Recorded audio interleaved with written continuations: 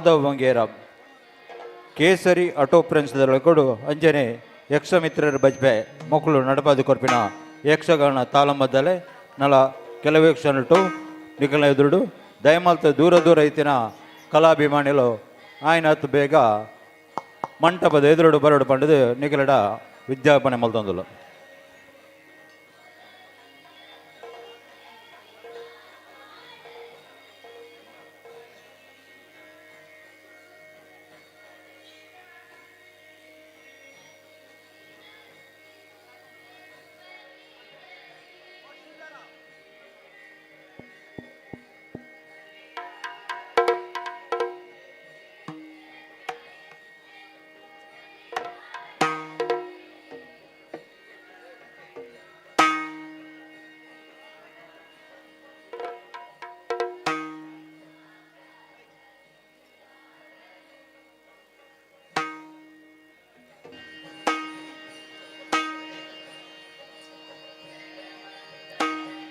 ಗಜಮುಖನೆ ಮೇರೆ ಕದಂತನೇ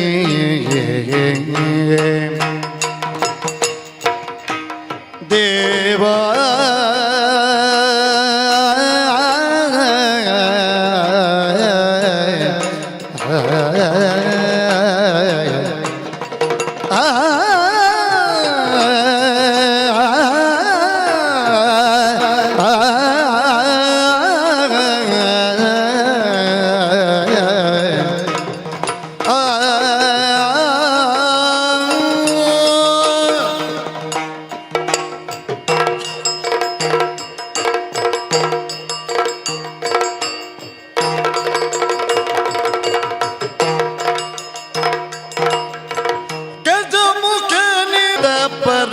ಪರಶುಧಾರನೆ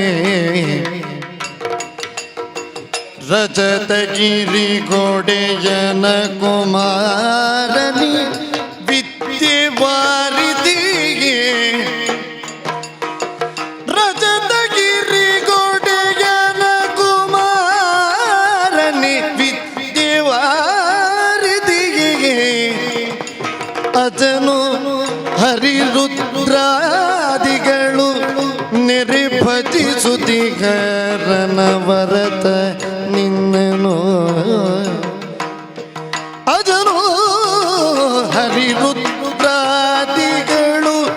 ನಿರ್ಭಜಿಸುತ್ತಿಗರನ ವರತ ನಿನ್ನನು ತ್ರಿಜಗವಂದಿತ ಗಣಪ ಮಾಡ್ಬುದು ಮತಿಗೆ ಮಂಗಳವ ಗಣಪ ಗಣಪ ಅದನ್ನು ಹರಿರುದ್ರಾದಿಗಳು ನಿರ್ಭಜಿಸುತ್ತಿಗರನ ವರದ ನಿನ್ನನ್ನು ತ್ರಿಜಗ ಬಂದಿದ ಗಣಪ ಮಾಡ್ಬುದು ಮತಿಗೆ ಮಂಗಳವಾ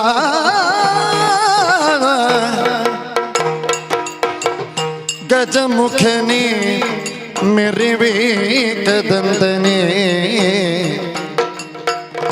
ನಿಜ ಗುಣಾನ್ವಿತ ಪರಶುಧಾರನೇ ಗಣಪ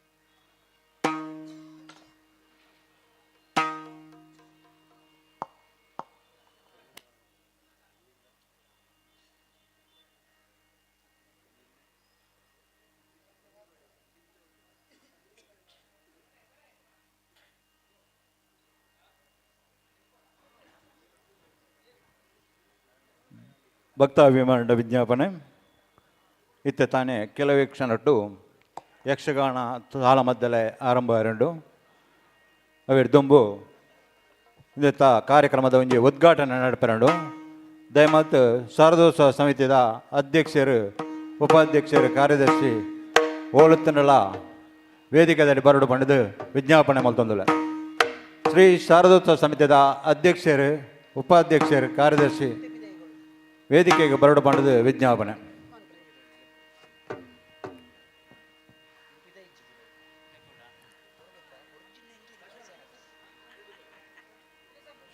ಶಾರದೋತ್ಸವ ಸಮಿತಿ ಅಧ್ಯಕ್ಷರಾಯಿನ ಲೋಕೇಶ್ ಪೂಜಾರಿ ಅಂಚೆನೆ ಉಪಾಧ್ಯಕ್ಷರಾಯಿನ ಭುಜಂಗ್ ಕುಲಾಲ್ ಗೋಪಾಲ್ ಸುವರ್ಣ ದಯಮಲ್ತು ವೇದಿಕೆಗೆ ಬರಡು ಬಂಡದ ವಿಜ್ಞಾಪನೆ.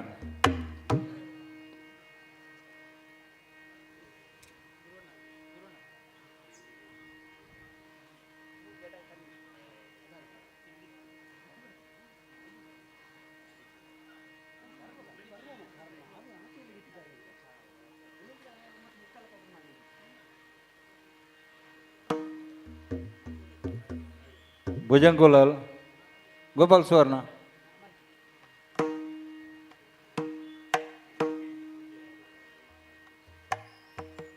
ಗೂಡ್ಸ್ ಟೆಂಪೋ ಚಾಲಕ ಮಾಲಕರ ಸಂಘದ ಅಧ್ಯಕ್ಷರು ಅಂಚನೆ ಟೂರಿಸ್ಟ್ ಕಾರು ಚಾಲಕ ಮಾಲಕರ ಸಂಘದ ಅಧ್ಯಕ್ಷರು ಉಪಾಧ್ಯಕ್ಷರು ಏರ್ಲಾವು ಈ ತಂಡ ದಯಮಲ್ತು ವೇದಿಕೆಗೆ ಬರಡು ಬಂದು ವಿಜ್ಞಾಪನೆ ಮಲ್ತೊಂದಿಲ್ಲ.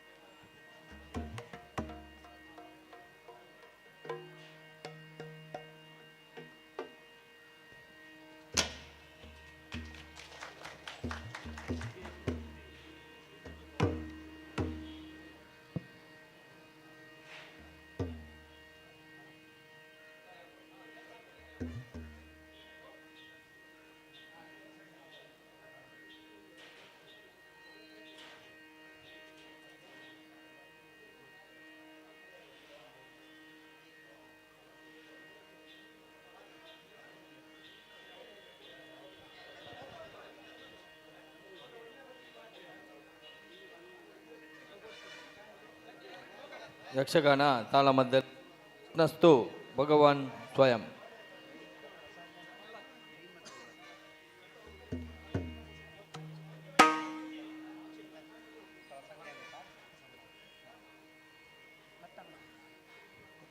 ಪ್ರತಿ ಬಾರಿಲ ಶಾರದೋತ್ಸವದ ಮೂಜಿನ ದಿನದ ಕಾರ್ಯಕ್ರಮಗಳು ಯಕ್ಷಗಾನ ತಾಳಮದ್ದಲೆ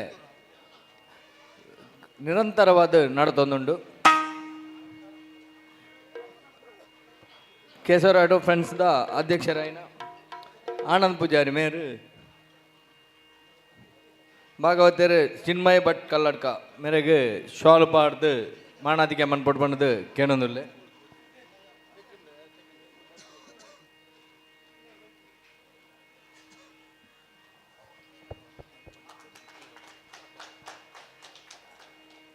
ಅಂಚನೆ ಗುರುಪ್ರಸಾದ್ ಬೋಳಿಂಜಡ್ಕ ಮೇರೆಗೆ ಅಶೋಕ್ ಕುಮಾರ್ ಮುರಣಗರ ಮೇರೆ ಶಾಲ್ ಪಾಡ್ದು ಮಾಣದಿಗೆ ಮನ್ಪಟ್ಟು ಬಂದದು ಕೇಳೊಂದಿಲ್ಲ.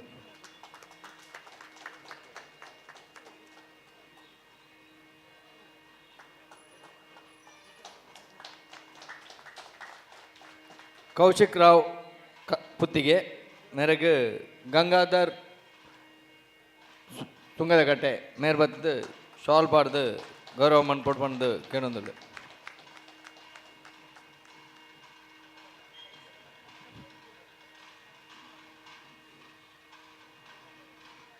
ಹಿರಿಯ ಕಲಾವಿದರಾಯಿನ ಜಬ್ಬರ್ ಸಮೋ ಸಂಪಾಜೆ ಮೇರೆಗೆ ಪ್ರತಾಪ್ ಶೆಟ್ಟಿಗಾರ್ ಬದ್ದದು ಶಾಲ್ ಪಾಡ್ದು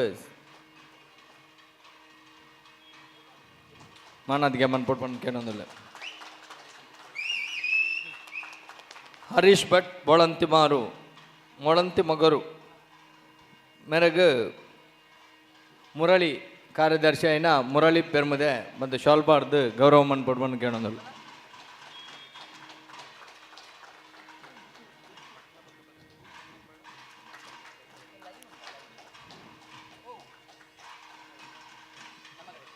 ಮಾತ್ರೆಗ್ಲ ಧನ್ಯವಾದ ಕೊರೊಂದು ದುಂಬುಗು ಯಕ್ಷಗಾನ ತಾಳ ಮದ್ದಲೆ ಕೃಷ್ಣಸ್ತು ಭಗವಾನ್ ಸ್ವಯಂ.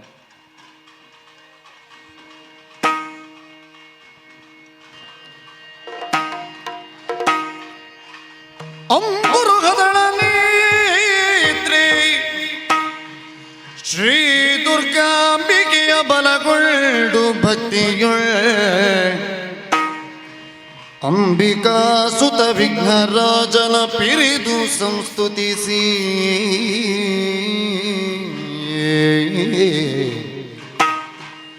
ಅಂಬು ನಿಧಿಯಾತ್ಮಜೆಗೆ ಕೈ ಮುಗಿದಂಬುದ ಸನವಾಣಿಯರ ಪಾದಾಂಬುಜಕ್ಕೆ ಪೊಡಮಡುತ್ತವರ್ಣಿಪೆ ನೀ ಕಥಾಮೃತವ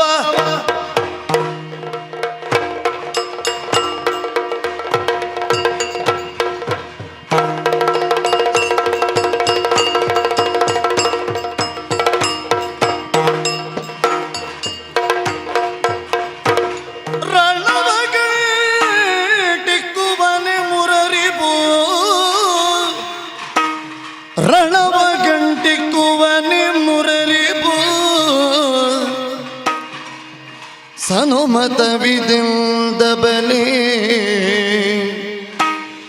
ಚಾರಗೆ ಕನಕಹಾರವನಿತೋ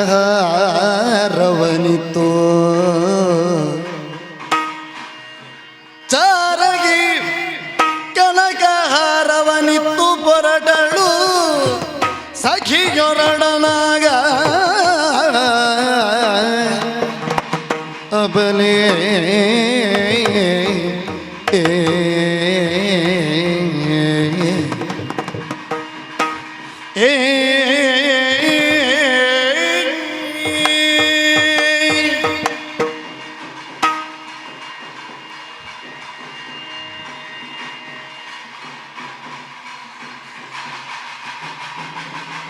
ಸಮಸ್ಯೆ ಅಂತ ನಾವು ಭಾವಿಸಿದರೆ ಅದು ಸಮಸ್ಯೆ.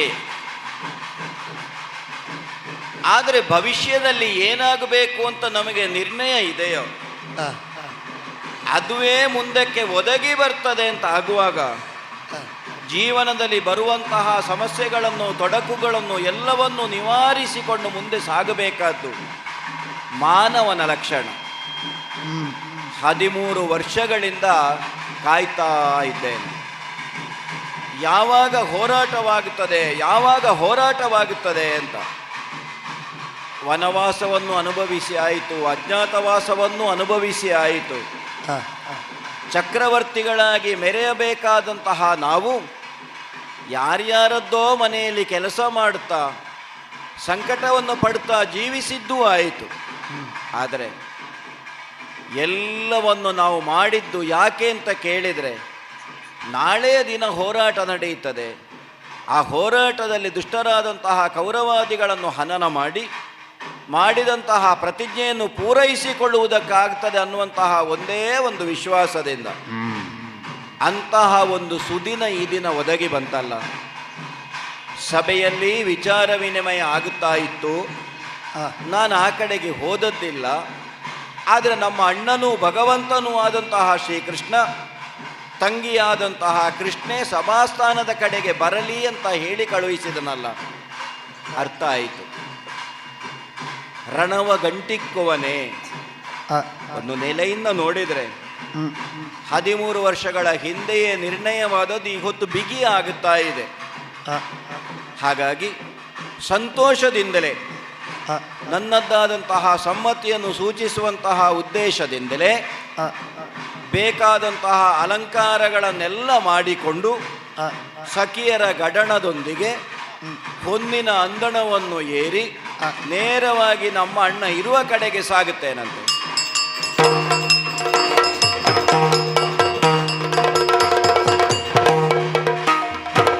ಇಂಥ ನಂದದುಳ್ ಆ ಸಿರಿವಂತಿಯು ಬಂದಣವಿಳಿದು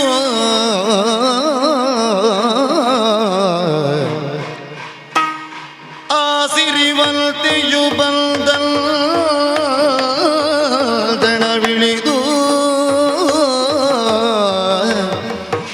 ಅನಿಲ ಜಗಿರಗಲ್ ಕಂತುವಿ ನರಗಿಣಿಯೋ ಕಂಡಂತ ಕರಣದಿ ತಳ್ಕಿದುದೆಲ್ಲದವು ಸತಿಯೊಳು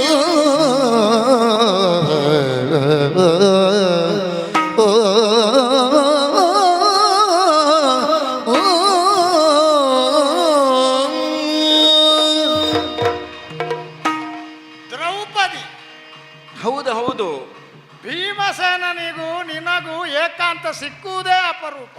ಸರಿ. ನಿನಗೆ ಹಾರ್ದಿಕವಾದ ಸ್ವಾಗತ. ಹಾ, ಯಾಕಂದ್ರೆ ಸ್ವಲ್ಪ ದೂರದಲ್ಲಿ ನಾನಿದ್ದೇನಲ್ಲ, ಹೌದು. ಹಾಗೆ ಹಾಗೆಂದು ನನ್ನ ಸನಿಹವೇ ನೀನು ಬಂದವಳಲ್ವೇ? ನೇರವಾಗಿ ಅಂದಣದಿಂದ ಇಳಿದು ನಿಮ್ಮ ಬಳಿಗೆ ಬಂದು ನಿಮಗೆ ನಮಸ್ಕರಿಸಿದ್ದೇನೆ. ಹಾಗೆಂದು ಅಂದಣದಿಂದ ಇಳಿದು ನೀನು ಎಲ್ಲಿಗೋ ಹೋಗಬೇಕಾದವಳು. ಹಾಗೆಂದು ತುಂಬಾ ದೂರ ಏನೂ ಅಲ್ಲ. ಅಲ್ಲ ಅಲ್ಲ, ಇದಲ್ಲದ ಈ ಸ್ಥಳವಲ್ಲದ ಮತ್ತೊಂದು ಸ್ಥಳಕ್ಕೆ ನೀನು ಹೋಗಬೇಕಾದವಳು. ಹಾಗಾದರೆ ನನ್ನನ್ನೇ ಲಕ್ಷಿಸಿ ಸೂಜಿಗಲ್ಲಿನ ಆಕರ್ಷಣೆಗೆ ಒಳಗಾದ ಹಾಗೆ ನನ್ನ ಕಡೆಗೆ ನೀನು ಬಂದಿದ್ದಿ ಅಂತ ಆದರೆ ಹೌದು, ಅಪರೂಪಕ್ಕೆ ಅಪೂರ್ವವೋ ಎನ್ನುವ ಹಾಗೆ ಹಾರ್ದಿಕವಾದ ಸ್ವಾಗತ. ಯಾಕಂದ್ರೆ ಅಲ್ಲಿಗೆ ಹೋದರೆ ನಿನಗೆ ಮಾತಿಗೆ 4ಕ್ಕಿಂತ ಹೆಚ್ಚು ಮಂದಿ ಸಿಗುತ್ತಾರೆ. ಇಲ್ಲಾದರೆ ನನ್ನ ಜೊತೆಗೆ ಹೇ ಕಾಂತ ಏನು ಹೀಗೆ ಅಂತ ಮಾತಾಡಬಹುದು. ಅಂದ್ರೆ ನೀವು ಒಳಗೆ ಇರ್ತೀರೋ ಅಂತ ನನ್ನ ನಿರೀಕ್ಷೆ ಇತ್ತು ಆ ಸ್ಥಾನದಲ್ಲಿ. ಹಾಗೆ ಅಂತ ಆ ಸಭಾಗೃಹದಿಂದ ಹೊರಗೆ ಬಂದು ಒಂದು ಕಂಬಕ್ಕೆ ಹೊರಗೆ ಕೂತಿದ್ದೇನೆ. ಹಾಗೆ ನಿಮ್ಮ ಬಳಿಗೆ ಬಂದು ನಮಸ್ಕಾರ ಮಾಡಿದೆ. ನಾನು ಹೊರಗೆ ಕುಳಿತ ಭಂಗಿಗೆ ಅನುಕೂಲಿಸುವ ಹಾಗೆ ನನ್ನ ಒಳಗಿನಿಂದಲೇ ಹೊರಗೆ ಬಂದಿಯೋ ಓಹೋ ಅಂತ ನೀನು ನನ್ನ ಸಮ್ಮುಖಕ್ಕೆ ಹೊನ್ನಂದಣವನ್ನು ಇಳಿದು ಸಾರಿದೆ. ಏನೇ ನಿನ್ನ ವೈಭವ, ಏನು ನಿನ್ನ ಅಲಂಕಾರ, ಏನು ನಿನ್ನ ಸಡಗರ ಸಂಭ್ರಮ. ಒಂದುಂಟು, ಏನು? ಯಾವುದು ಸ್ವಂತದ್ದಲ್ಲ.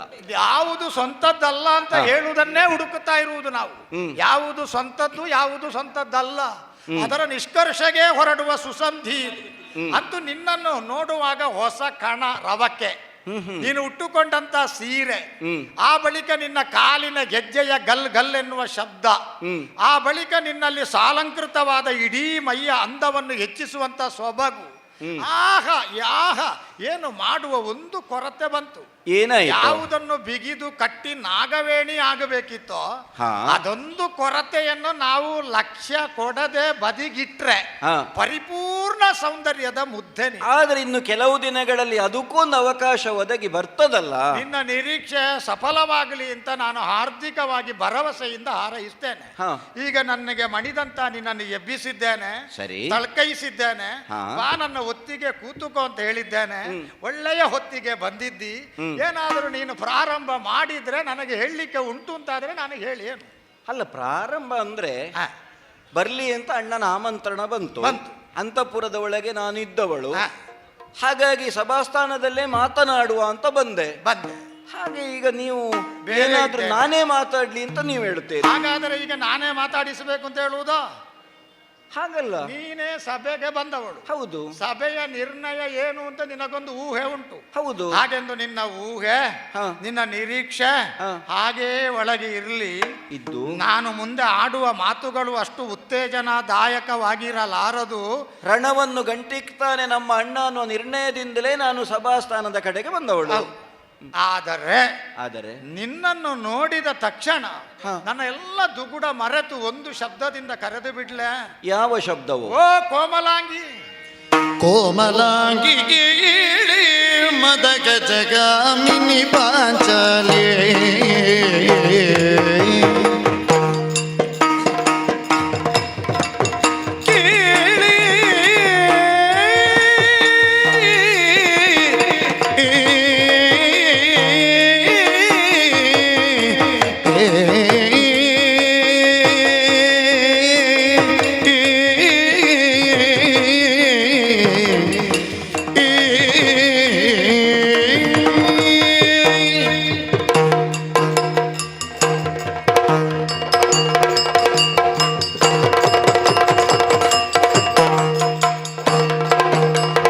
ಕೋಮಲಾಂಗಿಗೆ ಮದಗ ಜಗಾಮಿನಿ ಪಾಂಚಾಲಿ ಮದಗ ಜಗಾಮಿನಿ ಪಾಂಚಾಲಿ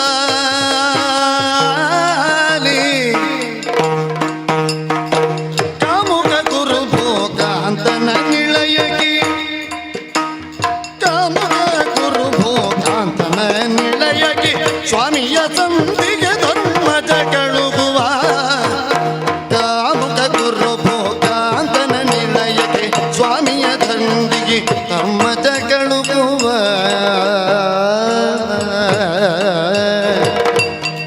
ಕೋಮಲಾಗಿ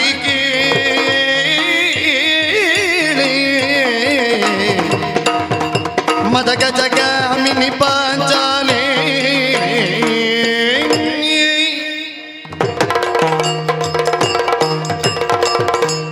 ಪಾಂಚಾಲೆ, ಸ್ವಾಮಿ, ನಿನ್ನನ್ನು ಈಗಲೂ ನಮ್ಮ ಐವರ ಅರಸಿಯೇ ಅಂತ ಕರೀಲಿಕ್ಕೆ ಮನಸ್ಸು ಒಪ್ಪುವುದಿಲ್ಲ. ನಿರಾಕರಣೆ ಅಂತ ತಪ್ಪಾಗಿ ತಿಳಿಬೇಡ. ಮತ್ತೆ ನಿನ್ನ ಬಗ್ಗೆ ವಿಪರೀತವಾದಂತಹ ನಿರಾಕರಣೀಯವಾದ ಭಾವ ಉಂಟು ಅಂತ ನೀನು ಭಾವಿಸಕೂಡದು. ಈಗಲೂ ಹಾಗೆ ಹೇಳುವುದಕ್ಕೆ ಆಸ್ಪದವಾಗದ ದುರ್ಬರ ಸನ್ನಿವೇಶಕ್ಕೆ ನಾವು ಸಿಲುಕಿ ಬಿದ್ದಿದ್ದೇವೆ. ಅದು ಯಾಕೋ? ಯಾಕಂದ್ರೆ ನಿನ್ನ ಅಪ್ಪಯ್ಯನನ್ನೇ ನೆನಪಿಸಿ, ನಿನ್ನ ಅಪ್ಪಯ್ಯನ ಕಡೆಯಿಂದ ವಧುವಾಗಿ ಐವರಿಗೆ ಸಮರ್ಪಿಸಲ್ಪಟ್ಟ ಗಳಿಗೆಯನ್ನೇ ಧ್ಯಾನಿಸಿ, ನಿನ್ನ ಅಪ್ಪನನ್ನು ಸೇರಿಸಿಯೇ ದೃಪದ ನಂದನೆ ಪಾಂಚಾಲೆ ಅಂತ ನಾನು ಕರೆಯಬೇಕಾದ ಅಗತ್ಯ ಯಾಕೆ ಬರ್ತದೆ? ಯಾಕೆ ಬರ್ತದೆ? ನೀನೀಗ ತೊಟ್ಟಿರುವಂತ ದುಕೂಲ, ನೀನೀಗ ಮಾಡಿಕೊಂಡಿರುವ ಅಲಂಕಾರಕ್ಕೆ ಸಂಬಂಧಪಟ್ಟಂತ ಆಭರಣಗಳ ತೊಡುವಿಕೆ ಇತ್ಯಾದಿ, ಮತ್ತೆ ನೀನು ಇಳಿದು ಬಂದಿರುವ ಹೊನ್ನ ಅಂದಣ, ಇದೆಲ್ಲವೂ ನಮ್ಮ ಸ್ವಯಂ ಸಂಪಾದನೆ ಅಲ್ಲ. ಯಥಾರ್ಥಕ್ಕೂ 5 ಮಂದಿಗಳ ವಲ್ಲಭೆಯಾದ ನಿನ್ನನ್ನು ಶ್ರಮಿಕವಾದ ಜೀವನದಿಂದ ಸಂಪಾದನೆ ಮಾಡಿ ಹೆಚ್ಚೋ ಕಡಿಮೆಯೋ ಮಧ್ಯಮವೋ ಅತ್ಯಂತ ಸುಖಕರವಾದ ಜೀವನ ಸಾಗಿಸುವ ಹಾಗೆ ನಾವು ಮಾಡಬೇಕಿತ್ತು. ಏನು ಮಾಡೋಣ? ಹಣೆಯ ಬರೆ ಹೊರೆ ಆದರೆ ನಮಗೆ ವಿಧಿಯೇ ಇಂತಹದ್ದೊಂದು ಸೂತ್ರವನ್ನು ಹಣೆದು ತಯಾರಿಸಿ ಸಿದ್ಧಪಡಿಸಿ ಕೊಟ್ಟಿತು ಅಂತ ಆದರೆ ಕೆಲವೊಮ್ಮೆ ನಾವು ಅಸಹಾಯಕರಾಗಿರ್ಬೇಕಾಗ್ತದೆ. ಸರಿ. ಹಾಗೆಂದು ನಮ್ಮಂತ ಗಂಡಂದಿರಿಗೆ ಆಧಾರ ಈ ಸಂದರ್ಭದಲ್ಲಿ ಯಾರು? ಬಲಾಢ್ಯನಾದ ಮಾವ. ಮಾವನಿಗೆ ಸಿರಿತನ ಉಂಟ? ಮಾವನಲ್ಲಿ ಯಾವುದಕ್ಕೂ ಕೊರತೆ ಇಲ್ವೋ? ಬಡಪಾಯಿಗಳಾದಂತಹ ಅಳಿಯಂದಿರು ಕೆಲವೊಮ್ಮೆ ಸಿಕ್ಕು ಬಿದ್ದರೂ ಸೊರಗಿ ಹೋಗುವುದಿಲ್ಲ. ಆ ಮಟ್ಟಿಗೆ ನಮ್ಮನ್ನು ನಾವು ಅಭಿನಂದಿಸಿಕೊಳ್ತೇವೆ. ಬೆಂಕಿಯಲ್ಲಿ ಅರಳಿದ ಹೂ ನೀನು. ಸಾಧಾರಣ ಬಳ್ಳಿಯ ಹೂಗಳಿಗೆ ಕೋಮಲತೆ ನಾವು ಆರೋಪಿಸಬೇಕಾಗಿಲ್ಲ. ಸಹಜವಾಗಿ ತನ್ನಿಂದ ತಾನೇ ಕಣ್ಣಿಗೆ ಹೊಳೆದು ಕಾಣಿಸ್ತದೆ, ಸುಗಂಧದಿಂದ ನಾಸಿಕವನ್ನು ಅರಳಿಸ್ತದೆ, ಮನಸ್ಸನ್ನು ವಿಸ್ತರಿಸ್ತದೆ. ಈಗ ನಿನ್ನನ್ನು ನಾನು ಯಾಕೆ ಬೆಂಕಿಯಲ್ಲಿ ಅರಳಿದ ಹೂ ಅಂತ ಹೇಳ್ತೇನೆ? ನೀನು ಪವಿತ್ರಳಿದ್ದಿ, ಯಾವ ಕಾರಣಕ್ಕೂ ನಿನ್ನ ಕೋಮಲತೆ ಕೃತಕವಲ್ಲ, ಸ್ವಾಭಾವಿಕವಾದ ನೈಸರ್ಗಿಕವಾದಂತ ಒಂದು ಲಾವಣ್ಯವನ್ನು ನೀನು ಹೊಂದಿಕೊಂಡಿದ್ದಿ. ಕೋಮಲಾಂಗಿ, ಪಾಂಚಾಲೆ, ಮದ ಗಜ ಗಾಮಿನಿ. ನೀನು ನಡೆಯುವಾಗ ಜಲ್ ಎನ್ನುವ ಗೆಜ್ಜೆಯ ನಾದದ ಜೊತೆಗೆ ಆಧಾರಭೂತವಾಗಿ ನೆಲವನ್ನೇ ಬಳಸಿ ನೀನು ಇಡಬಹುದಾದ ವನಪು ವೈಯಾರದ ಒಂದೊಂದು ಹೆಜ್ಜೆಯನ್ನು ಗಮನಿಸುವಾಗ ಮತ್ತ ಗಜವೊಂದು ಹದವಾಗಿ ನಡೆದು ಮೆರವಣಿಗೆಯಲ್ಲಿ ಸಾಗಿದ ಹಾಗೆ ಕಾಣಿಸ್ತದೆ. ಆದರೆ ಇಷ್ಟೆಲ್ಲ ಪೀಠಿಕೆ ಹೇಳಿ ಇಷ್ಟೆಲ್ಲ ಪ್ರಸ್ತಾವದ ಅಂದವನ್ನು ನಿನ್ನ ಮುಂದೆ ಇಟ್ಟು ಮುಂದೆ ನಾನು ವಿಷಯದ ಆಳಕ್ಕೆ ಇಳಿಯುವಾಗ ದುಃಖ ತನ್ನಿಂದ ತಾನೇ ಒತ್ತರಿಸಿಕೊಂಡು ಬರ್ತದೆ. ಅಲ್ಲ, ಮಡದಿಯ ಸೌಂದರ್ಯವನ್ನು ವರ್ಣಿಸಿ ಕೊನೆಗೆ ಒಂದು ಆ ದರೆ ಅಂತ ಹೇಳಿದ್ರಿ. ಈ ದರೆಯನ್ನು ಆರಿದ್ರೆ, ಈ ದರೆಯ ಆಚೆಗೆ ನಿನ್ನನ್ನು ನಾನು ಒಯ್ದರೆ, ಆ ದರೆಯ ಆಚೆ ಯಾವ ಕಾರಣಕ್ಕೂ ಈಗ ನೀನು ಬರುವಾಗ ತೋರಿಸಿದ ಸಂತೋಷ ಲವಲೇಶವು ಉಳಿಯೋದು ಅಂತ ನಾನು ಬಲ್ಲೆ.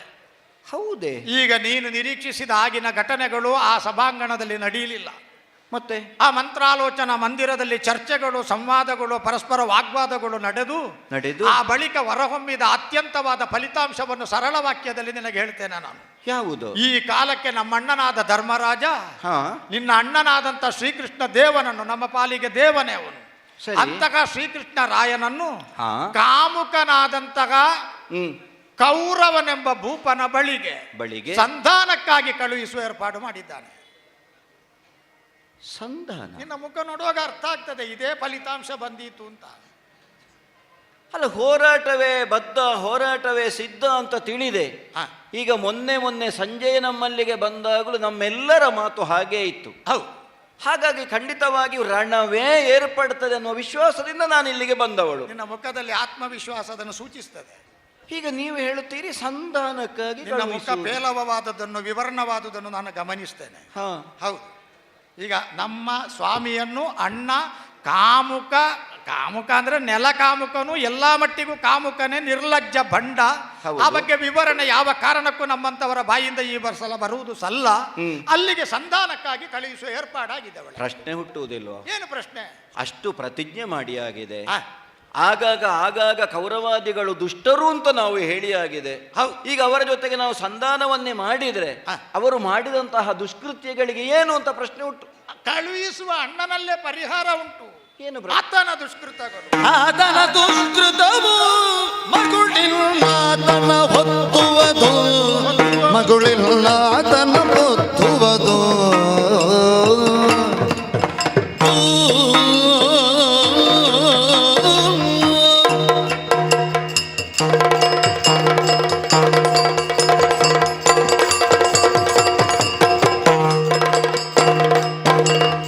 ಆತನ ದುಷ್ಕೃತವು ಮಗುಳಿಲ್ಲಾತನ ಹೊತ್ತುವುದು, ಮಗುಳಿಲ್ಲಾತನ ಹೊತ್ತುವುದು. ಆತನುಳ್ ಅನುವರ ಯಾತಕ್ಕೆ ನಮಗೆ, ಆತನೊಳ್ಳನುವರ ಯಾತಕ್ಕೆ ನಮಗೆ, ಆತನೊಳೈದೂರೀತನು ಬೇಡುವ ಕೋಮಲಾಗಿ ಕೇಳಿ ಮದಗ ಜಗಾಮಿನಿ ಪಾಂಚಾಲೆ, ಮದಗ ಜಗಾಮಿನಿ ಪಾಂಚಾಲೆ.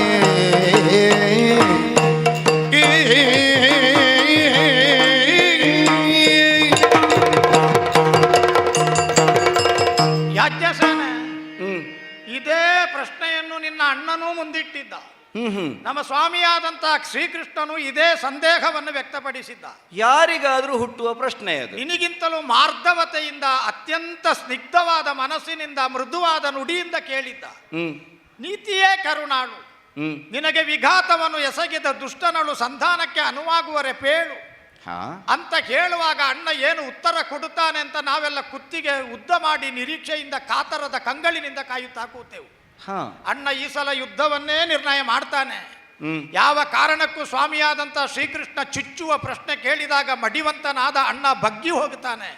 ತಗ್ಗಿ ಓಹೋ ನಾನು ತಪ್ಪನ್ನು ಮಾಡಿದ್ದೇನೆ, ತಿದ್ದಿಕೊಳ್ಳುತ್ತೇನೆ, ಇಲ್ಲ ನನ್ನ ಮಾತು ಹಿಂದು ಮುಂದಾಗಿ ಹೋಯಿತು, ಭಾವುಕವಾದ ಮನಸ್ಸೇ ಕಾರಣ, ಹಾಗಾಗಿ ಈಗ ನಾನು ಅದನ್ನು ನವೀಕರಣಗೊಳಿಸಿ ಆಡುತ್ತೇನೆ ಅಂತ ಭಾವಿಸಿದ್ರೆ ಅವ ಹಾಗೆ ಹೇಳಲಿಲ್ಲ. ಮತ್ತೆ ಅನಿಬರ ಪಾತಕ ಅನಿಬರ ಹೊದ್ದುವುದು ಅಂತ ಆಡ್ತಾನೆ. ಅಂದ್ರೆ ಅದನ್ನೇ ನಾನು ಹೇಳುವಾಗ ಆತನ ದುಷ್ಕೃತಗಳು ಮಗುಳಿನ್ನಾತನ ಹೊದ್ದುವು. ಅಂದ್ರೆ ಅವರು ಮಾಡಿದಂತಹ ಅನ್ಯಾಯಕ್ಕೆ ಪಾಪ ಯಾರು ಮಾಡಿದ್ದಾರೆ ಪಾಪದಿಂದಲೇ ಅವರು ಸಾಯ್ತಾರೆ. ಅಧರ್ಮವನ್ನು ಯಾರು ಆಚರಿಸಿದ್ದಾರೆ ಅಧರ್ಮವೇ ಅವರನ್ನು ದಂಡಿಸ್ತದೆ. ಪ್ರತ್ಯೇಕವಾಗಿ ನಾವೇನು ಮಾಡಬೇಕು ಅಂತ ಮಾಡಬೇಕಾಗಿಲ್ಲ. ಸರಿ, ಈಗ ಯಾವುದಾದೊಂದು ಮನೆಯಿಂದ ಕಳ್ಳರು ಕದ್ರು ಅಂತಾದ್ರೆ ಅವರು ಅಪರಾಧಿಗಳು ಅಂತ ನಿರ್ಣಯ ಮಾಡಿ ಅವರಿಗೆ ಶಿಕ್ಷೆ ಕೊಡಬೇಕು ಅಂತ ಮತ್ತೊಂದು ಜನ್ಮದಲ್ಲಿ ಅವರ ಮನೆಯಿಂದ ಇವ ಕದ್ರ ಜನ್ಮ ಯಾಕೆ, ವರ್ತಮಾನದಲ್ಲಿ ಸೋಮವಾರ ಕದ್ದವ ಬುಧವಾರ ಸಿಕ್ಕಿ. ಒಳ್ಳೆ ಉಪಾಯ ಸುಲಭ ಇಲ್ವಾ? 3 ದಿನದಲ್ಲಿ ನಮ್ಮಣ್ಣ ತಣ್ಣೀರನ್ನಾದರೂ ತಣಿಸಿ ಕುಡಿಯಬಲ್ಲವನು, ವಿರೋಧಿಗಳನ್ನಾದರೂ ಕ್ಷಮಿಸಬಲ್ಲವನು, ಯಾವ ಕಾರಣಕ್ಕೂ ದುಡುಕಬಾರದು ಅಂತ ತಮ್ಮಂದಿರ ಆವೇಶದ ಮನಸ್ಸಿಗೆ ಕಡಿವಾಣ ಹಾಕುವಂತ ರಾವುತಾವ ಅಂತಹ ನಮ್ಮಣ್ಣ ಹೇಳ್ತಾನೆ.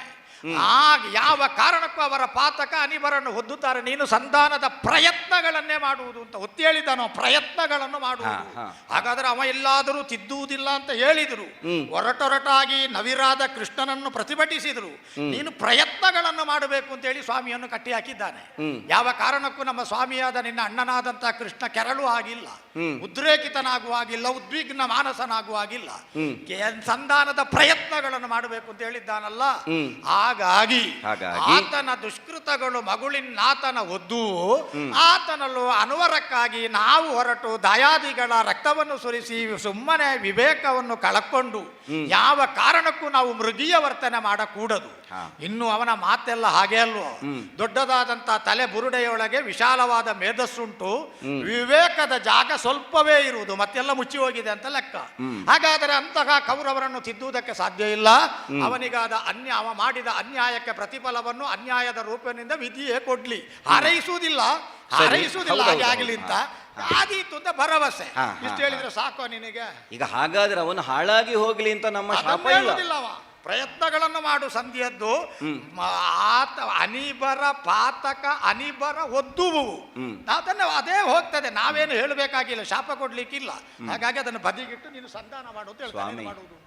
ಈಗ ನಿಮ್ಮ ಅಣ್ಣ ಅಂದ್ರೆ ನನ್ನ ಹಿರಿಯ ಪತಿಯಾದಂತಹ ಯುಧಿಷ್ಠಿರ ಒಂದು ಬದಿಗಿಡುವ ಅವರನ್ನು ಈ ವಿಷಯದಲ್ಲಿ ಅಲ್ಲ, ಬದಿಗಿಡದೆ ಹೋದರೆ ಈ ಪ್ರಸಂಗ ಮುಗಿಯುವಾಗ ಅಲ್ಲ, ಅದೇ ಅವರನ್ನು ಬದಿಗಿಡುವ ನಮಗೆ ಆಗುವುದಿಲ್ಲ. ಈಗ ಉಳಿದ ನಿಮ್ಮ ನಾಲ್ವರನ್ನು ಲೆಕ್ಕ ಹಾಕಿದರೆ ಆಗಾಗ ನಾವು ಕೌರವರ ಕುರಿತಾಗಿ ದ್ವೇಷದ ಮಾತುಗಳನ್ನಾಡಿದವರು ನೀನು ಸಮೇತ ಅಲ್ವೇ? ನಾನು ಅದೇ ಹೇಳಿದ್ದು. ಮೊನ್ನೆ ಸಂಜಯ ಬಂದಾಗ ಕೌರವನ ತೊಡೆಗಳಿಗೆ ಕ್ಷೇಮವೇ, ಚಿತ್ರಸೇನ ಬಂಧಿಸಿದಂತಹ ಹಗ್ಗದ ನೋವು ಕಡಿಮೆ ಆಯಿತು ಅಂತ ನಾನು ಕೇಳಿದ್ದೇನೆ. ಧರ್ಮವಿದ್ದರೆ ಅನಿಬರು, ಸತ್ಯವಿದ್ದರೆ ಅನಿಬರು ಜಯಿಸಿಕೊಂಬರು ಮತ್ತೆ ಹೇಳಿದ್ದಾನೆ.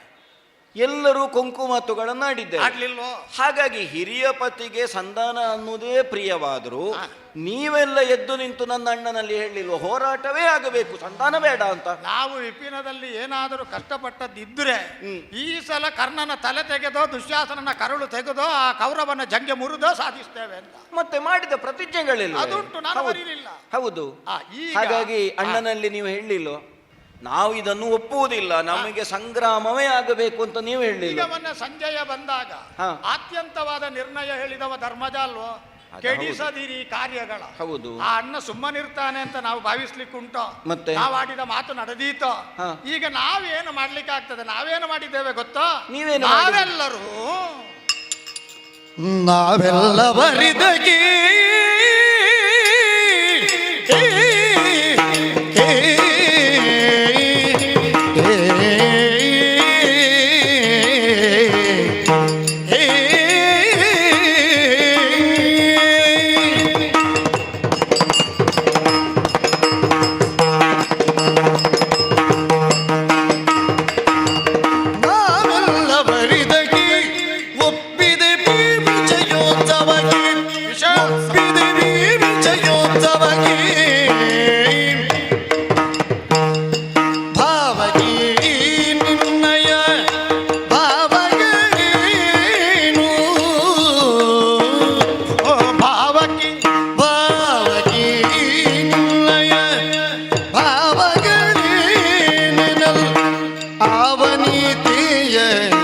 ಮೊಗದವರೇ ಕಂದಿತೋ ಭಾವಕಿನಯ ಭಾವಗಳೇ ನೆನಲ್ ಅವನಿತೆಯ ಮೊಗದವರೇ ಕಂದಿತು ಕೋಮಲಾಗಿ ಕೇಳಿ ಮದಗಜಗಾಮಿನಿ ಪಾಂಚಾಲಿ ಮದಗಜಗಾಮಿನಿ ಪಾಂಚಾಲಿ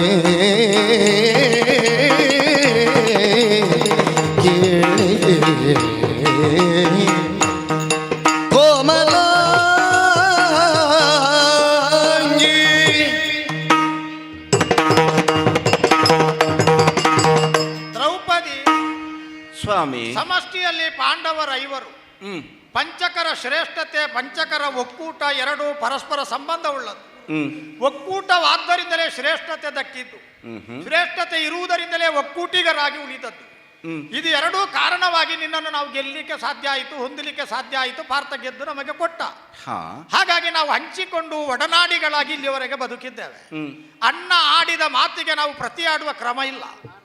ಒಂದು ವೇಳೆ ತುಟಿ ಮೀರಿ ನಮ್ಮ ಒಳಗಿನ ಉಜ್ವಲವಾದಂತಹ ಅಭಿಪ್ರಾಯಗಳನ್ನು ಹೇಳಿಬಿಡುವ ಅಂತ ಹೇಳುವ ಒತ್ತಡಕ್ಕೆ ಸಿಕ್ಕಿದಾಗ ಸ್ಫೋಟಗೊಂಡ ಮಾತುಗಳು ಅರ್ಣನಿಗೆ ಕರ್ಕಶವಾಗಿ ಎಲ್ಲಿ ಪರಿಣಮಿಸಲ್ಪಡುತ್ತದೋ, ಅವನ ಸುಕೋಮಲವಾದ ಜೇನ ಹುಟ್ಟಿನ ಹಾಗಿರುವ ಹೃದಯಕ್ಕೆ ಎಲ್ಲಿ ಘಾಸಿಯಾಗುವುದೋ, ಯಾವತ್ತ ಅನ್ನ ಎಲ್ಲವನ್ನು ಬಿಟ್ಟು ನಿರಶನ ವ್ರತಧಾರಿಯಾಗಿ ಬಿಡುತ್ತಾನೋ, ಕೇವಲ ಮೂಕನಾಗಿ ಮನಸ್ಸಿನೊಳಗೆ ನೊಂದುಕೊಂಡು ಮುಸುಕು ಹಾಕಿ ಮಲಗಿ ಬಿಡುತ್ತಾನೋ, ಇಂತಹ ಭೀತಿಯಿಂದಲೂ ತಲ್ಲಣದಿಂದಲೂ ಸಂಭಾವ್ಯವಾದಂತಹ ಅಪಾಯದಿಂದಲೂ ನಾವು ಎಷ್ಟೋ ಸಲ ನಮ್ಮ ಅಭಿವ್ಯಕ್ತಿಯನ್ನು ಅವನಿಗೆ ಅನುಕೂಲಕರವಾಗುವ ಹಾಗೆ ಹೇಳುವುದು ಕ್ರಮ. ಅವ ಏನು ಹೇಳಿದ್ರು ನಾವು ಅಡ್ಡಿಪಡಿಸುವ ಕ್ರಮ ಇಲ್ಲಲ್ಲ. ಇಲ್ಲ, ಅವ ಯಾವ ಸಲಹೆಯನ್ನು ಕೊಟ್ಟರು ನಾವು ಅದನ್ನು ಮಾನ್ಯ ಮಾಡುವುದೇ ಬಿಟ್ರೆ ಮತ್ತೊಂದು ಕಾರಣಕ್ಕೆ ಎದೆತ್ತಿ ಇದು ಆಗಲ್ಲ ಹೀಗೆ ಅಂತ ಹೇಳಲಿಕ್ಕೆ ಇಲ್ಲಲ್ಲ.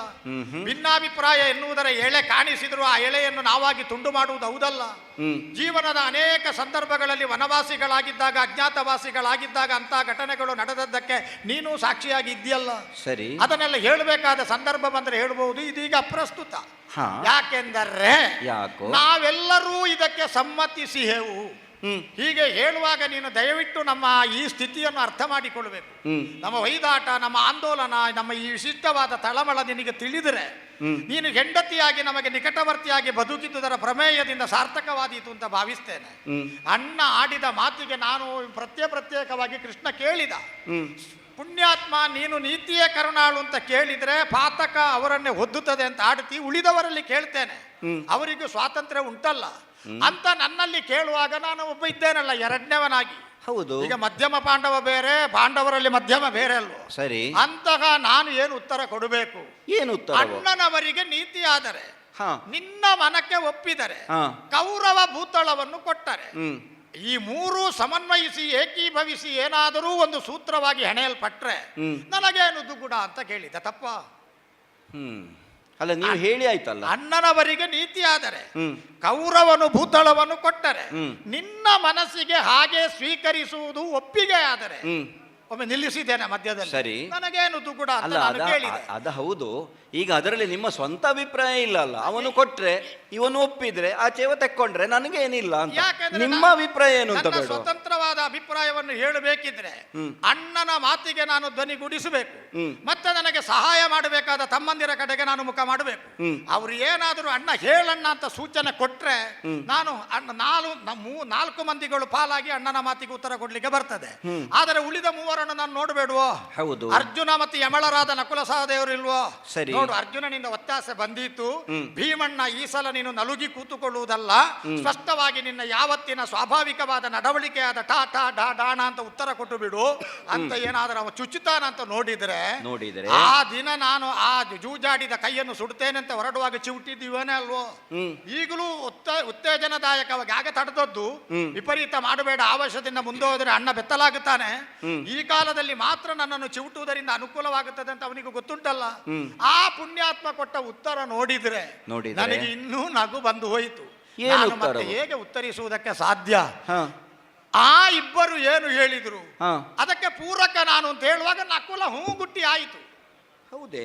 ಅರ್ಜುನ ಧರ್ಮರಾಯ ಭೀಮಾದಿಗಳ ಅಭಿಪ್ರಾಯ ಹೇಗೆ? ನೀನು ಸಂಧಾನಕಾರನಾಗಿ ಹೋಗುವುದೋ ಬಿಡುವುದೋ ನನ್ನ ನಿಯತಿಯಲ್ಲಿಲ್ಲ. ಅವರಿಬ್ಬರಿಗೆ ಒಪ್ಪಿಗೆ ಆದರೆ ನನಗೆ ಅದರ ಬಗ್ಗೆ ಆಕ್ಷೇಪ ಏನೂ ಇಲ್ಲ ಎಂದು ಬಹುಮತವನ್ನು ಸೂಚಿಸಿ ಬಿಟ್ಟ. ಆದರೆ ಸಹದೇವ ಒಬ್ಬ ಇದ್ದ, ಏನು ಹೇಳಿದ? ನಮ್ಮ ಎಲ್ಲರಿಗಿಂತಲೂ ಆದೀತವ ಪುಣ್ಯಾತ್ಮ, ಸಣ್ಣವನಾದರೂ ನಕುಲ ಸಹದೇವ ಕೊನೆಯವ. ಎಷ್ಟು ಚಂದ ಮಾತಾಡಿದ, ಎಷ್ಟು ಮಾರ್ಮಿಕವಾದ ಚುಚ್ಚು ಮಾತು, ಅರ್ಥಗರ್ಭಿತವಾದ ಮೌಲ್ಯವುಳ್ಳ ಮಾತನ್ನೇ ಆಡಿದ. ಯಾವ ಕಾರಣಕ್ಕೂ ಸಂಧಿಯ ಬೆಸುಗೆ ಹತ್ತದು. ಕೌರವ ಬಡಪಟ್ಟಿಗೆ ಒಪ್ಪಲಾರ. ಅವನಿನ್ನ ಸಂಧಿಯ ಸೂತ್ರವನ್ನು ಹರಿದು ನಿನ್ನ ಮೈಗೆ ಮುಸುಕು ಮಾಡಿ ಬಟ್ಟೆ ತಯಾರಿಸಿ ಕಳಿಸ್ತಾನವ. ಆದ ಕಾರಣದಿಂದ ಇದು ಗೊತ್ತುಂಟು ಅಂತೇಳಿ ಹ್ಞೂ ಅಂತೇಳಿ ಕೂತ. ಆಚೆಗೆ ಹೇಳಿಲ್ಲ ಈಚೆಗೆ ಹೇಳಿಲ್ಲ ಅಷ್ಟೇಳಿ ಹ್ಞೂ ಅಂತ ಕೂತವ. ಕೂತಲ್ಲಿಗೆ ಬಹುಮತ.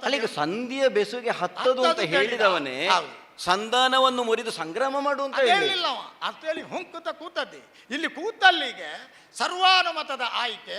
ಈಗ ಶ್ರೀಕೃಷ್ಣ ದೇವ ನಿನ್ನ ಅಣ್ಣ ಸಂಧಾನಕ್ಕಾಗಿ ರಥ ಹತ್ತುವುದಕ್ಕೆ ಬಲಪಾದ ಇಡುವುದು ಎಡಪಾದ ಇಡುವುದು ಅಂತ ಹೇಳುವ ಸಮಸ್ಯೆ ಬಂದಾಗ ಒಮ್ಮೆ ಅವಳಿದ್ದಾಳಲ್ಲ ಬಲಗಾಲಿಟ್ಟು ವಿಶೇಷವಾದಂಥ ಆತಿಥ್ಯದೊಂದಿಗೆ ಸೊಸೆಯಾಗಿ ಮನೆ ತುಂಬಿದವಳು ಬರ್ಲಿ ಅಂತ ಕರೆ ಕಳುಹಿಸಿದ್ದಾರೆ.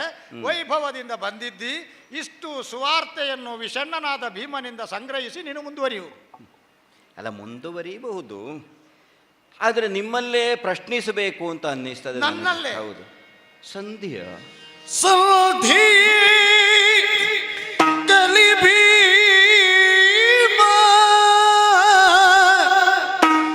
ಸಂಧಿ ಕಲಿಬಿ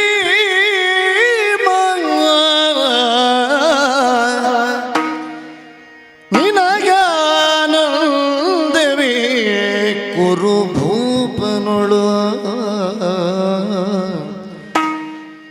ನಿನಗಾನಂದವೇ ಕುರುಭೂಪನೊಳು ಹಿತ ಬಂದುದೇ ಹಿತ ಬಂದುದೇ ಧರ್ಮಜಗೆ ಪಾರ್ಥಗೆ ಹರಿಗೆ ಸನುಮತವೇ ಧರ್ಮಜಗೆ ಪಾರ್ಥಗೆ ಹರಿಗೆ ಸನುಮತವೇ ಹಿತ ಬಂದುದೇ ಸಂಧಿಯೇ ಕಲಿಬೀಮ ನಿನಗಾನಂದವೇ ಚೌದದಲ್ಲಿ ಬೀಳೊಮ್ಮೆ ನುಡಿ ಮೊದಲಿದ ವಚನವ ಚಂದದಲ್ಲಿ ಪೇಳೊಮ್ಮೆ ನುಡಿ ಮೊದಲೆಂದ ವಚನವ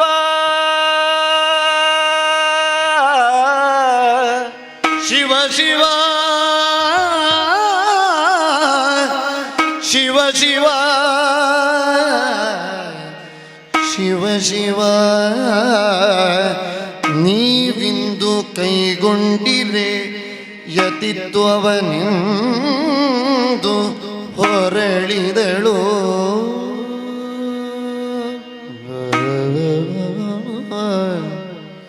ನೀವಿಂದು ಕೈಗೊಂಡಿರೆ ಯತಿತ್ವವನು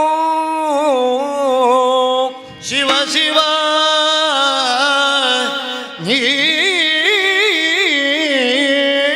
ನೀವಿಂದು ಕೈಗೊಂಡಿರಿ ಯತಿತ್ವವ ಸಂಧಿಯೇ ಕಲಿಬೀಮ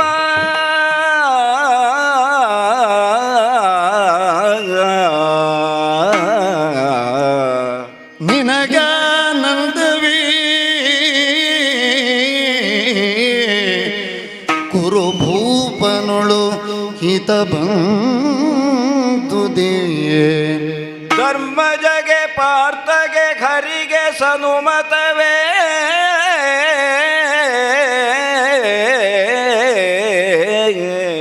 ಸನುಮತವೇ ಚಂದದಲ್ಲಿ ಬೇಳೊಮ್ಮೆ ನುಡಿ ಮೊದಲೆಲ್ದ ವಚನವ ಶಿವ ಶಿವ ನೀವಿಂದು ಕೈಗೊಂಡಿರೆ ಯತಿತ್ವವ ಎಂದು ಹೊರಳಿದಳು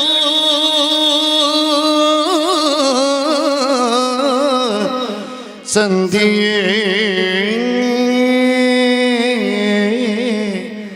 ಕಲಿ ಭೀಮ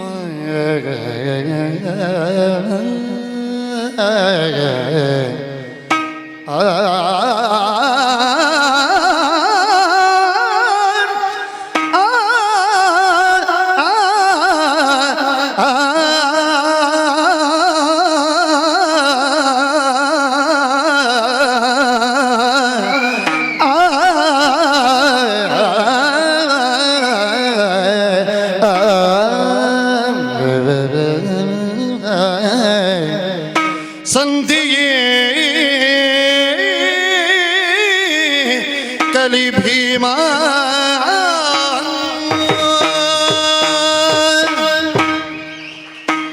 ಸಂಧಿಯೇ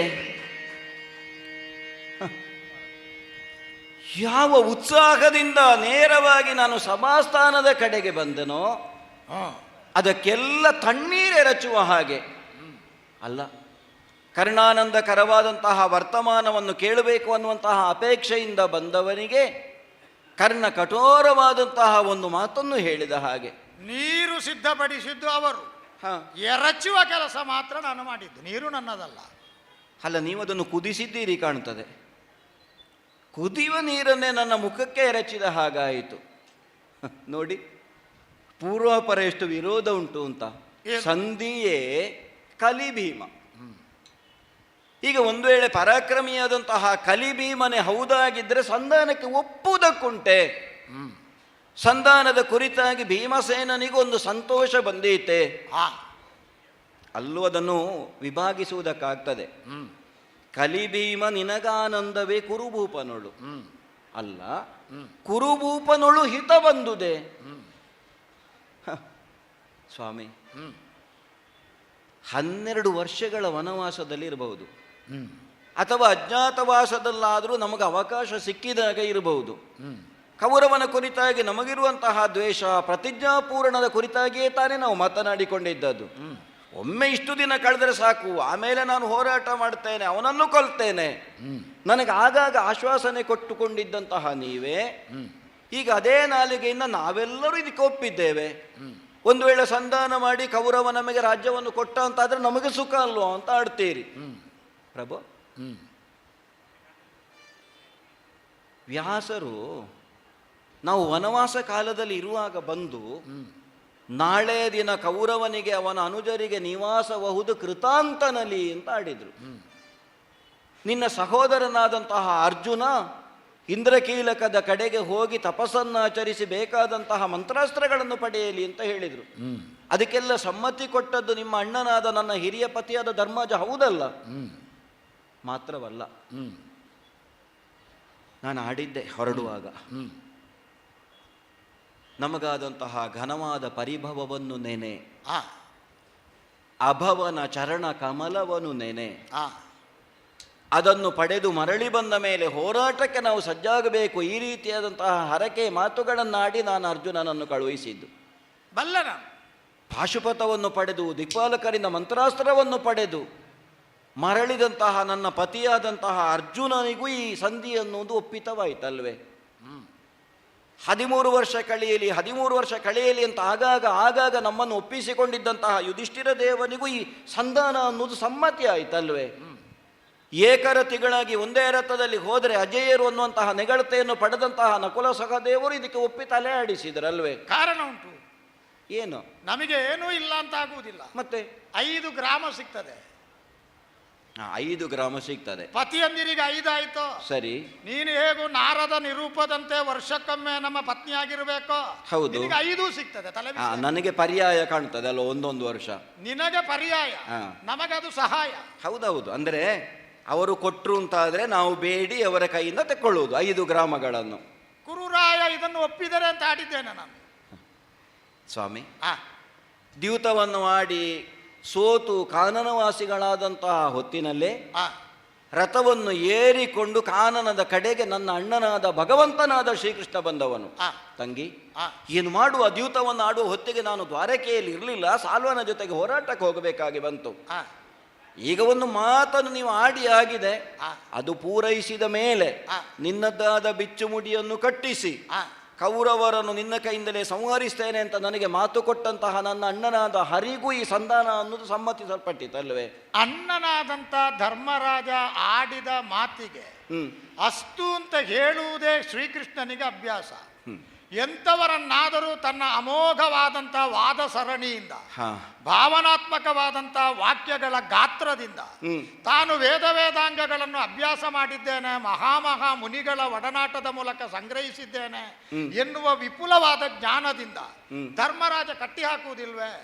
ಕೃಷ್ಣನಂತವರಿಗೆ ನುಣುಚುವುದರಲ್ಲಿ ಅತ್ಯಂತ ಸಿದ್ಧಹಸ್ತವ, ಎಂಥವರ ಕೈಯಿಂದಲಾದರೂ ಸರಕ್ಕನೆ ಜಾರಬಲ್ಲ ಪಟುತ್ವ ಉಳ್ಳವನು. ಅವನಿಗೆ ಇವನ ವಜ್ರ ಮುಷ್ಟಿಯಿಂದ ಪಾರಾಗಲಿಕ್ಕೆ ಆಗಲಿಲ್ಲ. ವಜ್ರ ಅಂದ್ರೆ ನಾನು ತೀಕ್ಷ್ಣತೆಯ ದೃಷ್ಟಿಯಿಂದ ಆಡುವುದಲ್ಲ, ಧಾರ್ಮಿಕವಾದಂತಹ ವಿಶೇಷವಾದ ಹೊರ ಹೊದಿಕೆಯಿಂದ ಕಟ್ಟಲ್ಪಟ್ಟ ವಜ್ರ ಬಿಡುಗಡೆ ಆಗುವುದಕ್ಕೆ ಹೇಗೆ ಸಾಧ್ಯವೇ? ಇಲ್ಲ, ಆಗ್ತದೆ. ಚಂದದಲ್ಲಿ ನೀವು ಇಷ್ಟು ಹೊತ್ತು ಆಡಿದಂತಹ ಮಾತನ್ನು ಬದಲಾಯಿಸಬೇಕು. ಹೇಗೆ? ಈಗ ಎಷ್ಟೋ ಸಲ ಏನಾಗ್ತದೆ ಗೊತ್ತಾ? ಹೇಗೆ?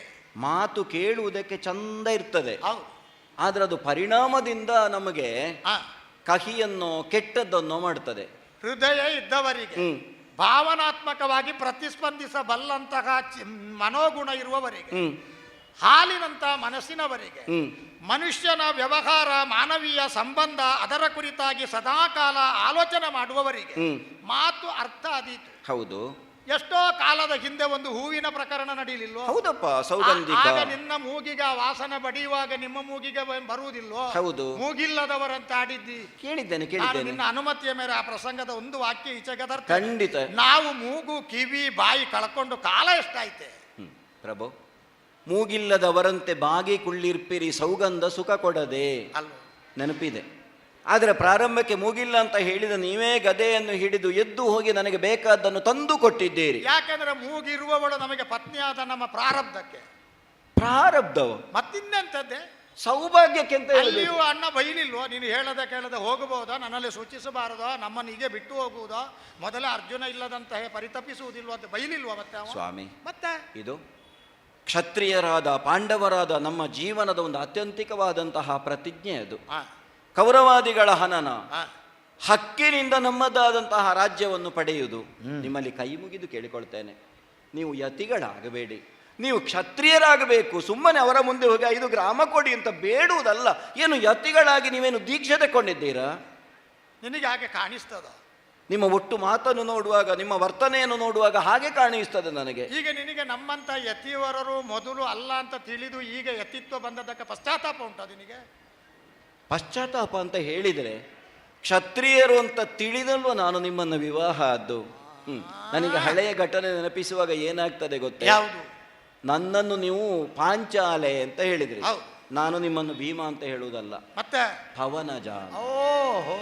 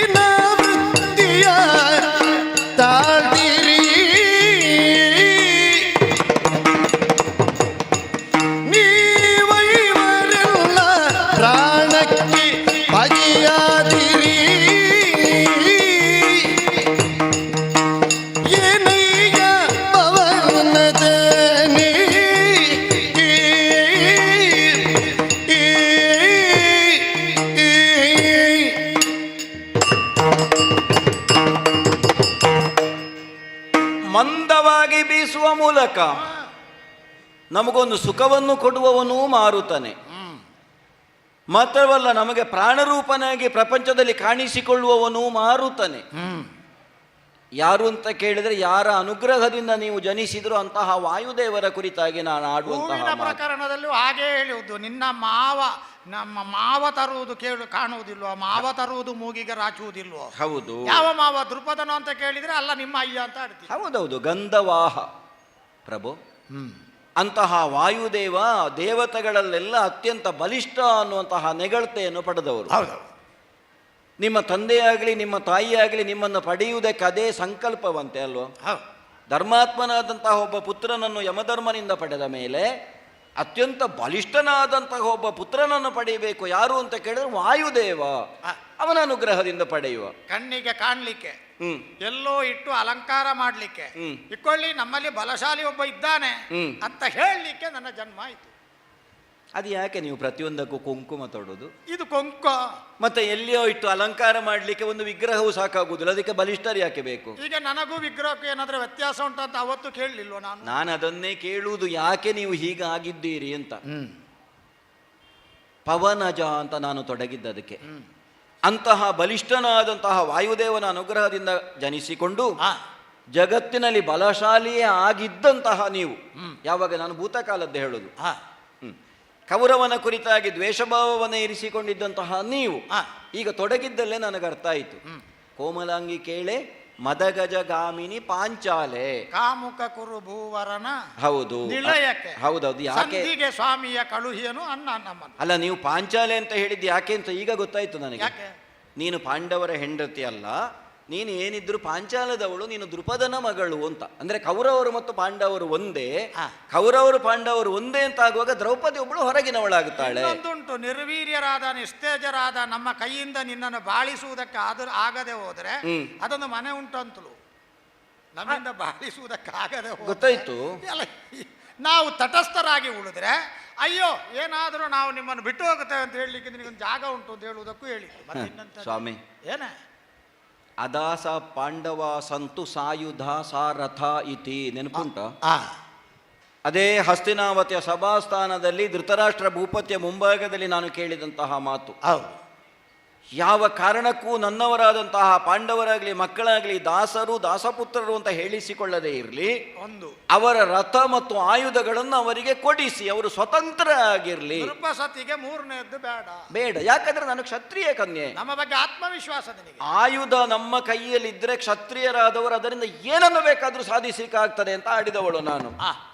ಆದರೆ ಹಾಗೆ ಹೇಳಿದಂತಹ ನಾನೇ ಈ ಹೊತ್ತು ಕೌರವರಿಗೆ ದುರ್ಜನಳಾಗಿ ಹೋದೆ ಅಲ್ವೇ? ಕೌರವನಿಗೆ ನಾನೇ ದುರ್ಜನಳಾದೇನೆ. ಅದಕ್ಕೆ ತುಟಿ ಮೀರಿ ಹಾಗೆಲ್ಲ ಮಾತಾಡಬಾರ್ದು. ಯಾಕಂದ್ರೆ ನಮ್ಮ ಅಣ್ಣ ಎಂತವ ಅಂತ ನಿನಗೆ ಗೊತ್ತಿಲ್ವೋ? ಹೌದಪ್ಪ. ನೀನು ಅಣ್ಣ ಇರುವಾಗ ಆ ದಾಟನ್ನು ಹಾಯ್ದು ಆಚೆಗೆ ಹೋಗಲಿಕ್ಕೆ ಸಾಧ್ಯವಾಗದ ನಿರ್ಬಂಧ ಇರುವ ತಮ್ಮಂದಿರ ಮುಂದೆ ಅದು ಮಾಡಿಸ್ತೇನೆ ಇದು ಮಾಡಿಸ್ತೇನೆ ಅಂತ ಹಾಗೆಲ್ಲ ಹೇಳಬಾರದು. ಅದೇ ಅಣ್ಣನ ಮುಂಭಾಗದಲ್ಲಿ ಅಲ್ವೋ ತುಂಬಿದ ಸಭೆಯಲ್ಲಿ ನೀವು ಪ್ರತಿಜ್ಞೆ ಮಾಡಿದ್ದು. ಇದು ಕ್ಷಾತ್ರ ಧರ್ಮವನ್ನು ಬಿಟ್ಟು ಯತಿ ಧರ್ಮವನ್ನು ಅಥವಾ ಇಂಥದ್ದನ್ನು ಮಾಡುವ ಮೂಲಕ ನೀವೇನಾಯಿತು ಗೊತ್ತಾ? ಹೀನ ವೃತ್ತಿಯ ತಾಳದೇರಿ. ಮಾತ್ರವಲ್ಲ, ಯಾವ ಮಡದಿ ಇದ್ದಾಳೋ ಅವಳಿಗೆ ಪ್ರಾಣವಾಗಿರಬೇಕಾದಂತಹ ನೀವೇ ನನ್ನ ಪ್ರಾಣಕ್ಕೆ ಎರವಾಗಿ ಹೋದ್ರಿ. ಪ್ರಭು, ನೀವು 5 ಮಂದಿಯ ಜೊತೆಗೆ ನನ್ನ ವಿವಾಹವಾಯಿತು ಅಲ್ವೇ? ಆ ಕಾಲಕ್ಕೆ ನಾನು ಹಿಗ್ಗಿದ್ದೆ.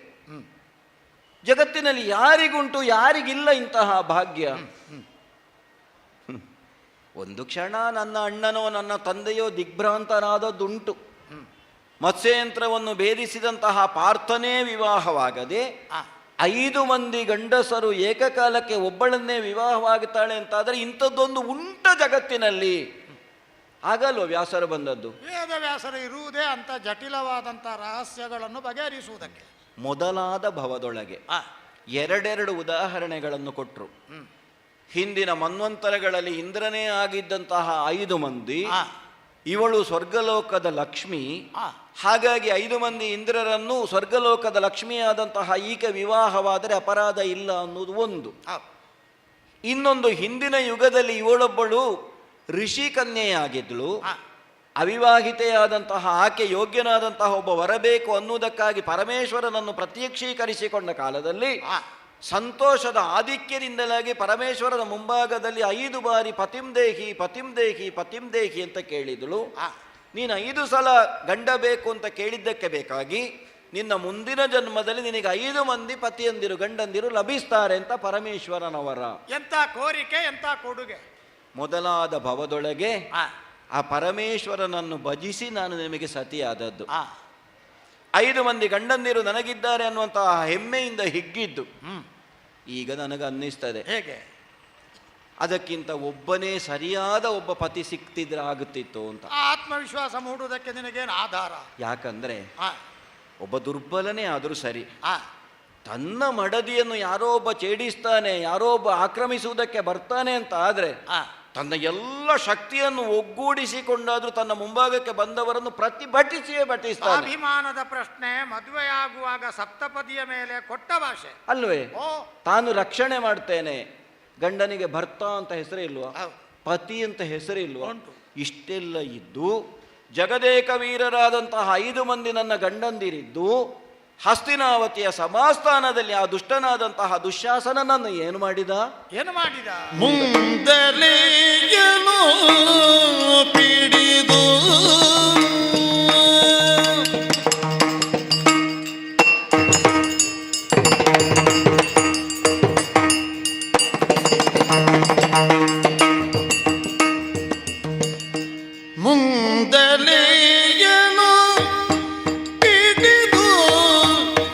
ಸಭೆಗೊಯ್ದು ನಿಮ್ಮ ಮುಂದೆ ಸೀರೆಯ ಸುರಿದು, ಸಭೆಗೊಯ್ದು ನಿಮ್ಮ ಮುಂದೆ ಸೀರೆಯ ಸುರಿದು, ಬಂಧಿಸಿರುವ ಮುಡಿಯ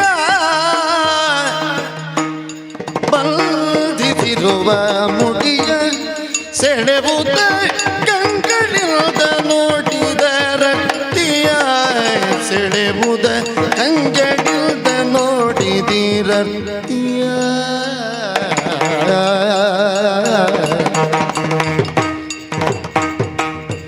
ಏನಯ್ಯ ಪವನ ಜನೇ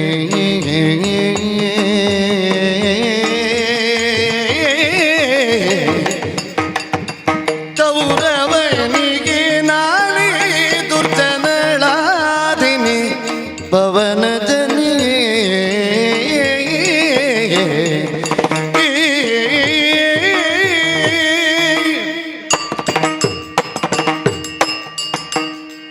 ತೋರಣ ಸ್ಫಟಿಕ ಅನ್ನುವಂತಹ ಹೊಸದಾಗಿ ಕಟ್ಟಿದ ಸಭಾಭವನವನ್ನು ನೋಡುವುದಕ್ಕೆ ಬನ್ನಿ, ಆ, ಸುಹೃದ್ ದ್ಯೂತವನ್ನು ಆಡುವುದಕ್ಕೆ ಬನ್ನಿ. ಆ, ಕೌರವನ ಆಮಂತ್ರಣವನ್ನು ಮನ್ನಿಸಿ ನಾವೆಲ್ಲರೂ ಇಂದ್ರಪ್ರಸ್ಥದಿಂದ ಹಸ್ತಿನಾವತಿಯ ಕಡೆಗೆ ಬಂದೆವು. ಆ, ಸುಹೃದ್ ದ್ಯೂತ ಅಂತ ನಾವು ಆಲೋಚನೆ ಮಾಡಿದ್ದು ಮಾತ್ರ. ಆ, ನಮ್ಮನ್ನು ಕರೆಯುವ ಕಾಲದಲ್ಲೇ ನಮ್ಮನ್ನು ವಂಚಿಸುವುದನ್ನೇ ನಿರ್ಣಯವನ್ನಾಗಿರಿಸಿಕೊಂಡವರು ಕೌರವರು, ಆ. ಹೌದಲ್ಲ? ಗೊತ್ತಾಯ್ತಲ್ಲ ನಮ್ಗೆ. ದ್ಯೂತವನ್ನು ಆಡ್ತಾ ಒಂದೊಂದನ್ನೇ ಕಳಕೊಂಡು ಕೊನೆಗೆ ಮಡದಿಯಾದಂತಹ ನನ್ನನ್ನೂ ಪಣವನ್ನಾಗಿಟ್ರು. ನಾನಲ್ಲ, ನಮ್ಮ ಅಣ್ಣ. ಅದೇ ನೀವೆಲ್ಲ ಒಂದೇ ಅಲ್ವ, ಈಗ ಹೇಳಿದ್ದಲ್ವ ನಾವೆಲ್ಲ ಒಂದೇ ಅಂತ. ನಮ್ಮಣ್ಣ ಏನು ಮಾಡಿದ್ರು ನಮ್ಮದು ಪ್ರತಿಕ್ರಿಯೆ ಇಲ್ಲ, ನಾವು ಅವ ಹೇಳಿದ್ದಕ್ಕೆ ತಲೆ ಆಡಿಸುವುದು ಅಂತಲ್ವ ನೀವು ಹೇಳಿದ್ದು. ಪ್ರಭು, ಅಂತಃಪುರದಲ್ಲಿ ಸಖಿಯರ ಜೊತೆಗಿದ್ದೆ. ಇದ್ದೆ. ನಾನು ಯಾವ ಸ್ಥಿತಿಯಲ್ಲಿದ್ದೆ ಅನ್ನುವುದನ್ನು ಸಭಾಸ್ಥಾನದಲ್ಲಿ ನಾನು ಆಡಿದ್ದೇನೆ. ಗಂಡಂದಿರಿಗೆ ಚೆನ್ನಾಗಿ ತಿಳಿದಿರ್ತದೆ ಅದು. ರಜಸ್ವಲೆಯಾಗಿ ಏಕ ವಸ್ತ್ರಧಾರಿಣಿಯಾಗಿದ್ದವಳು ಹೌದು. ಬರುವುದಿಲ್ಲ ಅಂತ ಪ್ರಾತಿಕಾಮಿಯಲ್ಲಿ ಆಡಿದ್ದಕ್ಕೆ ಆ, ನನ್ನ ಮಗನ ಸ್ಥಾನದಲ್ಲಿರಬೇಕಾದ ಮೈದುನನಾದಂತಹ ದುಶ್ಯಾಸನ ಬಂದ. ಪುಷ್ಪವತಿ ಆದೆ ಅಂತಾದರೆ ಫಲವತಿ ಆಗು ಅನ್ನುವಂತಹ ಕೀಳು ಮಟ್ಟದ ನುಡಿಗಳನ್ನಾಡಿ ನನ್ನ ಮುಂದಲೆಯನ್ನು ಹಿಡಿದು ನನ್ನನ್ನು ದರದರನೆ ಸಭಾಸ್ಥಾನಕ್ಕೆ ಎಳ್ಕೊಂಡು ಬಂದ. ನಿಮ್ಮ ಕಣ್ಣ ಮುಂಭಾಗದಲ್ಲಿ ಪ್ರತ್ಯಕ್ಷ ಸಾಕ್ಷಿ ನಾವೇ ಇದ್ದೇವಲ್ಲ, ಗೂಟದಾಗಿದ್ದೇವೆ ಇನ್ನು ನಾವು. ದಾಸರಾಗಿದ್ದವರಿಗೆ ರಾಜೋಚಿತವಾದಂತಹ ವಸನವೇ ಬೇಡ, ಎಲ್ಲವನ್ನೂ ಕಳಚಿಡಿ. ನನ್ನ ಮೈಯಲ್ಲಿರುವಂತಹ ವಸ್ತ್ರವನ್ನಾದರೂ ಸೆಳೆಯುವುದಕ್ಕೆ ಪ್ರಯತ್ನಿಸಿದ. ಸರಿ ಅಲ್ವಾ, ಅಣ್ಣನೇ ದಾಸ್ಯ ಒಪ್ಪಿದ್ದಾನೆ, ತಮ್ಮಂದಿರಿಗೆ ದಾಸ್ಯ ಕೊಟ್ಟಿದ್ದಾನೆ, ಐವರ ವಲ್ಲಭೆಯಾದ ಪಾಂಚಾಲಿಗೂ ದಾಸ್ಯ ಬೇಡುವ. ದಾಸಿ ಬರಲಿಲ್ಲ ಅಂತ ನಾನು ಆಡುವುದಲ್ಲ, ಆದರೆ ಸಭಾ ಮರ್ಯಾದೆ ಅಂತ ಒಂದಿದೆ. ಯಾವುದಾದ್ರೂ ಒಂದು ವರ್ತನೆಯಲ್ಲಿ ಮಿತಿ ಬೇಕು, ಮಿತಿ ಮೀರಿತು ಅತಿಯಾಯಿತು ಅಂತ ಆದ್ರೆ ಅಮೃತವು ವಿಷವಾಗ್ತದೆ ಅಂತ ಒಂದು ನುಡಿ ಇಲ್ಲ. ತೋರಣ ಸ್ಫಾಟಿಕ ಮರ್ಯಾದೆಯನ್ನು ಸೂಚಿಸ್ತದ. ಏನು ಸ್ಫಾಟಿಕ, ಏನು ತೋರಣ? ಏನು ಮಾಯೆ. ಹೌದು ನಮ್ಮನ್ನು ಸೋಲಿಸ್ಲಿಕ್ಕೆ ಬಂದದ್ದು ಮರ್ಯಾದೆ ಪ್ರಶ್ನೆ ಅಂತ ಬಂತದ. ಪ್ರಭು, ಅದಷ್ಟೇ. ಈಗ ನಮಗೆ ಒಂದು 5 ಗ್ರಾಮ ಸಿಗ್ತದೆ ಅಂತ ಆಗುವಾಗ ಮಾನ ಮರ್ಯಾದೆ ಬಿಡುವವರಿಗೆ ಆ ಗ್ರಾಮದಲ್ಲಿ ಹೌದು. ಪರಿಶ್ರಮ ಪಟ್ಟು ಉತ್ತು ಹೊಲವನ್ನು ಸರಿಯಾಗಿ ನುಸುಳುಗೊಳಿಸಿ ಬೆಳೆಗಳನ್ನು ಬೆಳೆದು ಸ್ವಾವಲಂಬಿಗಳಾಗಿ ಪಾಂಡವರಿಗೆ ಕೇವಲ ಚಕ್ರಾಧಿಪತ್ಯದ ಕಿರೀಟ ಮಾತ್ರ ಅಲ್ಲ, ಅವರಿಗೆ ಶ್ರೀಮಂತಿಕೆಯ ಜೀವನ ಮಾತ್ರ ಅಲ್ಲ, ಅವರಿಗೆ ಬಡತನದ ಜೀವನ ಗೊತ್ತಿಲ್ಲ. ನಾವು ಸಾಧಿಸಬಹುದಲ್ವೇನೆ? ಗ್ರಾಮ ಎನ್ನುವುದನ್ನು ಬೆಳೆಸಬಹುದು. ಅಲ್ಲ, ಹಾಗಲ್ಲ. ನಿಮಗೆ ಇನ್ನೊಂದು ಮಾಡುವುದಿತ್ತಲ್ಲ. ಏನು?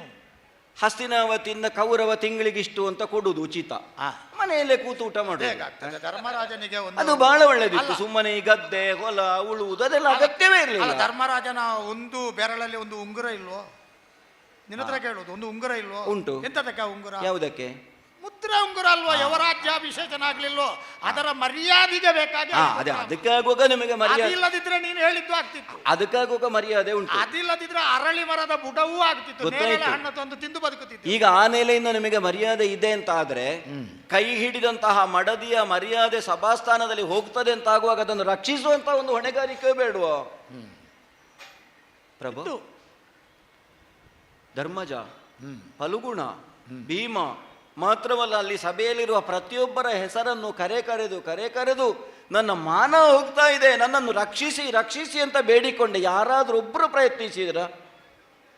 ಈಗ ನಾವು ಪ್ರಯತ್ನಿಸಿದ್ದೇವೆಯೋ ಇಲ್ಲವೋ ಹ ಅದನ್ನು ಸ್ಪಷ್ಟವಾಗಿ ತಿಳಿಯಬಹುದಾದ ಸ್ಪರ್ಶದಿಂದಲೋ ಆಂಗಿಕವಾದ ಭಾವದಿಂದಲೋ ಗ್ರಹಿಸಬಹುದಾದ ಸ್ಥಿತಿಯಲ್ಲಿ ನೀನು ಇದ್ದೀಯೋ?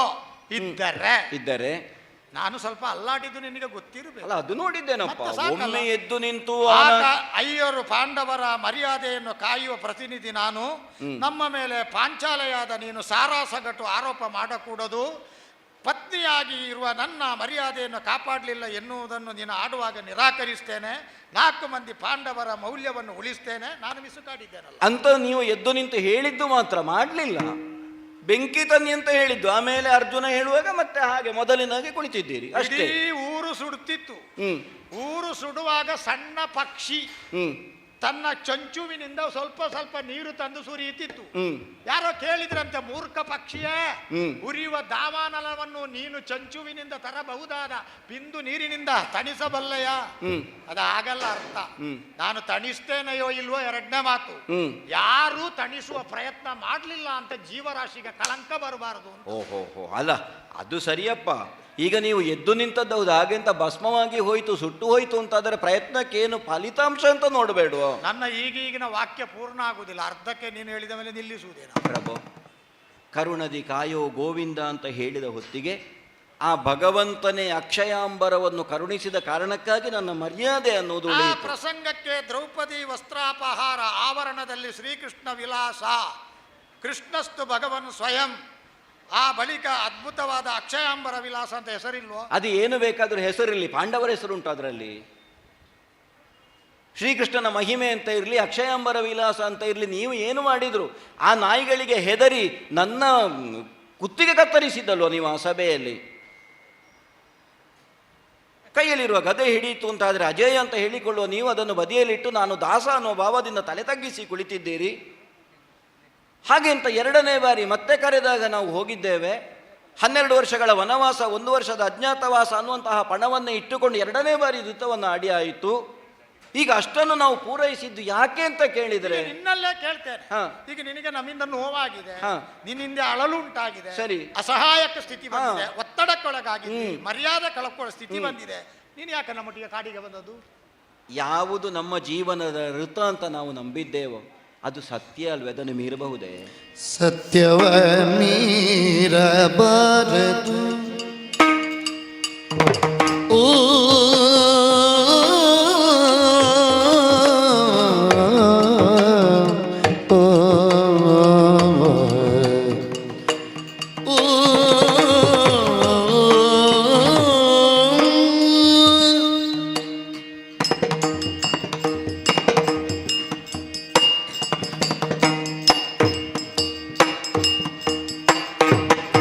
ಸತ್ಯವ ಮೀರಬಾರದು.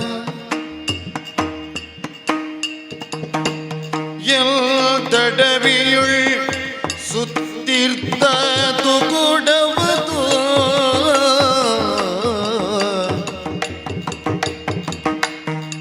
ಎಲ್ದಡವಿಯುಳ್ ಸುತ್ತಿರ್ದದು ಕೊಡವದು.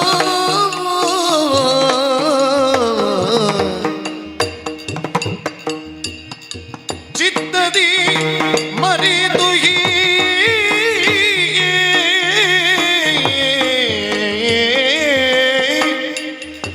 ಚಿತ್ತದಿ ಮರಿದು ಸಂಧಿಯ ಮಾಡುತ್ತಮವಾಯ್ತು ನಿಮಗೆ.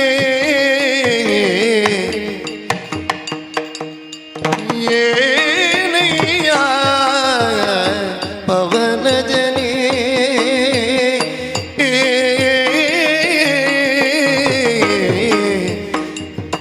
ಏನಯ್ಯ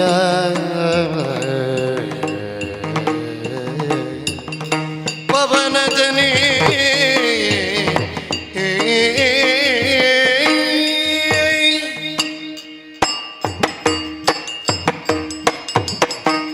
ಯಾಕೆ ಹೀಗೆ ಮಾಡಬೇಕಾಗಿ ಬಂತು ಪ್ರಭು?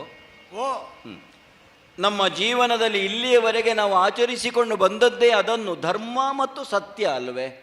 ಸತ್ಯಂ ವದ ಧರ್ಮಂ ಚರ. ಹೌದು. ಬಾಯ್ಪಾಠ ಇಲ್ಲದವರಿಗೂ ನಮ್ಮಣ್ಣನನ್ನು ನೋಡುವಾಗ ಹೊಟ್ಟೆಯೊಳಗಿಂದ ಸರಕ್ಕನ ಹೊರಗೆ ಬರ್ತದೆ. ಮಾತ್ರವಲ್ಲ, ವೇದವಾಕ್ಯ ಅದು. ಪರೀಕ್ಷೆ ಬರೀಲಿಕ್ಕೆ ಹೋದವನಿಗೆ ಇದನ್ನು ವಿವರಿಸಿರಿ ಅಂತ ಏನಾದರೂ ತಗಾರರು ಬಂದ್ರೆ ಧರ್ಮರಾಯ ಧರ್ಮರಾಯ ಧರ್ಮರಾಯ ಅಂತ 3 ಸಲ ಹೇಳಿದ್ರೆ ಸತ್ಯಂ ವದ ಧರ್ಮಂಚರ. ಅದನ್ನೇ ನಾನು ಆಡೋದು. ಸತ್ಯವನ್ನೇ ನಾವು ಆಡಬೇಕು, ಧರ್ಮಾಚರಣೆಯಲ್ಲೇ ಇರಬೇಕು ಸ್ವಾಮಿ. ಓ, ಸರಿ, 12 ವರ್ಷ ವನವಾಸ, 1 ವರ್ಷದ ಅಜ್ಞಾತವಾಸ ತುಂಬಿದ ಸಭೆಯಲ್ಲಿ ನಾವು ಆ ಮಾತಿಗೆ ಒಪ್ಪಿ ಆಗಿದೆ. ಮರಳಿ ನಾವು ಬರುವ ಕಾಲದಲ್ಲೂ ನಾನು ಮತ್ತು ನೀವು ಒಟ್ಟಾಗಿಯೇ ಧರ್ಮಜನಲ್ಲಿ ಹೇಳಲಿಲ್ವ? ಆಪದ್ಧರ್ಮದಲ್ಲೊಂದುಂಟು, 12 ವರ್ಷವನ್ನು 12 ದಿನ ಅಂತಲೂ ನಿರ್ಣಯ ಮಾಡಬಹುದು, 1 ವರ್ಷದ ಅಜ್ಞಾತವಾಸವನ್ನು 1 ದಿನ ಅಂತ ನಿರ್ಣಯ ಮಾಡಿ 13 ದಿನ ಕಳೆದು 14ನೇ ದಿನವೇ ಹಸ್ತಿನಾವತಿಗೆ ಹೋಗಿ ಹೋರಾಟ ಮಾಡುವಂತ ಹೇಳಿಲ್ವ? ಪಂಚಾಂಗ ಮೊದಲೇ ನಿರ್ಣಯ ಆಗದೇ ಇರುವುದರಿಂದ ಯಾವ ಕಾಲಮಾನದ ಪ್ರಕಾರ ವನವಾಸ ಅಜ್ಞಾತವಾಸಗಳು ಅನುಭವಿಸಲ್ಪಡಬೇಕು ಎನ್ನುವ ನಿರ್ದೇಶ ಇಲ್ಲದೇ ಇರುವುದರಿಂದ ತಕ್ಕಿ ಹೋಗ್ತಿತ್ತು ನಮಗೆ ಅಲ್ವೇ? ಆಗಾಗ ನಾವಿಬ್ಬರು ಆಡಿಕೊಂಡಿದ್ದಂತಹ ಮಾತದು. ಆಗ ಧರ್ಮಜ ಹೇಳಿದ್ದೆ ಹೇಗೆ? ಇಲ್ಲ, ನಾವು ಮಾತು ಕೊಟ್ಟಾಗಿದೆ, 12 ವರ್ಷ ವನವಾಸ 1 ವರ್ಷದ ಅಜ್ಞಾತವಾಸ ಪೂರೈಸಿದ ಮೇಲೆ ಭ್ರಷ್ಟತೆ ವಾಗ್ದಾನೋಲ್ಲಂಘನ ಹೌದು ಬರ್ತದೆ. ಹಾಗಾಗಿ ಅದು ಕಳೆದ ಮೇಲೆ ಹೋಗುವ. ಈಗ ನಿಮ್ಮಲ್ಲಿ ನಾನು ಕೇಳುವುದು, 13 ವರ್ಷ ಕಳೆದ ಮೇಲೂ ನಾವು ಯುದ್ಧ ಮಾಡದೇ ಇದ್ದರೆ, ಮಾಡಿದ ಪ್ರತಿಜ್ಞೆಯನ್ನು ಪೂರೈಸದೇ ಇದ್ದರೆ ಸತ್ಯವ ಮೀರಬಾರದು ಅನ್ನುವ ಮಾತೇ ಸುಳ್ಳಾಗುವುದಿಲ್ವಾ? 14ರಲ್ಲಿ ಮರಳಿ ಹೋಗುವುದು ತಮ್ಮ ಪತ್ತನವ, ಮತ್ತೆ ಗೈಯುವುದು ಕದನವ ಅಂತ ಇತ್ತ? ಎಂತ ಮಾತಾಡ್ತೀನಿ ನೀನು? ಕೈಯುವುದು ಕದನವ ಅಂತ ಇತ್ತ? ಗೈಯುವುದು 14ರಲ್ಲಿ ಮರಳಿ ಪುಗುವುದು ಪತ್ತನವ. ಸರಿಯಪ್ಪ, ಬೇರೇನು ಮಾಡಬೇಕು ಅಂತ ಹಾಗೆಂತ ಬೇರೆ ಬೇರೆ. ಅಣ್ಣನಿಗೆ ಬೇಸರ ಆದೀತು. ಅಣ್ಣ ಅದೇ ವಾಕ್ಯವನ್ನು ಶ್ರುತವಾಗಿಸಿ ಪಟ್ಟು ಹಿಡಿದು ಹೇಳ್ತಾನೆ, ಸೋತ ಭೂಪತಿಗೆ ವರುಷ 12ರಲ್ಲಿ ವನದೊಳಗಿರವು ಮೇಣಜ್ಞಾತ ಒಂದೇ ವರುಷ, 14ರಲ್ಲಿ ಮರಳಿ ಹೋಗುವುದು ಪತ್ತನವ. ಬಿಟ್ಟರೆ ಯುದ್ಧ ಮಾಡಬಾರದು, ಶಾಂತಂ ಪಾಪ ಪಾಶ. ಅದಿರ್ಲಿ, ನಾವು ವನವಾಸದ ಕಡೆಗೆ ಹೋಗುವಾಗ ಒಂದು ಹಸುವಿನ ಹಿಂದೆ 5 ವೃಷಭಗಳು ಹೋಗ್ತಾ ಇವೆ ಅಂತ ಹೇಳಿ ಚಪ್ಪಾಳೆ ತಟ್ಟಿದವರು ಯಾರು? ಸರಿ ಉಂಟಲ್ಲ, ಕರ್ಣನೇ ಚಪ್ಪಾಳೆ ತಟ್ಟಿ. ಆಗ ಕೈಯಲ್ಲಿ ಗದೆಯನ್ನು ಹಿಡಿದು ಮತ್ತೆ ಮತ್ತೆ ಪ್ರತಿಜ್ಞೆಯ ಪುನರುಚ್ಚಾರ ಮಾಡಿದವರು ಯಾರು? ಅದು ನಾನೇ. ಹೌದಾ? ಅದು ನೆನಪಿಲ್ವ ನಿಮಗೆ? ಯಾಕೆಂದ್ರೆ ನಾನು ಪುನರುಚ್ಚಾರ ಮಾಡದೆ ಹೋದರೆ ಏನನ್ನು ಹೇಳಿದೆ ಅಂತ ನನಗೆ ಮರ್ತು ಹೋಗ್ತದೆ. ನನಗೆ ಮರ್ತರೆ ನಿನಗೆ ಮರ್ತು ಹೋಗ್ತದೆ. ನಿನಗೆ ಮರ್ತರೆ ನೋಡು, ಇಂತಹ ಸಂದರ್ಭದಲ್ಲಿ ಹೇಳಲಿಕ್ಕೆ ಅನುಕೂಲ ಆಗುದಿಲ್ಲ. ಅದಕ್ಕೆ ಬೇಕಾಗಿಯೇ ಮತ್ತೆ ಮತ್ತೆ ಮತ್ತೆ ಮತ್ತೆ ಹೇಳಿ ನಾನು ನೆನಪಿಸುವುದು. ಈಗ ಹೊತ್ತಿಗೆ ಸಂಧಿ ಅನ್ನೋದು ಉತ್ತಮ ಅಂತ ನಿಮಗೆ ಖಂಡಿತ ಇದು ತಪ್ಪು ಅಂತ ಕಾಣುವುದಿಲ್ವ ನಿಮಗೆ? ಇಷ್ಟು ಹೇಳಿ ನೀನು ಈಗ ಆಯ್ತಾ? ಈಗ ಧುಮುಕಲಿಕ್ಕೆ ಆಯ್ತಾ? ಕಣ್ಣೀರು ಕಾಣು ಕೆನ್ನೆಯಿಂದ ಏನು ಮಾಡಿ ಸಾಯಿಲಿ, ನನ್ನಲ್ಲಿ ಯಾಕೆ ಹೇಳ್ತೀನಿ? ನದಿ ಮರುಗುದಿರಲು ಕಿವಿಗೆ ತಿರುಪು ಹಾಕಿದ ಹಾಗೆ ಮಾತಾಡ್ತೀನಿ. ಲಲನೇತ ನದಿ ಮರುಗುದಿರಲು ನನ್ನ ಮೈ ಒದ್ದ ಮಾಡ್ತಾಳೆ ಅವಳು. ಆ ಕಲಿ ಮರುತ್ಸುತ ನುಡಿದ, ಕಲಿ ಮರುತ್ಸುತ ನುಡಿದ ತನ್ನಿದಿರು ಅಳಲದಿರು, ತನ್ನಿದಿರು ಅಳಲದಿರು, ನಿದಿರು ಅಳಲದಿರು, ನಾ ಮಾಡುವುದೇನು ಹರಿಭಟರ ಸಮ್ಮುಖದಿ, ನಾ ಮಾಡುವುದೇನು ಹರಿಭಟರ ಸಮ್ಮುಖದಿ, ತಿಳುಗು ಯಮಜಗಿ ನರಗಿ ಕೃಷ್ಣನ ಒಲಿಸಿ ನಕುಲಾದಿಗಳ ಉರೆ ಮೂದಲಿಸಿ ರೋಷವ ಏಳಿಸು. ತಿಳುಗು ಯಮಜಗಿ ನರಗಿ ಕೃಷ್ಣನ ಒಲಿಸಿ ನಕುಲಾದಿಗಳ ನುರೆ ಮೂದಲಿಸಿ ರೋಷವ ಏಳಿಸು ಎನ್ನಲೆಂದಳು ಸರೋಜಾಕ್ಷಿ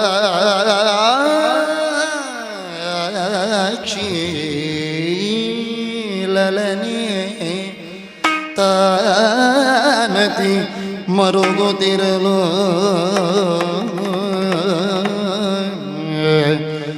ಓ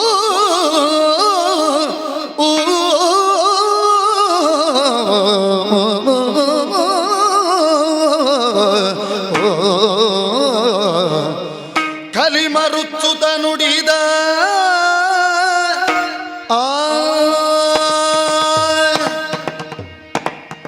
ಮರುತ್ಸುತ ಅಂತ ನನ್ನನ್ನು ನಿನಗೆ ಚೆನ್ನಾಗಿ ಗೊತ್ತಿದೆ.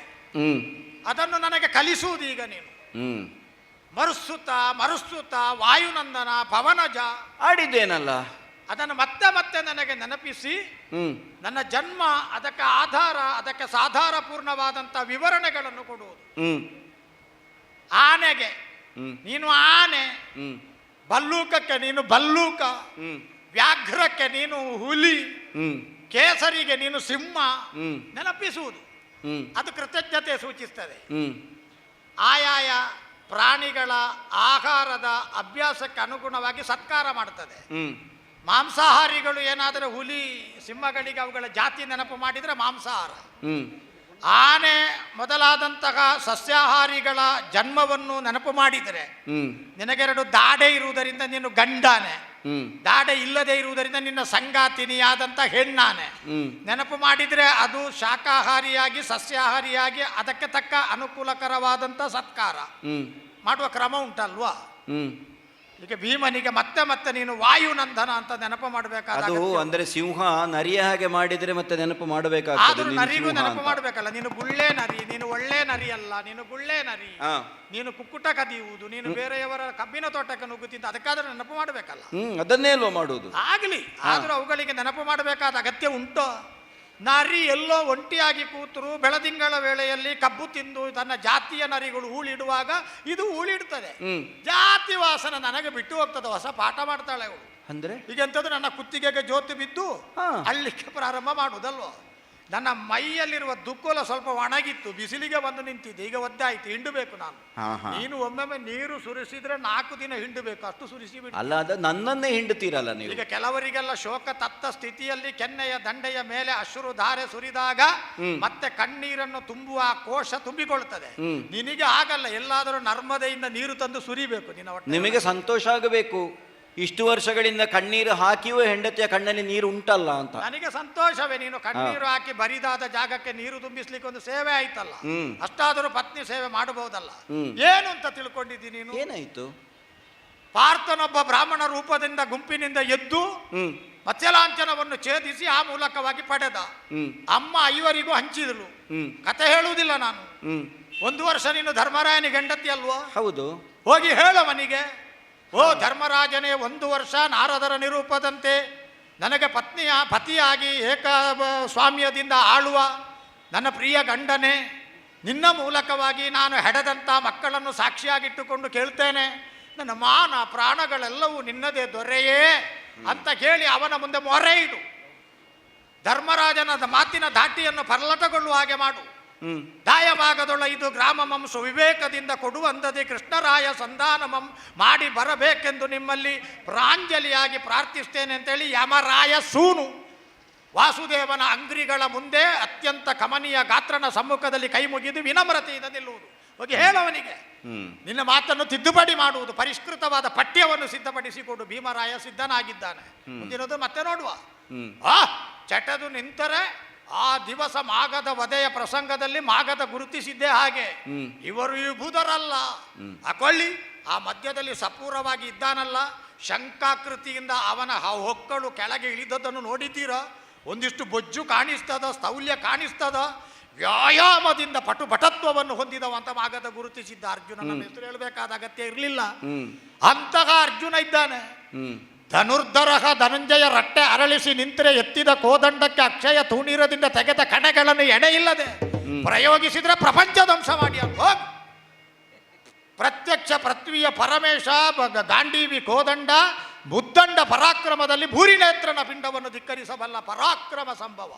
ನಿನ್ನನ್ನು ಗೆದ್ದವನಲ್ವ, ಅವನ ಕರುಣೆಯಿಂದ ನೀನು 4ವರೆಗೆ ಒಲಿದದ್ದು. ನಾವೆಲ್ಲ ನಿನ್ನನ್ನು ಸೇರಿಕೊಳ್ಳುವ ಕಾಲದಲ್ಲಿ ಅವನಿಗೆ ಕೃತಜ್ಞತೆ ಹೇಳಿಯೇ ಸೇರಬೇಕು, ನಿನ್ನ ಅನುಮತಿಯ ಮೇರೆಗೆ ಅಂತ. ನಾವೇನು ಸಂಪಾದನೆ ಮಾಡಿದ್ದೇವೆ?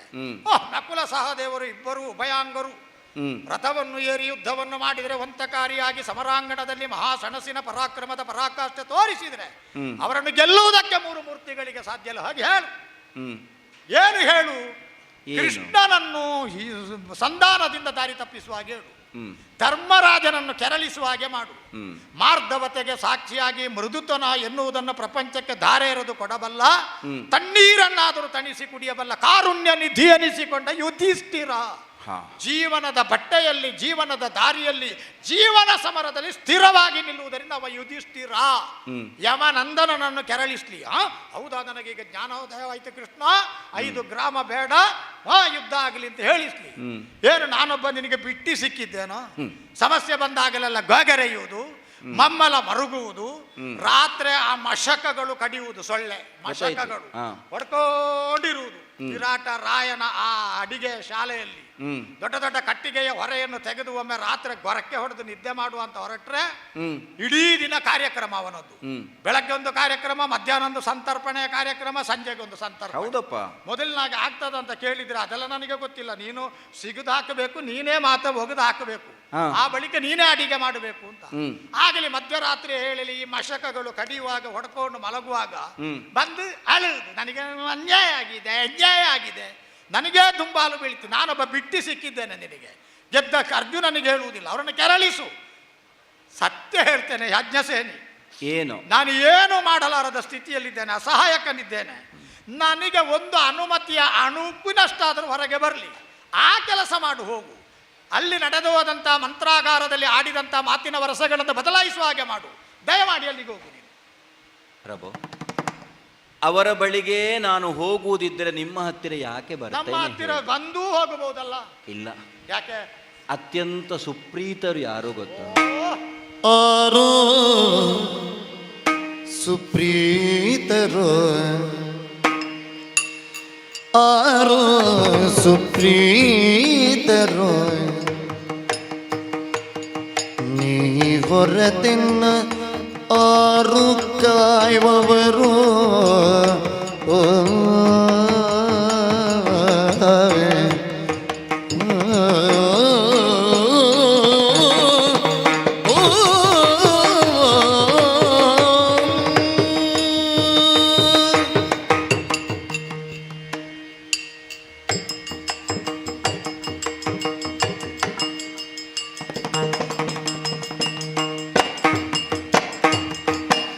ಆರು ಸುಪ್ರೀತರು, ನೀ ಹೊರತಿನ್ನ ಆರು ಕಾಯುವವರು, ನೀ ಹೊರತಿನ್ನ ಆರು ಕಾಯುವವರು. ಆರು ಕಾಯುವರು ಕೆಂಡು ಜನ್ಮವ ಸುಡಲಿಲ್ಲು, ಆರು ಕಾಯುವರು ಕೆಣ್ಣು ಜನ್ಮವ ಸುಡಲಿಲ್ಲು. ಭೂರಿ ಬಾದಿಗೆ ಸಂದಿನು ಇನ್ನೇನು,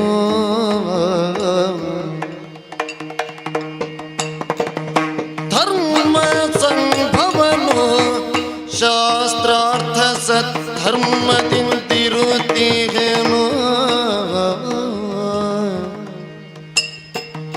ಧರ್ಮ ಸಂಭವನು ಶಾಸ್ತ್ರಾರ್ಥ ಸದ್ಧರ್ಮದಿಂದಿರುತ್ತೀಗೇನು.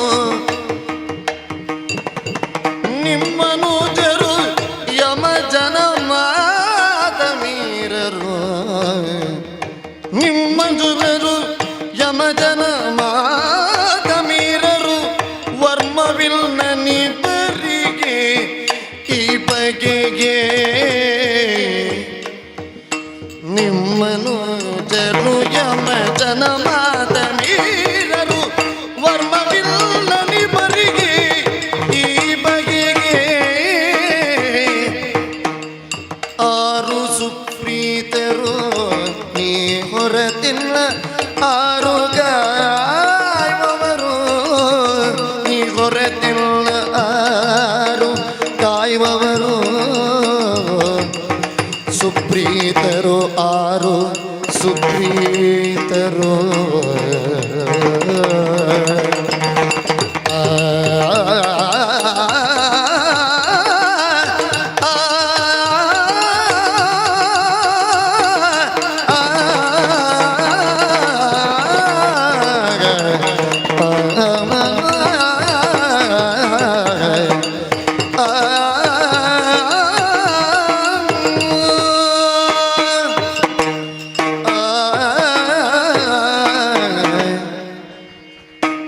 ನಿಷ್ಕರುಣಿಯಾಗಿ ಮಾತಾಡ್ತಿರೋ ಸ್ವಾಮಿ. ಎಲ್ಲಿಗೆ ಯಾವ ರಾಗ ಹಾಕಬೇಕು ಅಂತ ನಿನ್ನಷ್ಟು ಕಲಾತ್ಮಕವಾಗಿ ನನಗೆ ಗೊತ್ತಿದ್ರೆ ನನ್ನ ಬದುಕಿಗೆ ದುರ್ಗತಿ ಬರ್ತಿತ್ತು.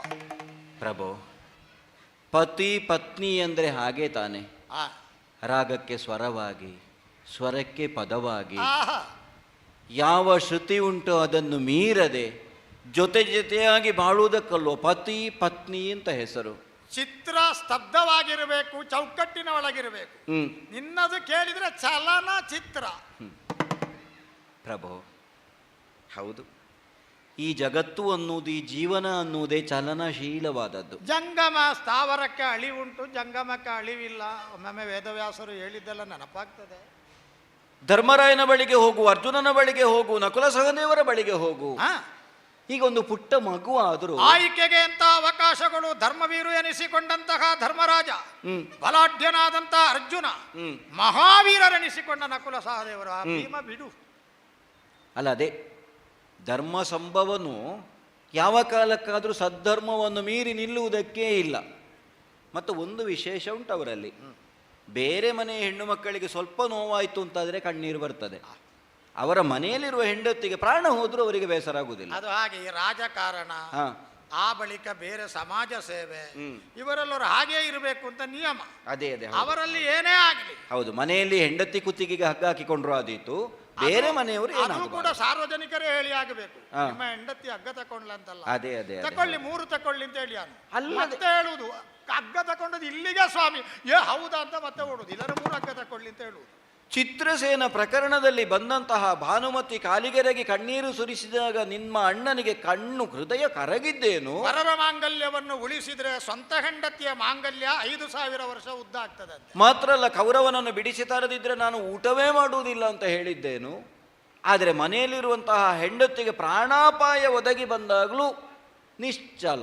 ಸಾಧ್ಯಸ್ಯ ಅಂತ ಹೇಳುವ ಯಜ್ಞದಲ್ಲಿದ್ದೇನೆ ನಾನು. ಹೌದಪ್ಪ, ಅದು ಪೂರ್ಣಾಹುತಿ ಆಗದೆ ನನಗೆ ಹೇಳಲಿಕ್ಕೆ ಸಾಧ್ಯ ಇಲ್ಲ. ಹ್ಮ್, ಒಂದು ವೇಳೆ ಆದ್ರೆ ನಾನೇ ಹೋಗ್ತೇನೆ ಅಂತ ಹೇಳಿದ್ದ. ಹೌದೌದು, ಅದೇ ಅದನ್ನೇ ಆಡಿದ್ದು ಪ್ರಭು. ಯಾರ ಬಳಿಗೆ ಹೋದ್ರೆ ನಮಗೆ ಪ್ರಯೋಜನ ಆಗ್ತದೆ ಅವರ ಬಳಿಗೆ ಪುಟ್ಟ ಮಗು ಆದರೂ ಹೋಗುತ್ತದೆ. ಅದು ಕ್ರಮ ಅಲ್ವೇ? ನನ್ನ ಜೀವನದಲ್ಲಿ ಇಲ್ಲಿಯವರೆಗೆ ನಡೆದಂತಹ ಘಟನೆಗಳಲ್ಲಿ ಧರ್ಮಜನ ಬಳಿಗಾಗಲಿ, ಅರ್ಜುನನ ಬಳಿಗಾಗಲಿ, ನಕುಲ ಸಹದೇವರ ಬಳಿಗಾಗಲಿ ಹೋದರೆ ನನ್ನ ನೋವಿಗೆ, ನನ್ನ ಸಂಕಟಕ್ಕೆ ಅವರು ಯಾವ ಕಾಲಕ್ಕೂ ಪರಿಹಾರವನ್ನು ಒದಗಿಸಿದವರಲ್ಲ. ಹೇಳುವುದಿಲ್ಲ ಧರ್ಮರಾಜ, ಈ ಪ್ರಪಂಚ ಎನ್ನುವುದು ಸ್ಥಿರವಲ್ಲ ಯಾಜ್ಞಸೇನಿ.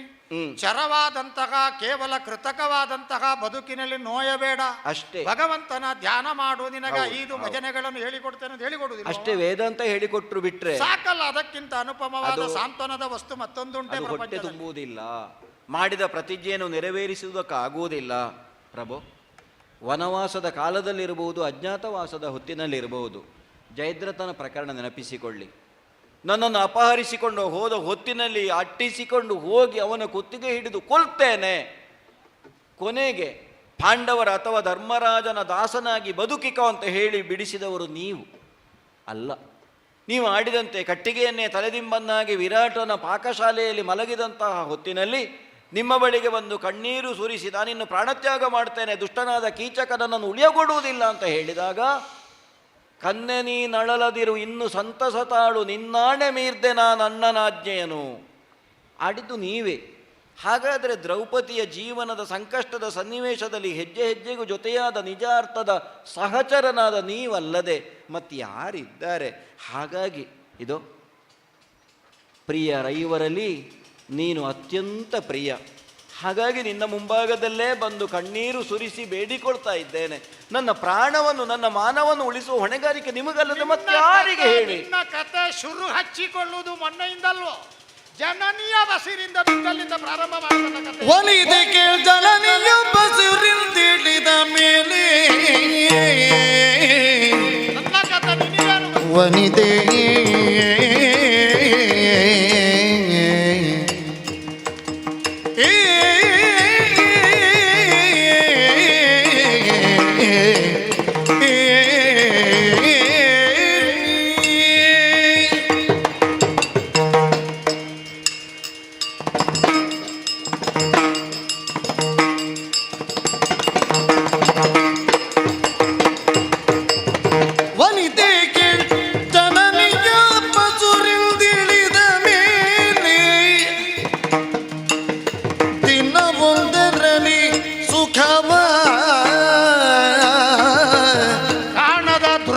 ಶಾಲಿನ ದಿನವೊಂದರಲ್ಲಿ ಸುಖವ ಮರೀಚಿಕೆ ನನ್ನ ಪಾಲಿಗೆ. ಕನಸಿಲಿ ಕಂಡವ ನಾನಲ್ಲ, ಕನಸಿಲಿ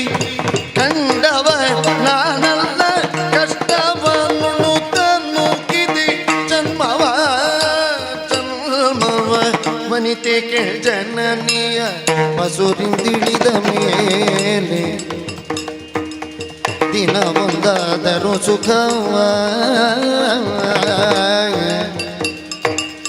ವನಿತೆ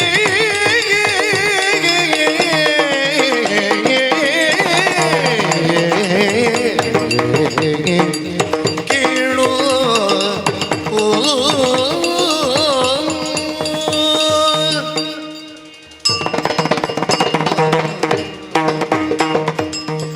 ವನಿತೆ ಸ್ವಾಮಿ.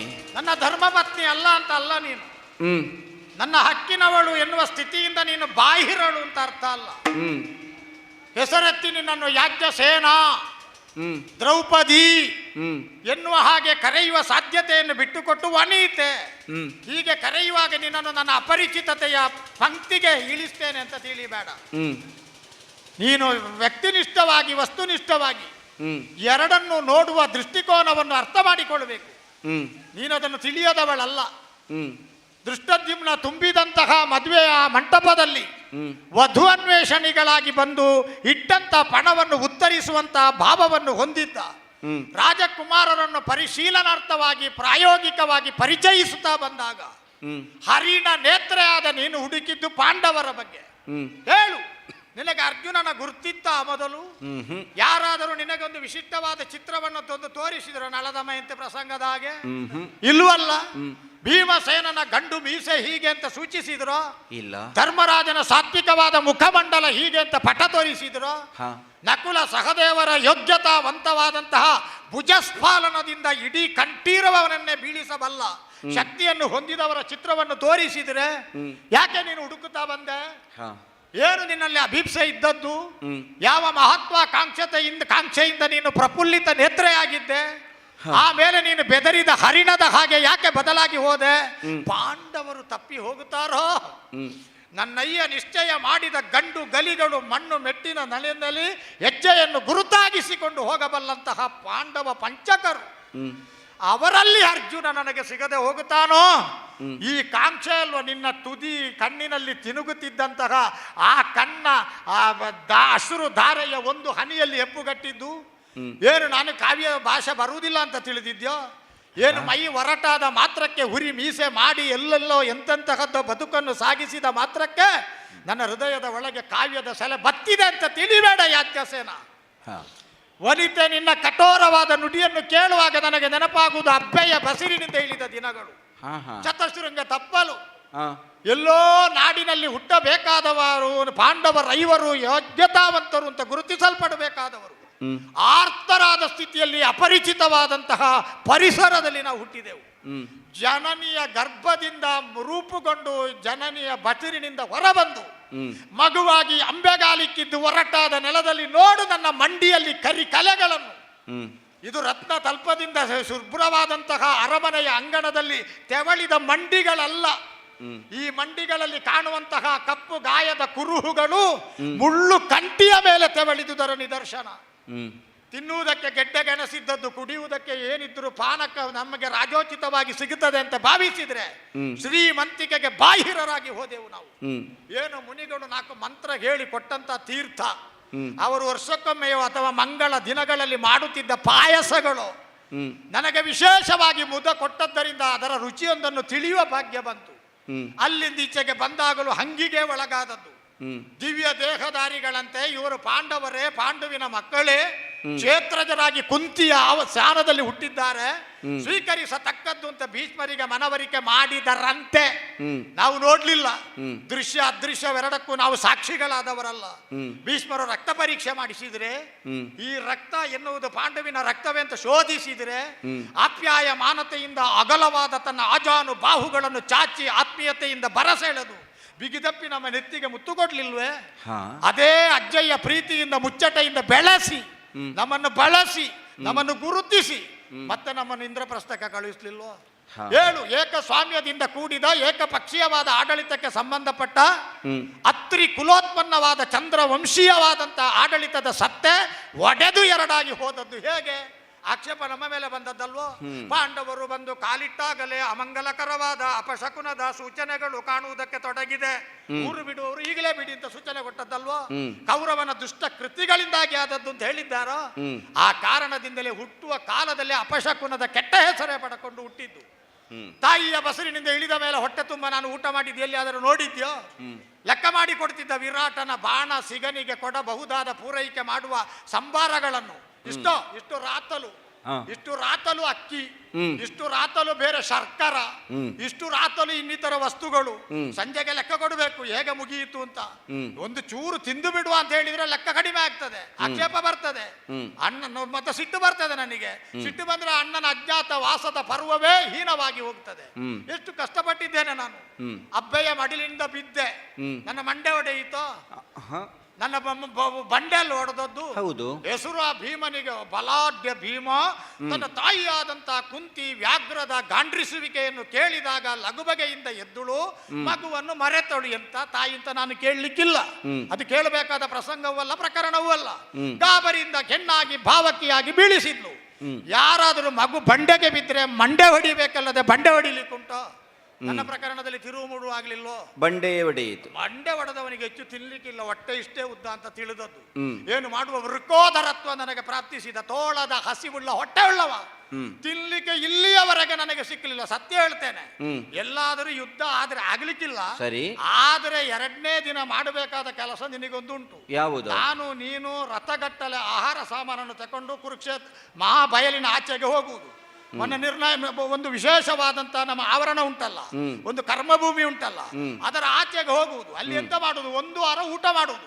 ನೀನು ಬಡಿಸುವುದು, ಪಾಕ ಮಾಡುವುದು, ನಾನು ಉಣ್ಣುವುದು. ನೀನು ಪಾಕ ಮಾಡುವುದು, ಬಡಿಸುವುದು, ನಾನು ಉಣ್ಣುವುದು. ಅದು ಬಿಟ್ಟರೆ ಬೇರೆ ಇಲ್ಲ. ಒಮ್ಮೆ ಡರ್ ಅಂತ ತೇಗಬೇಕು. ಬಕಾಸುರನ ಪ್ರಕರಣದಲ್ಲಿ ಸರಿ ತಿಂದಿದ್ದೀರಿ? ಅದು ತಿಂದಿದ್ದೇನೆ, ಆದ್ರೆ ಅನ್ಯರ ಹೆಂಜಲಲ್ವೋ? ಈಗಲೂ ಹೇಳುವುದಾಗೆ ಬಕಾಸುರನ ಎಂಜಲನ್ನ ಉಂಡವ ಅಂತಲ್ವೋ? ಹಾಗೆ ಒಂದು ಮುಚ್ಚುಕುಂದ ನಿದ್ರೆ ಮಾಡಬೇಕು ಅಂತುಂಟು ನನಗೆ. ಆ ಕಾರಣದಿಂದಲೇ ಅಂತ ಒಂದು ಕೆಲಸ ಮಾಡೋಣ. ಯಾವ ಕಾರಣಕ್ಕೂ ಯಾವ ಕಾಲದಲ್ಲೂ ಹತಾಶೆ ಅಪ್ರತಿಭ ಸ್ಥಿತಿ ನನ್ನನ್ನು ಬಿಟ್ಟು ಹೋಗಲಿಲ್ಲ. ನಾನೇ ನಿಷ್ಠುರಕ್ಕೆ ಸಿಕ್ಕಿಬಿದ್ದವ ಪ್ರತಿಜ್ಞೆ ಮಾಡಿದ್ದೇನೆ. ಪೂರಣ ಮಾಡಲಾಗದಂತಹ ಹೆಂಬೇಡಿತನ ನನ್ನ ಪಾಲಿಗೊಂದು ಬಂದು ಹೋಗಿದೆ. ನಾನು ನಿನ್ನ ಮುಂದೆ ನಿರಾಕರಿಸುವುದಿಲ್ಲ. ಏನು ಪದೇ ಪದೇ ನೀನು ಆಚೆ ಈಚೆ ನೋಡುವುದು? ಆಚೆ ಈಚೆ ನೋಡುವುದು ಕೇವಲ ನಿಮ್ಮನ್ನಲ್ಲ, ಮತ್ತೆ ಪ್ರತಿ ಬಾರಿಯೂ ನೀವು ಮಾತನಾಡುವಾಗ ಭೂಮಿ ತೂಕದ್ದು ಅಂತ ರುದಿರಮುಖಿಯನ್ನು ಹಿಡ್ಕೊಳ್ತೀರಲ್ಲ, ಅದೆಲ್ಲಿ ಉಂಟು ಅಂತ ನೋಡಿದ್ದು. ಭಾರವಾಯಿತು ಗದಿ ಧೈರ್ಯ ಕಿಂಗೊಡಿಸಿತು.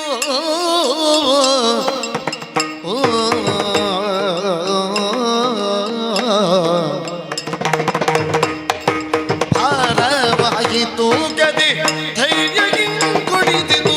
ನಾರಿ ನೀನೇನೆಂದರು, ನಾರಿ ನೀನೇನೆಂದರು. ಕೌರವಾದ್ಯರ ಕೊಲಲಾರಿ,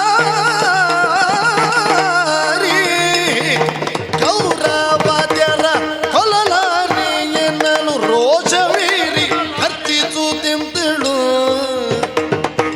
ವನಿತೆಗೆ ಜನನಿಯ ಹಸುರಿಂದಿಳಿದ ಮೇಲೆ ದಿನವೊಂದಾದರೂ ಸುಖವ ವನಿತೆ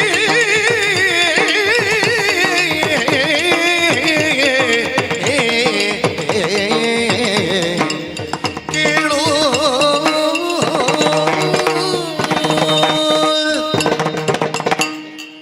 ಆನಂದದಿಂದ ಯಾವ ಕಾಲಕ್ಕೂ ಶಾಶ್ವತವಾಗಿ ಬದುಕಬಹುದು ಅಂತ ಭಾವಿಸಿದ್ದು.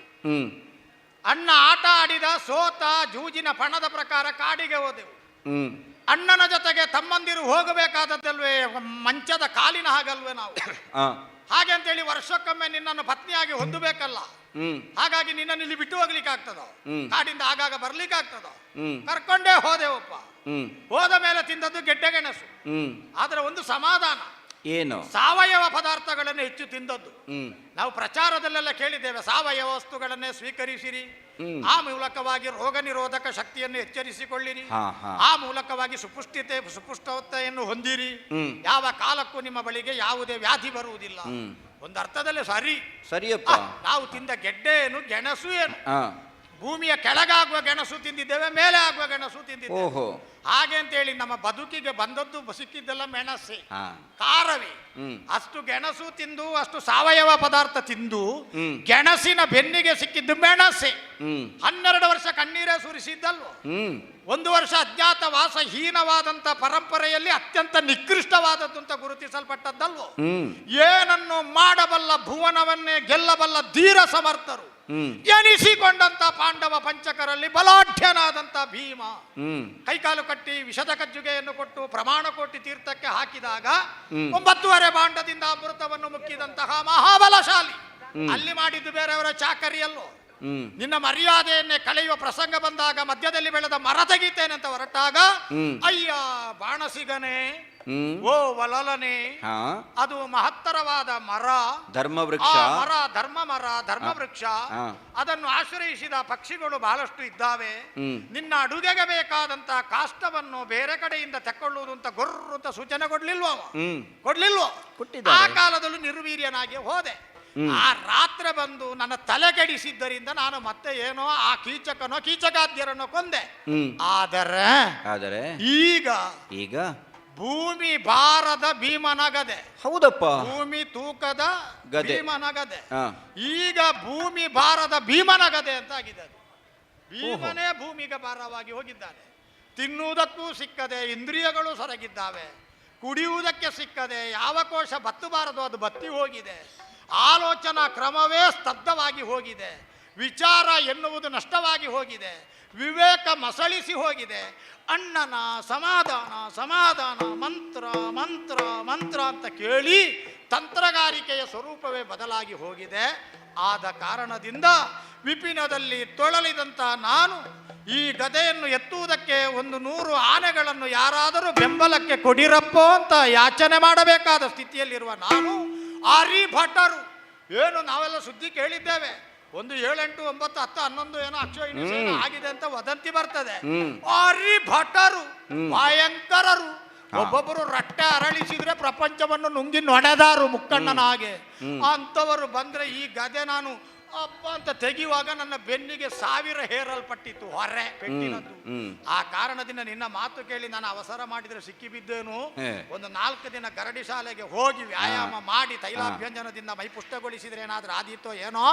ಸದ್ಯಕ್ಕಂತೂ ಧರ್ಮರಾಜನ ಈ ಉಪದ್ಯಾಪದಿಂದ ಅದರ ಸಾಧ್ಯತೆಯೂ ಮುಚ್ಚಿ ಹೋಗಿದೆ. ಆದ ಕಾರಣದಿಂದ ನನ್ನಿಂದ ಇದು ಸಾಧ್ಯ ಆಗ್ಲಿಕ್ಕಿಲ್ಲ ಮಾರಾಯ್ತಿ, ಸಾಧ್ಯ ಆಗ್ಲಿಕ್ಕಿಲ್ಲ, ಆಗುವುದಿಲ್ಲ, ಆಗುವುದಿಲ್ಲ. ಆಹಾ ಆಹಾ ಅಗಗ ಪವನ ಜಗಂಡು ಗನಿಲಿ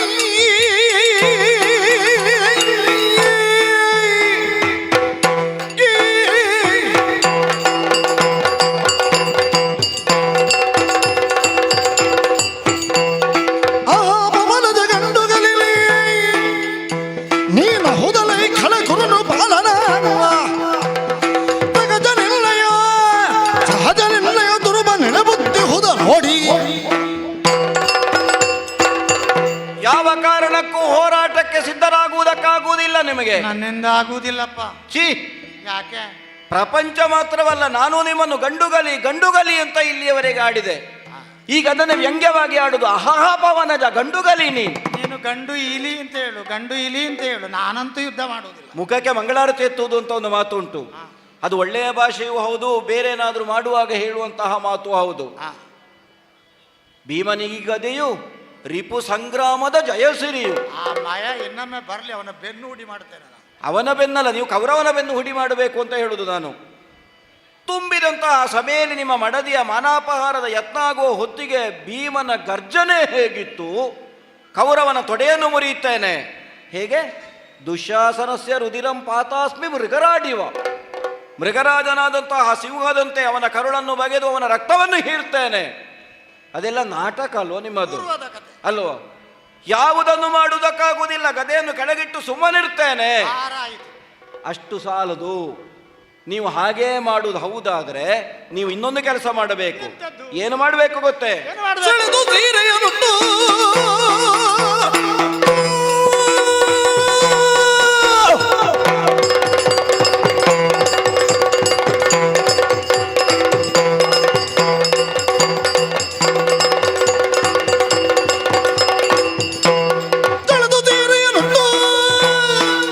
ಕರದಲ್ಲಿ ಮಳೆಯ ದೊಡನ ಬುರುಜ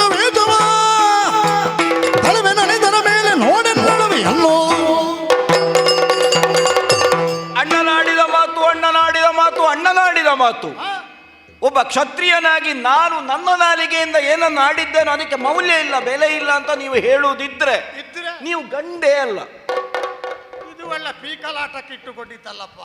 ಈಗ ನನ್ನ ಗಂಡಸ್ತನವನ್ನೇ ಪರೀಕ್ಷೆ ಮಾಡಬೇಕಾದ ಅಂತಕ್ಕೆ ಬಂತು. ಒಂದು ಭೂಮಿ ತೂಕದ ಗದೆ ಅಂತ ಹೇಳ್ತೀರಿ, ಅದನ್ನು ಎತ್ತಲಿಕ್ಕೆ ಆಗುವುದಿಲ್ಲ, ಹಾಗೆ ಕೌರವನ ಜೊತೆಗೆ ಹೋರಾಟ ಮಾಡ್ಲಿಕ್ಕೆ ಆಗುವುದಿಲ್ಲ. ನಿರ್ವೀರ್ಯನಾಗಿ ಅದನ್ನೇ ನಾನು ಆಡಿದ್ದು. ಅದನ್ನು ನೀವು ಇಲ್ಲಿ ಸಭಾಸ್ಥಾನದಲ್ಲಿ ಕುಳಿತು ಹೇಳಿದರೆ ಸಾಲದು, ಅದನ್ನು ಪ್ರಪಂಚ ಮುಖಕ್ಕೆ ಪ್ರಕಟಪಡಿಸಬೇಕು. ನೀವು ನಿಮ್ಮದಾದ ಈ ವೇಷಭೂಷಣ ಉಂಟಲ್ಲ, ಇದೆಲ್ಲವನ್ನು ಕಳಚಿ ಒಂದು ಸೀರೆಯನ್ನು ಉಡಬೇಕು. ಸೀರೆ ಒಲಿದು ಸೀರೆಯನ್ನುಟ್ಟು. ಈಗ ನನಗೆ ನೋಡು, ಸೀರೆ ನಕುಲ ಸಹದೇವರು ಕೃಷಕಾಯರು, ಅರ್ಜುನನಿಗಾದರೂ ಸೀರೆ ಉಡಿಸುವ ಸಲಹೆ ಕೊಡಬಹುದು. ಧರ್ಮರಾಜನಿಗೆ ನಾನು ಹೇಳಬಾರದು, ನನ್ನದು ತುಟಿ ಮೀರಿದ ಮಾತಾದಿತ್ತು. ಸರಿ, ಶಾಂತಂ ಪಾಪಂ. ಈಗ ನನ್ನ ದೇಹಕ್ಕೆ ಹೊಂದುವ ಸೀರೆ ಎಲ್ಲಾದ್ರೂ ಇದ್ದೀತೋ? ನಿಮ್ಮ ದೇಹಕ್ಕೆ ಹೊಂದುವ ಸೀರೆ ನಾನು ಉಡಿಸಲಿಲ್ವ ಈ ಮೊದಲು? ಅದು ರಾತ್ರಿ ಅಲ್ವೇನೆ, ಮತ್ತೆ ಹಗಲಲ್ಲಿ ಹೋಗಬೇಡ. ಅದು ಆಗುವುದಿಲ್ಲ ಅಂತಾದ್ರೆ ನೋಡು, 2 ಸೀರೆ ಒಟ್ಟು ಮಾಡಿ ಹೊಲಿದು ಕೊಡ್ತೇನೆ, ತೊಂದರೆ ಇಲ್ಲ. ಒಂದು ಸೂಜಿ ಸಿಕ್ಕಿತ್ತು ನನಗೆ, ಆಯ್ತಾ, ಇಲ್ಲಿ ಹೊಲಿಲಿಕ್ಕೆ. ಇವತ್ತಿನಿಂದಲೇ ತೊಡಗಬೇಕಾದೀತು. ಬೇಕು ಅಂತ ಆದ್ರೆ ಮಾಡಿ ನಿಮಗೆ ಉಡಿಸ್ತೇನೆ ಅಂತ ಹೇಳಿದ್ದು ನಾನು. ಆದ್ರೆ ನಾನು ಉಡಿಸುವುದಲ್ಲ. ಅಲ್ಲ, ಸೀರೆ ಏನಾದ್ರೂ ಮಾಡುವ, ಈ ಕುಬಸಕ್ಕೆ ಏನು ಮಾಡ್ತೀನಿ? ಅದು ಒಟ್ಟು ಮೈ ಮೇಲೆ ಹಾಕಿಕೊಂಡ್ರೆ ಸಾಕು, ಒಂದು ಆಕೃತಿ. ಹೌದೌದು, ಅದು ಸಾಂಕೇತಿಕವಾಗಿ ನಾನಾಡುವಂತಹ ಮಾತು. ನಾನು ಗಂಡಿನ ಪರಿವೇಶವನ್ನು ಬಿಟ್ಟು ನಾರಿಯ ಪರಿವೇಶವನ್ನು ಒಬ್ಬ ಕ್ಷತ್ರಿಯನಾಗಿ, ಒಬ್ಬ ಪರಾಕ್ರಮಿಯಾಗಿ ಪ್ರಪಂಚದಲ್ಲಿ ಕಾಣಿಸಬೇಕಾದಂತಹ ಭೀಮ ಹೀಗೆ ನಿರ್ವೀರ್ಯತೆಯನ್ನು ಹೇಳ್ತಾನೆ ಅಂತ ಆದ್ರೆ ಅದನ್ನು ಪ್ರಪಂಚಕ್ಕೆ ಪ್ರಕಟಿಸುವುದಕ್ಕೆ ಸೀರೆಯನ್ನು ಉಡಬೇಕು. ಅದಾದರೂ ಆದೀತು. ಸೀರೆಯನ್ನು ಉಟ್ರೆ ಸಾಲದು, ಮತ್ತೆ ಕೈಗೆ ಬಳೆ ಹಾಕಿಕೊಳ್ಬೇಕು. ಅದ್ಯಾಕೆ? ಅದು ಹಾಗೊಂದು ಪ್ರಯೋಗ ಪೂರ್ಣ ಆಗಬೇಕಲ್ವಾ? ಅದು ಅಲ್ಲ, ಹೇಳುವ ಹಾಗುಂಟದೊಂದು. ಈಗ ನೀನು ಕೈಗೆ ಬಳೆ ತೊಟ್ಟುಕೊಂಡಿದ್ದೀಯ. ಈಗ ಹೇಳುವ ರೀತಿಯಲ್ಲಿ ರಂಗಕ್ಕೆ ಹೋಗುವಾಗ ಬಹಳ ಸಿದ್ಧತೆ ಬೇಕಾಗ್ತದೆ. ಹೌದು, ಕೆಲವೊಮ್ಮೆ ಅದಕ್ಕೆ ಅನುಕೂಲವಾದ್ದು ಮರೆತು ಹೋದ್ರೆ ಆಕ್ಷೇಪಕ್ಕೊಳಗಾಗಬೇಕಾಗ್ತದೆ. ಎಲ್ಲ ಸರಿ ಉಂಟು, ಅದೇ ಆಗ್ಲಿಲ್ಲ ಅಂತ ಅಲ್ಲ, ಮಾಡಬಹುದು. ಹೆಣ್ಣಾದ ನೀನು ಅಲಂಕಾರ ಮಾಡುವಾಗ ಹೆಣ್ಣುತನದ ನಾಜೂಕನ್ನು ಬಲ್ಲೆ, ಕೊರತೆ ಆಗದಾಗ ಇಷ್ಟೆಲ್ಲ ಸಿದ್ಧತೆ ಮಾಡಿದ ಮೇಲೆ ಕೈಗೆ ಬಳೆ ಹಾಕಿಕೊಳ್ಳುವುದೋ ಸೀರೆ ಉಟ್ಟುಕೊಳ್ಳುವುದೋ ನಿಮಗೆ ದೊಡ್ಡ ವಿಷಯ ಅಲ್ಲ ಅಂತ ಹೇಳಿದ್ದು ನಾನು. ಈಗ ನಾನು ಬಲಾಢ್ಯ, ಹೌದು, ನಾನು ಅಸೀಮ ಸಾಹಸಿ, ಹೌದು, ನಾನು ಶೂರ ಕೇಸರಿ, ನಾನು ಎಂತವರನ್ನಾದ್ರೂ ನುಂಗಬಲ್ಲೆ. ಈಗ ಇದೆಲ್ಲ ಮಾಡಿದ್ರೆ ನನ್ನ ಕೆಲಸ ಎಂತದ್ದು? ನಿನ್ನ ಕೆಲಸ ನಾನು ಹೊರಡುವಾಗ ನೀವು ಮಂಗಳಾರತಿ ಮಾಡುದು, ನನಗೆ ಆರತಿ ಎತ್ತಿ ನನ್ನನ್ನು ಕಳುಹಿಸುವುದು. ಆಗಲಿ, ವೀರ ಭಾವಕ್ಕೆ ಸಂಕೇತವಾಗಿರುವ ಬಲ ಎನ್ನುವುದಕ್ಕೆ ಪರ್ಯಾಪ್ತನಾಗಿರುವ ನಾನೀಗ ಪಕ್ಕಕ್ಕೆ ಕುಳಿತರೆ ನೀನೆಂತ? ನೀವು ಈ ರೀತಿಯಾಗಿ ವೇಷವನ್ನು ಹಾಕಿಕೊಂಡ್ರೆ ನಾನು ಪುರುಷ ಆಗ್ತೇನೆ. ಅಂದ್ರೆ ನನ್ನ ಪತಿ ಮಾಡಿದ ಪ್ರತಿಜ್ಞೆ ಏನುಂಟೋ ಅದನ್ನು ಪೂರೈಸುವುದಕ್ಕೆ ಬೇಕಾಗಿ ನಾನು ಪುರುಷಾಕೃತಿಯನ್ನು ತಳೆದು ನನ್ನ ಶಕ್ತಿ ಮೀರಿ ನಾನು ಹೋರಾಟಕ್ಕೆ ಹೋಗ್ತೇನೆ. ಇಲ್ಲ ಮಾರಾಯ್ತಿ, ನಿನಗೆ ನಿನ್ನನ್ನು ಗೆದ್ದ ಗಂಡ ಅರ್ಜುನ ವಿರಾಟ ನಗರಿಯಲ್ಲಿ ಬೃಹನ್ನಲಾದದ್ದು ಗೊತ್ತಿಲ್ವಾ? ಗೊತ್ತು. ಚಂದ ಉಂಟದು. ಸ್ವಲ್ಪ ಹೆಣ್ಣಿನ ಆಗು, ಸ್ವಲ್ಪ ಗಂಡಿನ ಆಗು. ಸರಿ, ಚಂದ ಇಲ್ಲ. ಏನಾಯ್ತು? ನೀನು ಗಂಡು ವೇಷ ಮಾಡಬೇಡ. ನಾನು ಚಂದ ಇಲ್ಲ ಅಥವಾ ವೇಷ ಮಾಡ್ತೇನೆ ಅಂತ ಆಡಿದ್ದಲ್ಲ, ಮತ್ತೆ ನನ್ನದ್ದಾದಂತಹ ಪರಾಕ್ರಮವನ್ನು ರಣಾಂಗಣದಲ್ಲಿ ಪ್ರಕಟಿಸ್ತೇನೆ ಅಂತ ಹೇಳಿದ್ದು. ನೀವು ಮಾಡಿದ ಪ್ರತಿಜ್ಞೆಯನ್ನು ಪೂರೈಸುವುದು. ಈಗ ನೀನು ಹೋಗಿ ಪ್ರಕಟ ಮಾಡಿ ಏಕಾಂಗ ವೀರಿಣಿಯಾಗಿ ಗೆದ್ದು ಬಿಡ್ತೀವಿ. ಸೈನ್ಯ ಬೇಡ ನಿನಗೆ? ಇಲ್ಲ ಅಂತ ತಿಳ್ಕೊಂಡಿದ್ದೀರಾ? ನನಗೆ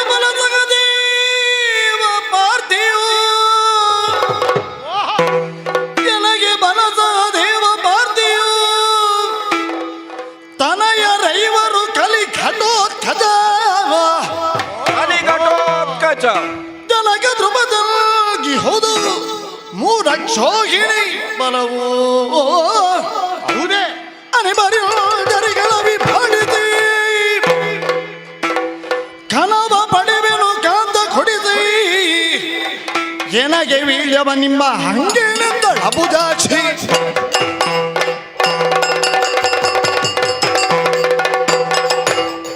ಏಕಾಂಗಿನಿಯಾಗಿ ನಾನೊಬ್ಬಳೇ ಹೋಗ್ತೇನೆ ಅಂತ ಭಾವಿಸಬೇಡಿ. ನೀವೇ ಹೇಳಿದ್ರಿ ಸಂಧಿಯ ಬೆಸುಗೆ ಹತ್ತದು ಅಂತ ಕಿರಿಯ ಪತಿಯಾದ ಸಹದೇವ ಆಡಿದ್ದಾರೆ ಅಂತ. ನಮ್ಮಲ್ಲಿ ಆ ಮಟ್ಟಿಗೆ ನಮ್ಮ ಭಾಷೆಯಲ್ಲಿ ಹೇಳಿದ್ರೆ ಭಿನ್ನಮತಿಯ. ಎನ್ನಗೆ ಬಲ ಸಹದೇವ ಮಾತ್ರವಲ್ಲ, ಈ ಭಿನ್ನಮತಿಯರನ್ನು ಸೆಳೆಯುವುದರಲ್ಲಿ ಬಹಳ ಜಾಣೆ ಅಲ್ವೋ? ಹಾಗಲ್ಲ, ನಮಗೆ ಹೋರಾಟದಲ್ಲಿ ಗೆಲ್ಲಬೇಕು ಅಂತಾದ್ರೆ ಅಂತವರನ್ನು ಸೇರಿಸಿಕೊಳ್ಳಲೇಬೇಕಾಗ್ತದೆ. ಆಗಲಿ, ಆ ಮೂಲಕ ಏಕಮತ ಬರಲಿ. ಮುಂದೇನು ಮಾಡ್ತೀನಿ? ನಾನು ಒಬ್ಬಳೇ ಹೋಗ್ತೇನೆ ಅಂತ ಹೇಳಿದ್ದಲ್ಲ. ಸರಿ, ಎನಗೆ ಬಲ ಸಹದೇವ ಮಾತ್ರವಲ್ಲ, ಪಾರ್ಥಿಯು. ಪಾರ್ಥ ಅಲ್ಲ, ಪಾರ್ಥಿ. ಅದಂದ್ರೆ ಯಾರಲ್ಲ?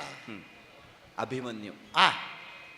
ಅರ್ಜುನ ಪರಾಕ್ರಮಿಯಾಗಿ ಪ್ರತಿ ಅರ್ಜುನನಂತೆ ಈ ಹೊತ್ತು ಕಾಣಿಸಿಕೊಳ್ಳುತ್ತಿರುವಂತಹ ನನ್ನ ಮಗು. ಮಾತ್ರವಲ್ಲ, ಭರತ ವರ್ಷದ ರತ್ನ.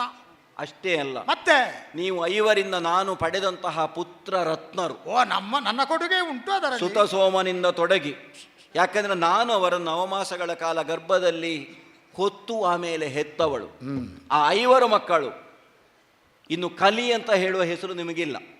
ಅದ್ಯಾಕೆ? ಕಲಿ ಘಟೋತ್ಕಚ. ಕಲಿ ಭೀಮ ಅಂತಲೇ ಇರುವುದು. ನೀವು ಇನ್ನು ಸ್ತ್ರೀವೇಷ ಹಾಕಿದ ಮೇಲೆ ನಿಮ್ಮದು ಘಟೋತ್ಕಚ ಯಾರ ಮಗ? ನಿಮಗೆ ಬೇರೆ ಏನಾದರೂ ಇನ್ನು ಅಲ್ಲ, ಬಿರುದು. ಹೇಗೆ? ಸ್ತ್ರೀವೇಷ ಹಾಕಿದ ಮೇಲೆ ಬೇರೆ ಏನಾದರೂ ಕೊಡ್ಬೇಕು. ಆಗ್ಲಿ ಬಿಡುವ. ಗಂಧರ್ವ ಕನ್ಯೆ ಘಟೋತ್ಕಚ ನನ್ನ ಮಗ ಅಲ್ವಾ? ಹೌದೇನಾಯ್ತು? ನನ್ನ ಮಗನನ್ನು ಕೊಡ್ಲಿಕ್ಕಿಲ್ಲ ನಾನು ಮೂರ್ಛಿತಳಾದಂತಹ ಹೊತ್ತಿನಲ್ಲಿ ಅಲ್ವ ಅವನನ್ನು ನೆನಪಿಸಿಕೊಂಡದ್ದು. ಆ ಹಿಡಿಂಬರನ್ನು ಕೊಂದು ಆ ಹಿಡಿಂಬೆಯನ್ನು ತಕ್ಕೊಂಡು ನಾನು ಸುತ್ತಿದ್ದೆ. ಅಲ್ಲ, ನೀವೇನು ಬೇಕಾದ್ರೂ ಮಾಡಿ. ಬದರಿಕಾಶ್ರಮಕ್ಕೆ ನಾವು ಹೋದಂತಹ ಹೊತ್ತಿನಲ್ಲಿ ಬಂದಂತಹ ಘಟೋತ್ಕಚ ಏನು ಹೇಳಿದ? ದೊಡ್ಡಮ್ಮ, ನಿಮಗಿಂತ ದುರವಸ್ಥೆ ಕೌರವನಿಂದ ಬಂತ, ಅವನನ್ನು ಈ ಕ್ಷಣ ಹೋಗಿ ಹೊಡೆದು ಕೊಳ್ತೇನೆ. ಅಷ್ಟು ಮಾತ್ರ ಅಲ್ಲ, ಹೆಗಲ ಮೇಲೆ ಕೂತುಕೊಂಡು ಉಚಿತವಾಗಿ ವಿಮಾನದಲ್ಲಿ ಒಂದು ಪ್ರಯಾಣ ಮಾಡಿ ಹೋಗಿದ್ದೇನೆ. ನೀವು ಸ್ಮರಿಸಿದಾಗ ಬರ್ತೇನೆ ಅಂತ ಹೇಳಿದ್ದಾನೆ. ಅಂತಹ ಘಟೋತ್ಕಚನನ್ನು ನನ್ನ ಸ್ಮರಿಸಿಕೊಳ್ಳ. ಮಗನ ಬಗ್ಗೆ ನನಗೆ ವಿವರ ಇಲ್ಲ, ನಿನಗೆ ಅಷ್ಟು ಗೊತ್ತುಂಟಲ್ಲ. ನಮಗೆಲ್ಲ ನಾವೆಲ್ಲ ಹಾಗೆ ಹೆಂಗಸರು. ನೀವು ಹಾಗಾದ್ರೆ ಆಗಿಂದಾಗ ಕ್ಷಣ ಕ್ಷಣ ಸಂಪರ್ಕದಲ್ಲಿದ್ದೀರಿ. ಅವನನ್ನು ಕೂಡ ಪುತ್ರವತ್ತು ವಾತ್ಸಲ್ಯದಿಂದ ಕಾಣ್ತಾ ಇದ್ದೆ. ಮುಂದೆ ಇಷ್ಟೇ ಅಲ್ಲ, ಮತ್ತೆ ನೀವು ಹಾಗೆ ಹೇಳಿದ್ದೇಗೆ ಕೋಮಲಾಂಗಿ ಕೇಳೆ, ಮತ ಗಜಗಾಮಿನಿ ಪಾಂಚಾಲೆ. ನನ್ನ ಪಾಂಚಾಲ ಉಂಟು. ಅದೇ ನನ್ನ ಅಪ್ಪನ ಮನೆ ಉಂಟೇನು ನನಗೆ? ಗಂಡಂದಿರು ಕೈಕಾಲು ಗಟ್ಟಿ ಇರುವಾಗ, ಗಂಡಂದಿರು ಸ್ವಾವಲಂಬಿಗಳಾದಾಗ ನೀನು ಅಪ್ಪನ ಮನೆಗೆ ಹೋದ್ರೆ ಅವಮಾನ ನಮಗೆ. ಎಂತ ಕೈಕಾಲು ಗಟ್ಟಿ? ನಿಮ್ಮ ಕೈಕಾಲು ಗಟ್ಟಿ, ಒಂದು ಗದೆ ಎತ್ತಲಿಕ್ಕೆ ಆಗುವುದಿಲ್ಲ ಅಂತ ಹೇಳ್ತೀರಿ. ಜನಪದೃಪದಂಗಿ ಗುದು 3 ಅಕ್ಷೋಹಿಣಿ ಬಲವು. ಅಗ್ನಿಕುಂಡದಿಂದ ಯಜ್ಞಕುಂಡದಿಂದ ನನ್ನ ಜೊತೆಯಾಗಿ ಎದ್ದಂತಹ ನನ್ನ ಸಹೋದರ ದೃಷ್ಟದ್ಯುಮ್ನನಿದ್ದಾನೆ. ಹುಟ್ಟಿ ಬರುವಾಗಲೇ ಮೈಯಲ್ಲಿ ಕವಚ, ಕೈಯಲ್ಲಿ ಬಿಲ್ಲು ಬಾಣ. ಅವನನ್ನು ಉಪಯೋಗಿಸಿಕೊಂಡು ಹೋರಾಟದಲ್ಲಿ ಕೌರವಾದಿಗಳನ್ನು ಕೊಂದು ನಾನು ಗೆಲುವನ್ನು ತಂದು ಕೊಡ್ತೇನೆ. ಕೊಡಿ ಒಂದು ಅಪ್ಪ.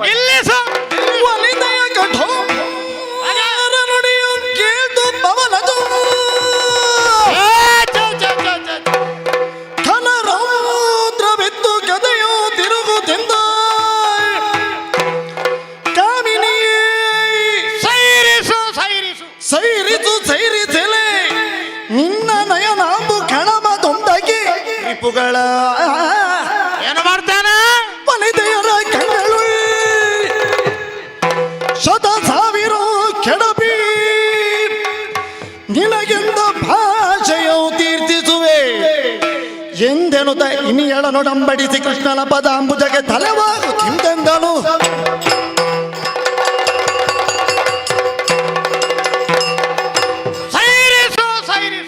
ಯಾಕೆ ಸೈರಿಸಬೇಕು? ಒಂದು ಮಾತನ್ನು ತುಟಿಯ ಆಚೆಗೆ ಹೆಚ್ಚಿಗೆ ಹೇಳದಿರು. ಉತ್ತೇಜನಕಾರಕವಾಗಿ, ಪ್ರಚೋದನಕಾರಕವಾಗಿ, ಪ್ರೇರೇಪಣಾದಾಯಕವಾಗಿ ಮಾತಾಡುವ ಕ್ರಮ ಹೀಗೆ ಅಂತ ನನಗೆ ಕೊನೆಗೆ ತಿಳಿದದ್ದು ನೋಡು. ಸುತ್ತು ಬಳಸಿ ಗಂಡನನ್ನು ಎಚ್ಚರಿಸಿ, ಅವನನ್ನು ಉದ್ದೀಪಿಸಿ, ಅವನ ನಿಸ್ತೇಜವಾದಂತಹ ವೀರತ್ವವನ್ನು ಬಡಿದೆಪ್ಪಿಸುವಂತಹ ಕ್ರಮ ಇದು ಅಂತ ಈಗ ತಿಳಿಯಿತು. ಅಳುಬೇಡ. ನಿನ್ನ ಕಣ್ಣಂಚಿನಲ್ಲಿ ಜಿನುಗಿದಂತ ಕಂಬನಿ ನಿನ್ನ ಕೆನ್ನೆಯ ದಂಡೆಯ ಮೇಲೆ ಉರುಳಿ ಮಣ್ಣಿಗೆ ಬೀಳದ ಹಾಗೆ ನನ್ನ ಉತ್ತರೀಯವನ್ನು ಮುಂದೆ ಹಿಡಿದಿದ್ದೇನೆ. ಯಜ್ಞಸೇನಿ, ಏನು? ನಿನ್ನ ಒಂದೊಂದು ಕಣ್ಣಿನ ಹನಿಯಗೆ, ಒಂದೊಂದು ಅಶ್ರುವಿನ ಬಿಂದುವಿಗೆ ಪ್ರತಿಯಾಗಿ ವಿರೋಧಿಗಳ ಪತ್ನಿಯರ ಕಣ್ಣಂಚಿನಲ್ಲಿ 1000 ಬಿಂದುಗಳು ಬೀಳುವ ಹಾಗೆ ಮಾಡ್ತೇನೆ. ಯಾವ ಪ್ರತಿಜ್ಞಾ ಪೂರಣದ ಮೂಲಕವಾಗಿ ಭೀಮಸೇನ ಜಗದೇಕ ಮಲ್ಲ ಎನ್ನುವ ಬಿರುದು ನನಗೆ ಸಾರ್ಥಕವಾಗಿ ಹೊಂದಲ್ಪಡ್ತದೋ ಆ ಕೃತಿಗಾಗಿ ನಾನು ಸಿದ್ಧನಾಗಿ ನಿಲ್ತೇನೆ. ಇದರರ್ಥ ಸ್ಥೌಲ್ಯವಾಗಿ ಅಲ್ಲ, ಸೂಕ್ಷ್ಮವಾಗಿ ಹೇಳುವುದಿದ್ರೆ ಎಲ್ಲಾ ಪ್ರತಿಜ್ಞೆಗಳನ್ನು ನಾನು ಪೂರ್ತೀಕರಿಸ್ತೇನೆ. ನಿನ್ನ ಬೆನ್ನ ಹಿಂದೆ ಬಿದ್ದಿರುವಂತಹ ಬಾಚಣಿಕೆ ಇಂದೂ ಕೂಡ ಬಾಚುವುದಕ್ಕೆ ಸಾಧ್ಯವಾಗದ, ಅದರ ಮೂಲಕ ಅದನ್ನು ಕಟ್ಟಿದ ಕಾಲದಲ್ಲಿ ನಾಗವೇಣಿ ಅಂತ ಕರೆಯಬಹುದಾದಂಥ ಖ್ಯಾತಿಯಿಂದ ವಂಚಿತಳಾಗಿರುವ ನಿನ್ನ ಆಶೋತ್ತರವನ್ನು ನಾನು ಈಡೇರಿಸ್ತೇನೆ. ಹೆದರಬೇಡ, ಕಣ್ಣೀರು ಸುರಿಸಬೇಡ. ನನ್ನ ವಿರೋಧಿಗಳ ರಕ್ತದ ಮೂಲಕವಾಗಿ ಕೆಸರು ಗದ್ದೆಯಾದಂತಹ ಸ್ಥಳದಲ್ಲಿ ಸ್ಮಾರಕವನ್ನು ನೆಟ್ಟು ನಿನ್ನನ್ನೇ ಅದರ ತುದಿಗೆ ಕರ್ಕೊಂಡು ಹೋಗಿ ವಿಜಯಿಯಾದಳು ನನ್ನ ಹೆಂಡತಿಯಾದಂಥ ದ್ರೌಪದಿ ಅಂತ ಘೋಷಣೆ ಮಾಡ್ತೇನೆ. ಎಲ್ಲಿದ್ದಾನವ? ಅವನ ಹತ್ರ ಒಂದು ಮಾತು ಹೇಳ್ತೇನೆ ನಾನು. ಇಷ್ಟು ನೀವು ಆಡಿದಿರಿ ಅಂತಾದ್ರೆ ನನ್ನ ಮನಸ್ಸಿಗೊಂದು ಧೈರ್ಯ ಬಂತು. ಆಡುವುದು ಮಾತ್ರ ಅಲ್ಲ, ಹಾಡುವುದೇ ಅದನ್ನು. ನೀನು ನನಗೆ ಸೊಲ್ಲಾಗಿರು, ಆದೀತು. ಹಿನ್ನೆಲೆಯಲ್ಲಿ ಸಂಗೀತವಾಗಿರು. ಸರಿ. ಆ ಗೀತದಲ್ಲಿ ನಾನು ರೌರವ ಭಾಷ್ಯವನ್ನು ಮಹಾಕಣದಲ್ಲಿ ಬರೆಸ್ತೇನೆ. ಆದೀತು ಪ್ರಭು. ಎಲ್ಲಿದ್ದಾನೆ ಕೃಷ್ಣ? ಎಲ್ಲವ ಕಂಸಾಂತಕನಿ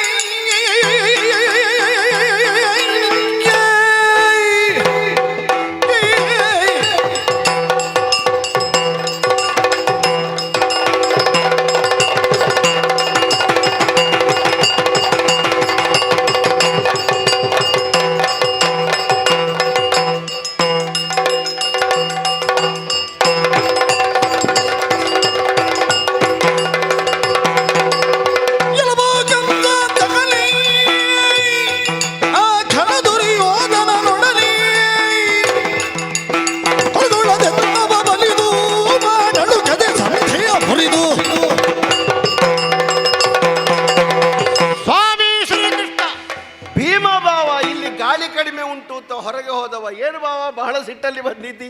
ಗಾಳಿ ಕಡಿಮೆ ಉಂಟು ಅಂತ ನನಗೆ ಗೊತ್ತಾಯಿತು.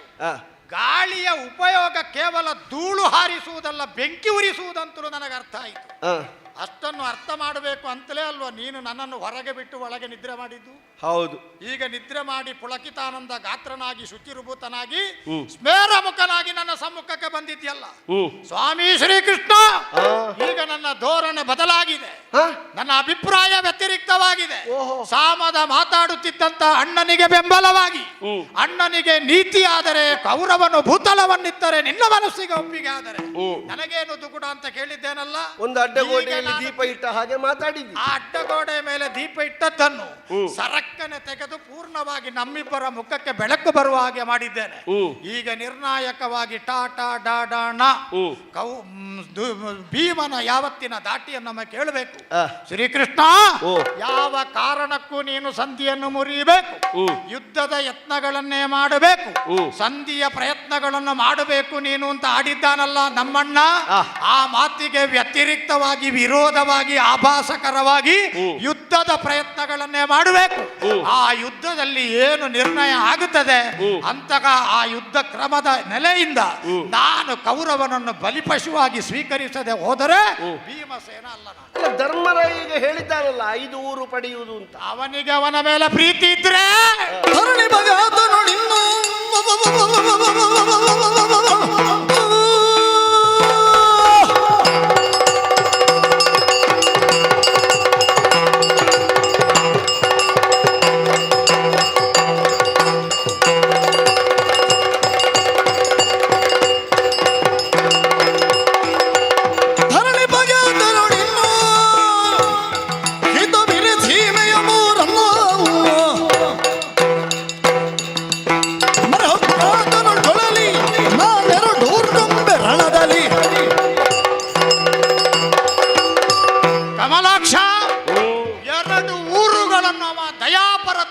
ಭಿಕ್ಷಾ ರೂಪದಲ್ಲಿ ಪಡ್ಕೊಳ್ಳಿ, ಯಾಚನಾ ರೂಪದಲ್ಲಿ ಸಿಕ್ಕಿದಂತಹ ಆ ಊರುಗಳಿಗೆ ಅವ ಒಡೆಯನಾಗಲಿ. ಮಿಕ್ಕ 3 ಊರುಗಳಾಗಬೇಕಲ್ಲ, ಪಾಂಡವರಿಗೆ ಸೂರುಗಳಾಗಬೇಕಲ್ಲ, ಪಾಂಡವರ ಪಾಲಿಗೆ ಊರುಗೋಲಾಗಬೇಕಲ್ಲ. ಆ 3 ಪಡೆಯುವ ಕ್ರಮ ಹೇಗೆ ಅದನ್ನು ಬೇಕಾದರೆ ಅವನ ಮುಂದೆ ಇಡ್ತೇನೆ.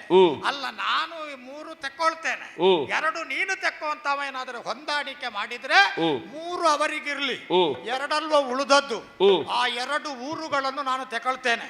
ಏನು ಅಂತ ನಿನಗೆ ಹೇಳಬೇಕಾಗಿಲ್ಲ ಕೃಷ್ಣ. ಯಾವ ಗದಾ ದಂಡದ ಮೂಲಕವಾಗಿ ಅಪ್ಪಳಿಸಿ ಆನೆಯ ಶುಂಡಾಲ ದಂಡಗಳ ಹಾಗೆ ತಳತಳನೆ ಹೊಳೆಯುವ ಆ ಕೌರವನ 2 ಊರುಗಳನ್ನು, ತೊಡೆಗಳನ್ನು ಮುರಿಯುವುದರ ದ್ವಾರ 2 ಊರುಗಳನ್ನು ನಾನು ಪಡ್ಕೊಳ್ತೇನೆ ಅಂತ ಅವನಿಗೆ ನೀನು ತಿಳಿಯಪಡಿಸಬೇಕು. ಊರು ಅಂತ ಹೇಳಿದ್ರೆ ಗ್ರಾಮ ಅಲ್ಲ, ಮತ್ತೆ ಗಂಗೆ ಆನೆಯ ಶುಂಡಾಲ ದಂಡಗಳ ಹಾಗೆ ಅಲುಗಾಡಿಸಿಕೊಂಡು ದ್ರೌಪದಿಗೆ ತಟ್ಟಿ ತೋರಿಸಿದನಲ್ಲ, ಆ ತೊಡೆಗಳನ್ನು ಗದಾದಂಡದಿಂದ ನಾನು ಪಡ್ಕೊಳ್ತೇನೆ. ಅಲ್ಲ, ಅವ ಎಲ್ಲಿಯಾದ್ರೂ ಆಶ್ರಯ ಪಡೆದ ಈಶನ ಮರ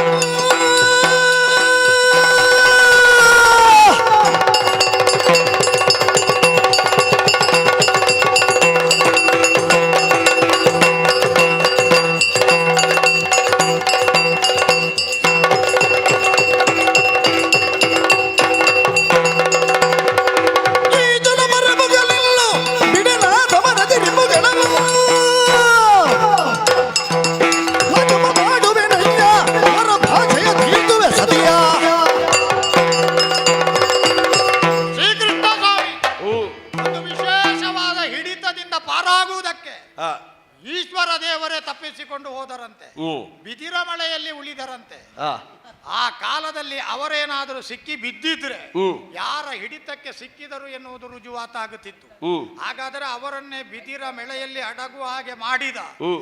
ಸೂರ್ಯನ ಸುತನ ಮಹಾ ಪ್ರಾಯೋಗಿಕವಾದ ಕರ್ಮ ವೈಶಿಷ್ಟ್ಯ, ಹ್ಮ್. ಅದರ ಅಳತೆಗೋಲ ನಮ್ಮಲ್ಲಿ ಇಲ್ಲಲ್ಲ. ಹ್ಮ್. ಹಾಗಾದರೆ ಮುಕ್ಕಣ್ಣನಾದಂತ ಈಶ್ವರ ಹ್ಮ್. ನಾಳೆ ಏನಾದರೆ ಬಂದು ಹ್ಮ್. ನನ್ನ ಬಂಧು ಕೌರವ ಅಂತ ಹೇಳಿ ಬಾಪ ನಾನು ಆಶ್ರಯ ಕೊಡ್ತೇನೆ ಅಂತ ಕರೆದ್ರೆ ಹ್ಮ್. ಅವನ ಮೊರೆ ಹೊಕ್ಕಂತಕ ಆ ಕೌರವನನ್ನು ಸೆಳೆದು ಹೊಡೆದು ಬಡಿದು ಆ ಮೂಲಕವಾಗಿ ನನ್ನ ಪ್ರತಿಜ್ಞಾ ಪೂರಣ ಮಾಡ್ತೇನೆ. ದುಶ್ಯಾಸನಾದಿಗಳನ್ನು ಚಾನಹಾನಿ ಮಾಡ್ತೇನೆ. ಅವನ ರಕ್ತ, ಇವನ ತೊಡೆ, ಯಾಜ್ಞ ಸೇನೆಯ ಕೂದಲು, ಮೂರಕ್ಕೂ ತ್ರಿಕೋಣ ಸಂಬಂಧ ಎನ್ನುವುದು ಮೊದಲಿಂದಲೇ ಸ್ಥಾಪನೆ ಆದದ್ದು. ಅಷ್ಟನ್ನು ನಿನ್ನ ವಿಶೇಷವಾದ ಕೃಪೆಯಿಂದ ನನ್ನ ಬಲಾಢ್ಯವಾದಂಥ ತೋಳುಗಳಲ್ಲಿ ನಿಕ್ಷೇಪಿತವಾದ ಬಲದಿಂದ ಮಾಡಿ ತೋರಿಸ್ತೇನೆ. ಸಂಧಾನ ಮುರಿ ಸಂಗ್ರಾಮ ನಿಶ್ಚಯ ಮಾಡು. ಆ ಮೂಲಕವಾಗಿ ನನಗೆ ಉಪಕಾರ. ಆಗ್ಲಿ ಬಾವ, ನಿನ್ನ ಅಭಿಮತ ಏನು ಅಂತ ನನಗೆ ಸ್ಪಷ್ಟ ಆಯಿತು. ಈಗ ಕೆಲಸ ಆಯ್ತಲ್ಲ, ಧರ್ಮರಾಯರಲ್ಲಿ ನಾನು ಮತ್ತೊಮ್ಮೆ ಮಾತಾಡಬೇಕಾದ ಪ್ರಸಂಗ ನಾನು ಬಂತು. ಸ್ವಲ್ಪ ವ್ಯಾಯಾಮಕ್ಕೆ ಹೋಗ್ತೇನೆ. ಆಯ್ತು ಆಯ್ತು ಆಯ್ತು. ಧರ್ಮರಾಯನ ಮುಖ ನೋಡಿದರೆ ಅವ ಹೇಳ್ತಾನೆ, ಯಾವುದೋ ಒಂದು ಪಾತಕದಿಂದ ನಾವು ವನವಾಸ ಅಜ್ಞಾತವಾಸಗಳನ್ನು ಅನುಭವಿಸಿದೆವು. ಯಾಕೆ ಬಲ್ಲಿದರಲ್ಲೇ ನಮಗೆ ಸೆಣಸಾಟ?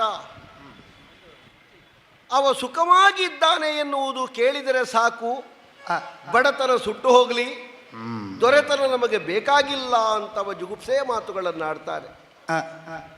ಆಗ ಕಿರೀಟಿಯ ಮುಖ ನೋಡಿದರೆ ಅವ ಹೇಳ್ತಾನೆ, ಯುದ್ಧ ಅಲ್ಲದೆ ನಮಗೆ ಪಡೆಯುವುದಕ್ಕೆ ಬೇರೊಂದು ಮಾಧ್ಯಮ ಇಲ್ಲ ಅಂತ. ಆಗ ಧರ್ಮರಾಯ ಮತ್ತೆ ಸೊಲ್ಲು ಸೇರಿಸಿ ಹೇಳಿದ, ಸಾಧ್ಯಂತವಾಗಿ ನೀನು ಸಂಧಿಯ ಪ್ರಯತ್ನವನ್ನು ಮಾಡು ಬಾವ. ಎಷ್ಟು ಮಾತ್ರಕ್ಕೂ ಕೌರವ ಒಪ್ಪದೇ ಇದ್ರೆ ಮತ್ತೆ ದುರವನ್ನೇ ಬೆಸೆದು ಬಾ. ಇಟ್ಟು ಸಿಕ್ಕಿದಾಗ ದ್ರೌಪದಿ ಬಂದು ನನ್ನ ಕಾಲ ಮೇಲೆ ಬಿದ್ದು ಹೊರಳುತ್ತಾ ಇದ್ದಾಳೆ, ತುರುಬು ತೋರಿಸ್ತಾಳೆ. ವಸುದೇವ ದೇವಕಿಯರ ಮಗ ನಾನು ಹೌದು ಅಂತಾದ್ರೆ ನಿನಗೆ ಬೇಕಾದಂತೆ ನಿನ್ನ ತುರುಬನ್ನು ಕಟ್ಟಿಸುವಲ್ಲಿ ನಾನು ಸಮರ್ಥನಿದ್ದೇನಮ್ಮ. ನಿನ್ನ ಕಣ್ಣೀರನ್ನು ನಾನು ಒರೆಸಿದ್ದೇನೆ, ನೀನು ನಿಶ್ಚಿಂತಳಾಗು ಅಂತ ದ್ರೌಪದಿಗೆ ನಾ ಮಾತು ಕೊಟ್ಟಿದ್ದೇನೆ. ಈಗ ಹೊರಡಬೇಕಲ್ಲ ನಾನು. ಧನುಜಾರಿ ದ್ರೌಪದಿಯ ತೈಸಲು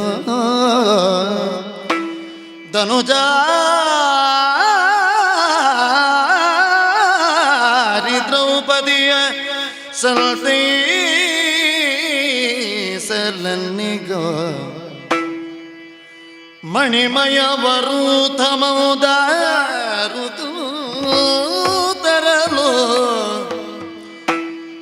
ದುರ್ಜನ ನಿಡಗಿ ಪೋಪುದಿಲ್ ದಗಣಿದಾಯುಧವ ಸಾತ್ಯಕಿ ತುಂಬಿದು ರಥದುಳು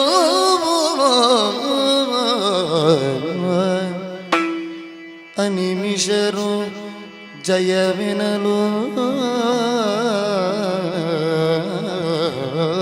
ಅನಿಮಿಷರು ಜಯವೆನಲು ಜಯ ಜಯ ಜಯ ಜಯ ಜಯ ಜಯ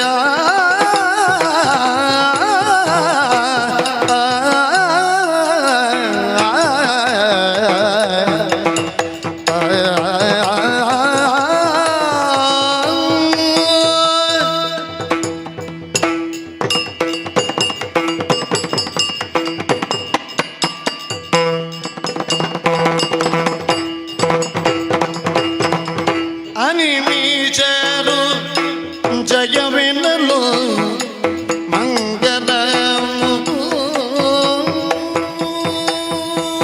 ಮುಹೂರ್ತದಲ್ಲಿ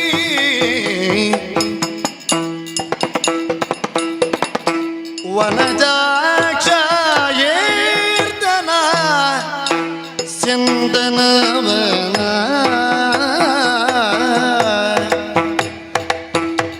ಅನಿಮಿಷರು ಜಯವೆನಲು ಮಂಗಲ ಮುಹೂರ್ತದಲ್ಲಿ ವನಜಾಕ್ಷ ನೀರ್ತನ ಚಂದನವನ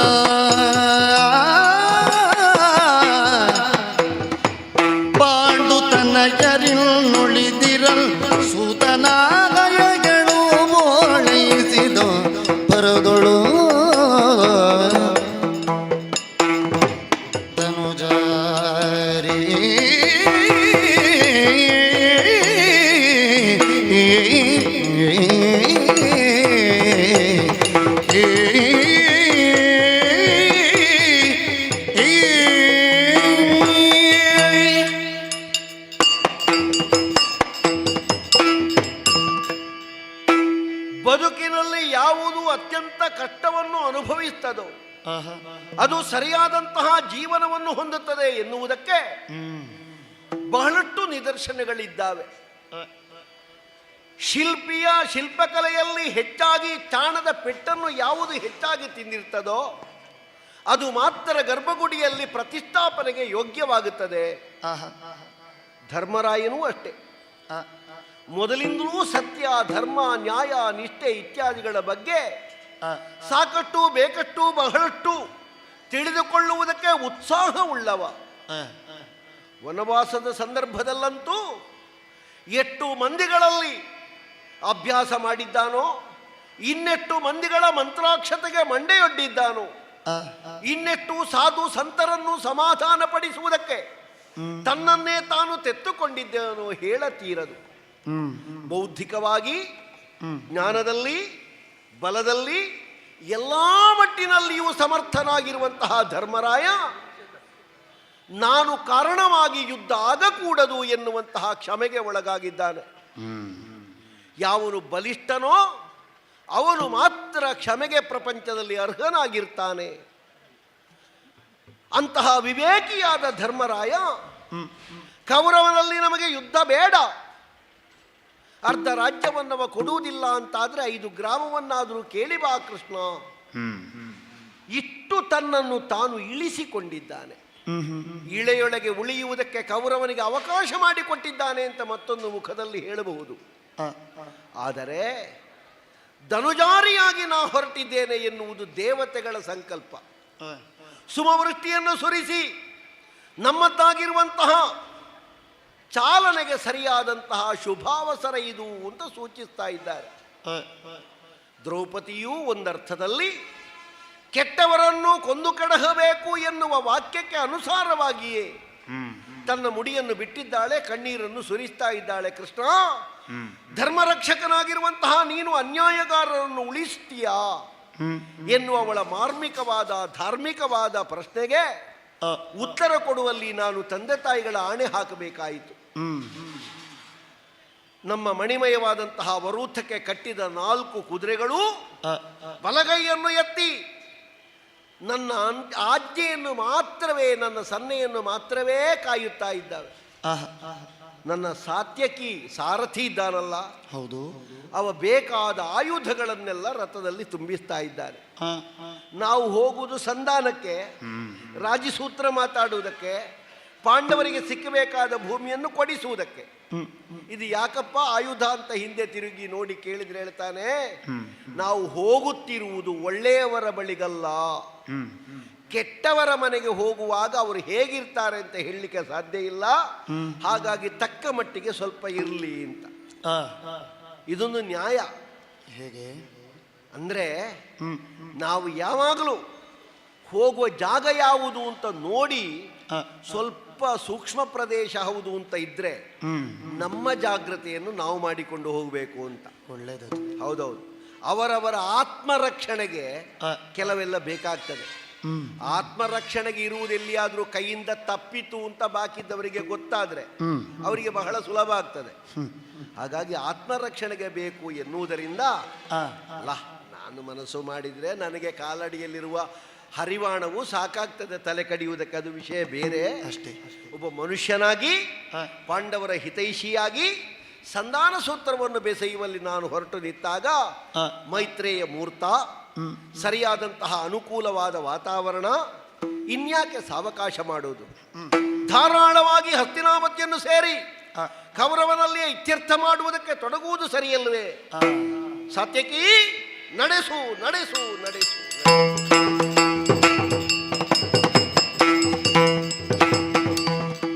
ಮುರಗರು ಬರ್ಬನಾರು ಗಣ್ಣಿಗೆ ತಮ್ಮ ಮಂದಿರಗೆ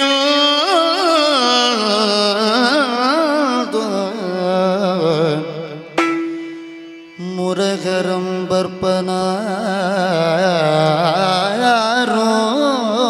ಗಣಿಗೆ ತಮ್ಮ ಮಂದಿರಗಿಳುದು ಭೀಷ್ಮ ಕೃಪದ್ರೋಣಾದಿಗಳು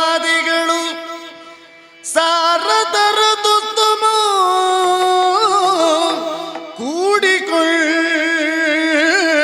ಗಂಡಿರಲು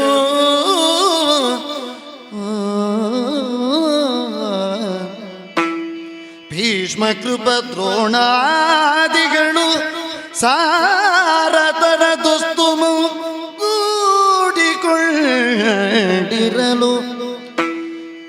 ಕೌರವಂ ಬರುವ ನಚ್ಚುತ ನೆನುತಲಿ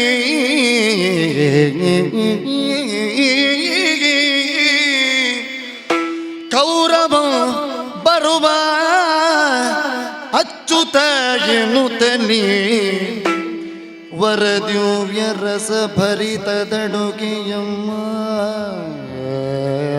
ಆಡಿಸಲ್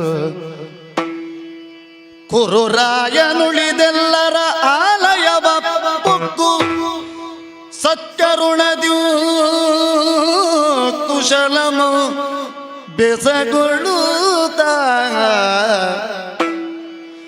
ಕುರುರಾಯನುಳಿದೆಲ್ಲರ ಆಲಯವ ಪೊಕ್ಕು ಸತ್ಕರುಣದ್ಯೂ ಕುಶಲಮು ಬೆಸಗೊಳ್ಳುತ್ತ ವಿದುರನ ರಮನಿಗೆ ಇದಿದು ಕೃಷ್ಣನೋ ಮುರಹರ ಬರ್ಪನಾರೋ ಗಣಿಗೆ ತಮ್ಮ ಮಂದಿರಕ್ಕೆಂದು ಓ ಓ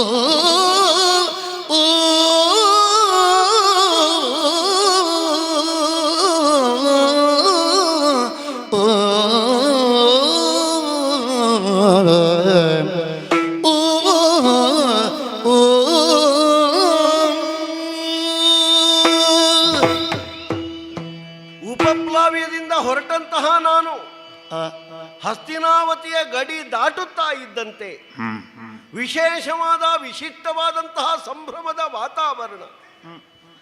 ಎಲ್ಲಿ ನೋಡಿದರೂ ಮಾರ್ಗದ ಇಕ್ಕೆಲೆಗಳಲ್ಲಿಯೂ ತಳಿರು ತೋರಣಗಳಿಂದ ಭವ್ಯವಾದಂತಹ ಸ್ವಾಗತ ಫಲಕಗಳನ್ನು ಬರೆದಿರಿಸಲಾಗಿದೆ. ಆ ಸ್ವಾಗತ ಫಲಕಗಳ ಕೆಳಗಿರುವ ಹೆಸರು ಮಾತ್ರ ಬೇರೆ ಬೇರೆ, ಖರ್ಚು ಎಲ್ಲ ಒಬ್ಬರದ್ದೇ ಅಂತ ಅರ್ಥ ಆಗ್ತದೆ. ಮಾರ್ಗಕ್ಕೇನು ಮಲ್ಲಿಗೆಯ ಜಲ್ಲಿ, ಕೃಷ್ಣನ ಕಾಲು ನೋಯಬಾರದು ಅಂತಲೋ ಅಲ್ಲ ನಮ್ಮಲ್ಲಿ ಇಷ್ಟು ಬೆಳೆ ಉಂಟು ಈ ಸಲ ಅಂತ ತೋರಿಸುವುದಕ್ಕಂತೂ ಏನೇ ಇರಲಿ, ಅಂತೂ ವ್ಯವಸ್ಥೆ ಆದದ್ದು ಸುಳ್ಳಲ್ಲ, ಸತ್ಯವೇ. ಬರಬರುತ್ತಾ ಇದ್ದಂತೆ ನನ್ನನ್ನು ಸ್ವಾಗತಿಸುವುದಕ್ಕೆ ಪುರ ಪ್ರಮುಖರು ಅನೇಕ ಮಂದಿಗಳಿದ್ದಾರೆ.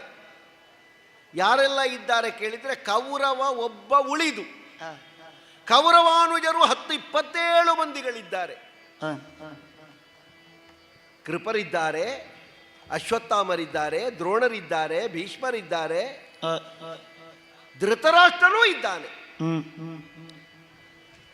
ಗುರುಕೃಪರಾಲಯವನ್ನು ಹೊಕ್ಕು ಅವರ ಕ್ಷೇಮ ಚಿಂತನೆಯನ್ನು ಮಾತಾಡಿ ಕುಶಲಮಂ ಬೆಸಗೊಂಡು ಬಂದಿದ್ದೇನೆ. ನನಗಾಗಿಯೇ ಕಾಯುತ್ತಿದ್ದಂತಹ ಅಂದರ್ಪಾಲ ಹೊನ್ನಿನ ಹರಿವಾಣದಲ್ಲಿ ಮುತ್ತು ತುಂಬ ಇರಿಸಿಕೊಂಡು ಕೃಷ್ಣ ಕೃಷ್ಣ ಕೃಷ್ಣ ಅಂತ ಹೇಳುತ್ತಿದ್ದಾನೆ. ಹಿರಿಯನು ನಮಗೆ ಬಂಧುವೂ ಆಗಿರುವಂತಹ ಅವನನ್ನು ಸಮಾಧಾನಪಡಿಸುವ ಉದ್ದೇಶದಲ್ಲಿ 2 ಮುತ್ತುಗಳನ್ನು ಸ್ವೀಕರಿಸಿದ್ದೇನೆ. ನನಗೆ ಬಹಳ ವ್ಯವಸ್ಥೆ ಇಲ್ಲಿ ಆಗಿದೆ ಅಂತ ನನಗೆ ಗೊತ್ತು. ರಸಭರಿತವಾಗಿರುವಂಥ ಅಡುಗೆಯ ಸಿದ್ಧತೆಯೂ ಆಗಿದೆ ಅಂತ ನನಗೆ ಗೊತ್ತು. ಹಾಗೆ ಅಂತ ನಾನು ಊಟಕ್ಕೆ ಬರ್ತೇನೆ ಅಂತ ಹೇಳಲಿಲ್ಲ. ಕೌರವನು ನಿನಗೆ ಊಟದ ಸಿದ್ಧತೆ ಉಂಟು ಕೃಷ್ಣ ಅಂತ ಹೇಳಲಿಲ್ಲ. ಮಾಡುವುದಿದ್ರೆ ಮಾಡಲಿ ಅಂತ ಅವನ ವ್ಯವಸ್ಥೆ ಉಂಟು, ಬೇಡದಿದ್ರೆ ಬಿಡಬಹುದು ಅಂತಲೂ ನನಗೆ ಗೊತ್ತುಂಟು. ಹಾಗೆ ಅಂತ ಈ ಹೊತ್ತಿನಲ್ಲಿ ನೇರ ಕೌರವನನ್ನೇ ಕಾಣುವುದೇ ಇಲ್ಲ. ಮಾತಾಡುವುದು ಕೌರವನಲ್ಲೇ ಆದರೂ ಅದೊಂದು ಶಿಷ್ಟಾಚಾರ ಅಲ್ಲ. ಅವನೇ ಹೊರಗೆ ಬಂದು ಬಾವಾ ಬರಬೇಕು ಅಂತ ಕೈ ಹಿಡಿದು ಕರ್ಕೊಂಡು ಹೋಗ್ತಿದ್ರೆ ಬೇರೆ ವಿಷಯ. ಅವನ ಮನೆಯಲ್ಲೇ ಕೂತಿದ್ದಾನೆ, ಸತ್ಕರಿಸುವುದಕ್ಕೆ ಅವ ಬರಲಿಲ್ಲ. ಹಾಗಾದ್ರೆ ಅವನಿಗೆ ಸಮಯ ಉಂಟು.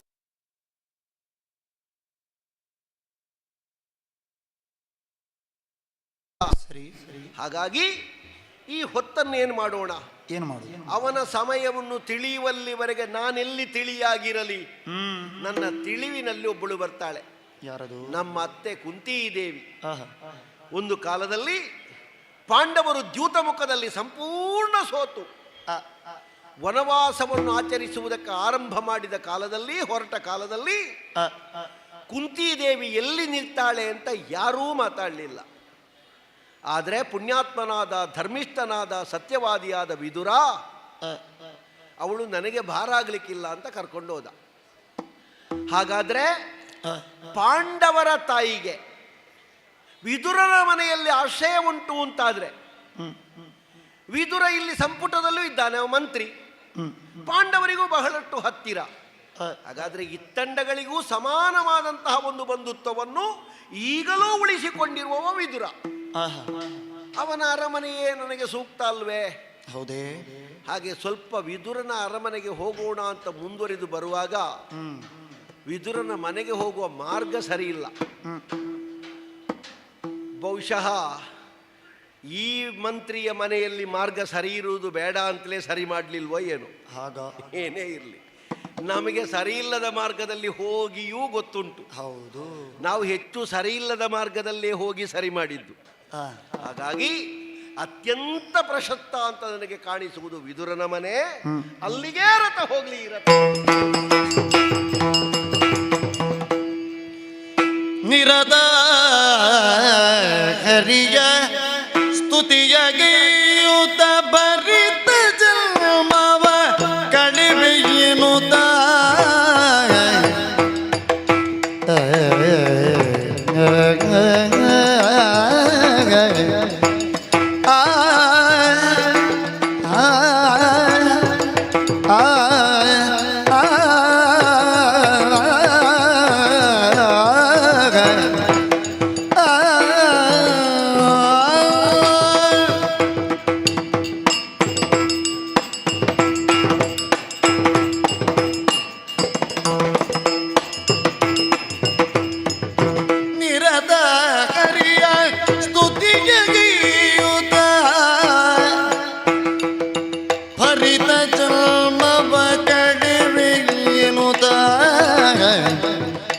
ಭರಿತ ಜನ್ಮವ ಕಳಿವಿ ಎನ್ನುತ್ತ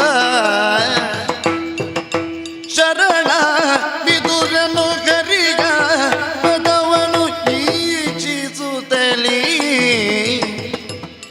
ಶರಣ ವಿದುರನು ಹರಿಯ ಪದವನು ಈಚಿಸುತ್ತಲೀ. ಹರಿಯೇ ಹರಿಯೇ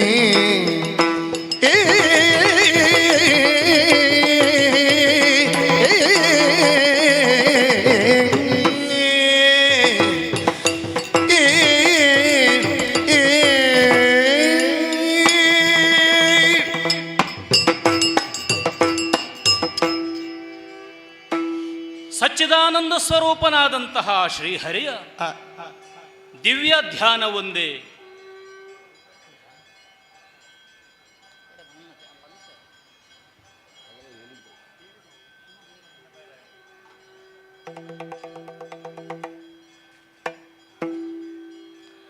ಒಂದು 10 ನಿಮಿಷಗಳ ಕಾಲ ಪೂಜಾ ಕಾರ್ಯಕ್ರಮ ಮತ್ತೆ ಮುಂದುವರಿಯುತ್ತದೆ ತಾಳಮದ್ದಳೆ.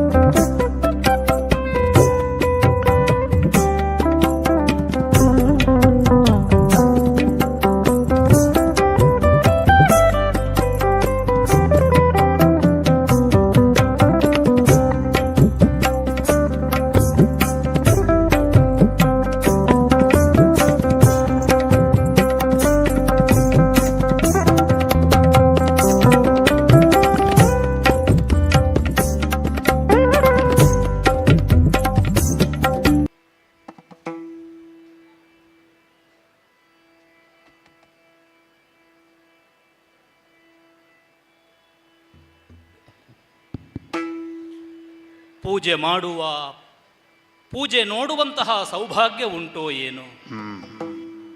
ಅಗಣಿತ ಸ್ತುತಿಪಾತ್ರನಾದಂತಹ ಘನಜಗನ್ಮಯನಾದ ಶ್ರೀಹರಿಯ ದಿವ್ಯ ಧ್ಯಾನವೊಂದೇ ಗೊಂದಲದ ಗೂಡಾಗಿರುವ ನನ್ನ ಮನಸ್ಸನ್ನು ನಿಧಾನವಾಗಿ ತಿಳಿಗೊಳಿಸುತ್ತಾ ಉಂಟು.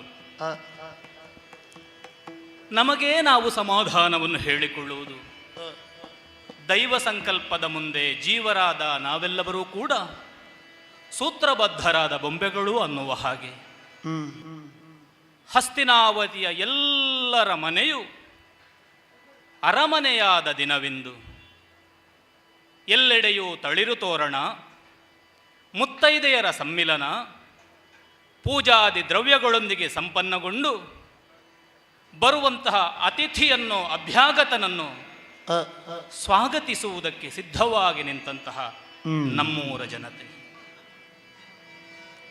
ಆದರೆ ಯಾರ ಮನೆ ಅರಮನೆಯೆಂದೇ ಪ್ರಸಿದ್ಧಿಯನ್ನು ಪಡೆದಿದೆಯೋ ಅಂತಹ ವಿದುರನ ಮನೆ ಮಾತ್ರ ಬರೇ ಮನೆಯಾಗಿ ಉಳಿದಿದೆ. ಅರಮನೆಯ ಯಾವ ಶೃಂಗಾರವೂ ಇಲ್ಲ. ಶೃಂಗಾರ ಸಾಗರನಾದಂತಹ ಹರಿಗೆ ಇದರ ಅವಶ್ಯಕತೆಯೂ ಇಲ್ಲ ಎನ್ನುವಂತಹ ಭಾವ ನನ್ನದ್ದು. ಚ್ಯುತಿ ಇಲ್ಲದ ಅಚ್ಯುತ ಅವ. ನಾರದರೆ ಸ್ಪಷ್ಟ ಮಾತುಗಳಿಂದ ಆಡಿದ್ದಾರೆ. ಸತ್ಯಂ ವಿಧಾತೋ ನಿಜ ಭೃತ್ಯ ಭಾಷಿತ. ಭಜಕರ ಮಾತುಗಳನ್ನು ಸತ್ಯಗೊಳಿಸುವುದಕ್ಕೆ ಸದಾ ಸಿದ್ಧನಾದಂತಹ ಸತ್ಯನಾರಾಯಣ ನಾನಿದ್ದೇನೆ ಅನ್ನುವ ಹಾಗೆ ದೇವರಿಗೆ ಏನು ಬೇಕು ಎನ್ನುವುದನ್ನು ನಾನೂ ತಿಳಿದುಕೊಂಡವ. ಭಕ್ತಿ ಕ್ರೀತೋ ಜನಾರ್ದನ. ಭಕ್ತಿಯಿಂದ ಭಗವಂತನನ್ನು ವಿಕ್ರಯಿಸಿಕೊಳ್ಳುವುದಕ್ಕಾಗುತ್ತದೆಯಂತೆ. ಅದೇ ಸಮಾಧಾನದಿಂದ ಇದ್ದೇನೆ. ಹಸ್ತಿನಾವತಿಯ ಅಯೋಮಯ ಸ್ಥಿತಿಗೆ ಕೌರವ ಬಿತ್ತಿದಂತಹ ರಾಜ್ಯದ ವ್ಯಾಜ್ಯ ಎನ್ನುವಂತಹ ವಿಷಬೀಜವೇ ಹೆಮ್ಮರವಾಗಿ ಬೆಳೆಯುವುದಕ್ಕೆ ಕಾರಣವಾಯಿತಲ್ಲ. ಅವನನ್ನು ತಿದ್ದುವಂತಹ ಯತ್ನ ಹಲವು ಬಾರಿ ಹಲವಾರು ಮಾಡಿದವರಿದ್ದಾರೆ. ಋಷಿಮುನಿಗಳು ಬಂದರು, ನಾರದರು ಬಂದರು, ಸನಕ ಸನಸುಜಾತಾದಿಗಳು ಬಂದರು, ತತ್ವೋಪದೇಶವನ್ನು ಮಾಡಿದರು. ಅಂಧನೃಪಾಲನಿಗೂ ಆಯಿತು, ಪರ್ಯಾಯವಾಗಿ ನನಗೂ ಆಯಿತು. ಅವರು ತೆರಳುವಂತಹ ಸಮಯದಲ್ಲಿ ನಮಸ್ಕರಿಸಿ ಮಾಯಾವರಣ ಕಳಚಿತು, ಇನ್ನೇನಿದ್ರೂ ಮೋಕ್ಷದ ಕಡೆಗೆ ದಾರಿ ಎನ್ನುವ ಹಾಗೆ ಆಡಿಬಿಟ್ಟೆ. ಅವರು ಹಿಂತಿರುಗಿದ ಬಳಿಕ ಮತ್ತೆ ಕಾಣುವುದು ಅದೇ ಕೌರವನ ಮುಖ. ಬಿಟ್ಟರು ಬಿಡಿನೆಂಬುದೀ ಮಾಯೆ. ನಮ್ಮ ಹುಡುಗ ಅಲ್ವಾ, ನಾವೇ ಮೋಕ್ಷ ಅಂತ ಮುಂದುವರಿದ್ರೆ ಅವನಿಗೆ ಯಾರು ಎನ್ನುವಂತಹ ಭಾವ ನಮ್ಮದ್ದು. ನಿನ್ನೆಯ ರಾಜಸಭೆಯಲ್ಲಿ ಸಂಜೆಯನ್ನು ತಿಳಿಸಿದ ವಾರ್ತೆ, ನೀತಿಯಾಗಲಿ ಖಡುಗವಾಗಲಿ ಒಡೆಯ ಲಕ್ಷ್ಮೀ ರಮಣನೈತಃ. ಈ ಮಾತುಗಳನ್ನು ಕೇಳಿ ಸಂತೋಷಪಟ್ಟವರಲ್ಲಿ ನಾನು ಒಬ್ಬ. ರಾಜಕೀಯ ಕಾರ್ಯನಿಮಿತ್ತ ಹಸ್ತಿನಾವತಿಗೆ ಆಗಮಿಸುವಂತಹ ಶ್ರೀಹರಿಯನ್ನು ಕಾಣುವಂತಹ ಭಾಗ್ಯ ನನಗೂ ಒದಗಿ ಬರುತ್ತದಲ್ಲ ಅನ್ನುವ ಹಾಗೆ ಭಗವಂತ ಪ್ರತ್ಯೇಕವಾಗಿ ಗಣ್ಯರ ಗೃಹಕ್ಕೆ ಸಂದರ್ಶನವೀಯುವಾಗ ಆ ಗುಂಪಿನಲ್ಲಿ ನಾನಿರುವುದು ಯಾಕೆ ಅನ್ನುವ ಹಾಗೆ ಸ್ವಗೃಹವನ್ನು ಸೇರಿದೆ. ಹರಿಯನ್ನು ಕಾಣುವಂತಹ ತವಕವೋ ಏನು ರಾತ್ರಿ ಯುಗವಾಗಿ ಪರಿಣಮಿಸಿತು. ಭಗವಂತ ಬಂದೇ ಬರುತ್ತಾನೆ ಎನ್ನುವಂತಹ ವಿಶ್ವಾಸ ನನಗುಂಟು. ಮಂತ್ರಿ ಸ್ಥಾನದಲ್ಲಿ ರಾರಾಜಿಸಬೇಕಾದಂತಹ ವಿದುರನಿಂದು ಆ ರಾಜಕೀಯದಿಂದ ವಿದೂರನಾಗಿದ್ದಾನೆ. ಮುದುಕ ಧೃತರಾಷ್ಟ್ರನಲ್ಲಿ ಕೇಳಿದರೆ ಹೇಳ್ತಾನೆ, ನಿನಗಿನ್ನೂ ಪ್ರಾಯ ಆಗಲಿಲ್ಲ, ನೀನಿನ್ನೂ ಕಲಿಯುವುದಕ್ಕಿದೆ, ನೀನಿನ್ನೂ ಬೆಳೆಯುವುದಕ್ಕಿದೆ ಅನ್ನುವ ಹಾಗೆ. ಹುಡುಗನಾದಂತಹ ಕೌರವ ಹೇಳ್ತಾನೆ, ನೀ ಅಂಧನೃಪಾಲನ ನಿದ್ದೆ ಕೆಡಿಸುವುದಕ್ಕಾಗಿ ಇರುವವ ಅನ್ನುವ ಹಾಗೆ. ಮಂತ್ರಿಗಳ ಪಟ್ಟಿಯಲ್ಲಿ ಮಾತ್ರ ನನ್ನ ಹೆಸರಿರುವುದೇ ವಿನಃ ಯಾವ ಮಂತ್ರಾಲೋಚನೆಗೂ ನನ್ನನ್ನು ಕರೆಯುವುದಿಲ್ಲ. ಬಿಡಿ, ಭಗವಂತ ಬರುತ್ತಾನೆ ಎನ್ನುವಂತಹ ಸಮಾಧಾನದೊಂದಿಗೆ ನನ್ನ ಮನೆಯನ್ನು ಸೇರಿದೆ ನಾನು. ಏನಿದು ಕುದುರೆಗಳ ಖುರಪುಟದ ಧ್ವನಿ ಕೇಳುತ್ತಾ ಇದೆಯಲ್ಲ. ಗರುಡ ಚಿನಾಂಕಿತ ಧ್ವಜದಿಂದ ಕೂಡಿದ ದಿವ್ಯರಥ ಈ ಕಡೆಗೆ ಬರುತ್ತಾ ಉಂಟು. ಪ್ರಯಾಣದ ಪ್ರಯಾಸವು ಅನ್ನುವ ಹಾಗೆ ಅರೆಬೆವರಿದ ಸಿರಿಮುಖದಲ್ಲಿ ಕಿರುನಗೆ ಲಾಸ್ಯವಾಡುತ್ತಾ ಇದೆ. ಪೀತಾಂಬರಧಾರಿ, ನೀಲಮೇಘ ಶ್ಯಾಮ, ಸ್ವರ್ಣ ಕಿರೀಟ, ನವಿಲಗರಿ ಹಾಕಿರುವಂತಹ ತುಳಸಿ ಮಾಲೆ ಎಳ್ಳಿನಿತು ಬಾಡದೆ ಕಂಗೊಳಿಸುತ್ತಾ ಉಂಟು. ಬರಬರುತ್ತಾ ನನ್ನ ಮನೆಯಂಗಳದಲ್ಲಿ ನೋಡಿದೆ ನೋಡಿದೆ ನೋಡಿದೆ ನೋಡಿದು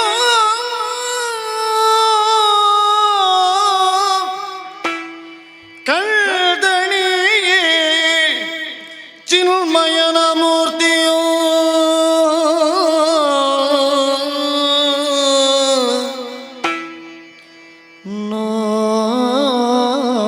ನೋಡಿದಂ ಕಂದಣಿ ಚಿನ್ಮಯನ ಮೂರ್ತಿಯ ನೋಡಿದ ಮಾಡಿದಂ ನಿಯತ ಸಂಸ್ತುತಿಗಳು ಮಾಡಿದು ನಿಯತ ಸಂಸ್ತುತಿಗಳು ಪಿರಿದುಕೊಂಡಾಡಿದು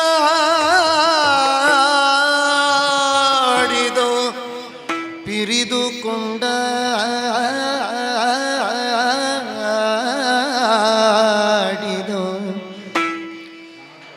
ತನಗೆ ಲಕ್ಷ್ಮೀ ರಮಣ ದಯವಾದ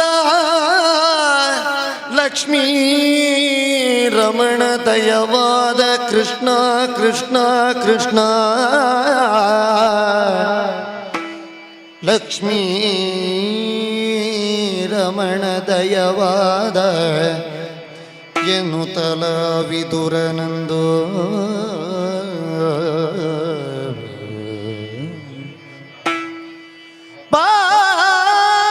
ಪಾಡಿದೋ ಗುಣಗಣವ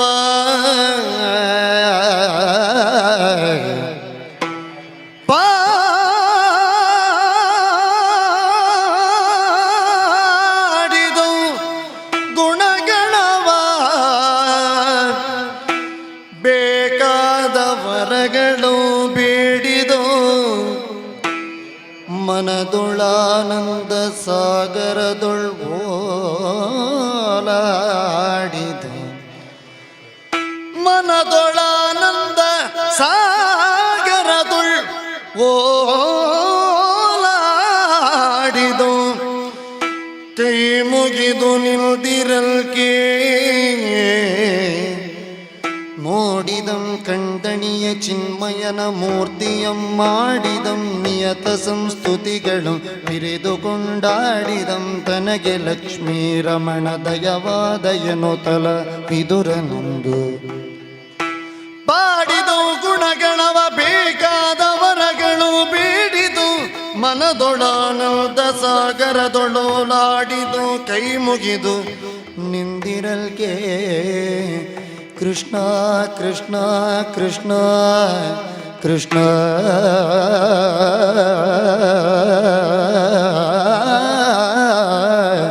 ಕೃಷ್ಣ ಕೃಷ್ಣ ಕೃಷ್ಣ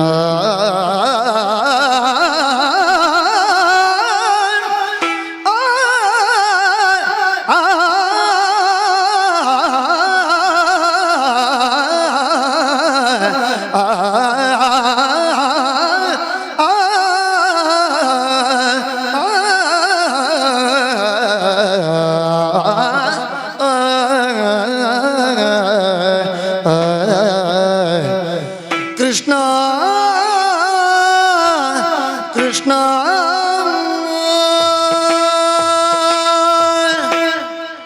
ನೋಡಿದೆ ನೋಡಿದೆ ನೋಡಿದೆ ನೋಡಿದ ಮರುಕ್ಷಣದಲ್ಲಿಯೇ ಮನೆಯ ಚಾವಡಿಯಿಂದ ಅಂಗಳಕ್ಕೆ ಜಿಗಿದೆ.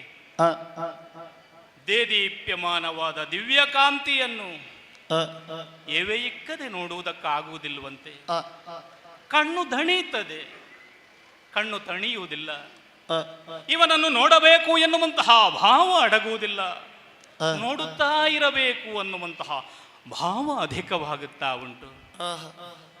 ಗರುಡಗಮನನು ಬಂದ, ಉರಗಶಯನನು ಬಂದ, ಮಂದರೋದ್ಧರ ಬಂದ.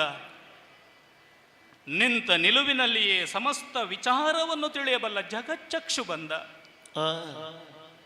ಈತನನ್ನು ಕಾಣುವುದಕ್ಕೆ ಮನುವೆ ಆದಿಯಾದ ಮಹಾಮುನಿಗಳು ವಾಯುಭಕ್ಷಕರಾಗಿ ಅದೆಷ್ಟೋ ವರುಷ ತಪಸ್ಸನ್ನಾಚರಿಸಿದರು. ಅವರಿಗೂ ಅಲಭ್ಯನಂತೆ ಈ ದೇವ. ಶ್ರುತಿ ಸ್ಮೃತಿ ವೇದಗಳು ಪುರಾಣಗಳು ಇವನ ನೆಲೆಯನ್ನು ಅರಿಯುವುದಕ್ಕೆ ಸಾಧ್ಯ ಇಲ್ಲವಂತೆ. ಹಿರಿಯತನದಲ್ಲಿ ನೋಡೆ ಸರಸಿಜೋದ್ಭವನಯ್ಯ, ದೊರೆಯತನದಲ್ಲಿ ನೋಡೆ ಭೂರಮಣ, ಪಾವನತೆಯಲ್ಲಿ ನೋಡೆ ಅಮರಗಂಗಾ ಜನಕ.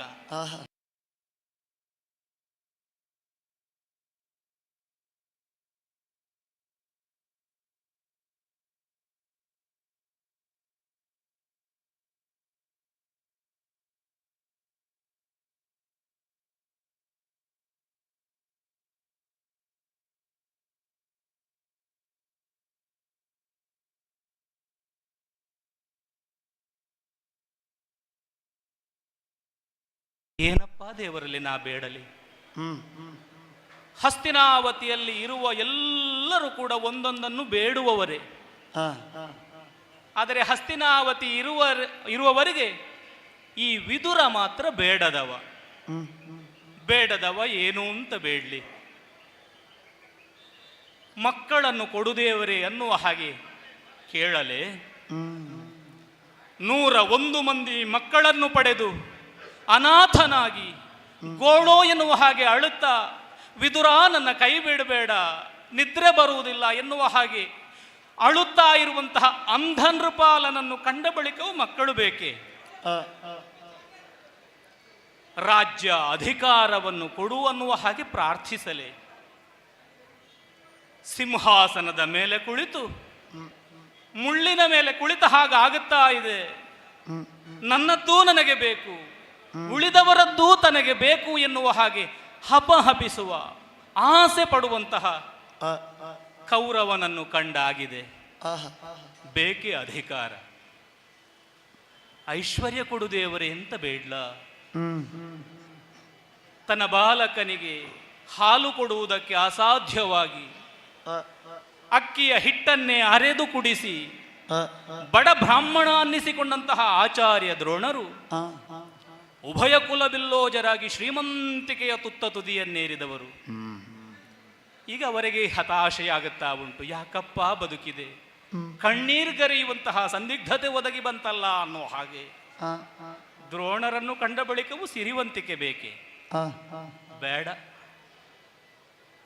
ತ್ಯಾಗ, ವಿರಕ್ತಿ, ವೈರಾಗ್ಯವನ್ನು ಬೇಡಲೇ? ದಾಶರಾಜನ ಮನೆಯಂಗಳದಲ್ಲಿ ಎಲ್ಲವನ್ನು ತ್ಯಾಗ ಮಾಡಿ ಕಣ್ಣೀರು ಸುರಿಸುತ್ತಾ ಆ ತ್ಯಾಗದಿಂದ ಹೊರಬರುವುದಕ್ಕೆ ಅಸಾಧ್ಯರಾದಂತಹ ಭೀಷ್ಮರನ್ನು ಕಂಡ ಬಳಿಕವೂ ವಿರಕ್ತಿ ಬೇಕೆ?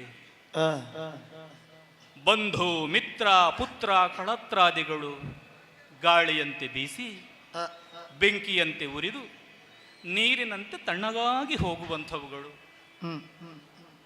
ಪರ್ವತ ಅರಣ್ಯಗಳಿಂದ ನದಿ ನದಗಳಿಂದ ಆವೃತವಾದಂತಹ ವಿಶಾಲ ಪೃಥ್ವಿಯ ಅಧಿಕಾರ ಇದುವರೆಗೆ ಯಾರಿಗಾದರೂ ಸ್ಥಿರವಾಗಿ ಉಳಿದಿದೆಯೇ? ಮತ್ತೇನನ್ನು ಬೇಡಲಿ? ಯಾರು ಹೇಳಿಕೊಟ್ಟರು 4 ಹರೆಯದ ಮಗು ಧ್ರುವರಾಯನಿಗೆ ಇಂಥದ್ದನ್ನೇ ಬೇಡಬೇಕು ಅನ್ನುವ ಹಾಗೆ? ಶಂಖಸ್ಪರ್ಶ ಮಾತ್ರದಿಂದಲೇ ಇಂಥದ್ದನ್ನೇ ಬೇಡಬೇಕು ಎನ್ನುವ ಹಾಗೆ ಚೈತನ್ಯವನ್ನು ತುಂಬುವಂತಹ ವಾಸುದೇವನಿಗೆ ಗೊತ್ತಿದೆ ನನಗೆ ಏನು ಬೇಕು ಅನ್ನುವ ಹಾಗೆ. ಬೇಡಬೇಕು. ಬೇಡುವುದಿದ್ದರೆ ನಿನ್ನನ್ನೇ ಬೇಡಬೇಕು. ಹರಿ ನನಗೆ ನಿನ್ನನ್ನು ನೀ ಕೊಡು, ನಿನ್ನಲ್ಲೇ ಸ್ಥಿರವಾಗಿ ಉಳಿಯುವ, ನಿನ್ನೊಂದಿಗೆ ಭಕ್ತಿ ಸ್ಫುರಿಸುವ, ನಿನ್ನೊಂದಿಗೆ ಸಮ್ಮಿಳಿತವಾಗುವಂತಹ ಐಕ್ಯಮತ್ಯವ ತನಗೆ ಕೊಡು ಅನ್ನುವ ಹಾಗೆ. ಬಂದಂತಹ ಭಗವಂತನಲ್ಲಿ ಇಷ್ಟನ್ನು ಮಾತ್ರ ನಾ ಬೇಡಬಲ್ಲೆ. ಸ್ತುತಿಗೈತೇನೆ, ಓಲಾಡ್ತೇನೆ, ಇವನ ರಥಕ್ಕೆ ಸುತ್ತು ಬರ್ತೇನೆ. ಇವನ ಮುಖವನ್ನು ಕಾಣುವಾಗ ಬೆನ್ನು ನೋಡಬೇಕು ಎನ್ನುವ ಆಸೆ. ಬೆನ್ನನ್ನು ಕಾಣುವಾಗ ಅಯ್ಯೋ ಲಕ್ಷ್ಮೀ ಮಾತೆ ನೆಲೆಯಾಗಿರುವಂತಹ ಹೃದಯವನ್ನು ವಕ್ಷಸ್ಥಳವನ್ನು ಕಾಣಬೇಕು ಎನ್ನುವಂತಹ ಆಸೆ. ಕರಕಮಲವನ್ನು ಕಾಣಬೇಕು, ಬಲಭಾಗದ ಕರಕಮಲವನ್ನು ಕಾಣಬೇಕು ಅನ್ನುವ ಹಾಗೆ ಮುಂದುವರಿದಾಗ ಪಾದಕಮಲವನ್ನು ಕಾಣಬೇಕು ಎನ್ನುವ ಹಂಬಲ. ಸರಿ, ಇವನ ಪದಾರವಿಂದಗಳನ್ನು ಬಿಗಿಯಾಗಿ ಹಿಡಿದು ಭಕ್ತಿಯಿಂದ ನಮಿಸ್ತೇನೆ. ಕೃಷ್ಣ, ಅಚ್ಯುತ, ಕೇಶವ, ಮಾಧವ, ರಮಾ ರಮಣ. ನಿನ್ನ ಭಕ್ತಿಗೆ ಮೆಚ್ಚಿದೆನು, ನಿನ್ನ ಭಕ್ತಿಗೆ ಮೆಚ್ಚಿದೆನು, ಜನಗಿಲ್ಲು ತೀರದು ನಿನ್ನ ಪೊಗಳಲಿಗೆ.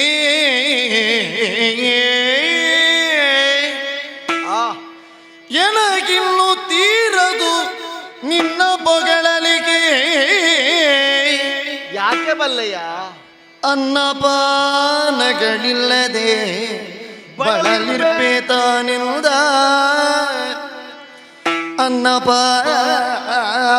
ಅನ್ನಪಾನಗಳಿಲ್ಲದೆ ಬಳಲಿರ್ಪೇತಾನಿಲ್ದ ನಿನ್ನ ಭಕ್ತಿಗೆ ಮೆಚ್ಚಿದೆ.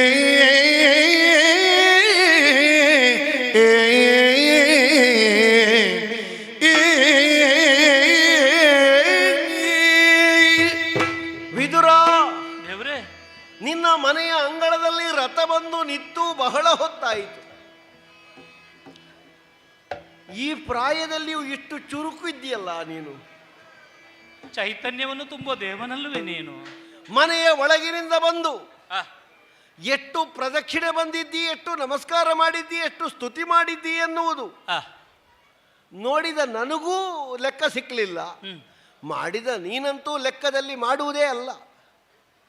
ನಿಜವಾದ ಭಕ್ತನಾದವ ದೇವರ ಸ್ತುತಿಯನ್ನು ಲೆಕ್ಕ ಇಟ್ಟು ಮಾಡುವುದಿಲ್ಲ, ತಾನು ಭಕ್ತಿಯಿಂದ ಮಾಡುತ್ತಾ ಇರ್ತಾನೆ. ಅಗಣಿತ ಮಹಿಮನಲ್ವಾ ನೀನು? ಗಣಿತ ನೀನು ನನಗೆ ಹೇಳಿಕೊಡ್ಬೇಕಷ್ಟೇ. ನಿನಗೆ ಮಾಧವ ಬಂದದ್ದು ಬಹಳ ಸಂತೋಷ ಆಯ್ತಲ್ಲ? ಅಯ್ಯೋ, ಆಗದೇ ಇರುತ್ತದೆ, ನಾ ಎಣಿಸಿಯೇ ಇರಲಿಲ್ಲ ದೇವ್ರೆ. ಲಕ್ಷ್ಮಿಯ ಗಂಡ ಅಂತ ಒಂದರ್ಥ. ಮಾ ಅಂದ್ರೆ ಲಕ್ಷ್ಮಿ, ಧವ ಅಂದ್ರೆ ಗಂಡ, ಲಕ್ಷ್ಮಿಯ ಗಂಡ ಅಂತ. ನಿನಗೆ ಸಂಪತ್ತಿನಲ್ಲಿ ಏನು ಕೊರತೆ ಇದೆ ಹೇಳು? ಹಾಗೆ ಅಂತ ಬಹಳಷ್ಟು ನಿನ್ನಲ್ಲಿ ಉಂಟು ಅಂತ ನಾ ಹೇಳುವುದಲ್ಲ, ನೀನು ಬಯಸಿದ್ದಕ್ಕಿಂತ ಹೆಚ್ಚು ಉಂಟು. ಒಂದು ಕಾಲದಲ್ಲಿ 3 ಅರಮನೆ ನಿರ್ಮಾಣ ಆದದ್ದು ಈ ಹಸ್ತಿನಾವತಿಯಲ್ಲಿ. ಒಂದು ಪಾಂಡು ಚಕ್ರವರ್ತಿಗೆ, ಒಂದು ಅಂದರ್ಪಾಲನಿಗೆ, ಇನ್ನೊಂದು ನಿನಗೆ. ಪಾಂಡುವಿನ ದಿಗ್ವಿಜಯ ಸಂದರ್ಭದಲ್ಲಿ 3 ಅರಮನೆಗಳ ನಿರ್ಮಾಣ ಆಗಿದೆ. ನೀನು ಅರಮನೆಯನ್ನೆಲ್ಲ ನೆಚ್ಚಿಕೊಳ್ಳುವವಲ್ಲ. ಪಾಂಡುವಿನ ಕೊಡುಗೆ ಅಲ್ವಾ ಒಂದು ಪಾಲು ನನಗೆ ಸಿಕ್ಕಿದ್ದು.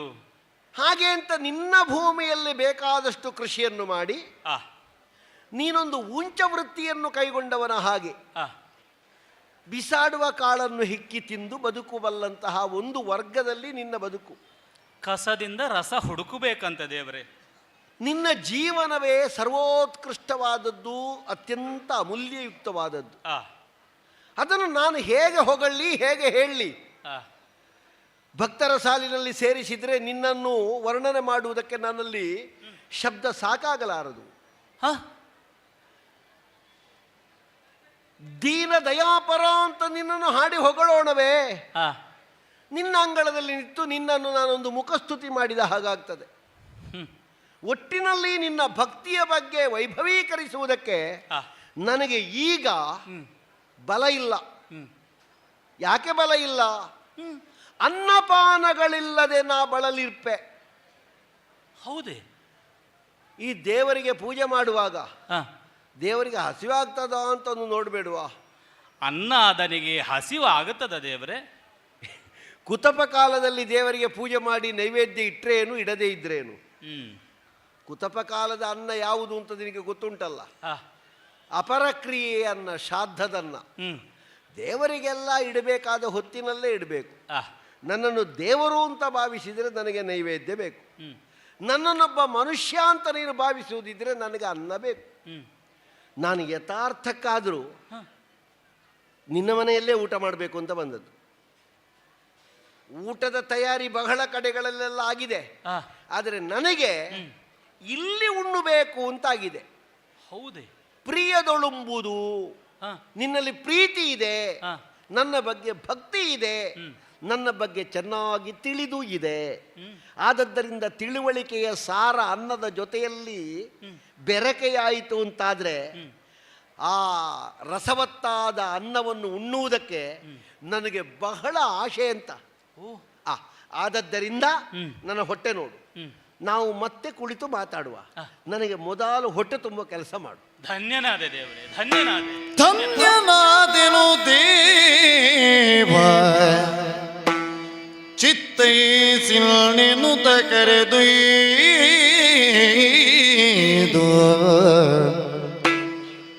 ಚಿತ್ತೈಸಿಲ್ನೆನುತ ಕರೆದೊಯ್ದು ಭವನಕ್ಕೆ ಬಣ್ಣಿಸುವ ಡಚ್ಚುತನ ಮಗಿಮೆಗಳಾರಿಗರಿದಿಲ್ದ ಧನ್ಯನಾದೆನು ದೇವ ದೇವ ದೇವ. ನಿನಗೆ ಹಸಿವಾಯಿತಲ್ಲ ದೇವರೇ, ಧನ್ಯನಾದೆ. ನಿನಗೆ ಹಸಿವು ಆಯಿತು, ಒಂದು ಪ್ರಕರಣ, ಒಂದು ಪ್ರಸಂಗ ನಡೆಯುವುದಕ್ಕೆ ಇದೆ ಎನ್ನುವುದು ಸ್ಪಷ್ಟ. ದೇವರ ಹಸಿವು. ಮುಪ್ಪಿಡಿ ಅವಲಕ್ಕಿಯ ಕೊಟ್ಟವನಿಗೆ ಕೊಡಲಿಲ್ಲವೇ ಭಾಗ್ಯವ. ವನಾಂತರದಲ್ಲಿ ಅಕ್ಷಯ ಪಾತ್ರೆಯ ಪ್ರಕರಣದಲ್ಲಿ ನೀ ಕಾಣಿಸಿಕೊಂಡದ್ದು, ನಿನಗಾದಂತಹ ಹಸಿವು ಹೊಸ ಪ್ರಕರಣ ಸೃಷ್ಟಿಯಾಗುವುದಕ್ಕೆ ಕಾರಣವಾಯಿತು ದೇವರೇ. ನಿನಗೆ ಹಸಿವಾಗಿದೆ, ಅದಕ್ಕಲ್ವೇ ಕೊಂಡಾಡಿದ್ದು ನಮ್ಮವರೆಲ್ಲವರು. ಕೃಷ್ಣ ಅಂತ ಹೇಳಿದ್ರೆ ಅದ್ಭುತ, ಆಕರ್ಷಣೆ, ಪವಾಡ, ಚುಂಬಕ ಶಕ್ತಿ, ಮಹಾತ್ಮ್ಯ, ಮಹಿಮೆ, ಮಂತ್ರ, ತತ್ವ, ತಪಸ್ಸು, ರಹಸ್ಯ. ಕೃಷ್ಣನೆಂದರೆ ಪ್ರಣಯ ಪ್ರವಾಹ, ಕರುಣೆಯ ಕಡಲು, ಸಿಟ್ಟಿನ ಬೆಟ್ಟ, ಶೃಂಗಾರ ಸಾಗರ, ಮೋಹ ಮುದ್ಗರ, ಅರ್ಥಶಾಸ್ತ್ರದ ಆಕರ. ಕೃಷ್ಣನೆಂದರೆ ಧರ್ಮದ ಬೇರು, ಆನಂದದ ತೇರು, ಮಹಿಮೆಯ ಮೇರು, ಶರಣರ ಸೂರು. ನಿನ್ನನ್ನು ನೆನೆಯದವರು ಯಾರು ದೇವರೇ? ಹಸಿವಾಯಿತು ಎಂದಾಕ್ಷಣ ನಿನ್ನನ್ನು ಕೈ ಹಿಡಿದು ಕರೆದುಕೊಂಡು ಬಂದಿದ್ದೇನೆ. ಕೈ ಹಿಡಿಯುವಂತಹ ಭಗವಂತನಿಗೆ ಕೈ ಕೊಡುವ ಸೌಭಾಗ್ಯ ನನ್ನದ್ದು. ನಿನಗೆ ಕೈ ಕೊಡಬೇಕು ಎನ್ನುವ ಹಾಗೆ ಕಾದ ಊರು ಇದು ಸ್ವಾಮಿ. ಅಂಗಳದಲ್ಲೇ ನಿಲ್ಲಿಸುವುದಿಲ್ಲ, ಮನೆಯ ಒಳಗೆ ಕರ್ಕೊಂಡು ಹೋಗ್ತಿ. ಪುರುಷೋತ್ತಮ ಹೀಗೆ ಬರಬೇಕು, ಹೀಗೆ ಮಗುಳೆ ಪುರುಷೋತ್ತಮನ ಸುಪ್ಪತ್ತಿಗೆ ನೀರಿಸಿ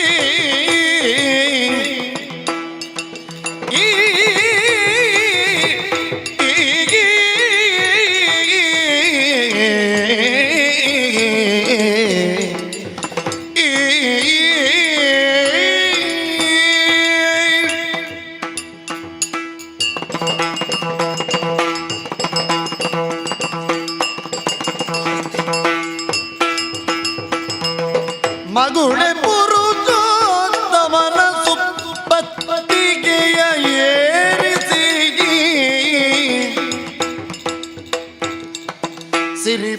ಸಿರಿಪದಾಂಬುಜಯುಗಳ ವರ್ತಿಸಿ ನಮಿಸಿ ಬೇದನು ನಗುದ ತನ್ನಯ ಸತಿಯೊಳು ತೋಷದಿಂದ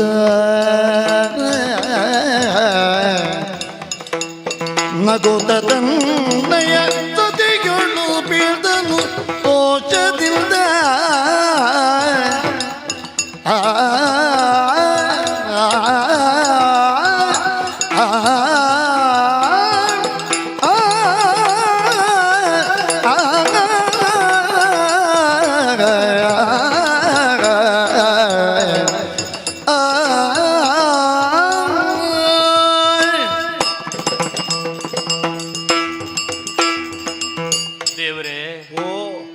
ಲಕ್ಷ್ಮಿಯನ್ನು ಅಪ್ಪುವಂತಹ ಮೃದು ಕರಗಳನ್ನು ಹಿಡಿದಾಗ ಆಪ್ಯಾಯಮಾನವಾದಂತಹ ಅನುಭವ, ಸುಖ ದೇವರೇ. ನನಗೆ ಕೈ ಹಿಡಿದು ಒಳಗೆ ಕರೆದುಕೊಂಡು ಬಂದಿದ್ದೇನೆ. ಆಸೀನನಾಗಬೇಕು, ನೀನು ಕುಳಿತುಕೊಳ್ಳಬೇಕು ದೇವರೇ, ನೀನು ಕುಳಿತುಕೊಳ್ಬೇಕು. ನಾನು ಬಂದದ್ದಷ್ಟೇ, ಇಷ್ಟು ಬೇಗ ಕೂತುಕೊಳ್ಬೇಕು ಅಂತ ಹೇಳಿದ್ರೆ ಹೇಗೆ? ಅಯ್ಯೋ ದೇವರೇ, ಈಗ ಕೂತುಕೊಳ್ಬೇಕು ಅಂತಾದ್ರೆ ಒಂದು ಮಂಚಾದ್ರೂ ಬೇಡವಾ? ನೀ ನಿಂತರೆ ನಿನ್ನ ಹಸಿವಾಗುತ್ತದೆ ಎಂಬ ಕಾರಣಕ್ಕೆ ಬೇಕಾಗಿ ಆ, ಒಳಗೆ ಮೃದುವಾಗಿ ಕರೆದುಕೊಂಡು ಬಂದಿದ್ದೇನೆ. ಆ. ನೀ ಇದರಲ್ಲಿ ಕುಳಿತರೆ ಮಾತ್ರ ಅದು ಸುಪ್ಪತ್ತಿಗೆ ಅನ್ನಿಸಲ್ಪಡುತ್ತದೆ. ಓ ಹೋ ಹೋ ಹೋ ಹೋ ಹೋ. ನನ್ನದ್ದು ಹೃತ್ಕಮಲ ಅಂತ ನೀ ಭಾವಿಸಿ ಹೇಗೆ ನಾ- ಮಂಚದ ಕಾಲು ಗಟ್ಟಿ ಉಂಟಲ್ಲ. ಅದನ್ನು ಸಾವಧಾನದಿಂದ ಸಾವರಿಸಿಕೊಂಡು ನೀನೇ ಕುಳಿತುಕೊಳ್ಳಬೇಕು. ಆ, ನಾನಾಗೆ ಹೇಳಿದ್ರೆ ಆ, ಮಂತ್ರಿಯಾದ ವಿದುರನ ಮನೆಯಲ್ಲಿ ಇಂತಹ ಆಸನವ ಎನ್ನುವ ಹಾಗೆ ನಾಳೆ ಪ್ರಶ್ನಿಸಿ ಯಾರು ದೇವರೇ. ಅಲ್ಲ, ಆಸನ ಒಳ್ಳೆದುಂಟು. ಆ. ಒಂದು ಕಾಲದಲ್ಲಿ ಬಹಳ ವಿಶೇಷವಾಗಿ ಮಾಡಿಸಿದ್ದು ಅಂತ ಇದನ್ನು ನೋಡುವಾಗ ಅರ್ಥ ಆಗ್ತದೆ. ಆ, ಆಮೇಲೆ ದುರಸ್ತಿ ಆಗ್ಲಿಲ್ಲ ಅಷ್ಟೇ. ಅದೇ ನೀ ಕಾಲು ಕೆಳಗೆ ಹಾಕಿ ಕುಳಿತರೆ ಆ, ಅದಕ್ಕೂ ಒಂದು ಆಧಾರ ಬರುತ್ತದೆ ಎನ್ನುವಂತಹ ಭಾವ ನನ್ನದ್ದು. ಆ ನನ್ನ ಕಾಲಿನ ಆಧಾರದಲ್ಲಿ ನಿನ್ನ ಮಂಚದ ಕಾಲು ಗಟ್ಟಿ ಆಗ್ತದೆ. ಹೌದು ದೇವರೇ. ಆ, ನೀ ಬಂದು ಕುಳಿತ ಕಾರಣವೇ ಅದು ಸುಪ್ಪತ್ತಿಗೆ ಅನ್ನಿಸಲ್ಪಡಲಿ. ಆ, ನೀ ಬರುವಲ್ಲಿಯವರೆಗೆ ನನ್ನ ಈ ಮನೆ ಉಂಟಲ್ಲ ಹ್ಮ್, ಬರೇ ವನವಾಗಿತ್ತು, ಆ, ಯಾವ ಸ್ವಾರಸ್ಯವೂ ಇರಲಿಲ್ಲ. ಹ್ಮ್. ನೀ ಬಂದ ಬಳಿಕ ಅದು ಭವನ, ಓಹೋ, ಭಗವಂತನ ದರ್ಶನ ಆಯಿತಲ್ಲ. ಹ್ಮ್. ದೇವರೇ, ಆ, ಕಾಸಾರದಲ್ಲಿದ್ದಂತಹ ಕಮಲವನ್ನೇ ತನ್ನ ಸೊಂಡಿಲಿನಿಂದ ಎತ್ತಿ ಆ, ನಿನಗೆ ಅರ್ಪಿಸಿದನಂತೆ ಗಜೇಂದ್ರ. ಹೌದು. ಗಜೇಂದ್ರ ಮೋಕ್ಷ ಎನ್ನುವಂತಹ ಪ್ರಸಂಗವೇ ನಡೆದು ಹೋಯಿತು. ಹ್ಮ್. ಚಿನ್ನದ ಹೂವಲ್ಲ, ಮಂತ್ರಪೂರಿತವಾದಂತಹ ಷೋಡಶೋಪಚಾರದಿಂದ ಕೂಡಿದ ಪುಷ್ಪವೂ ಅಲ್ಲ, ಹ್ಮ್. ಶುದ್ಧವಾದ ಪ್ರದೇಶವೂ ಹ್ಮ್. ಶುದ್ಧವಾದ ಪ್ರದೇಶವೂ ಅಲ್ಲ, ಕೆಸರಾದ ಕಾಸಾರ. ಕರಿ ಮಕರಿಯ ಕೈಯಲ್ಲಿ ಸಿಕ್ಕಿ ಆ, ಒದ್ದಾಡುವುದು ಅಂತ ಹೇಳಿದ್ದನ್ನು ಕೆಲವರೆಲ್ಲ ಒದ್ದಾಡಿ ಹೇಳುವಾಗ ಆ. ಏನೆಲ್ಲ ಆಗ್ತದೆ. ನೀನು ಹೇಳುವಾಗ ಬಹಳ ಚಂದ ಉಂಟದು. ಸರಿ ಉಂಟಲ್ಲ. ಹೌದು. ಅರ್ಪಿಸಿದನಂತೆ ಆ, ಪ್ರೀತ ಭಾವದಿಂದ ಗಜೇಂದ್ರ ಅರ್ಪಿಸಿದ್ದನ್ನು ಸಂಪ್ರೀತಿಯಿಂದ ನೀ ಸ್ವೀಕರಿಸಿದೆಯಂತೆ ದೇವರೇ. ಹ್ಮ್, ಆ ಬಳಿಕ ತೊಡಗಿದೆಯಂತೆ ಕಳೆದ ಜನ್ಮಕ್ಕೆ ಭಕ್ತಿಗೊಲಿಯುತ್ತಾ ಅಂತ. ಹ್ಮ್, ಕಳೆದದ್ದನ್ನೂ ನೀ ಅವನಿಗೆ ಜ್ಞಾಪಿಸಿದೆ ದೇವರೇ. ಹ್ಮ್, ಅಂತಹ ಸೌಭಾಗ್ಯವನ್ನು ಗಜೇಂದ್ರ ಹೊಂದಿದ. ಹ್ಮ್. ನೀ ನನ್ನ ಮನೆಗೆ ಬಂದಂತಹ ಕಾಲದಲ್ಲಿ ಆ. ನಾನು ಅರ್ಪಿಸಿದ್ದನ್ನು ಅದೇ ಸಂಪ್ರೀತಿಯಿಂದ ಸ್ವೀಕರಿಸಿತ್ತು ಎನ್ನ ಕಾರಣಕ್ಕೆ ಬೇಕಾಗಿ ಹ್ಮ್, ನಿನಗೆ ಭಕ್ತಿಯಿಂದ ನಾ ಅದನ್ನು ಕೊಟ್ಟಿದ್ದೇನೆ. ಹ್ಮ್. ದೇವರೇ, ಓ, ಪುಷ್ಪಗಳಿಂದ ನಿನ್ನನ್ನು ಪೂಜಿಸೋಣವೇ. ಆ, ನಿನ್ನ ನಾಭಿಯಲ್ಲಿ ಕಮಲವು ಅರಳಿದೆ, ಹ್ಮ್. ನಿನ್ನ ಪಾದ ತೊಳೆಯೋಣವೇ. ಅಲ್ಲಿಯೂ ಕಮಲ ಉಂಟು. ಕಮಲ ಉಂಟು. ಅಘವಿನಾಶಿನಿ ಗಂಗೆ ನಿನ್ನ ಪದಮೂಲದಲ್ಲಿ ಉದ್ಭವಿಸಿದವಳು. ಹ್ಮ್. ನಾ ತೊಳೆಯುವ ತೀರ್ಥವೋ ನೀರು ಹ್ಮ್, ಸಾಫಲ್ಯಕ್ಕೆ ಬಂದೀತೆ ದೇವರೇ. ಹ್ಮ್, ಮುಖಕ್ಕೆ ಮಂಗಳಾರತಿಯನ್ನು ಬೆಳಗೋಣವೇ. ಹ್ಮ್, ಕೋಟಿ ಸೂರ್ಯ ಸಮಪ್ರಭನಲ್ವೇ ನೀನು. ಹ್ಮ್, ಮತ್ತೆ ನಾನೊಬ್ಬನೇ ಇದ್ದು ಹ್ಮ್. ನಿನ್ನನ್ನು ಪೂಜಿಸುವುದು ಸರಿಯಲ್ಲ. ಅದು ಯಾರು ಇಣುಕುವುದು? ಯಾರು ಅದು? ಇಣುಕುವುದು ಅಲ್ಲಿ ಅಲ್ಲಿ ಇಣುಕುವುದು. ಆ, ನನ್ನ ಶ್ರೀರಮಣ ದಯವಾದ ನಮಗೆ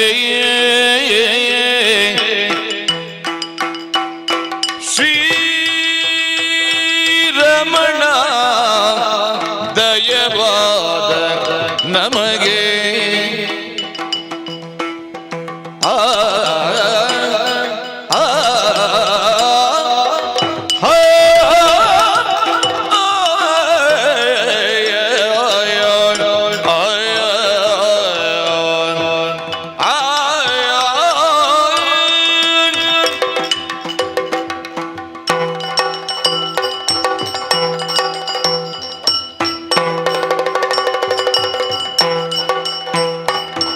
ಶ್ರೀರಮಣ ದಯವಾದ ನಮಗೆ ಇನ್ನಾರು ಲೋಕದೊಳೆಡೆಯೂ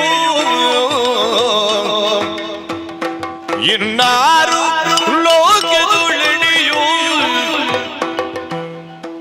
ನೀ ಕಣ್ಣಾರಿ ನೋಡಿದು ತೀರ್ಚು ವಿನೋದಣ ಘೋರ ದುರಿತವದಿಂದನೂ ನೀ ಕಣ್ಣಾರಿ ನೋಡಿದು ತೀರ್ಚು ವಿನೋದಣ ಘೋರ ದುರಿತವ ಎಂದನು ಶ್ರೀರಮಣ ದಯವಾದ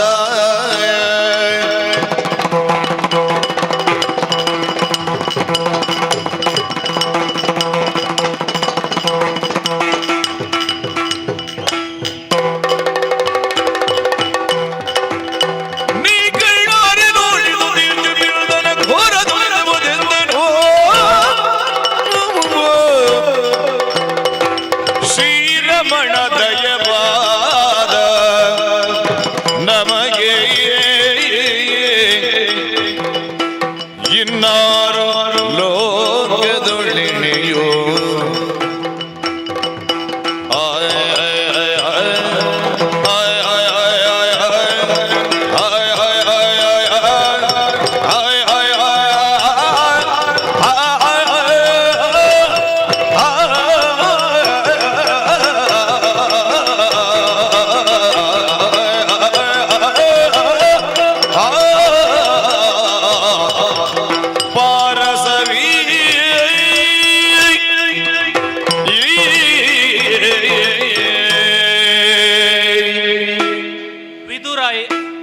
ಯಾಕಾಗಿ ಬದುಕಿದ ಎನ್ನುವ ಹಾಗೆ ನನಗೆ ಅರ್ಥವಾಗುತ್ತಾ ಉಂಟು. ನನ್ನ ಬದುಕು ಈಗ ನನಗೆ ಅರ್ಥವಾಗುತ್ತಾ ಉಂಟು ದೇವರೇ.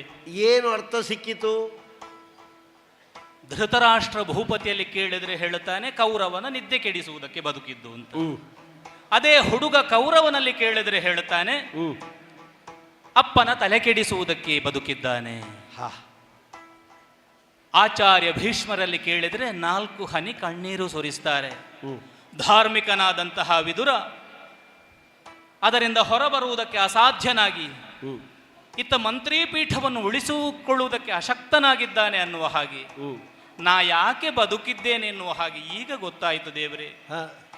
ಹಸ್ತಿನಾವತಿಗೆ ಆಗಮಿಸುವಂತಹ ಶ್ರೀಕೃಷ್ಣ ಸ್ವಾಮಿಯನ್ನು ಸ್ವಾಗತಿಸುವುದಕ್ಕೆ, ಇಲ್ಲಿಗೆ ಆಗಮಿಸುವಂತಹ ಶ್ರೀಕೃಷ್ಣ ಸ್ವಾಮಿಯನ್ನು ಭಕ್ತಿಯಿಂದ ಸ್ತುತಿಸುವುದಕ್ಕೆ, ಅವನ ಉದರವನ್ನು ತಣಿಸುವುದಕ್ಕೆ ಎನ್ನುವ ಹಾಗೆ ನನಗೆ ಈಗ ಅರ್ಥ ಆಯಿತು. ಅಂತೂ ಒಂದರ್ಥದಲ್ಲಿ ನಾನು ನೀನು ಒಂದೇ ಲೆಕ್ಕದಲ್ಲಿದ್ದೇವೆ ಅಲ್ವೇ? ಯಾರ ಭಾವಚಿತ್ರದ ಆವರಣದೊಳಗೆ ನಮ್ಮನ್ನಿಟ್ರು ಸರಿ ಆಗ್ತದೆ. ಹೌದು. ನಮ್ಮನ್ನು ದೂರುವವರು ನೋಡುವಾಗಲೂ ನಾವು ಸರಿ ಇದ್ದೇವೆ, ಅವರಿಗೆ ದೂರ್ಲಿಕ್ಕೆ ಸರಿ ಇದ್ದೇವೆ. ನಮ್ಮನ್ನು ಹೊಗಳುವವರಿಗೆ ನಾವು ಸರಿ ಇದ್ದೇವೆ. ಯಾರಿಗಾದ್ರೂ ಸರಿ ಇದ್ರೆ ಆಯ್ತು. ಅಷ್ಟೇ ಅಲ್ವಾ? ಮನಸ್ಸಿನಲ್ಲಿ ಹುಟ್ಟುವ ಭಾವನೆಗಳಿಗೆ ಆಕಾರ ಕೊಡುವಂತಹ ಭಗವಂತ ನೀನು. ನನ್ನ ಅರಸಿಗೆ ಸ್ವಲ್ಪ ನಾಚಿಕೆ ಸ್ವಭಾವ. ಇಣುಕುತ್ತಾ ಇದ್ದಾಳೆ, ಇಣುಕುತ್ತಾ ಇದ್ದಾಳೆ, ನಗುತ್ತಾ ಇದ್ದಾಳೆ. ನನ್ನ ಗಂಡ ಕರೆಯುತ್ತಾನೋ ಇಲ್ಲೋ? ಅವಳಿಗೆ ಪಾರಸವಿ ಎನ್ನುವಂತಹ ಹೆಸರಿಟ್ಟದ್ದು ಯಾಕೆ ಎನ್ನುವ ಈಗ ಗೊತ್ತಾಗ್ತಾ ಇದೆ ನನಗೆ. ಹೇಗೆ? ಅಪಾರಸವಿ ಇಲ್ಲಿ ಉಂಟು, ನಾ ಎಷ್ಟಿದ್ರು ಪಾರಸವಿ. ಬಹುಶಃ ನಿನ್ನ ಬದುಕಿನ ಅಂಗಳದಲ್ಲಿ ಅಂಗನೆ ಒಬ್ಬಳು ಕಾಲಿಟ್ಟದ್ದು ನೀನು ಅಪಾರವಾದ ಸವಿಯನ್ನು ಉಣ್ಣುವುದಕ್ಕಾಗಿಯೇ ಪಾರಸವಿಯಾಗಿ ಬಂದಿದ್ದಾಳ. ಈ ಪಾರ ಇಲ್ಲದೆ ಇರುವುದು ಸಮುದ್ರ, ದಡ ಇಲ್ಲದೆ ಇರುವುದು ಅಪಾರವಾದದ್ದು ಸಮುದ್ರ. ಹೌದು. ಕಡು ಬಡವನ ಮನೆಗೆ ಭಾಗೀರಥಿ ಹರಿದು ಬಂದಾಗ, ದಟ್ಟ ದರಿದ್ರನ ಮನೆಗೆ ಲಕ್ಷ್ಮಿ ಒಲಿದು ಬಂದಾಗ ಹೇಗೆ ಸ್ವಾಗತಿಸಬಹುದು? ಆ ಸ್ವಾಗತವನ್ನೇ ನಾನಿನಗೆ ಮಾಡಿದವನಿದ್ದೇನೆ ದೇವರೇ. ನೋಡೇ ಕಾಂತೆ, ಶ್ರೀರಮಣ ದಯವಾದ ನಮಗೆ. ಇವ ಶ್ರೀರಮಣ. ಸಂಪತ್ತು ಇರುವುದು ಬಾಹ್ಯ ನೋಟಕ್ಕೆ ಕಾಣುವುದಲ್ಲ, ಅದು ಹೃದಯದಲ್ಲಿರಬೇಕಾದದ್ದು ಎನ್ನುವ ಹಾಗೆ ನೀ ತೋರಿಸಿಕೊಟ್ಟೆ ತಂದೆ. ನಮ್ಮಲ್ಲಿ ಕೆಲವರೆಲ್ಲ ಹೇಳುತ್ತಾರೆ ಕೈಯಲ್ಲಿ ಧನದ ರೇಖೆ ಉಂಟು ಅನ್ನುವ ಹಾಗೆ. ಅವರು ಕೈಯಲ್ಲಿ ಮಾತ್ರ ಹುಡುಕಿದ್ದು. ಆದರೆ ಹೃದಯ ಎನ್ನುವುದು ಸಂಪತ್ತಾಗುವುದು ಯಾವಾಗ? ಭಗವಂತನಾದಂತಹ ನಿನ್ನ ದರ್ಶನ ಭಾಗ್ಯದಿಂದ. ವಕ್ಷಸ್ಥಳದಲ್ಲಿ ಸಂಪತ್ತಿಗೆ ಅಧಿಷ್ಠಾತ್ರ ದೇವತೆಯಾಗಿರುವಂತಹ ಲಕ್ಷ್ಮಿಗೆ ಪ್ರಾಶಸ್ತ್ಯವನ್ನು ಕೊಟ್ಟು ಹೃದಯದಲ್ಲಿ ಸ್ಥಿರವಾಗಿ ಉಳಿಸಿದೆಯಲ್ಲ, ನಿಜವಾದ ಲಕ್ಷ್ಮೀರಮಣ ಭಗವಂತ ನೀನು. ಬಂದಂತಹ ನಿನ್ನ ಪದಯುಗಗಳನ್ನು ತೊಳೆದಿದ್ದೇವೆ, ತೀರ್ಥವನ್ನು ಸ್ವೀಕರಿಸಿದ್ದೇವೆ ದೇವರೇ. ನಿನ್ನ ಪದಕ್ಕಾನತರಾಗಿದ್ದೇವೆ. ತಿಳಿದೋ ತಿಳಿಯದೆಯೋ ಈ ಜನ್ಮದಲ್ಲೋ ಕಳೆದ ಜನ್ಮದಲ್ಲಿಯೋ ಆಗಿ ಹೋದಂತಹ ಪಾಪ ಲೇಪಗಳಿದ್ರೆ ಅದೆಲ್ಲವನ್ನು ತೊಳೆದು ನಿರ್ದ್ವಂದ್ವ ಸ್ಥಿತಿಯನ್ನು ನೀ ಇಲ್ಲಿ ಕಾಪಾಡಿಕೊಳ್ಳಬೇಕು ದೇವರೇ. ನನ್ನ ಮನಸ್ಸೇ ದ್ವಂದ್ವ ಆಗಿತ್ತು. ನೀ ಬರುವಾಗ ಅದೇ ನನ್ನಲ್ಲಿದ್ದದ್ದು ದ್ವಂದ್ವ. ಮೇಲೆ ನೋಡ್ಲು, ಕೆಳಗೆ ನೋಡ್ಲು, ಎಡ ನೋಡ್ಲು, ಬಲ ನೋಡ್ಲು, ಈ ದ್ವಂದ್ವ ಎಲ್ಲವನ್ನು ನೀಗಿಸು. ದ್ವಾಪರ ಎರಡಿದ್ದದ್ದನ್ನು ಒಂದು ಮಾಡು ದೇವರೇ. ಇಲ್ಲಿ ಕೆಲವರೆಲ್ಲ ಬಾಯಿಯಲ್ಲಿ ಮಾತ್ರ ಹೇಳೋದು ಭಜಿಪೆ ಭಜಿಪೆ ಭಜಿಪೆ ಅಂತ. ಅಂತಃಕರಣದಲ್ಲಿ ನನ್ನ ಹಾಗೆ ನಿನ್ನನ್ನು ಭಜಿಸುವವರು ಕೆಲವು ಮಂದಿ. ಇದು ಸೂಕ್ಷ್ಮ ಪ್ರದೇಶ ತಂದೆ. ಇಲ್ಲಿ ಪ್ರಕ್ಷುಬ್ಧ, ವಿಷಮ ಎನ್ನುವಂತಹ ಶಬ್ದಗಳೇ ಹುಟ್ಟದ ಹಾಗೆ ನೀ ಮಾಡಬೇಕು. ಹಾಗಾಗಿ ದಯಮಾಡಿದಂತಹ ಲಕ್ಷ್ಮೀರಮಣನನ್ನು ಸತಿ ಪತಿಯರು ಒಂದಾಗಿ ಪೂಜಿಸಿದ್ದೇವೆ ದೇವರೇ. ವಿದುರ, ನಿನ್ನ ಪೂಜೆ ಎಲ್ಲ ನಾನು ನೋಡ್ತಾ ಇದ್ದೇನೆ. ನಿನಗೆ ಸಮಾಧಾನ ಸಂತೋಷ ಎಲ್ಲ ಕೊಟ್ಟಿದೆ. ಆದರೆ ನಾ ಕೇಳಿದ್ದು ಕೊಡ್ಲೇ ಇಲ್ಲಲ್ಲ ನೀನು. ಒಳಗೆ ಉಂಟು ದೇವರೇ, ಒಳಗುಂಟು. ಸ್ವರ್ಣ ಕ್ಷೀರವಾ ಚಿನ್ಮಯೋಗೆ ಸಮರ್ಪಿಸಲು ಕೃಷ್ಣ ಕೃಷ್ಣಾಯ ಕೃಷ್ಣಾಯ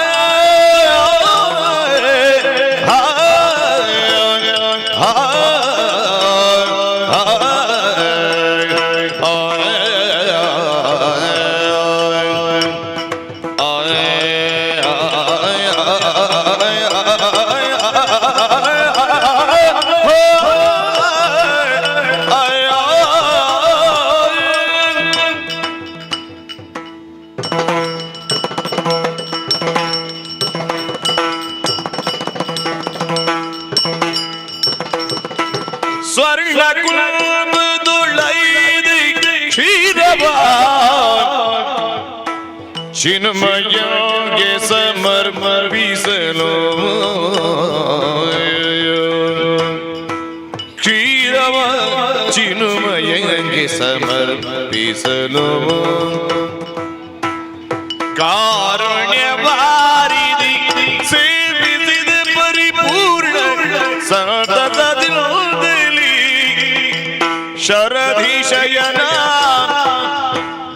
ಕಾರುಣ್ಯವಾರಿದಿ ಸೇವಿಸಿದ ಪರಿಪೂರ್ಣ ಸಂತತದಲ್ಲಿ ಶರದಿ ಶಯನ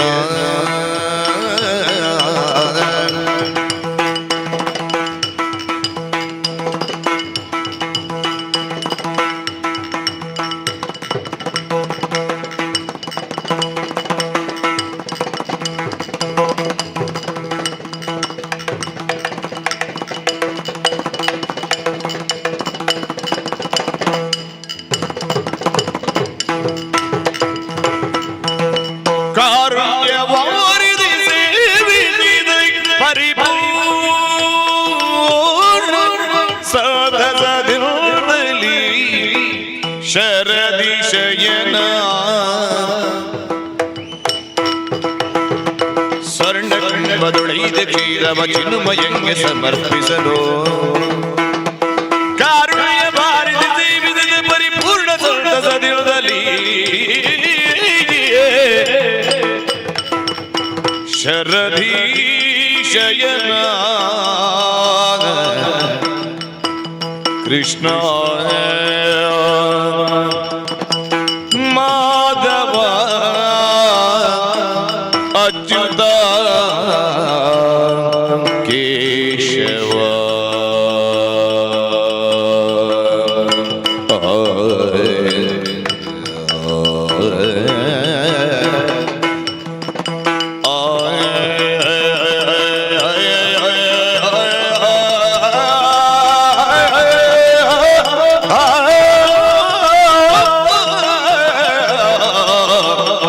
ಹರಿ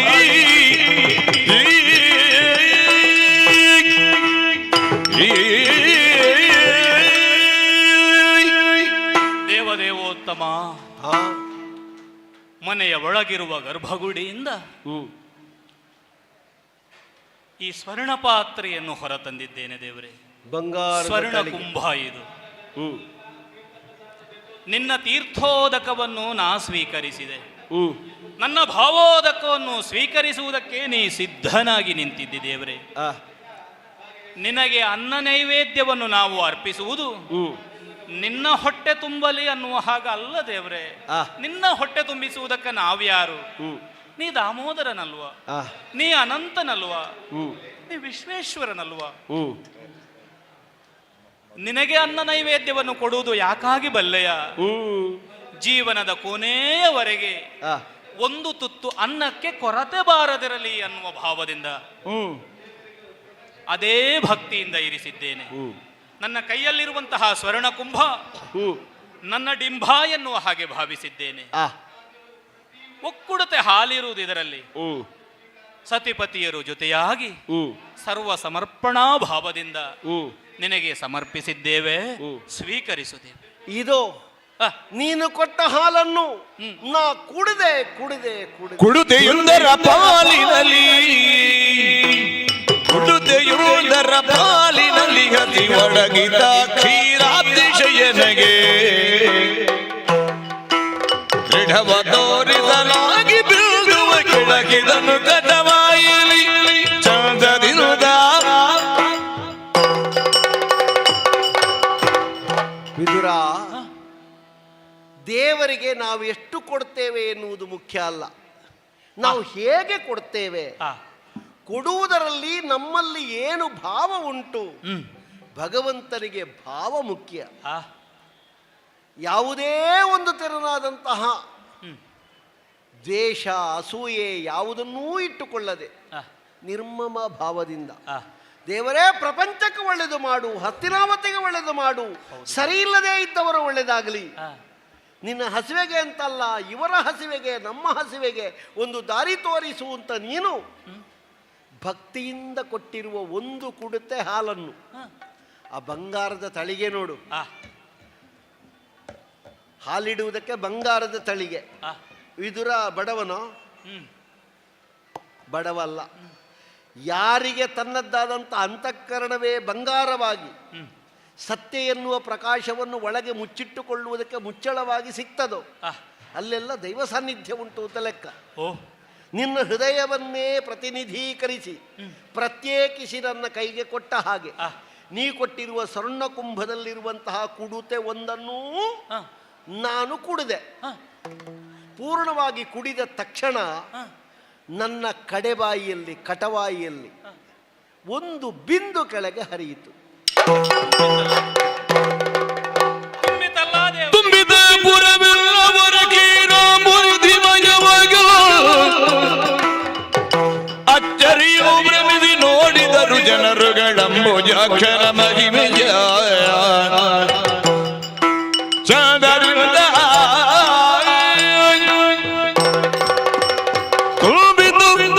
ತುಂಬಿತಲ್ಲ ದೇವ್ರೆ, ತುಂಬಿತಲ್ಲ. ಒಬ್ಬೆ ಹಾಕುವುದು ಕೇಳ್ತದ ನಿನಗೆ? ತುಂಬಿತಾ? ಹಾಲಿನ ಸಮುದ್ರವೇ ಹರಿಯುತ್ತಾ ಇದೆ. ತುಂಬಿತಾ ತುಂಬಿತಾ ತುಂಬಿತಾ. ಹೆಂಗಸರು ಕೊಡ ಕೊಂಡು ಹೋಗುತ್ತಾ ಇದ್ದಾರೆ. ಇವತ್ತಿನ ಹಾಲು ನಾಳೆಗೆ ಹಾಳಾಗ್ತದೆ ಎನ್ನುವ ಪರಿಜ್ಞಾನವೂ ಇಲ್ಲದೆ ಸಿಕ್ಕಿದಷ್ಟು ಇದ್ದಷ್ಟು ನಾವು ಬಾಚಿಕೊಂಡು ದೋಚಿಕೊಂಡು ಹೋಗುವ ಸರಿ ಗೊತ್ತಾಗ್ತದೆ ಕೌರವನ ಆಳ್ವಿಕೆ ಹೇಗುಂಟು ಅಂತ. ದೇವರೇ, ಎಲ್ಲರೂ ಮಾಡಿರುವುದು ಷಡ್ರಸೋಪೇತವಾದಂತಹ ಭೋಜನ. ಅದರಲ್ಲಿದ್ದದ್ದು ಮಧುವು, ತೆತ್ತವು, ಕಹಿಯು ಅನ್ನುವುದಕ್ಕಿಂತಲೂ ಆ ಷಡ್ರಸೋಪೇತವಾದಂತಹ ಭೋಜನದಲ್ಲಿ ಇದ್ದದ್ದು ವೀರರಸ. ವೀರರಸ, ತಾನು ತಾನೆನ್ನುವಂತಹ ಮದರಸ. ಕೃಷ್ಣ ಬರ್ತಾನ? ನೋಡುವ. ಯಾವಾಗ ಬರ್ತಾನೆ? ನೋಡುವ. ಇದೇ ವೀರರಸ. ಹೌದು. ಆದರೆ ನನ್ನಲ್ಲಿದ್ದದ್ದು ಷಡ್ರಸೋಪೇತವಾದಂತಹ ಭೋಜನವೂ ಅಲ್ಲ, ವೀರರಸವೂ ಇರಲಿಲ್ಲ, ಮದರಸವೂ ಇರಲಿಲ್ಲ, ಭಕ್ತಿಯ ರಸ. ಸ್ವೀಕರಿಸಿದ ಪರಿಣಾಮವಾಗಿ ಕ್ಷೀರಾಬ್ಧಿಶಯ ನನಗೆ ನೀಡಿದ್ದರಿಂದಲೇ ಕ್ಷೀರವಾರಿಧಿಯಾಯ್ತಲ್ಲ ಹಸ್ತಿನಾವತಿ. ಇನ್ನಾದರೂ ತಿದ್ದಿಕೊಂಡಾರೆ ಇವರು. ನೋಡುವ, ಭಕ್ತಿಯಿಂದ ಏನನ್ನಾದರೂ ಕೊಟ್ರೆ ಅವರಿಗೆ ಪ್ರತಿಫಲವಾಗಿ ಕೃಷ್ಣ ಹಾಲಿನ ಕಡಲೇ ತೋರಿಸ್ತಾನೆ ಎನ್ನುವ ಭಾವ ಯಾರಿಗೆಲ್ಲ ಅರ್ಥ ಆಗ್ತದೆ ಅವರಿಗೆಲ್ಲ ಅರ್ಥ ಆದ್ರೆ ಸಾಕು. ಆದ್ರೆ ವಿದುರ, ಏನು ದೇವರೇ? ಅನ್ನಪಾನಗಳಿಲ್ಲದೆ ಬಳಲಿರ್ಪೆ ಎನ್ನುವ ನನ್ನ ಹಸಿವು ನೀ ಕೊಟ್ಟ ಹಾಲಿನಿಂದ ತಣಿದಿದೆ. ಬಹುಮುಖ್ಯವಾದಂತಹ ಒಂದು ವಿಷಯವನ್ನು ಮಾತಾಡಿ ನಿರ್ಧಾರಾತ್ಮಕವಾದಂತಹ ವಿಷಯಕ್ಕೆ ಬರುವಲ್ಲಿ ನನ್ನ ಆಗಮನ ನಿನಗೂ ಗೊತ್ತಿದೆ. ಹೌದು ದೇವರೇ. ಸಂಧಾನಕ್ಕಾಗಿ ರಾಜಸೂತ್ರವನ್ನು ಬೆಸೆಯುವುದಕ್ಕಾಗಿ ಬಂದವ. ಮುಖ್ಯವಾಗಿ ಮಾತಾಡಬೇಕಾದದ್ದು ಕೌರವನಲ್ಲಿ. ನಾನು ನಿನ್ನ ಮನೆಗೆ ಬಂದೆ, ಹಾಲು ಕೊಟ್ಟಿ ಮಾತಾಡ್ತಾ ಮಾತಾಡ್ತಾ ಸಂಜೆ ಆಗ್ತಾ ಬಂತು. ಈಗ ಕೌರವನಿಗೆ ಸಮಯ ಉಂಟು ಅಂತ ನಮಗೆ ಗೊತ್ತಿಲ್ಲ. ನಾನಂತೂ ಮಾತಾಡುವುದಕ್ಕೆ ನನಗೆ ಬೇಕಾದವರು ಇಲ್ಲಿ ಇದ್ದಾರಲ್ಲ, ನಮ್ಮತ್ತೆ ಕುಂತಿ ದೇವಿ ನಿನ್ನ ಮನೆಯಲ್ಲೇ ಇದ್ದಾರೆ. ನಾನು ಅವರಲ್ಲಿ ಮಾತಾಡ್ತಾ ಇರ್ತೇನೆ. ನನಗಾಗಿ ನೀನೊಂದು ಕೆಲಸ ಮಾಡಬೇಕು. ಏನು ದೇವರೇ? ಕೌರವನಲ್ಲಿವರೆಗೆ ಹೋಗಿ ಅವನಿಗೆ ಸಮಯ ಉಂಟೋ ನಾ ಬಂದು ಮಾತಾಡುವುದಕ್ಕೆ, ಇದ್ರೆ ಯಾವಾಗ ಎನ್ನುವುದನ್ನೊಂದು ನನಗಾಗಿ ಕೇಳಿ ಬಂದ್ರೆ ಒಳ್ಳೆದಿತ್ತು. ಸಂಜೆ ದೇವರೇ, ವಿದುರ, ತೀರಾ ಬಾಲಿಶವಾಗಿ ನುಡಿತೇನೆನ್ನುವ ಹಾಗೆ ಭಾವಿಸಕೂಡದು. ಈ ಗಂಧದ ಒಟ್ಟಿಗೆ ಬೆಳ್ಳುಳ್ಳಿಯನ್ನು ಅರೆದು ಸೇರಿಸಿದರೆ ಗಂಧದ ಪರಿಮಳ ಕೆಡುವುದಿಲ್ವ ದೇವರೇ? ಹೌದೌದು, ಅದರ ಪರಿಮಳವೇ ಬೇರೆ, ಇದರ ಪರಿಮಳವೇ ಬೇರೆ. ಅರಿಯುವುದಿದ್ರು ಒಟ್ಟಿಗೆ ಅರಿಯುವುದಲ್ಲ. ಇದು ಯಾಕೆ ನೀ ಹೇಳಿದೆ ಅಂತ ಗೊತ್ತಾಗ್ಲಿಲ್ಲ. ಅದಲ್ಲ, ನೀ ಕಳುಹಿಸಿಕೊಡುತ್ತಾ ಇರುವುದು ಅವನ ಬಳಿಗಲ್ವಾ? ನೀ ಆಡಿದಾಗಲೇ ನಾ ತಿಳ್ಕೊಂಡೆ ಸಮಯ ಉಂಟೆ. ಸಮಯ ಬಂದಿರಬಹುದು, ಇರಬಹುದು. ಆದರೆ ನೀ ಕಳುಹಿಕೊಟ್ಟ ಕಾರಣ ಆಜ್ಞೆಯನ್ನಂತೂ ಹೋಗಬೇಕಾದದ್ದು ನನಗೆ ಧರ್ಮ. ನೀ ಹೇಳಿದ್ದನ್ನೇ ನಾವು ಯೋಚಿಸಿ ಮಾತಾಡುವುದಿದ್ರೆ ಅವನಂತೂ ಬಹಳ ಉಷ್ಣದಲ್ಲಿದ್ದಾನೆ. ನೋಡುವ, ಈ ಗಂಧ ತಾಗಿದ್ರೆ ಸ್ವಲ್ಪ ತಂಪಾಗ್ತದ ಅಂತ. ಆ ಉಷ್ಣ ಈ ಗಂಧದೊಟ್ಟಿಗೆ ಸೇರಿ ಕೆಟ್ಟರು ಸ್ವಲ್ಪ ತಂಪಾಗ್ತದೋ ಅಂತ ನೋಡುವ. ನೀ ಕೇಳಿ ಬರುವುದರಿಂದ ಅವನಿಗೆ ಸಿಟ್ಟು ಏರ್ತದ, ನೀ ಕೇಳುವುದರಿಂದ ಅವನಿಗೆ ತಂಪಾಗ್ತದೋ ಅಂತ ನೋಡುವ. ನಿನ್ನ ಮನೆಯಲ್ಲಿ ನಾನಿದ್ದೇನೆ ಎನ್ನುವುದನ್ನು ಸೂಚಿಸುವುದಕ್ಕೂ ಆಯ್ತು, ನೀನು ನನ್ನ ಪರವಾಗಿ ಬಂದು ಕೇಳ್ತಿ ಅಂತಲೂ ಆಯ್ತು, ಅವನ ಸಮಯ ಹೇಗುಂಟು ಅಂತ ತಿಳಿಯುವುದಕ್ಕೂ ಆಯ್ತು. ಒಮ್ಮೆ ಕೇಳಿ. ಅಸ್ತು ಅಸ್ತು.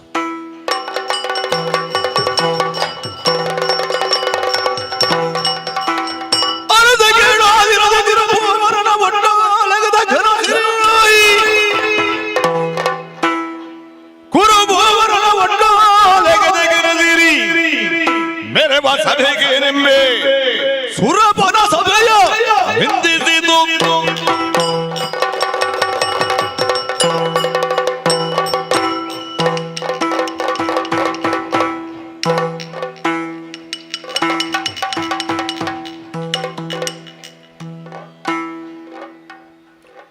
ನಮ್ಮವರಿಗೆ ಭ್ರಮೆ ಬಿಡುವುದಿಲ್ಲ, ಏನು ಮಾಡುವ? ಯಾಕೆ? ಬರುವವನನ್ನು ಭಗವಂತ ಅಂತ ಭಾವಿಸಿದ ಮಂದಿಗಳೇ ಹೆಚ್ಚಿರುವುದು ಈ ಹಸ್ತಿನಾವತಿಯಲ್ಲಿ. ಮೊನ್ನೆಯಿಂದ ಹೇಳ್ತಾರೆ ನಮ್ಮ ಅಜ್ಜ ಭೀಷ್ಮಾಚಾರ್ಯರು, ಕೃಷ್ಣಸ್ತು ಭಗವಾನ್ ಸ್ವಯಂ, ಕೃಷ್ಣಸ್ತು ಭಗವಾನ್ ಸ್ವಯಂ. ಅಹುದ ಅಲ್ವ ಅನ್ನುವುದಕ್ಕಿಂತಲೂ ಬಂದವ ಹೇಗೆ ವ್ಯವಹರಿಸ್ತಾನೆ ಅನ್ನುವುದರಿಂದಲಲ್ಲೂ ಅವನ ಹಿಂದಿನ ಯೋಗ್ಯತೆಯನ್ನು ನಾವು ಭಾವಿಸಿಕೊಳ್ಳುವಲ್ಲಿ ಮುಂದಾಗುವುದು. ನಿನ್ನೆ ಬಂದವ ನೇರ ವಿದುರನರ ಮನೆಗೆ ಹೋದ. ಊರೆಲ್ಲ ತಿರುಗಾಡಿ ಕೊನೆಗೆ ಅವನಿಗೆ ವಿಶ್ರಾಂತಿಗೆ ಅವಕಾಶ ಅವ ಕಲ್ಪಿಸಿಕೊಂಡದ್ದು ವಿದುರನರ ಮನೆಯಲ್ಲಿ. ಹೋದವನೇ ಹಾಲಿನ ಹೊಳೆ ಹರಿಸಿದನಂತೆ. ಮತ್ತೆ ಸುಮ್ಮನೆ ನಾವು ಅವನನ್ನು ಗೋಪಾಲ ಕಾಳುವುದು, ಹಾಲಿನದ್ದೇ ವ್ಯವಹಾರ ಎಲ್ಲ ಅವನ ಲಾಭಕ್ಕೆ. ತನ್ನ ಮಹಿಮಾ ಸಂಪನ್ನತೆಯನ್ನು ಕಾಣಿಸಿಕೊಡುವುದಕ್ಕಾಗಿ ಕೈಗೊಳ್ಳುವಂತಹ ಇಂದ್ರಜಾಲ ಇದೇನು? ಮೊದಲೇ ಕೃಷ್ಣ ಅಂದ್ರೆ ಹಾಗೆ ಹೀಗೆ ಯಾವನ ಒಬ್ಬ ಲೋಕಾತೀತನಾದಂತಹ ವ್ಯಕ್ತಿ ಅನ್ನುವಂತಹ ಭಾವವನ್ನು ತಳೆದವರಿಗೆ ಅವರ ಅಂತರಂಗದಲ್ಲಿ ಒಂದು ಶಾಶ್ವತವಾದಂತಹ ಸ್ಥಾನವನ್ನು ಒದಗಿಸಿಕೊಳ್ಳುವುದಕ್ಕೆ ಬೇಕಾಗಿ ಮಾಡುವಂತಹ ತಂತ್ರ ಅಲ್ಲ, ನಮಗರ್ಥ ಆಗುವುದಿಲ್ಲ. ಒಂದು ದೃಷ್ಟಿಯಿಂದ ಕೌರವ ಪಾಂಡವರೊಳಗಿನ ರಾಯಭಾರಿಯಾಗಿ ಬರುವವ ಅವ ಹುಟ್ಟಿನಿಂದಲೋ ಅರ್ಹತೆಯಿಂದಲೋ ಏನೇ ಆಗಿರಲಿ, ಕೈಗೊಂಡಂತಹ ಕಾರ್ಯಭಾರ ಯಾವುದು? ಚಂದ್ರವಂಶದ ಮನೆತನದ ಒಂದು ದಾಯಭಾಗದ ಇತ್ಯರ್ಥವನ್ನು ಕೈಗೊಳ್ಳುವಂತಹ ನಿರ್ಣಯಕ್ಕೆ ಬಂದಿದ್ದಾನೆ. ಅದಾದ್ರೆ ಅದಕ್ಕನುಸಾರವಾಗಿ ಅವನನ್ನು ಎದುರುಗೊಳ್ಳೋಣ. ನಮಗೆ ಕೃಷ್ಣನಲ್ಲಿ ಬಹಳ ಹಿತಭಾವ ಉಂಟು ಅನ್ನುವುದಕ್ಕಲ್ಲ, ಕೆಲವು ಸಲ ಬರುವವನು ಯಾವನು ಅನ್ನುವುದಕ್ಕಿಂತಲೂ ಬರುವುದು ಯಾವುದಕ್ಕೆ ಅನ್ನುವುದೇ ಪ್ರಧಾನ ಆಗುತ್ತದೆ. ಕೆಲವು ಸಲ ಬರುವುದು ಯಾವುದಕ್ಕನ್ನುವುದಕ್ಕಿಂತಲೂ ಬಂದವ ಯಾರು ಅನ್ನುವುದು ಪ್ರಧಾನ ಆಗುತ್ತದೆ. ಎರಡೂ ಸರಿಯೇ. ಮತ್ತೆ ರಾಜಕಾರಣ ಅಂದ್ರೆ ಹಾಗೆ, ನಮ್ಮ ಒಂದೊಂದು ಹೆಜ್ಜೆಯಿಂದಲೂ ಅರ್ಥ ಆಗಬೇಕು ನಮ್ಮ ಅಂತರಂಗ ಯಾವುದು. ಹೀಗೆ ವ್ಯವಸ್ಥೆಗೊಳಿಸಿ ಒಂದು ಬಲು ದೊಡ್ಡ ನಿರ್ಣಯಾತ್ಮಕವಾದಂತಹ ಮಾತುಕತೆಗೆ ಅವಕಾಶವನ್ನು ಒದಗಿಸಿಕೊಡುವಲ್ಲಿ ಸರ್ವ ಸಿದ್ಧತೆಯನ್ನು ಈ ಹಸ್ತಿನಾವತಿಯಲ್ಲಿ ನಾನು ಒದಗಿಸಿಕೊಟ್ಟಿದ್ದೆ. ಆದರೆ ಮಾಡುವ ಏನನ್ನು ಮಾಡುವ, ನಾವು ಮಾಡಿದ್ದೆಲ್ಲ ನಿರರ್ಥಕ ಅಂತ ಆಗುವಾಗ ಆಗಿ ಹೋಯಿತು. ಬಂದವನು ನಾವು ಹಾಸಿದ ರತ್ನ ಕಂಬಳಿಯ ಮೇಲೆ ಕಾಲೂರಿ ಬಂದಿದ್ದಾನೆ. ಆದ್ರೆ ನಾವೆರಚಿದಂತಹ ಮಲ್ಲಿಗೆ ಅರಳಿನಲ್ಲೇ ಹೆಜ್ಜೆಯನ್ನು ಊರಿದ್ದಾನೆ. ಆದ್ರೆ ಮಲ್ಲಿಗೆಯ ಮನಸ್ಸು ಹೊತ್ತು ಬರಲಿಲ್ಲ ಅನ್ನುವುದು ಸ್ಪಷ್ಟವಾಗುತ್ತಾ ಇದೆ. ಏನೋ ಒಂದು ಪಾಂಡವ ಪಕ್ಷಪಾತಿಯಾಗಿ ಹುನ್ನಾರವನ್ನು ನಡೆಸುವ ಉದ್ದೇಶಕ್ಕೆ ಇಲ್ಲಿಗೆ ಆಗಮಿಸಿದ್ದಾನೆ. ಅಥವಾ ನಮಗೆ ಬಹಳ ದೊಡ್ಡ ಹಂಗೂ ಇಲ್ಲ ಕೃಷ್ಣನದ್ದು. ಯಾಕಿಲ್ಲ? ಒಬ್ಬ ಸಂಧಾನಕಾರನಾಗಿ ಕೃಷ್ಣ ಬೇಕು ಅನ್ನುವುದು ನಮ್ಮ ಬೇಡಿಕೆ ಅಲ್ಲ, ಅದು ಧರ್ಮರಾಯನ ಅಭಿಪ್ರಾಯ. ಎಂಥದ್ದೇ ಆಗಲಿ ಒಂದು ಮಾತುಕತೆ ತೀರ್ಮಾನ ಆಗುವುದು ಹಸ್ತಿನಾವತಿ ಆಸ್ಥಾನದಲ್ಲೇ ಆಗಬೇಕು. ಅದಕ್ಕಾಗಿ ಒಡೆಯನಾದಂತಹ ಲಕ್ಷ್ಮೀರಮಣ ಬರ್ತಾನೆ. ಪಾಂಡವರ ಪಾಳಯದಲ್ಲಿ ಪಾಂಡವರ ಮನೆಯಲ್ಲಿ ಕೃಷ್ಣನಿಗಿರಬಹುದಾದಂತಹ ಮನ್ನಣೆ ಸ್ಥಾನಮಾನ ನಮಗೆ ತಿಳಿಯದೇ ಇದ್ದದ್ದಲ್ಲ, ಪ್ರತ್ಯಕ್ಷ ನಾವು ಕಂಡಿದ್ದೇವಲ್ಲ ರಾಜಸೂಯದಲ್ಲಿ. ಸೇರಿದೆಲ್ಲರ ಸಮಕ್ಷದಲ್ಲಿ ಪ್ರಧಾನ ಅರ್ಘ್ಯಕ್ಕೆ ಯಾರು? ನಮ್ಮ ಅಜ್ಜನೇ ಅಪ್ಪಣೆ ಕೊಟ್ಟರು, ಕೃಷ್ಣನೇ, ಅವನಿಗೇ ಕೊಡಿ. ಅಲ್ಲಿಯೇ ನಮ್ಮ ಅಜ್ಜ ಈ ಆಡಿ ತೋರಿಸಿದ್ರು, ಕೃಷ್ಣಸ್ತು ಭಗವಾನ್ ಸ್ವಯಂ. ಎಂಥದ್ದೇ ಆಗಲಿ, ಪಾಂಡವರ ಮನೆಯಲ್ಲಿ ಅವರಿಗೆ ದೊಡ್ಡ ಮನೆ ಉಂಟು ಅಂದ ಮಾತ್ರಕ್ಕೆ ಲೋಕದಲ್ಲಿದ್ದ ಎಲ್ಲರೂ ಸರ್ವಾನುಮತದಿಂದ ಅದನ್ನು ಅಂಗೀಕರಿಸಿದ್ದಾರೆ ಅಂತ ಅರ್ಥ ಅಲ್ಲ. ಯಾಕಲ್ಲ, ನಾವೇ ಒಪ್ಪಲಿಲ್ಲ. ಈಗಲೂ ನಮಗೆ ನಿರ್ಣಯ ಇಲ್ಲ ಅವನದ್ದಾದಂತಹ ದೈವತ್ವದ ಕುರಿತಾಗಿ. ಯಾಕಿಲ್ಲ? ಒಬ್ಬ ಮಾನವ ಮಾತ್ರನಾದಂತಹ ವ್ಯವಹಾರವನ್ನು ನಮ್ಮ ಕೈಗೊಳ್ಳುತ್ತಾ ಇದ್ದಾನೆ. ಇಲ್ಲದಿದ್ದರೆ ದೇವರಿಗೆ ಇದು ಆ ಕೆಲಸ. ಯಾರ್ಯಾರ ಮನೆಯಲ್ಲಿ ಕಸ ಗುಡಿಸುವುದಲ್ವಲ್ಲ, ದೇವರು ದೇವರ ಗುಡಿಯಲ್ಲಿ ಕುಳಿತುಕೊಂಡು ಕೊಡುವ ಪೂಜೆ ತಗೊಳ್ಬೇಕು, ಅನುಗ್ರಹ ಮಾಡಬೇಕು. ಕೃಷ್ಣನ ಹತ್ರ ಒಂದು ಅಭಿಪ್ರಾಯ ಕೇಳದೆ ಧರ್ಮರಾಯ ಸಂಧಾನಕಾರನಾಗಿ ಒಬ್ಬ ಭೃತ್ಯನಾಗಿ ದೇವರನ್ನು ಕಳಿಸ್ತೇನೆ ಅನ್ನುವ ಹಾಗೆ ಆಡ್ತಾನೆ ಅಂತಾದ್ರೆ ಅದಕ್ಕೆ ದೈವ ಭಕ್ತಿ ಅಂತ ಹೆಸರು ಅಲ್ಲ, ದುರುಪಯೋಗ ಅಂತ ಹೆಸರು. ದುರುಪಯೋಗ ಮಾಡಿಕೊಳ್ಳುವುದು. ಈಗ ಎಂಥವನೇ ಆಗಲಿ ಹಾಗೆ ಮಾಡ್ತಾನೆ ಅಂತಾದರೆ ಅಷ್ಟು ತನ್ನನ್ನು ಸದರವನ್ನಾಗಿಸಿಕೊಂಡು ಪಾಂಡವರ ಮನೆಯ ಕಿಂಕರನಾಗಿ ವ್ಯವಹರಿಸುವವನನ್ನು ನಾವು ಯಾಕೆ ದೇವರು ಅಂತ ಒಪ್ಪಿಕೊಳ್ಳಬೇಕು? ಈ ನಿರ್ಣಯದಿಂದ ಅವನ ಕುರಿತಾಗಿ ನಮಗೆ ಯಾವ ಗೌರವ ಭಾವವೂ ಇಲ್ಲ. ಆದರೆ ಬರುತ್ತಿರುವುದು ನಮ್ಮ ಮನೆತನದ ಅಣ್ಣ ತಮ್ಮಂದಿರೊಳಗಿನ ಒಂದು ವ್ಯಾಜ್ಯದ ಕುರಿತಾದ ಮಾತುಕತೆ ನಡೆಸುವುದಕ್ಕೆ ಅನ್ನುವುದಕ್ಕಾಗಿ ಅವನ ಗೌರವಕ್ಕೆ ಇಷ್ಟಿರಲಿ, ಅಂದರೆ ನಮ್ಮ ಅರ್ಹತೆ ಅಷ್ಟು ಅನ್ನುವ ಕಾರಣಕ್ಕಾಗಿ ಸಿದ್ಧಗೊಳಿಸಿದ್ದು. ಆದರೆ ಎಲ್ಲ ನಿರರ್ಥಕ ಆಯಿತು. ಸುಲಭದಲ್ಲಿ ಬಗೆಹರಿಯುವುದಲ್ಲ ಇದು. ಆಗುವುದಾದ್ರೆ ಯಾವತ್ತೂ ಆಗುತ್ತಿರಲಿಲ್ಲ. ಒಂದು ವಿವಾದ ಹುಟ್ಟು ಹಾಕುವುದಕ್ಕೆ ಬಹಳ ಸುಲಭ, ಸಣ್ಣ ಕಾರಣ ಸಾಕಾಗುತ್ತದೆ. ಬೆಳೆದು ಬೆಳೆದು ದೊಡ್ಡದಾದರೆ ಅದನ್ನು ಪರಿಹರಿಸಿಕೊಳ್ಳುವುದಕ್ಕೆ ಎಷ್ಟು ದೊಡ್ಡವರಿಂದಲೂ ಆಗುವುದಿಲ್ಲ. ಮತ್ತೆ ಯಾಕಾಗುವುದಿಲ್ಲ? ಮನಪೂರ್ವಕವಾಗಿ ಸಿದ್ಧ ಆಗಬೇಕು. ಯಾರು ಇದಕ್ಕೆಲ್ಲ ಕಾರಣ ಅಂತ ಯಾರ ಹೆಗಲಿಗೆ ನಾವು ಹೊರೆ ಹಾಕುವುದು? ಪಕ್ಕನೆ ಕಾಣುವಾಗ ಸುಯೋಧನ ಅಂತ ಕಾಣುತ್ತದೆ. ಹೌದಾ? ಸುಯೋಧನ ಕಾರಣನ ಇದಕ್ಕೆಲ್ಲ? ಹೌದಾದರೆ ಇದು ಹದಗೆಟ್ಟದ್ದು ಯಾವಾಗ? ಅಲ್ಲಿಂದ ಯೋಚಿಸಬೇಡುವ ನಾವು. ಯಾವತ್ತೋ ಹದಗೆಡ್ಲಿಕ್ಕೆ ಪ್ರಾರಂಭ ಆಗಿದೆ ಹಸ್ತಿನಾವತಿಯ ಮನೆತನದ ವ್ಯವಹಾರ, ಅಲ್ಲಿಂದ ಒದಗಿ ಬಂತು. ಈಗೊಬ್ಬ ಅಧಿಕಾರವನ್ನು ಮುನ್ನಡೆಸಬೇಕಾದವನಿಗೆ ಸಿಂಹಾಸನ ದೊಡ್ಡದಾಗಬೇಕಾದದ್ದ, ಸಂಸಾರ ದೊಡ್ಡದಾಗಬೇಕಾದದ್ದ? ಸಂಸಾರದ ಮುಂದೆ ಸಿಂಹಾಸನ ಅಲ್ಲ ಅಂತ ತಿಳಿಯುವವರು ಲೋಕದಲ್ಲಿ ಸಜ್ಜನರು.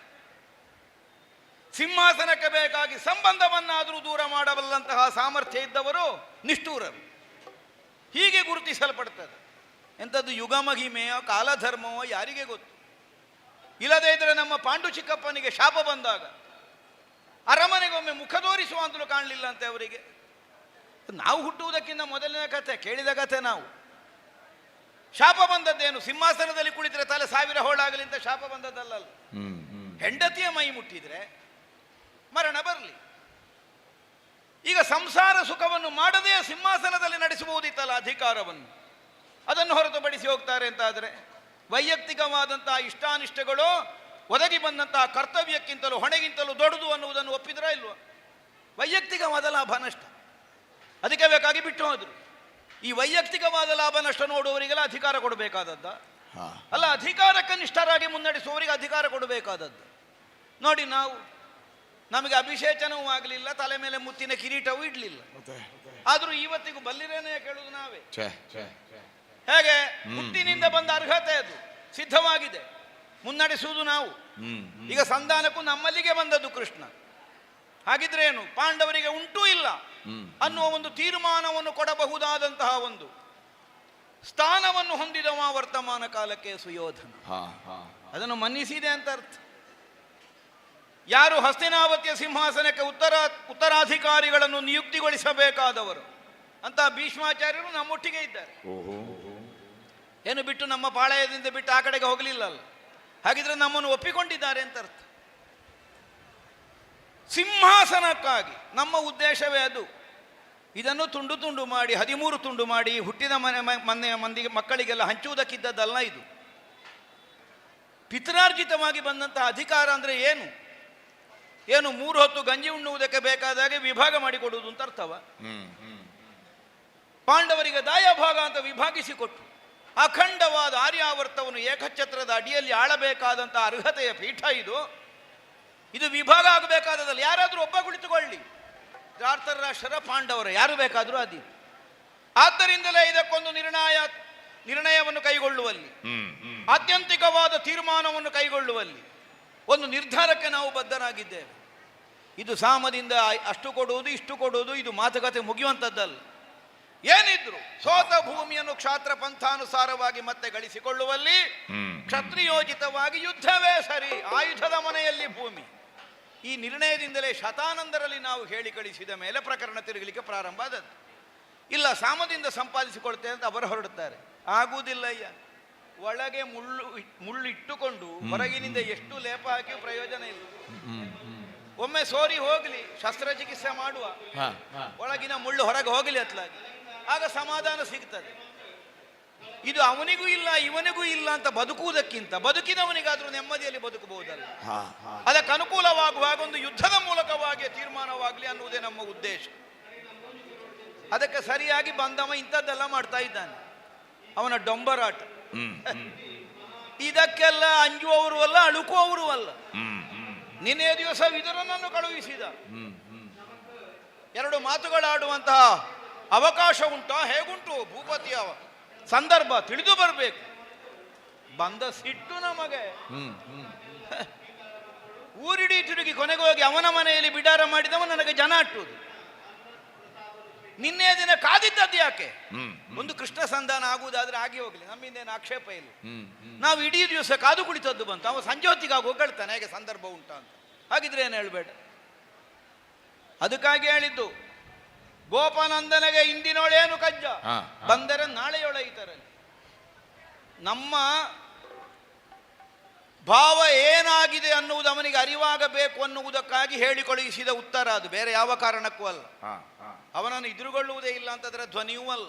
ನೋಡಿ ಇವತ್ತು ವ್ಯವಸ್ಥೆಗೊಳಿಸಿದ್ದು ಕುರುಭೂವರನ ಒಡ್ಡೋಲಗದ ಘನ ಸಿರಿ ಹೇಗುಂಟು. ಆವತ್ತು ಒಮ್ಮೆ ಇಂಥ ದೊಡ್ಡ ಸಭೆ ಮಾಡಿದ್ದೇನೆ ನಾನು. ತೋರಣ ಸ್ಫಾಟಿಕ ಅಂತ ಅದಕ್ಕೆ ಹೆಸರು. ದ್ಯೂತಕ್ಕೆ ಕರೆಯುವಾಗ ದ್ಯೂತ ಸಭೆ, ಅದು ಪಾಂಡವರನ್ನು ಹೊರಗಟ್ಲಿಕ್ಕೆ ಮಾಡಿದ ಸಭೆ. ಉದ್ದೇಶವೇ ಆಗಿದ್ದದ್ದು ಪಾಂಡವರನ್ನು ಹೊರಗಟ್ಲಿಕ್ಕೆ ಬೇಕಾಗಿ ಸಭೆ. ಇವತ್ತಂಥದ್ದೇ ಮತ್ತೊಂದು ದೊಡ್ಡ ಸಭೆ. ಇದ್ಯಾಕೆ? ಪಾಂಡವರು ಒಳಗೆ ಬಾರದಾಗೆ ತಡೆಯುವುದಕ್ಕಿದ್ದ ಸಭೆ. ಈ ಉದ್ದೇಶಕ್ಕೆ ಎತ್ತರವಾದ ಆಸನದಲ್ಲಿ ನಮ್ಮ ಧೃತರಾಷ್ಟ್ರ ಭೂಪತಿಗಳು, ಕರ್ಣದುಶಾಸನನೇ ಮೊದಲಾದಂತಹ ನಮ್ಮ ಆಪ್ತೇಷ್ಟರುಗಳು ನನ್ನ ಸನಿಹದಲ್ಲಿ, ಮಾವನಾದಂತಹ ಶಕುನಿಗೆ ಒಂದು ಮುಂಭಾಗದಲ್ಲಿ ಪ್ರತ್ಯೇಕವಾದ ಸ್ಥಾನ, ಆಮೇಲೆ ಅಜ್ಜನಾದಂತಹ ಭೀಷ್ಮ ದಿಕ್ಕಿಂತ ಆಚೆಗೆ ದ್ರೋಣರ ದಿಕ್ಕಿಂತ ಆಚೆ. ಅವರನ್ನು ದೂರ ಇಟ್ಟಿದ್ದೇನೆ ಅಂತ ಅರ್ಥ ಅಲ್ಲ, ಹೆಬ್ಬಾಗಿಲಿಗೆ ಸನಿಹದಲ್ಲಿ ಅವರು ಇರಲಿ ಅನ್ನುವುದಕ್ಕಾಗಿಟ್ಟದ್ದು. ವ್ಯವಸ್ಥೆಗೊಳಿಸಿ ಆಗಿದೆ. ಬಂದಂತಹ ಕೃಷ್ಣನಿಗೆ ಬೆರಗು ಹುಟ್ಟಬೇಕು, ಅಲ್ಲ ಭೀತಿ ಹುಟ್ಟಬೇಕು. ಅದಕ್ಕೆ ಬೇಕಾದ ಹಾಗೆ ನಮ್ಮದ್ದಾದಂತಹ ಕ್ರತುಶಕ್ತಿ ಏನು ಅನ್ನುವುದು ಅವನಿಗೆ ನೋಡಿದ ಕ್ಷಣದಲ್ಲಿ ಸ್ಫುಟವಾಗಬೇಕು. ವೈಭವದ ಸಭೆ, ವಾಕ್ಯಾರ್ಥ ಒಂದೆಡೆಯಲ್ಲಿ, ಗೀತಗಾಯನಾದಿ ಗೋಷ್ಠಿಗಳು ಮತ್ತೊಂದೆಡೆಯಲ್ಲಿ, ದೇಶ ವಿದೇಶಗಳಿಂದ ಬರಿಸಿದಂತಹ ನರ್ತಕಿಯರ ನರ್ತನ ಬೇರೊಂದೆಡೆಯಲ್ಲಿ, ಎಲ್ಲ ವ್ಯವಸ್ಥೆಗೊಳಿಸಿದ್ದೇನೆ. ಇನ್ನಾದಷ್ಟು ಬೇಗ ಬಂದವನನ್ನೊಂದು ಸಾಗ ಹಾಕಬೇಕು. ಅದಕ್ಕೆ ಬೇಕಾಗಿ ಒಬ್ಬ ದೂತನನ್ನು ಕರೆದು ಕಳುಹಿಸಿದ್ದೇನೆ. ಹೋಗಿ ವಿದುರನ ಅರಮನೆಯಲ್ಲಿರುವಂತಹ ಕೃಷ್ಣನಿಗೆ ಹೇಳು. ನೋಡಿದೆಯ ವಿದುರ ಕೌರವ ಮಾಡಿದೋ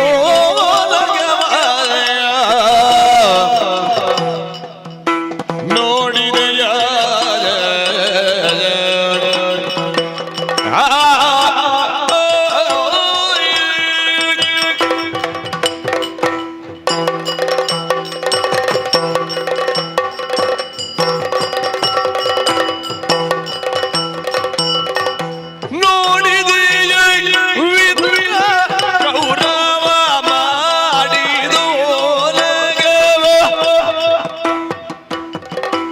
ಓಡಿ ಹೋಗಲಿ ಕೃಷ್ಣನೇನೋ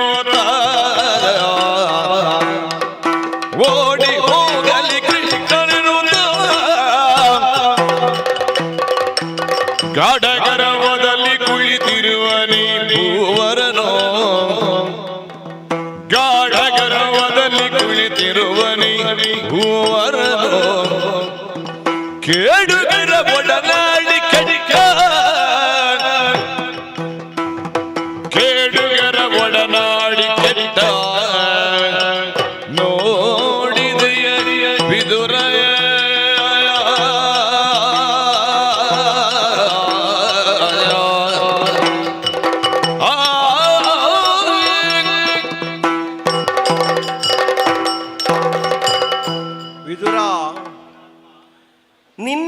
ದಿವಸ ನೀನು ಕೇಳುವಾಗ ಆ, ಇವತ್ತೇನು ನಾಳೆ ಬಂದರೆ ಬರಲಿ.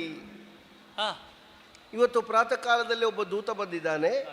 ಏಳು ಏಳೈ ಕೃಷ್ಣರಾಯ ಭೂಪನನುಜ್ಞೆಯಾಯಿತು. ನಮಗೆ ಇದು ಬೇಕು ಬೇಕು ಅಂತಲೇ ಮಾಡಿದ್ದು ಅಂತ. ಆದ ಸಭೆ ಅಲ್ಲ, ಮಾಡಿದ ಸಭೆ ಇದು. ಹಿರಿಯರು ಮಾಡಿಟ್ಟದ್ದು ಎಷ್ಟು ಬೇಕಾದರೂ ಉಂಟು ಅಂತಾದರೆ ಅದಕ್ಕೆಷ್ಟು ಇದಕ್ಕೆಷ್ಟು ಅಂತ ಕೇಳಬೇಕು ಅಂತ ಇಲ್ಲ. ಒಟ್ಟು ಇದ್ದದ್ದೆಲ್ಲ ಆಗಲಿ, ಸಂಜೆಗೆ ಲೆಕ್ಕ ಕೊಡಲಿ, ತಗೊಂಡೋಗ್ಲಿ ಅಂತ ಹೇಳುವವರು ಇದ್ದರೆ ಇಂಥದ್ದೆಲ್ಲ ಕಾರ್ಯಕ್ರಮ ಆಗುದು ನೋಡು. ಯಾವುದಾದ್ರೂ ಒಂದು ಸರಿಯಾಗಿ ನೋಡ್ಲಿಕ್ಕೆ ಆಗ್ತದೆ ಇಲ್ಲಿ? ಅದರ ಸ್ವರ ಇದಕ್ಕೆ ಬಡಿಯುವುದು, ಇದರ ಸ್ವರ ಅದಕ್ಕೆ ಬಡಿಯುವುದು, ಆಗಾಗ ಉಪದ್ರ. ಇದೇನು ಅದೇನು ಅಂತ ಗೊತ್ತಾಗುವುದಿಲ್ಲ ಅಲ್ಲ. ಅವರವರ ಅಭಿರುಚಿ, ನಮಗೇನು ಮಾಡಲಿಕ್ಕೆ ಸಾಧ್ಯ ಇಲ್ಲ. ಅಂತೂ ಒಟ್ಟಿನಲ್ಲಿ ಮಹಾ ಸಂಭ್ರಮ ಮಾಡಿದ್ದಾನೆ, ಒಂದು ಜಾತ್ರೆಯ ಹಾಗೆ ಮಾಡಿದ್ದಾನೆ. ಪಾಪ ಕಲಾವಿದರಿಗೊಂದು ಅವಕಾಶ ಅಲ್ವಾ? ಆಗಲಿ, ನಾವು ಬೇಡ ಅಂತ ಹೇಳೋದು ಯಾಕೆ? ಜೋಡಾಟವೇ ಆಗಲಿ, ಮನುಷ್ಯರಿಗೆ ಕೇಳಲಿಕ್ಕೆ ಆಗದೇ ಇದ್ರು ತೊಂದರೆ ಇಲ್ಲ. ಅಂತೂ ಇವನನ್ನು ನಾವು ಮಾತಾಡಿಸಬೇಕು. ಹೌದು, ನನ್ನನ್ನು ಬೆರಗುಗೊಳಿಸಬೇಕು ಅಂತ ಮಾಡಿದ ಈ ಸಭೆಗೆ ನಾನೇನು ಉತ್ತರ ಕೊಡಬೇಕು ಅಂತ ಇಲ್ಲ. ಯಾಕಂದರೆ ನಾನು ಇದಕ್ಕಿಂತ ಹೆಚ್ಚಿನ ಸಭೆಯನ್ನು ನೋಡಿ ಆಗಿದೆ. ನನ್ನನ್ನು ತಿಳಿದವರು, ನನ್ನ ಬಗ್ಗೆ ಗೊತ್ತಿದ್ದವರು ನನ್ನ ಜೊತೆಯಾಗಿ ಬಂದಿದ್ದಾರೆ. ಇಲ್ಲಿ ನನ್ನನ್ನು ಪುರಸ್ಕರಿಸುವುದಕ್ಕೆ ಭೀಷ್ಮಾಚಾರ್ಯರೇ ಮುಂದೆ ನಿಂತು ಬೇಕಾದ ಹಾಗೆ ವ್ಯವಸ್ಥೆ ಮಾಡಿದ್ದಾರೆ. ಕೂತ್ಕೊಳ್ಳಿಕ್ಕಾಗಿಯೇ ಬಂದದ್ದಲ್ಲ, ಒಂದು ಇತ್ಯರ್ಥ ಮಾಡುವುದಕ್ಕಾಗಿ ಬಂದದ್ದು ಅಂತ ಇದ್ರೆ ಮಾತು ನಾವೇ ಪ್ರಾರಂಭ ಮಾಡಬೇಕಲ್ಲ ಅಲ್ವೇ? ಅವನಾಗಿ ಮಾತಾಡಿಸಬೇಕಿತ್ತು. ಅವ ಮಾತಾಡುವುದಿಲ್ಲ, ಮುಖಕ್ಕೆ ಸೆರಗು ಹಾಕಿ ಕೂತಿದ್ದಾನೆ ಅಂತಾದರೆ ಅದನ್ನಾದರೂ ನಾವೊಂದು ಕೇಳಬೇಡುವ? ಈಗ ನನಗೆ ಬಹಳ ದೂರದವ ಅಲ್ವಲ್ಲ, ಅವನ ಮಗಳು ನನ್ನ ಮನೆಯಲ್ಲಿದ್ದಾಳೆ, ಬಹಳ ಹತ್ತಿರದ ಬಾಂಧವ್ಯ ಉಂಟು. ಮೊದಲಿಂದಲೇ ಪಾಂಡವರ ಪರವಾಗಿ ಸಂಬಂಧವನ್ನು ಹುಡುಕುವುದಿದ್ರೆ ಅದೆಲ್ಲ ಒಂದೇ ಸಂಬಂಧ. ಅದಕ್ಕಿಂತ ಹಿಂದೆ ಹೋಗುವುದಿದ್ರೆ ನಾವು ಚಂದ್ರವಂಶೀಯರೇ, ಅದರಲ್ಲಿ ಒಂದು ಕವಲು. ಹಾಗಾಗಿ ಜಾತಿಯವನ ಮನೆಯೂ ಹೌದು, ಬಂಧುವಿನ ಮನೆಯೂ ಹೌದು, ಭಾವನ ಮನೆಯೂ ಹೌದು. ಭಾವನೆ ಅವನಿಗೆ ಇಲ್ಲದೇ ಇದ್ದರೆ ನಾವೇ ತೆಕ್ಕೊಳ್ಳುವ. ಇಲ್ಲಿ ಅರಸ ಯಾರು ಎನ್ನುವುದು ಮುಖ್ಯ ಅಲ್ಲ. ಇವನನ್ನೇ ಈ ಸಲಕ್ಕೆ ಅರಸ ಅಂತಲೇ ಗುರುತಿಸಿ ಮಾತಾಡುವ. ಅರಸ ಅರಸ ಮುನಿದಿಗೆ ಯಾಕೆ ತಡಲೆ ಕರುಣವಿಲ್ಲವೇ ನಿನಗೆ? ಅರಸ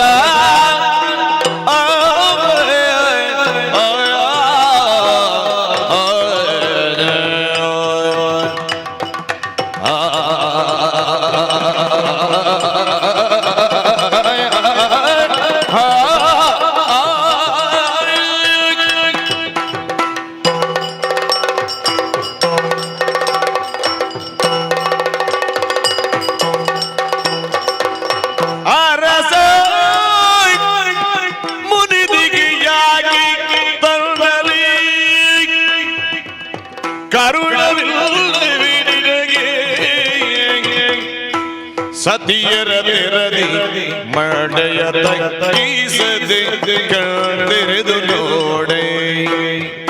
ಸತಿಯರ ತೆರದಿ ಮಡೆಯ ತಗ್ಗಿಸದೆ ಕಣ್ತೆರೆದು ನೋಡೆ ನೋಡೆ ಅರಸನೆ.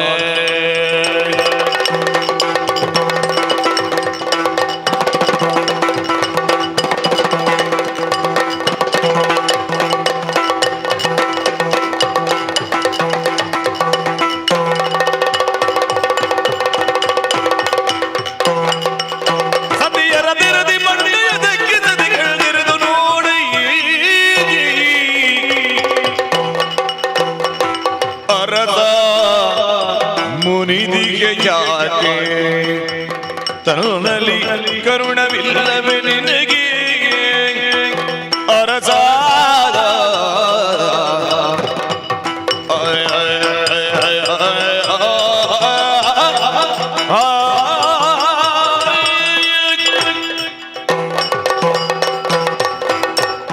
ಅರಸ, ಹಸ್ತಿನಾವತಿಯ ವಿಶೇಷವಾಗಿರುವಂತಹ ಸಭಾಸ್ಥಾನ, ನೀನದಕ್ಕೆ ಸಭಾಪತಿ.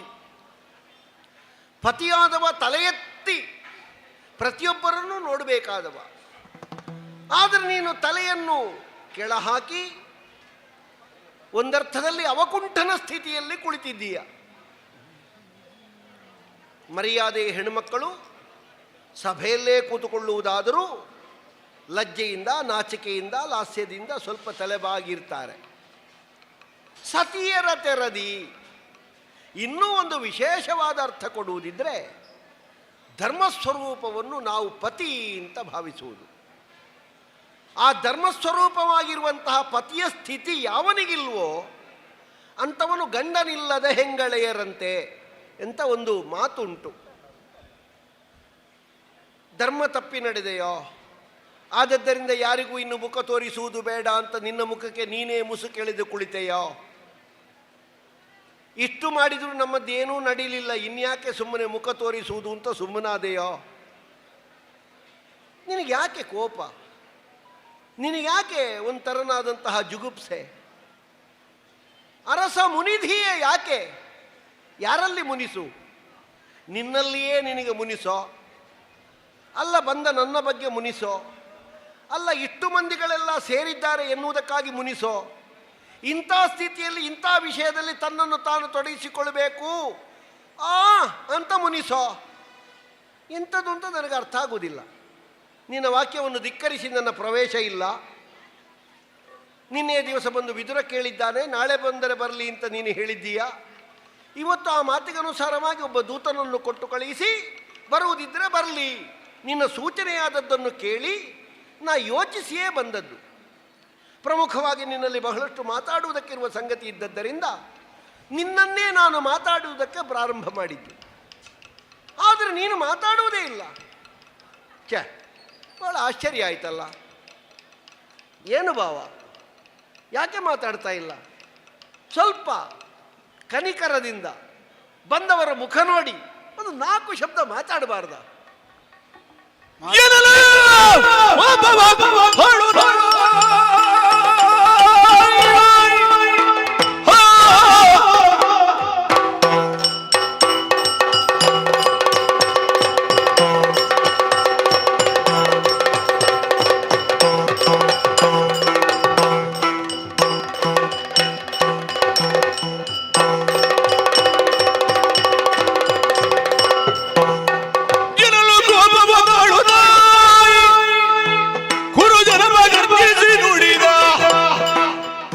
ಒಬ್ಬನೊಳಗೆ ಮಾತುಗಳಿಗೆ ನೋಡಿದೆ ಗುಣಗಳಿಲ್ಲ. ಕೃಷ್ಣ, ಕೌರವ ಮಾತಾಡಬೇಕಲ್ವಾ? ನೀನು ಮಾತಾಡದೆ ಕೂತ್ರೆ ಇವತ್ತು ಮುಖ್ಯ ನೀನೇ ಮಾತಾಡಲಿಕ್ಕೆ. ಅದೀಗ ನಿನಗೆ ನೆನಪಾದದ್ದು ಕಾಣುತ್ತದೆ. ಅಲ್ಲಲ್ಲ, ಆಗಲೇ ನೆನಪಾಗಿದೆ, ಹಾಗಾಗಿ ಬೇಗ ಬಂದದ್ದು. ನಾನು ತಡ ಆದ್ರು ಬಂದದ್ದು ಬೇಗ ಬಂದಿದ್ದಿ, ಆದ್ರೆ ತಲುಪಬೇಕಾದಲ್ಲಿಗೆ ಬೇಗ ತಲುಪಲಿಲ್ಲ. ಅದೇ ಇರುವುದು. ಬಂದ ಕುರಿತಾಗಿ ನಿನ್ನ ಕುರಿತು ಆಕ್ಷೇಪ ಮಾಡ್ಲಿಕ್ಕೆ ಏನೂ ಇಲ್ಲ. ಯಾಕೆ? ಅದರ ನಿರ್ಣಯ ನಿನಗೇ ಬಿಟ್ಟದ್ದು. ಯಾವಾಗ ಬರಬೇಕು ಅಂತ ನಾವು ಹೇಳಲಿಲ್ಲ. ಆದ್ರೆ ಹಸ್ತಿನಾವತಿಯ ಸೀಮೆಗೆ ಕಾಲಿರಿಸಿದ ಮೇಲೆ ಮುಂದಿನದ್ದಾದಂತಹ ವ್ಯವಹಾರ ಕೇವಲ ನಿನಗೊಬ್ಬನಿಗೆ ಸಂಬಂಧಿಸಿದ್ದಲ್ಲ, ಇತ್ತಂಡಕ್ಕೂ ಸಂಬಂಧಿಸಿ. ಇಲ್ಲಿಗೆ ಬರುವಲ್ಲಿವರೆಗೆ ಮಾತ್ರ ನೀನು ಸ್ವತಂತ್ರನೇ ಹೊರತು ಹಸ್ತಿನಾವತಿಯ ಸೀಮೆಗೆ ಕಾಲಿರಿಸಿದ ಮೇಲೆ ನಿನ್ನ ಸ್ವೇಚ್ಛೆಯಿಂದ ವ್ಯವಹರಿಸುವಂತಹ ಅವಕಾಶ ಅಲ್ಲ ಇಲ್ಲಿ. ಒಂದು ನಿಯಮಬದ್ಧತೆಯನ್ನು ಒಪ್ಪಿಕೊಂಡು ನೀನು ಇಲ್ಲಿಗೆ ಆಗಮಿಸಿದ. ಆದ್ದರಿಂದಲೇ ಒಂದು ವ್ಯಾಪ್ತಿಯೊಳಗೆ ವ್ಯವಹರಿಸಬೇಕಾದಂತಹ ಮಿತಿಯೂ ನಿನಗುಂಟು. ಅದನ್ನು ಮೀರಿ ವ್ಯವಹರಿಸುವುದಕ್ಕಾಗೋದಿಲ್ಲ. ನೀನೇನು, ನಿನ್ನ ಸ್ವಭಾವ ಏನು, ನಿನ್ನ ಗುಣಧರ್ಮ ಯಾವುದು ಅನ್ನುವುದಲ್ಲ ಇಲ್ಲಿಗೆ ಅನ್ವಯ ಆಗುವುದು. ನೀನು ಒಪ್ಪಿಕೊಂಡು ಬಂದ ಕೆಲಸ ಯಾವುದು ಅನ್ನುವುದನ್ನ ಅನ್ವಯವಾಗುವುದು. ಸರಿ, ಅದರ ಘನತೆ ಏನು, ಅದಕ್ಕನುಗುಣವಾಗಿ ವ್ಯವಹರಿಸಬೇಕಾದಂತಹ ಒಂದು ಹೊಣೆಯನ್ನು ಅರಿತು ನೀನು ಮುಂದಾಗಬೇಕಿತ್ತು. ಮಾತಾಡಿಸದೇ ಇದ್ರೆ ಅಷ್ಟು ನೋವಾಗ್ತದಲ್ವಾ? ಅಲ್ಲ, ಮಾತಾಡುವ ಪ್ರಸಂಗದಲ್ಲಿ ಮಾತಾಡದೇ ಇದ್ರೆ ಮತ್ತೆ ಹೇಗೆ? ನೀನೇ ನನ್ನಲ್ಲಿ ಮಾತನಾಡುವ ಉದ್ದೇಶಕ್ಕಾಗಿ ಅಲ್ವಾ ನಿನ್ನೆ ಅಪೇಕ್ಷೆಯನ್ನು ಪ್ರಕಟಿಸಿದ್ದು? ಹೌದು ಅಲ್ವಾ? ಹೌದು. ಈಗ ಭೂಪನಿಗೆ ನನ್ನಲ್ಲಿ ಮಾತನಾಡ್ಲಿಕ್ಕೆ ಉಂಟು ಅಂತಲ್ಲ ನೀನು ಆಳನ್ನಟ್ಟಿ. ಅಲ್ಲಲ್ಲ, ನಿನಗೆ ಭೂಪನಲ್ಲಿ ಮಾತಾಡ್ಲಿಕ್ಕೆ ಉಂಟು ಅನ್ನುವುದಕ್ಕೆಲ್ಲೂ ಆಳನ್ನಟ್ಟಿದ್ದು ನೀನು. ಸರಿ ಸರಿ ಸರಿ. ಹಾಗಿದ್ರೆ ಆಡುವುದಕ್ಕಿರುವುದು ನಿನಗೆ. ಬಂದವ ಬರುವುದಪ್ಪ, ಆಡುವುದಪ್ಪ, ಹೋಗುವುದು, ಅಷ್ಟಕ್ಕೆ ಮುಗಿಲಿಲ್ವಾ? ಅದಕ್ಕೆ ಬದಲಾಗಿ ಈಗ ನಾನು ಮಾತನಾಡಬೇಕನ್ನೋ ನಿರೀಕ್ಷೆ. ಯಾಕೆ? ನನಗೆ ಅರ್ಥ ಆಗ್ತದೆ ನೀನು ಬೇರೆ ಒಂದು ಯೋಚನೆಯನ್ನು ಕೈಗೊಂಡು ಇಲ್ಲಿಗೆ ಆಗಮಿಸಿದ್ದಿ. ಈ ದೊಡ್ಡ ಸಭೆಯಲ್ಲಿ ಪೀಠಸ್ಥರಾದಂತಹ ನಾವುಗಳು ಎದ್ದು ಬಂದು ಏ, ಹೆಬ್ಬಾಗಿಲಿನ ತನಕ ಬಂದು ನಿನಗೆ ಕೈ ಮುಗಿದು ಕರ್ಕೊಂಡು ಬರ್ತೇವೆ ಎನ್ನುವ ಯೋಚನೆ ಮಾಡಿರುವೆ. ಹ್ಮ್ ಅದು ಒದಗದೇ ಇರುವಾಗ, ಹ್ಮ್ ಒಳಗೆ ಬಂದ ಮೇಲೂ ನಾವು ಮಾತನಾಡಿಸದೇ ಇರುವಾಗ ಏ, ನಿನ್ನ ಮನಸ್ಸಿಗೆ ಅದು ನೋವಿಗೆ ಕಾರಣವನ್ನು ಒದಗಿಸಿಕೊಟ್ಟಿದ್ದು. ಹ್ಮ್ ನಿನಗೆ ಅರ್ಥ ಆಗಬೇಕು ಅನ್ನುವುದಕ್ಕಾಗಿ ಮಾತನಾಡದೆ ಉಳಿದದ್ದು. ಹಾ, ಇಲ್ಲದಿದ್ರೇನು? ಮಾತನಾಡುವುದಕ್ಕಾಗಿ ಇದ್ದಂತಹ ಸಂಧಾನದ ಸಭೆಯಲ್ಲಿ ಮಾತನಾಡಬೇಕು ಅಂತ ನನಗೆ ಗೊತ್ತಿಲ್ವಾ? ಆ, ಮಾತನಾಡದೆ ಇದ್ದದ್ದು ಯಾಕೆ? ಹ್ಮ್ ನಮ್ಮ ಅಂತರಂಗ ಏನು ಅನ್ನುವಂತಹ ಅರಿವು ನಿನಗಾಗಲಿ ಅನ್ನುವುದೇ ಉದ್ದೇಶ. ಆ, ಯಾಕೆ? ಹ್ಮ್ ನಿನ್ನನ್ನೊಬ್ಬ ರಾಯಭಾರಿಯಾಗಿ ಬಹಳ ಎತ್ತರದ ಸ್ಥಾನದಲ್ಲಿ ನಾನು ಕಲ್ಪಿಸಿದ್ರೆ ಹ್ಮ್ ನೀನ್ ನಿನ್ನ ಗೋಪಾಲಕರ ಬುದ್ಧಿಗಿಂತ ಹೊರಗಾಗಿ ಬರಲೇ ಇಲ್ಲಲ್ಲ. ಹೌದೇ? ಅದರೊಳಗೆ ನೀನು ಸೇರಿಕೊಂಡು ಬಿಟ್ಟೆಯಲ್ಲ. ಆಹಾ, ನೀನೆಸಗಿದಂತಹ ವರ್ತನೆಯಿಂದ ಆ, ನನಗೆ ಬಂದಂತಹ ಆಕ್ರೋಶ ಎಷ್ಟು ದೊಡ್ಡದು. ಹ್ಮ್ ಆದ್ರೆ ಆ. ಸಹಿಸಿಕೊಂಡು ಸುಮ್ಮಗೆ ಕುಳಿತುಕೊಂಡಿದ್ದೇನೆ. ಆ, ಯಾಕೆಂದ್ರೆ ನಮ್ಮ ಸಭೆ, ಆ, ನಾವೇ ಮಾಡಿದ ಸಭೆಯಲ್ಲಿ ಆ, ನಾವೇ ಒಮ್ಮೆಗೆ ಆಕ್ರೋಶವನ್ನು ಹೊರ ಹಾಕಿದ್ರೆ ಹ್ಮ್ ಅದಷ್ಟು ಸಭ್ಯತೆ ಅಲ್ಲ ಅನ್ನುವ ಕಾರಣಕ್ಕಾಗಿ ಸುಮ್ಮನೆ ಉಳಿದದ್ದು. ಹ್ಮ್ ಹ್ಮ್ ಕೋಪವ ತಾಳೂತ ಆ, ಅದನ್ನು ಸಹಿಸಿಕೊಂಡು ಆ. ಆಗಲಿ, ಏನೋ ಬಂದಿದ್ದಾನೆ, ಹ್ಮ್. ಅವನ ಉದ್ದೇಶ ಇದ್ರೆ ಹೇಳಿ ಹೋಗಲಿ. ಹ್ಮ್. ಆದ್ರೆ ನಿನಗದಲ್ಲ. ಸುಯೋಧನನೊಂದಿಗಿನ ಸಂವಾದವನ್ನು ನೀನು ಲಕ್ಷಿಸ್ತಿ ಅಂತಾದ್ರೆ ಈ ಕೋಪವ ತಾಳುತ್ತಾ ಎನ್ನುವುದಕ್ಕೆ ಹಾಗಲ್ವ ಅರ್ಥ? ಹೌದೌದು, ಸಹಿಸಿಕೊಳ್ಳುತ್ತ. ನಾನು ಎನಿಸಿದ್ದು ನೀನು ಬೇಕು ಅಂತಲೇ ಕೋಪವನ್ನು ಆಂತುಕೊಂಡದ್ದು ಅಂತ ಕರೆ ಕೊಟ್ಟು ತೆಕ್ಕೊಂಡದ್ದು. ಅದಾದ್ರೆ ಕೋಪವನ್ನು ಧರಿಸಿಯೋ ಕೋಪ ಆವೇಶದಿಂದಲೇ ಬರಬೇಕಿತ್ತು. ತಾಳುವುದು ಅಂದ್ರೆ ಸಹಿಸಿಕೊಳ್ಳುವುದು ಅಂತ ಅರ್ಥ. ಕೋಪವ ತಾಳುತ್ತ ನಿನ್ನಲ್ಲಿ ಬಂದ ಸಿಟ್ಟಿಗೆ ನೀನು ಬರುವಾಗಲೇ ಬಾರಿಸ್ತಿದ್ದೆ ನಾನು. ಅಲ್ಲ, ಅಷ್ಟು ಸಿಟ್ಟು ಬಂದಿದೆ. ನನ್ನ ಬಗ್ಗೆ ಕೆಲವರೆಲ್ಲ ಹೇಳುದುಂಟು, ಕ್ರೋಡಾವತಾರವ ತಾಳಿದನು. ಹೌದೌದು ಆ ತಾಳಿದನು ಅಂದ್ರೆ ನನ್ನ ಬಗ್ಗೆ ಮಾತಾಡುವಾಗ ನಾ ಧರಿಸಿದೆ ಅಂತ, ಹೌದೌದು. ನಾನು ಅದನ್ನು ಒಳಗೆ ಅಡಗಿಸಿಟ್ಟೆ ಅಂತಲ್ಲ. ಅದೀಗ ಯಾವುದೇ ಶಬ್ದಕ್ಕಾದ್ರೂ ಒಂದೇ ಅರ್ಥ ಅಲ್ಲ ಇರು. ಅಲ್ಲ, ಬೇರೆ ಬೇರೆ ಅಲ್ಲ, ನಿನ್ನಲ್ಲಿ ಉಂಟು ಭಾರಿ ಅರ್ಥ ಉಂಟು ಅಂತ ಗೊತ್ತುಂಟು. ಸರಿ, ತಳೆದನು ಹ. ಅನ್ನುವ ಅರ್ಥದಿಂದ ತಾಳಿದನು, ಹೀಗೆ ಬರ್ತದೆ ಅದು. ಹ. ಇರ್ಲಿ, ಹ. ಈಗ ನನಗಾದ ಭಾವ ನಾನಲ್ವ ಹೇಳಬೇಕು. ಹೌದೌದು. ಕೋಪವ ತಾಳುತ್ತ ಹ. ಅಂದ್ರೆ ನಿನ್ನಲ್ಲಿ ಬಂದ ಕೋಪವನ್ನು ನನ್ನೊಳಗೆ ಅದುಮಿಟ್ಟುಕೊಂಡು ಹ. ಅದನ್ನು ಸಗಿಸಿ, ಹ್ಮ್. ನಿನಗೇನಾದ್ರೂ ಹೇಳಲಿಕ್ಕಿದ್ರೆ ಹೇಳಿ ಹೋಗು. ಹ್ಮ್. ಹೀಗೆ ನಾನು ಸುಮ್ಮಗೆ ಉಳಿದ್ರೆ ಹ. ಬೇಕು ಬೇಕು ಅಂತಲೇ ನನ್ನನ್ನು ಮಾತನಾಡಿಸುವ ಪ್ರಯತ್ನಕ್ಕೆ ನೀನು ಮುಂದಾಗಿದ್ದೆ. ಹ್ಮ್ ಹ್ಮ್ ಸಿಟ್ಟು ಬಾರದೇ ಇದ್ದೀತ. ಹಾ, ಎಷ್ಟು ಅನಿಷ್ಟಕಾರಕನಾಗಿ ನೀನಿಲ್ಲಿಗೆ ಆಗಮಿಸಿದ್ದಿ ಅನ್ನುವುದಕ್ಕೆ ಹ, ಬೇರೆ ನಿದರ್ಶನವೇ ಬೇಡ. ಹಾ, ಆಸ್ಥಾನವನ್ನು ಪ್ರವೇಶಿಸಿದಂತಹ ನಿನ್ನ ವಿಧಾನವೇ ಅದನ್ನು ಸೂಚಿಸ್ತದೆ. ಹ, ಅಲ್ಲದಿದ್ರೆ ಏನು ಹ. ಏನು ದನ ಮೇಯಿಸುವ ಜಾಗ ಅಂತ ಭಾವಿಸಿದೆ ಇದನ್ನು. ಆಹಾ.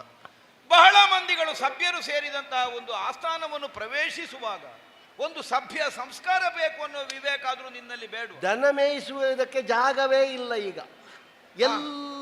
ಅದಕ್ಕೆ ನೀನು ಹೋದಲ್ಲೆಲ್ಲ ಅದನ್ನೇ ಮೇಯಿಸು. ಅಲ್ಲ, ಹಾಗಲ್ಲ, ಮತ್ತೆ? ವಿನೂತನವಾದ ಸೌಧ, ಹಾ, ಅದರ ಅಡಿಸ್ಥಳವನ್ನು ತೆಗೆದು ನೋಡಿದ್ರೆ ಹಾ. ಕೆಲವುದರಲ್ಲಿ ಗೋಚರ ಭೂಮಿ ಅಂತ ಉಂಟು. ಹಾ, ಹಾ. ಆದ್ರೆ ಏನು ಮಾಡುವ ಜಾಗ ಇಲ್ಲ. ದನ ಮೇಯಿಸುವ ಜಾಗದಲ್ಲೆಲ್ಲ ಮಾಡಿದ್ದಾರೆ ಮನೆ. ಅಲ್ಲ, ಇರ್ಲಿ, ಅದಕ್ಕೆ ಬೇಕಾಗಿ ಜನಗಳು ತಿರುಗಾಡುವಲ್ಲಿ ದನ ಮೇಯಿಸುವ ಬುದ್ಧಿ ಮಾಡಬೇಕಾದದ್ದಲ್ಲ. ಹ. ಯಾಕೆ ನಿನ್ನನ್ನು ಆ ವಿಧದಿಂದ ಆಡಿದೆ? ಹ್ಮ್ ಅವನ ವಯಸ್ಸೇ ಎಷ್ಟು ನಿನ್ನೊಟ್ಟಿಗೆ ಬಂದವನಿಗೆ? ಅಯ್ಯೋ, ಹೌದಾ? ನಿನ್ನ ಅಪ್ಪನ ಪ್ರಾಯ ಅಲ್ವಾ ಅವನಿಗೆ? ಅವನ ಹೆಗಲ ಮೇಲೆ ನಿನ್ನ ಕೈಯ ಕೆಟ್ಟವನೇ. ಹಾ, ಹಾ. ಎಲ್ಲಿ ಕೈ ಇಡಬೇಕು ಅನ್ನೋ ಯೋಚನೆ ಬೇಡುವ. ವಿದುರನ ಹೆಗಲ ಮೇಲೆ ಕೈ ಹಾಕಿಕೊಂಡು ಹ್ಮ್. ಅವನು ನಿನ್ನ ಸೊಂಟ ಬಳಸಿಕೊಂಡು ಹ್ಮ್. ಆಸ್ಥಾನವನ್ನು ಪ್ರವೇಶಿಸುವುದ? ಆ, ಈಗ ಸಲುಗೆ ಆಗಲಿ ಸಂಬಂಧ ಆಗಲಿ ಏನಿದ್ರು ಹ. ಎಲ್ಲಿ ಅನ್ನುವುದಕ್ಕೊಂದು ನಿರ್ಣಯ ಇಲ್ವಾ? ಹ್ಮ್. ಸಾರ್ವಜನಿಕರ ಸಮ್ಮುಖದಲ್ಲಿ ಹೇಗಿರಬೇಕು ಅನ್ನುವುದರ ಕುರಿತು ವಿವೇಕ ಬೇಡುವ? ಆ. ಹಾಗಿದ್ರೆ ಏನು? ಹ್ಮ್. ಗೊಲ್ಲರ ಅಭ್ಯಾಸ. ಆ. ನಿಮಗೆ ಹಾಗೆ ದೊಡ್ಡವ ಅಂತಲೂ ಇಲ್ಲ, ಸಣ್ಣವ ಅಂತಲೂ ಇಲ್ಲ. ಹ್ಮ್. ನಿಮಗೇನು ಮನಸ್ಸಿಗೆ ಕಾಣ್ತದೆ ಅದನ್ನು ಯಥೇಚ್ಛವಾಗಿ ಮಾಡ್ತಾ ಇರುವುದು, ಹ್ಮ್. ಮನಸ್ವಿಯಾಗಿ ನಡೆಯುತ್ತಾ ಇರುವುದು. ಹ್ಮ್. ಅದಕ್ಕನುಸಾರವಾಗಿಯೂ ಹಸ್ತಿನಾವತಿ ಆಸ್ಥಾನ ಅಂತ ಭಾವಿಸಿದ್ಯಾ? ಹ್ಮ್. ಹೋಗ್ಲಿ, ಆ. ಬಂದವನೇ ಹ್ಮ್. ಇಲ್ಲಿ ಆಗಿ ಹೋದಂತಹ ಅನಿಷ್ಟವನ್ನು ನೀನು ಕಂಡಿದ್ಯಾ ಇಲ್ವೋ? ಹ್ಮ್. ಪೀಠ ಸಹಿತವಾಗಿ ಉರುಳಿ ಬಿದ್ದೆ ನಾನು. ಹೌದು. ಹೌದಾ? ಅದೊಂದು ನನ್ನ ಕಾಲಡಿಗೆ ಬಿದ್ದಾಗ ನನಗೆ ಏನೋ ಆಯ್ತು. ಕಾಲ ನನ್ನ ಕಾಲಡಿಗೆ ಬಿದ್ದಾಗ ಕಾಲ ಅಡಿಗ ಅಲ್ಲ, ಅಂದ್ರೆ ಕಾಲಡಿ ಅಂದ್ರೆ ನಿನ್ನ ಅಡಿಗಳ ಪೂಜಿಸಿದೆ ನಾನು ಅಂತ ಹೇಳುವಾಗ ಕಾಲಡಿ. ಆಗ ಕಾಲಿನ ಮೇಲೆ ಕಾಲಿನ ಮೇಲೆ. ಕಾಲಿನ ಅಡಿಗೆ ಬೀಳುವುದು. ಇಲ್ಲ, ಕಾಲಿನ ಮೇಲೆ ಉರುಳಿದೆ. ಹೌದಾ? ಹ. ಕಾಲಿನ ಮೇಲೆ ಉರುಳಿದಂತಹ ಸನ್ನಿವೇಶದಲ್ಲಿ ಹ್ಮ್. ನೀನು ಮಾಡಿದ ಉಪಚಾರದ ಮಾತುಗಳು. ಆ, ಈಗ ಈ ಮೊದಲು ನಾನು ಕುಳಿತುಕೊಳ್ಳುತ್ತಿದ್ದ ಪೀಠವೇ ಅಲ್ವಾ ಅದು? ಆ ಪೀಠವನ್ನೊಮ್ಮೆ ನೋಡಿದ್ರೆ 4 ಕಾಲು ಸರಿ ಇಲ್ವಾ ಈಗಲೂ? ಸರಿ ಉಂಟು, ಸರಿ ಉಂಟು. ಹಾಗಿದ್ರೆ ಕಾಲು ಮುರಿದು ಬಿದ್ದದ್ದಲ್ಲ ಅಲ್ಲ, ಅಲ್ಲ. ಬೇಡ, ಭೂಮಿ ತಗ್ಗಿದೆ ಅಲ್ಲಿ ನೋಡು. ಇಲ್ಲ. ಪೀಠ ಇಟ್ಟಲ್ಲಿ ಇಲ್ಲ. ಇಲ್ಲ. ಹಾಗಿದ್ರೆ ಪೀಠ ಉರುಳಿದ್ದೇಗೆ? ಹ. ಅನಿಷ್ಟದವ ನೀನು. ಹ. ನೀನು ಆಗಮಿಸಿದ ಕ್ಷಣದಲ್ಲಿ ಹ. ಒಂದು ದೇಶಾರಿಷ್ಟ ಎಷ್ಟು ಉಂಟು ಉಂಟು ಅನ್ನುವುದನ್ನು ತೋರಿಸಿಕೊಡುವುದಕ್ಕೆ ಹ. ಈ ಧೂಮಕೇತು ದರ್ಶನ ಆದಾಗ ಹ. ನಿನ್ನ ಆಗಮನ ಅನ್ನುವುದಂತಹ ಪರಿಣಾಮವನ್ನು ಒದಗಿಸಿಕೊಟ್ಟಿತು. ಹಾಗಿದ್ರೆ ಮೊದಲೇ ನಮಗೆ ಕೇಡನ್ನು ಬಯಸಿ ಬಂದವ ಅನ್ನುವ ಭಾವ ನನ್ನಲ್ಲಿ ಇರುವಾಗ ಆಗಮಿಸಿದ ನಿನ್ನ ಆಗಮನದ ಲಕ್ಷಣವಾಗಿ ನಾನು ಕುಳಿತ ಪೀಠ ಉರುಳುತ್ತದೆ ಅಂತ ಆದ್ರೆ ನಮಗೆಷ್ಟು ಕೇಡನ್ನು ಮಾಡುವುದಕ್ಕಾಗಿ ನೀನು ಯೋಚಿಸಿ ಬಂದಿದ್ದಿ ಅನ್ನುವುದಕ್ಕೆ ಇನ್ನು ಬೇರೆ ನಿದರ್ಶನ ಬೇಕಾಗುವುದಿಲ್ಲ. ಆದ್ದರಿಂದಲೇ ಕೋಪ ಬಂದದ್ದು. ಯಾಕಂದ್ರೆ ಕೇವಲ ನಮ್ಮ ಉತ್ಕರ್ಷವನ್ನು ನೋಡಿ ಇದನ್ನು ಹೇಗೆ ಮುಗಿಸೋಣ, ಅವಸಾನ ಮಾಡೋಣ ಅನ್ನುವಂತಹ ನಿರ್ಣಯವನ್ನು ತಳೆದು ನೀನಿಲ್ಲಿಗೆ ಆಗಮಿಸಿದ್ದಿ ಅನ್ನುವುದು ಸ್ಪಷ್ಟ. ಅಲ್ಲದೆ ಹೋದ್ರೆ ಒಂದು ಸುಹೃತ್ ಭಾವದಿಂದ ಬರುತ್ತಿದ್ದರೆ ನಿನ್ನೆ ನೀನು ಮಾಡಬೇಕಾದ ದಾಕ್ರಮವ ಏನು ಎಷ್ಟೆಲ್ಲ ವ್ಯವಸ್ಥೆ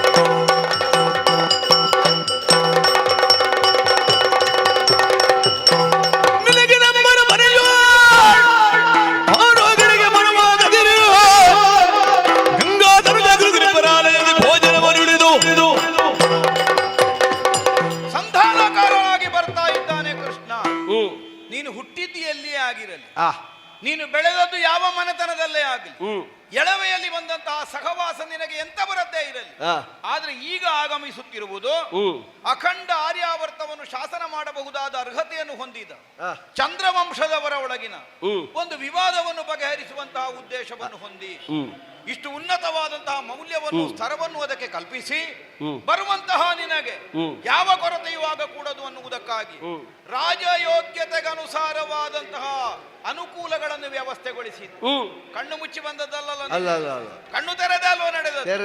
ನೀನು ಬರುವಲ್ಲೆಲ್ಲ ತೋರಣ, ನೀನು ಸಾಗುವಲ್ಲೆಲ್ಲ ರತ್ನಗಂಬಳಿ, ರಥದ ಗಾಲಿಯಿಂದ ಎದ್ದ ಧೂಳು ನಿನ್ನ ಕಣ್ಣಿಗೆ ತಾಗಬಾರದು ಅನ್ನುವುದಕ್ಕಾಗಿ ಮಾರ್ಗಕ್ಕೆ ಸೇಚನ ಮಾಡಿದ್ದು ತಣ್ಣೀರಲ್ಲ ಪನ್ನೀರ್. ಯಾಕೆ?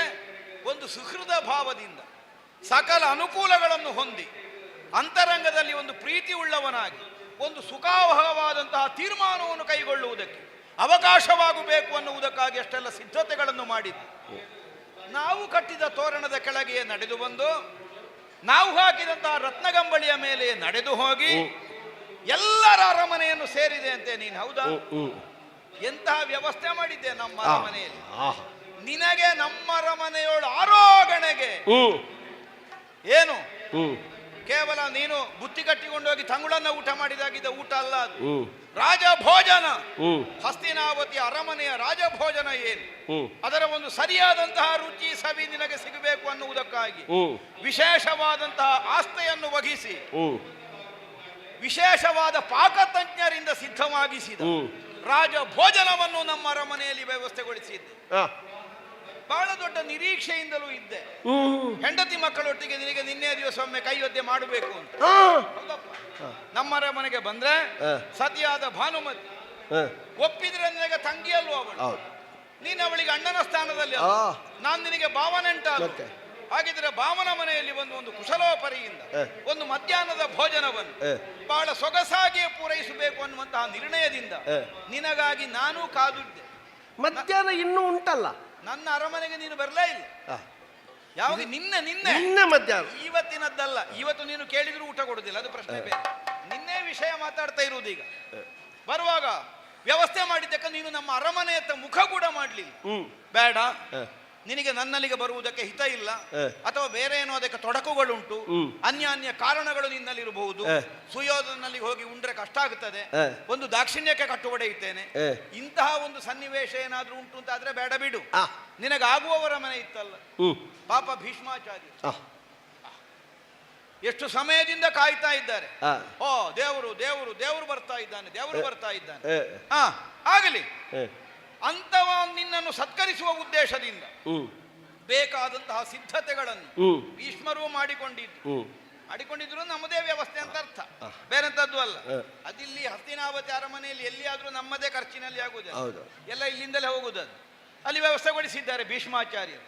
ನಿನ್ನನ್ನೇ ನಂಬಿದವರು ಮಾತ್ರ ಅಲ್ಲ, ಸಾರ್ವಜನಿಕವಾಗಿ ನಿನ್ನನ್ನು ಸನ್ಮಾನಿಸಿದವರು. ಅದು ಬೇರೆ ಊರಿನಲ್ಲಿ ಉಂಟು. ಒಂದು ಗ್ರಾಮ ದೇವಸ್ಥಾನ ಅಂತ ಇದ್ರೆ ಅದರ ಅಡಿಗೆ ಬರುವ ಯಾವುದೇ ಜಾತ್ರೋತ್ಸವಗಳಿದ್ರೂ ಕೂಡ ಲೆಕ್ಕ ಖರ್ಚೆಲ್ಲ ಅಲ್ಲಿಯದ್ದೇ, ಲಾಭ ನಷ್ಟ ಅಲ್ಲಿಯೇ ನೋಡುದು. ಅದು ನಮ್ಮ ಊರಿನಲ್ಲಿ ಹಾಗೆ ಅದು. ಅಲ್ಲ ಇರ್ಲಿಯಪ್ಪ, ಅದಲ್ಲ, ನಿನಗೆ ನೀನು ದೇವರು ಅನ್ನೋ ನೆಲೆಯಿಂದ ಇಷ್ಟು ವ್ಯವಸ್ಥೆ ಮಾಡಿದ್ದಲ್ಲ, ಉತ್ಸವ ಅನ್ನುವ ಕಾರಣಕ್ಕೆ ಅದಕ್ಕಲ್ಲ. ಉತ್ಸವ ಯಾಕೆ? ಆಗಮಿಸುವ ಯಾವನೇ ಆಗಿರಲಿ ಅದಕ್ಕೆ ವ್ಯವಸ್ಥೆಗೊಳಿಸುವವರು ನಾವಾದ್ದರಿಂದ ಅದು ಉತ್ಸವ. ಈ ದೃಷ್ಟಿಯಿಂದ ಅಷ್ಟನ್ನು ಮಾಡಿದ್ದು. ಭೀಷ್ಮಾಚಾರ್ಯರಲ್ಲಿ ಉಣ್ಣಬಹುದು, ಅಲ್ಲಿ ಉಳ್ಳಿಲ್ಲ. ಬೇಡ, ನಮ್ಮ ಅಪ್ಪಯ್ಯನೇ ಕಾದಿದ್ದು ಮೊನ್ನೆಯಿಂದ. ಕೃಷ್ಣ ಅಂದ್ರೆ ಕಪ್ಪ ಬಿಳಿಯೋ ಅವರಿಗೆ ಗೊತ್ತಿಲ್ಲ, ಯಾರಾದ್ರೂ ಹೇಳಿದ್ರೆ ಮಾತ್ರ ಗೊತ್ತಾಗುವುದು. ಯಾಕೆಂದ್ರೆ ಕೃಷ್ಣನ ಮೈಯನ್ನು ಕಾಣುವುದಕ್ಕೆ ಅವರಿಗೆ ಕಣ್ಣಿಲ್ಲ. ಮತ್ತೆ ಅವರಿಗೆ ಹೇಳಿದ್ದನ್ನು ಕೇಳಿಯೇ ಅಭ್ಯಾಸ. ಮುಟ್ಟಿ ಹಿಡಿದು ಗೋಡೆಗೆ ಗುದ್ದಿದ್ರು ತಲೆ ಅಂತ ಹೇಳಿದ್ರು ಅವರು ತಲೆ ಅಂತಲೇ ಒಪ್ಪುವವರು. ಹೌದಪ್ಪ, ಯಾಕೆಂದ್ರೆ ದೃಶ್ಯ ಪ್ರಪಂಚದಿಂದ ಏನನ್ನು ಗ್ರಹಿಸುವ ಸಾಮರ್ಥ್ಯವನ್ನು ಅವರು ಹೊಂದಲಿಲ್ಲ. ಅಂತಹ ನಮ್ಮ ಅಪ್ಪಯ್ಯ ಅಂಧನೃಪತಿ ಸತಿಯಾದ ಗಾಂಧಾರಿ ದೇವಿ ಸಹಿತವಾಗಿ ನಿನ್ನನ್ನು ಸತ್ಕರಿಸುವುದಕ್ಕೆ, ಸ್ವಾಗತಿಸುವುದಕ್ಕೆ ಸಿದ್ಧರಾಗಿ ಅರಮನೆಯ ಹೊಸ್ತಿಲ ಬಳಿಯಲ್ಲೇ ಕಾದಿದ್ದು. ಹೌದಾ? ಬಂಗಾರದ ತಳಿಗೆಯಲ್ಲಿ ನವರತ್ನಗಳನ್ನು ತುಂಬಿ ಕೈಯ ಕಾಣಿಕೆಯಾಗಿ ಅವರ ಅಂಗಳಕ್ಕೆ ಹೋದಂತಹ ನಿನಗೆ ಕೊಡ್ಲಿಲ್ಲ, ಅವರು ಕೊಟ್ಟಿದ್ದಾರೆ. ಅಷ್ಟು ಗೌರವದಿಂದ ನಿನ್ನನ್ನು ಬರಮಾಡಿಕೊಂಡಂತಹ ಸನ್ನಿವೇಶದಲ್ಲಿ ಅವರಲ್ಲಾದ್ರೂ ಆತಿಥ್ಯವನ್ನು ಕೈಗೊಂಡು ಹೋಗಬಹುದು. ಬೇಡ, ದ್ರೋಣಾಚಾರ್ಯರಲ್ಲಿ ವ್ಯವಸ್ಥೆ ಇತ್ತು, ಅಶ್ವತ್ಥಾಮರಲ್ಲಿತ್ತು, ಕೃಪರಲ್ಲಿತ್ತು. ಅಲ್ಲ, ನಿನಗೆ ಅದು ಯಾವುದು ಹಿತ ಆಗದೆ ಇತ್ತು. ನಮ್ಮ ಮಿತ್ರನಾದ ಕರ್ಣನ ಮನೆಯಲ್ಲಿ ತಮ್ಮನಾದಂತಹ ದುಶ್ಯಾಸನನ ಮನೆಯನ್ನು ನಿನಗಾಗಿ ತೆರವು ಮಾಡಿದ್ದೆ. ಬಂದ್ರೆ ಉಳ್ಕೊಳ್ಳಿಕ್ಕೆ ಕೃಷ್ಣನಿಗೆ ಇರಲಿ. ಯಾಕೆಂದ್ರೆ ಹಸ್ತಿನಾವತಿಯಲ್ಲೇ ದೊಡ್ಡದಾದ ಅರಮನೆ ಅದು. ಒಂದು ಕಾಲದಲ್ಲಿ ನಮ್ಮ ಅಜ್ಜನಾದ ಭೀಷ್ಮಾಚಾರ್ಯರಿಂದಲೇ ಸಿದ್ಧವಾದ 3 ಅರಮನೆಗಳು. ಒಂದು ಧೃತರಾಷ್ಟ್ರ ಭೂಪತಿ, ಒಂದು ಪಾಂಡು ಚಕ್ರವರ್ತಿಗೆ, ಇನ್ನೊಂದು ವಿದುರನಿಗೆ. 3 ಏಕಕಾಲದಲ್ಲಿ ನಿರ್ಮಾಣವಾದ ಅರಮನೆಗಳು. ಆದ್ದರಿಂದಲೇ ಇವತ್ತಿಗೂ ವಿದುರನದ್ದು ಅರಮನೆಯೇ, ಗುಡಿಸಲಲ್ಲ ಅದು. ಧೃತರಾಷ್ಟ್ರ ಭೂಪತಿಗಳು ಅವರ ಅರಮನೆಯಲ್ಲೇ ಇದ್ದಾರೆ. ಪಾಂಡು ಚಕ್ರವರ್ತಿ ಹೋದ ಮೇಲೆ, ಈಗ ನಾವು ಹುಟ್ಟಿದ ಬೆಳೆದು ದೊಡ್ಡವರಾದ ಮೇಲೆ ದುಶ್ಯಾಸನನೇ ಆ ಅರಮನೆಯನ್ನು ವಿನಿಯೋಗ ಮಾಡ್ತಾ ಇದ್ದಾರೆ. ಹಾಗಾಗಿ ನೀನು ಪಾಂಡವರ ಕಡೆಯಿಂದ ಬರುವವ ಅಲ್ವಾ, ಅದಕ್ಕೆ ದುಶ್ಯಾಸನ ಇರುವ ಮನೆಯೇ ನಿನಗೆ ಆದೀತು. ಒಂದು ಕಾಲಕ್ಕೆ ನಿನ್ನ ಮಾವನನ್ನಿಸಿಕೊಂಡ ಪಾಂಡು ಚಕ್ರವರ್ತಿ ಬದುಕಿದ ಮನೆಯಲ್ಲೂ ಅಲ್ಲೇ ನಿನಗೆ ಇದ್ದುಕೊಳ್ಳುವುದಕ್ಕೆ ಅನುಕೂಲ ಆಗಲಿ ಅನ್ನುವುದಕ್ಕಾಗಿ ತೆರವುಗೊಳಿಸಿಟ್ಟಿದ್ದೆ. ಆದ್ರೆ ಎಲ್ಲರ ಮನೆ ಮುಂಭಾಗಕ್ಕೂ ಹೋಗಿ ಅಂಗಳದಲ್ಲಿ ಅವರ ಕುಶಲವನ್ನು ವಿಚಾರಿಸಿ ಸಾಗುತ್ತಾ ಸಾಗುತ್ತಾ ಮುಸ್ಸಂಜೆಯ ಹೊತ್ತಿಗಾಗುವಾಗ ಎಲ್ಲಿಗೆ ತಲುಪಿದೆ ನೀನು?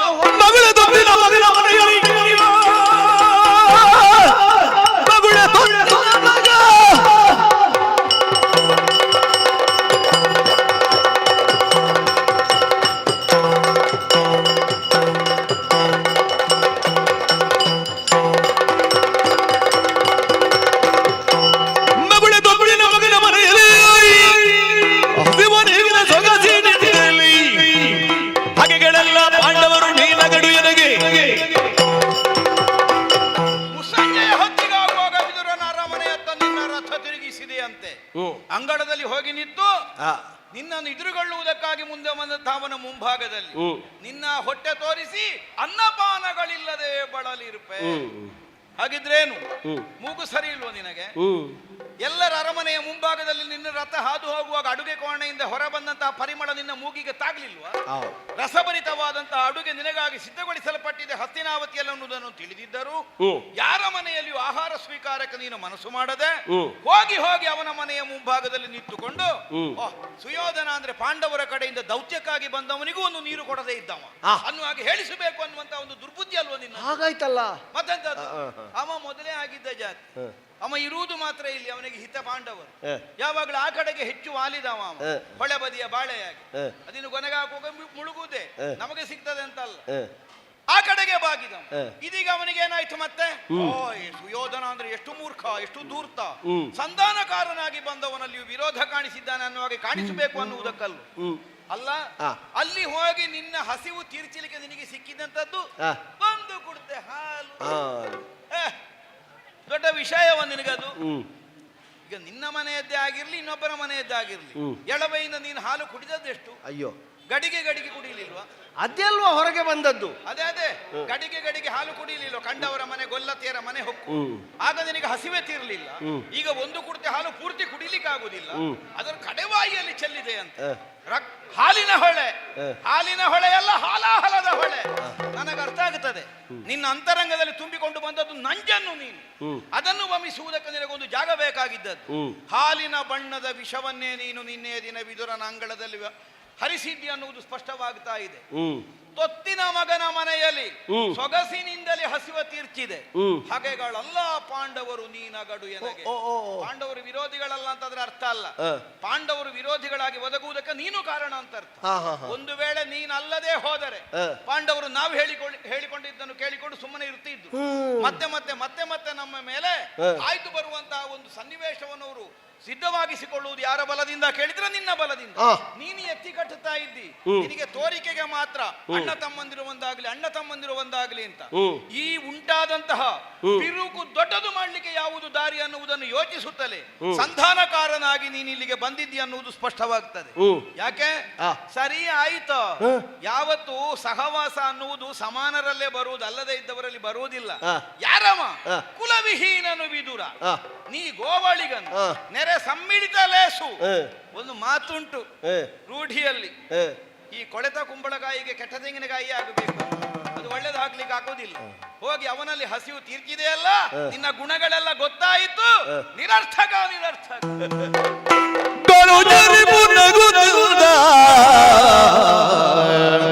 ವಿದುರ ಅವ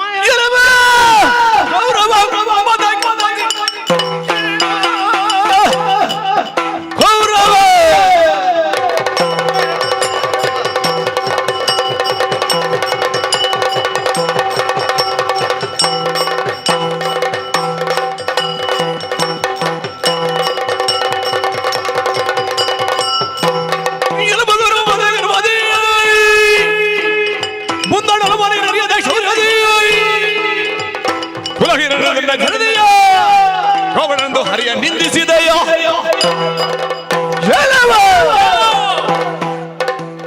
ನಾನು ಸಾಕಿದ ಮಗುವೋ ನೀನು ಎನ್ನುವ ಹಾಗೆ ಆಲೋಚಿಸುವ ಹಾಗಾಯ್ತಲ್ಲ.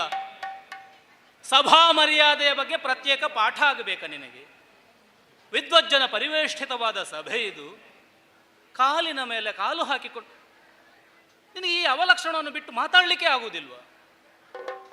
ಶ್ರೀಪತಿ ಎಂದೋ ಸುರವಂದ್ಯನೆಂದೋ ಸ್ತುತಿಸಲ್ಪಡುತ್ತಾ ಇರುವಂತಹ ಭಗವಂತನನ್ನು ಅಗ್ರಪೂಜೆಯ ಕಾಲದಲ್ಲಿ ಆಚಾರ್ಯ ಭೀಷ್ಮರು ಹೊಗಳುವಾಗ ನೀನು ಇರಲಿಲ್ವ? ಬೇಕಾದ ಹಾಗೆ ಕಿವಿ ತುಂಬಿಸಿಕೊಳ್ಳಿಲ್ವ? ಅಂತಹ ಭಗವಂತನನ್ನು ಈ ಕಾಲದಲ್ಲಿ ನೀನು ನಿಂದಿಸುವುದಕ್ಕೆ ಪ್ರಾರಂಭಿಸ್ತೀಯಂತಾದರೆ ನಿನ್ನಲ್ಲಿರುವಂತಹ ಮದ, ಅದನ್ನು ಆವರಿಸಿರುವಂತಹ ಗರ್ವ, ಮದ ಗರ್ವ ಸಮ್ಮಿಳಿತವಾದದ್ದು, ಕೃಷ್ಣ ವಿದುರ ಸಮ್ಮಿಳಿತವಾದದ್ದಲ್ಲ. ಪರಿಣಾಮವಾಗಿ ಸಭಾ ಮರ್ಯಾದೆಯನ್ನು ಮೀರಿ ನನ್ನನ್ನು ನಿಂದಿಸುವುದಕ್ಕೆ ಪ್ರಾರಂಭಿಸಿದವನಿದ್ದೀಯ. ನಿನ್ನ ಸಭೆಯನ್ನು ಹೊಗಳುವಾಗ ನಿನಗೆ ಶಬ್ದ ಸಿಗ್ತದಲ್ವ? ಇಂದ್ರನ ಸಭೆಯನ್ನು ಮೀರಿಸಿತು, ಇಂದ್ರನ ಸಭೆಯನ್ನು ಧಿಕ್ಕರಿಸಿತು. ಅದೇ ಸುರವಂದ್ಯನನ್ನು ಸ್ತುತಿಸುವುದಕ್ಕಾಗುವಾಗ ನಿನಗೆ ಶಬ್ದ ದಾರಿದ್ರ್ಯ. ನೀನು ಕುರುಪತಿಯಾದ ಕಾರಣ ನೀನು ಕೌರವಾದದ್ದಲ್ಲ. ನಾನು ಪೂರ್ತಿ ತಾಯಿಯ ಹೊಟ್ಟೆಯಲ್ಲಿ ಇದ್ದು 9 ತಿಂಗಳು ಇದ್ದೇ ಹೊರಗೆ ಬಂದದ್ದು. ನನ್ನನ್ನು ಕುಲವಿಹೀನ ಎನ್ನುವ ಹಾಗೆ ನೀ ಜರೆದೆಯಲ್ಲ. ನೀ ಯಾಕೆ ಕೌರವ ಎನ್ನುವ ಹಾಗೆ ಸ್ಪಷ್ಟವಾಗಿ ತಿಳಿದುಕೋ. ನೀ ಉತ್ಪಾತ ಪಿಂಡ. ಭೂಮಿಗೆ ಬಿದ್ದಂತಹ ಕಾಲದಲ್ಲಿ ನರಿ, ಕಾಗೆಗಳು, ನಾಯಿಗಳು ಊಳಿಡುವುದಕ್ಕೆ ಪ್ರಾರಂಭಿಸಿದಂತೆ. ಪರಿಣಾಮವಾಗಿ ನೀ ಕೌರವ. ತ್ಯಜಿಸಿ ಬಿಡು, ಇದನ್ನು ವಿಸರ್ಜಿಸು. ಧೃತರಾಷ್ಟ್ರ ಭೂಪತಿಗೆ ಹೇಳಿದ್ದೆ, ಅವ ನಿನ್ನನ್ನು ವಿಸರ್ಜಿಸಲಿಲ್ಲ, ಅವ ಸಭಾ ವಿಸರ್ಜನೆ ಮಾಡಿದ್ದು. ಉತ್ಪಾತ ಪಿಂಡ, ವಂಶವೇ ನಿರ್ವಂಶವಾಗಿ ಹೋಗುತ್ತದೆ ಎನ್ನುವ ಹಾಗೆ ಸಾರಿ ಸಾರಿ ಹೇಳಿದೆ. ಮತ್ತೆ ನಿನ್ನ ಮುಖ ನೋಡುವಾಗಲ್ಲ ಸಾಕುವ, ಇರಲಿ, ನಮ್ಮ ಹಿರಿಯರು ಸೂಚಿಸಿದರು ಎನ್ನುವ ಕಾರಣಕ್ಕೆ ಬೇಕಾಗಿ ಸಾಕಿ ಸಲಹೆಯಲ್ಲಿ ನಾನೂ ಕೂಡ ಕೈ ಜೋಡಿಸಿದವ. ನಾ ಕುಲವಿಹೀನ ಅಲ್ವ? ನಿನ್ನ ಕುಲ ಯಾವುದು? ನಿನ್ನ ಹಿನ್ನೆಲೆ ಏನು? ಘೃತ ಭಾಂಡದಲ್ಲಿ ಪೋಷಿಸಲ್ಪಟ್ಟಂತಹ ನಿನ್ನ ಹಿನ್ನೆಲೆಯ ಬಗ್ಗೆ ನಾನು ಈ ಸಭೆಯಲ್ಲಿ ಹೇಳುವುದಿಲ್ಲ. ಹೋಗು, ನಿನ್ನ ತಾಯಿಯಲ್ಲಿ ಕೇಳು, ಹೋಗು ಕೇಳು. ಮುಖ ತೋರಿಸಬೇಡ, ನಡೆ, ಸಭೆಯಿಂದ ಹೋಗು ಎನ್ನುವ ಹಾಗೆ ಹಲವು ಬಾರಿ ನೀ ನನ್ನನ್ನು ಹೀಯಾಳಿಸಿದ್ದಿದೆ. ಆದರೂ ಉಳಿದೆ ಯಾಕೆ ಬಲ್ಲೆಯ? ನಿನಗೆ ಕೊಟ್ಟ ಗೌರವವಲ್ಲ, ನಿನಗೆ ಕೊಟ್ಟ ಮರ್ಯಾದೆಯಲ್ಲ, ಪೀಠದ ಮರ್ಯಾದೆಯನ್ನು ಉಳಿಸಿಕೊಳ್ಳುವುದಕ್ಕೆ ಬೇಕಾಗಿ ನನ್ನ ಕೈಯಲ್ಲಿರುವುದು ಏನು ಬಲ್ಲೆಯ? ಗದರದಿ ಅಲಿಗಾಯ್ವೆನು ತಂದೆಯೋ. ಈ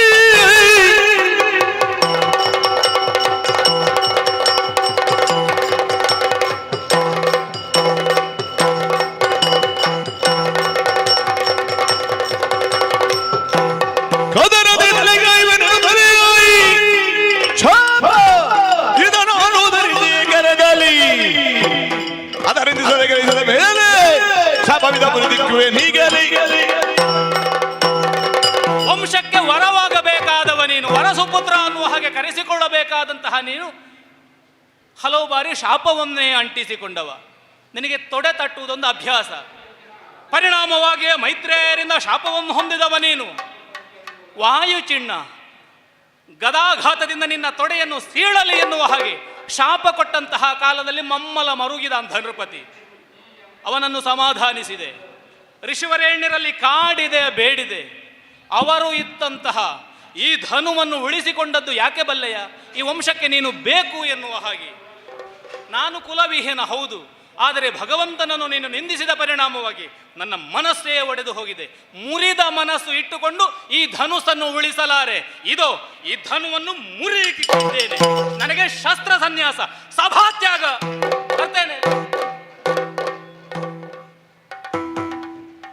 ಹೋಗ್ಲಿ, ದೊಡ್ಡ ವಿಷಯ ಅಲ್ಲ. ಈ ಅಲುಗಾಡುವ ಹಲ್ಲೆಲ್ಲ ಇರುವುದಕ್ಕಿಂತ ಹೋದ್ರೆ ಕ್ಷೇಮ. ಇದು ಯಾವತ್ತೋ ಹೋಗಬೇಕಾದದ್ದು, ಇವತ್ತು ಪ್ರತ್ಯಕ್ಷವಾಗಿ ಹೋಯ್ತಷ್ಟೆ. ಆಟಕ್ಕುಂಟು ಲೆಕ್ಕಕ್ಕಿಲ್ಲ ಅಂತ ಒಂದು ಮಾತು ಉಂಟು. ಲೆಕ್ಕಕ್ಕೆ ಸಿಗ್ತದ ಕೇಳಿದಿರಿಲ್ಲ, ಆಟಕ್ಕಾಗುವಾಗ ಉಂಟು. ಅಂತಹ ಸ್ಥಿತಿ ಈ ವಿದುರನದ್ದು. ಈಗ ಅಲ್ಲದೆ ಇದ್ದದ್ದನ್ನು ನಾವು ಏನನ್ನು ಹೇಳಿದ್ದೇವೆ. ಈಗ ಅವನನ್ನು ದಾಸಿಪುತ್ರ ಅಂತ ನಾನಲ್ಲ ಉದ್ಘಾಟನೆ ಮಾಡಿದ್ದು, ಪಡೆದ ಅಪ್ಪನೇ ಅವನಿಗೆ ನಿರಾಕರಣೆಯನ್ನು ಹೇಳಿಯಾಗಿದೆ. ಸಿಂಹಾಸನವನ್ನೇರಬಹುದಾದ ಅರ್ಹತೆ, ಯೋಗ್ಯತೆ ಎಲ್ಲವನ್ನೂ ಹೊಂದಿಯೇ ಹುಟ್ಟಬಹುದಾದಂತಹ ಒಬ್ಬಾತ ವಿದುರ. ಕ್ಷೇತ್ರ ದೋಷದ ಕಾರಣದಿಂದ ಸಿಂಹಾಸನಕ್ಕಾಗುವುದಿಲ್ಲ. ಯಾಕಮ್ಮ ದಾಸಿ ಕ್ಷೇತ್ರ, ದಾಸಿ ಪುತ್ರನಾಗಿ ಹುಟ್ಟಿದ್ದಾನೆ. ಪಡೆದ ವೇದವ್ಯಾಸರೇ ಅಪ್ಪಣೆ ಕೊಡಿಸಿದ್ರಂತೆ, ಅವ ದಾಸಿ ಪುತ್ರ. ನಾನೀಗ ಅದನ್ನೇ ಅಲ್ವ ಹೇಳಿದ್ದು. ಇದು ಪಡೆದ ಅಪ್ಪ ಹೇಳುವಾಗ ಅವನಿಗೆ ಮನಸ್ಸಿಗೆ ನೋವಾಗುವುದಿಲ್ಲ.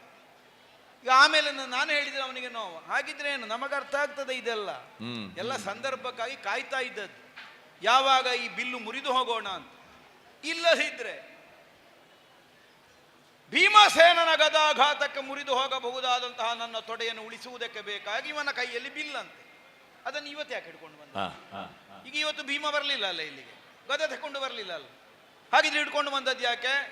ಇಲ್ಲಿಗೆ ಬಂದ ಮೇಲೆ ಮುರಿಯುವುದಕ್ಕೆ ಮನಸ್ಸು ಮಾಡಿದ ಬಿಲ್ಲಲ್ಲ, ಮನಸ್ಸಿನಿಂದ ಮೊದಲೇ ಮುರಿದಾಗಿದೆ. ಅದನ್ನು ವ್ಯಾವಹಾರಿಕವಾಗಿ ಮುರಿಯಲಿಕ್ಕೆ ಮಾತ್ರ ಬಿಲ್ಲು ಹಿಡ್ಕೊಂಡು ಬಂದದ್ದು. ನಮಗಿದೆಲ್ಲ ಅರ್ಥ ಆಗೋದಿಲ್ವ? ಯಾಕೆ ಮುರಿಯುವ ಮನಸ್ಸು ಮಾಡಿದ?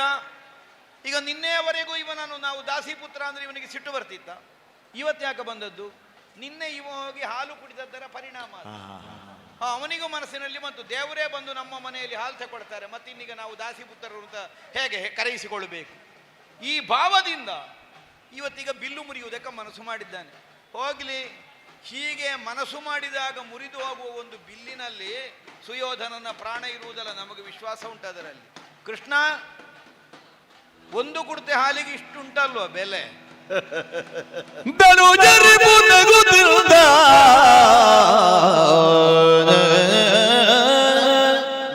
ಏನು ಕೌರವ ಇದು? ಧನುಜರಿಪು ನಗುತ್ತಿರುತ್ತ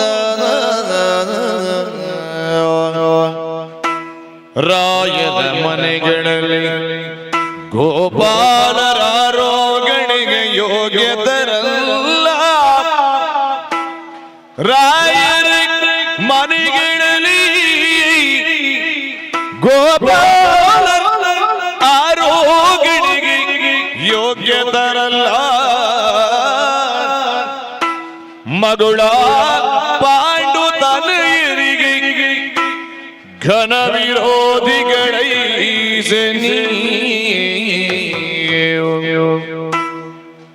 ಪಾಂಡು ತನಯರಿಗೆ ಘನ ವಿರೋಧಿಗಳೈಸಿ ನೀವು ಏನೋ ದನಿ ಬರಲಿ ಬಂಧುತ್ವ ಮಾದುದು ತನಗೆ ಕೇಳಿ ಬೇಡುವಿನ ಬಂದೊಳವ ನಿನಗೆಂದ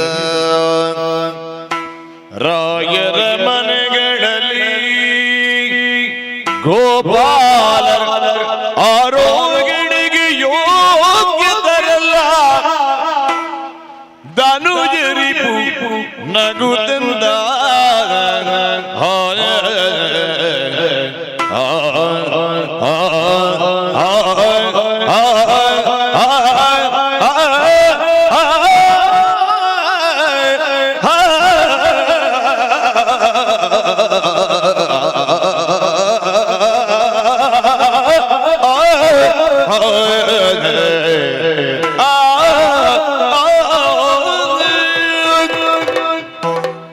ಸುಯೋಧನ, ಕೃಷ್ಣ, ಕೆಲವು ಸಲ ನಾವು ಮಾತಾಡುವುದರಿಂದ ಒಂದೊಂದು ವಿಷಯಗಳಿಗೆ ಒಂದೊಂದು ರೂಪ ಬಂದು ಬಿಡ್ತದೆ. ಪ್ರಯೋಗಿಸುವ ಶಬ್ದ ಇರಬಹುದು, ಶಬ್ದದ ಜೊತೆಯಲ್ಲಿ ನಮ್ಮ ಭಾವ ಇರಬಹುದು, ಧ್ವನಿ ಇರಬಹುದು, ಇತ್ಯಾದಿಗಳೆಲ್ಲ ಒಂದು ಸ್ವರೂಪಕ್ಕೆ ಬುನಾದಿಯಾಗಿ ಬಿಡ್ತದೆ. ಅದೇ ಆದದ್ದು ಬಿಟ್ಟರೆ ಅದಕ್ಕಿಂತ ಆಚೆ ಯಾವುದೂ ಆಗಲಿಲ್ಲ ಇಲ್ಲಿ. ಒಂದು ಊಟದ ವಿಷಯ, ನೀನಾಗಿಯೇ ಊಟ ಮಾಡಬೇಕು ಅಂತ ಹೇಳ್ತಿದ್ರೆ ಅದು ವಿಷಯ ಬೇರೆ. ಅಡುಗೆ ಆಗಿದೆ, ನಾನಾಗಿ ಊಟಕ್ಕೆ ಬರ್ತೇನೆ ಅಂತ ಹೇಳ್ತಿದ್ರೆ ಅದೊಂದು ವಿಷಯ ಬೇರೆ. ನೀನಾಗಿ ಅಡುಗೆ ಮಾಡಿಸಿದ್ದಿ, ನಾನಾಗಿ ಬರ್ತೇನೆ ಊಟಕ್ಕೆ ಅಂತ ಹೇಳಲಿಲ್ಲ. ಇದಕ್ಕಿಂತ ಮೊದಲಿನ ವಿಷಯವನ್ನು ಆಲೋಚನೆ ಮಾಡುವುದಿದ್ದರೆ ನನ್ನ ಮನೆಗೆ ನೀ ಬರುವಾಗ ಊಟ ಆದ ಮೇಲೆ ಬಂದದ್ದು. ಹೌದೌದು, ಸಮಯ ಮೀರಿದೆ. ನಾನೊಂದು ಮಾತಿಗೂ ನಿನ್ನಲ್ಲಿ ಕೇಳಲಿಲ್ಲ, ಹೇಗೆ ಬಾವ ಎರಡು ಊಟ ಮಾಡುವುದಾ ಅಂತ. ಹೌದು, ಸಮಯ ದಾಟಿದೆ ಅನ್ನುವುದರಿಂದ ಕೇಳಲಿಲ್ಲ.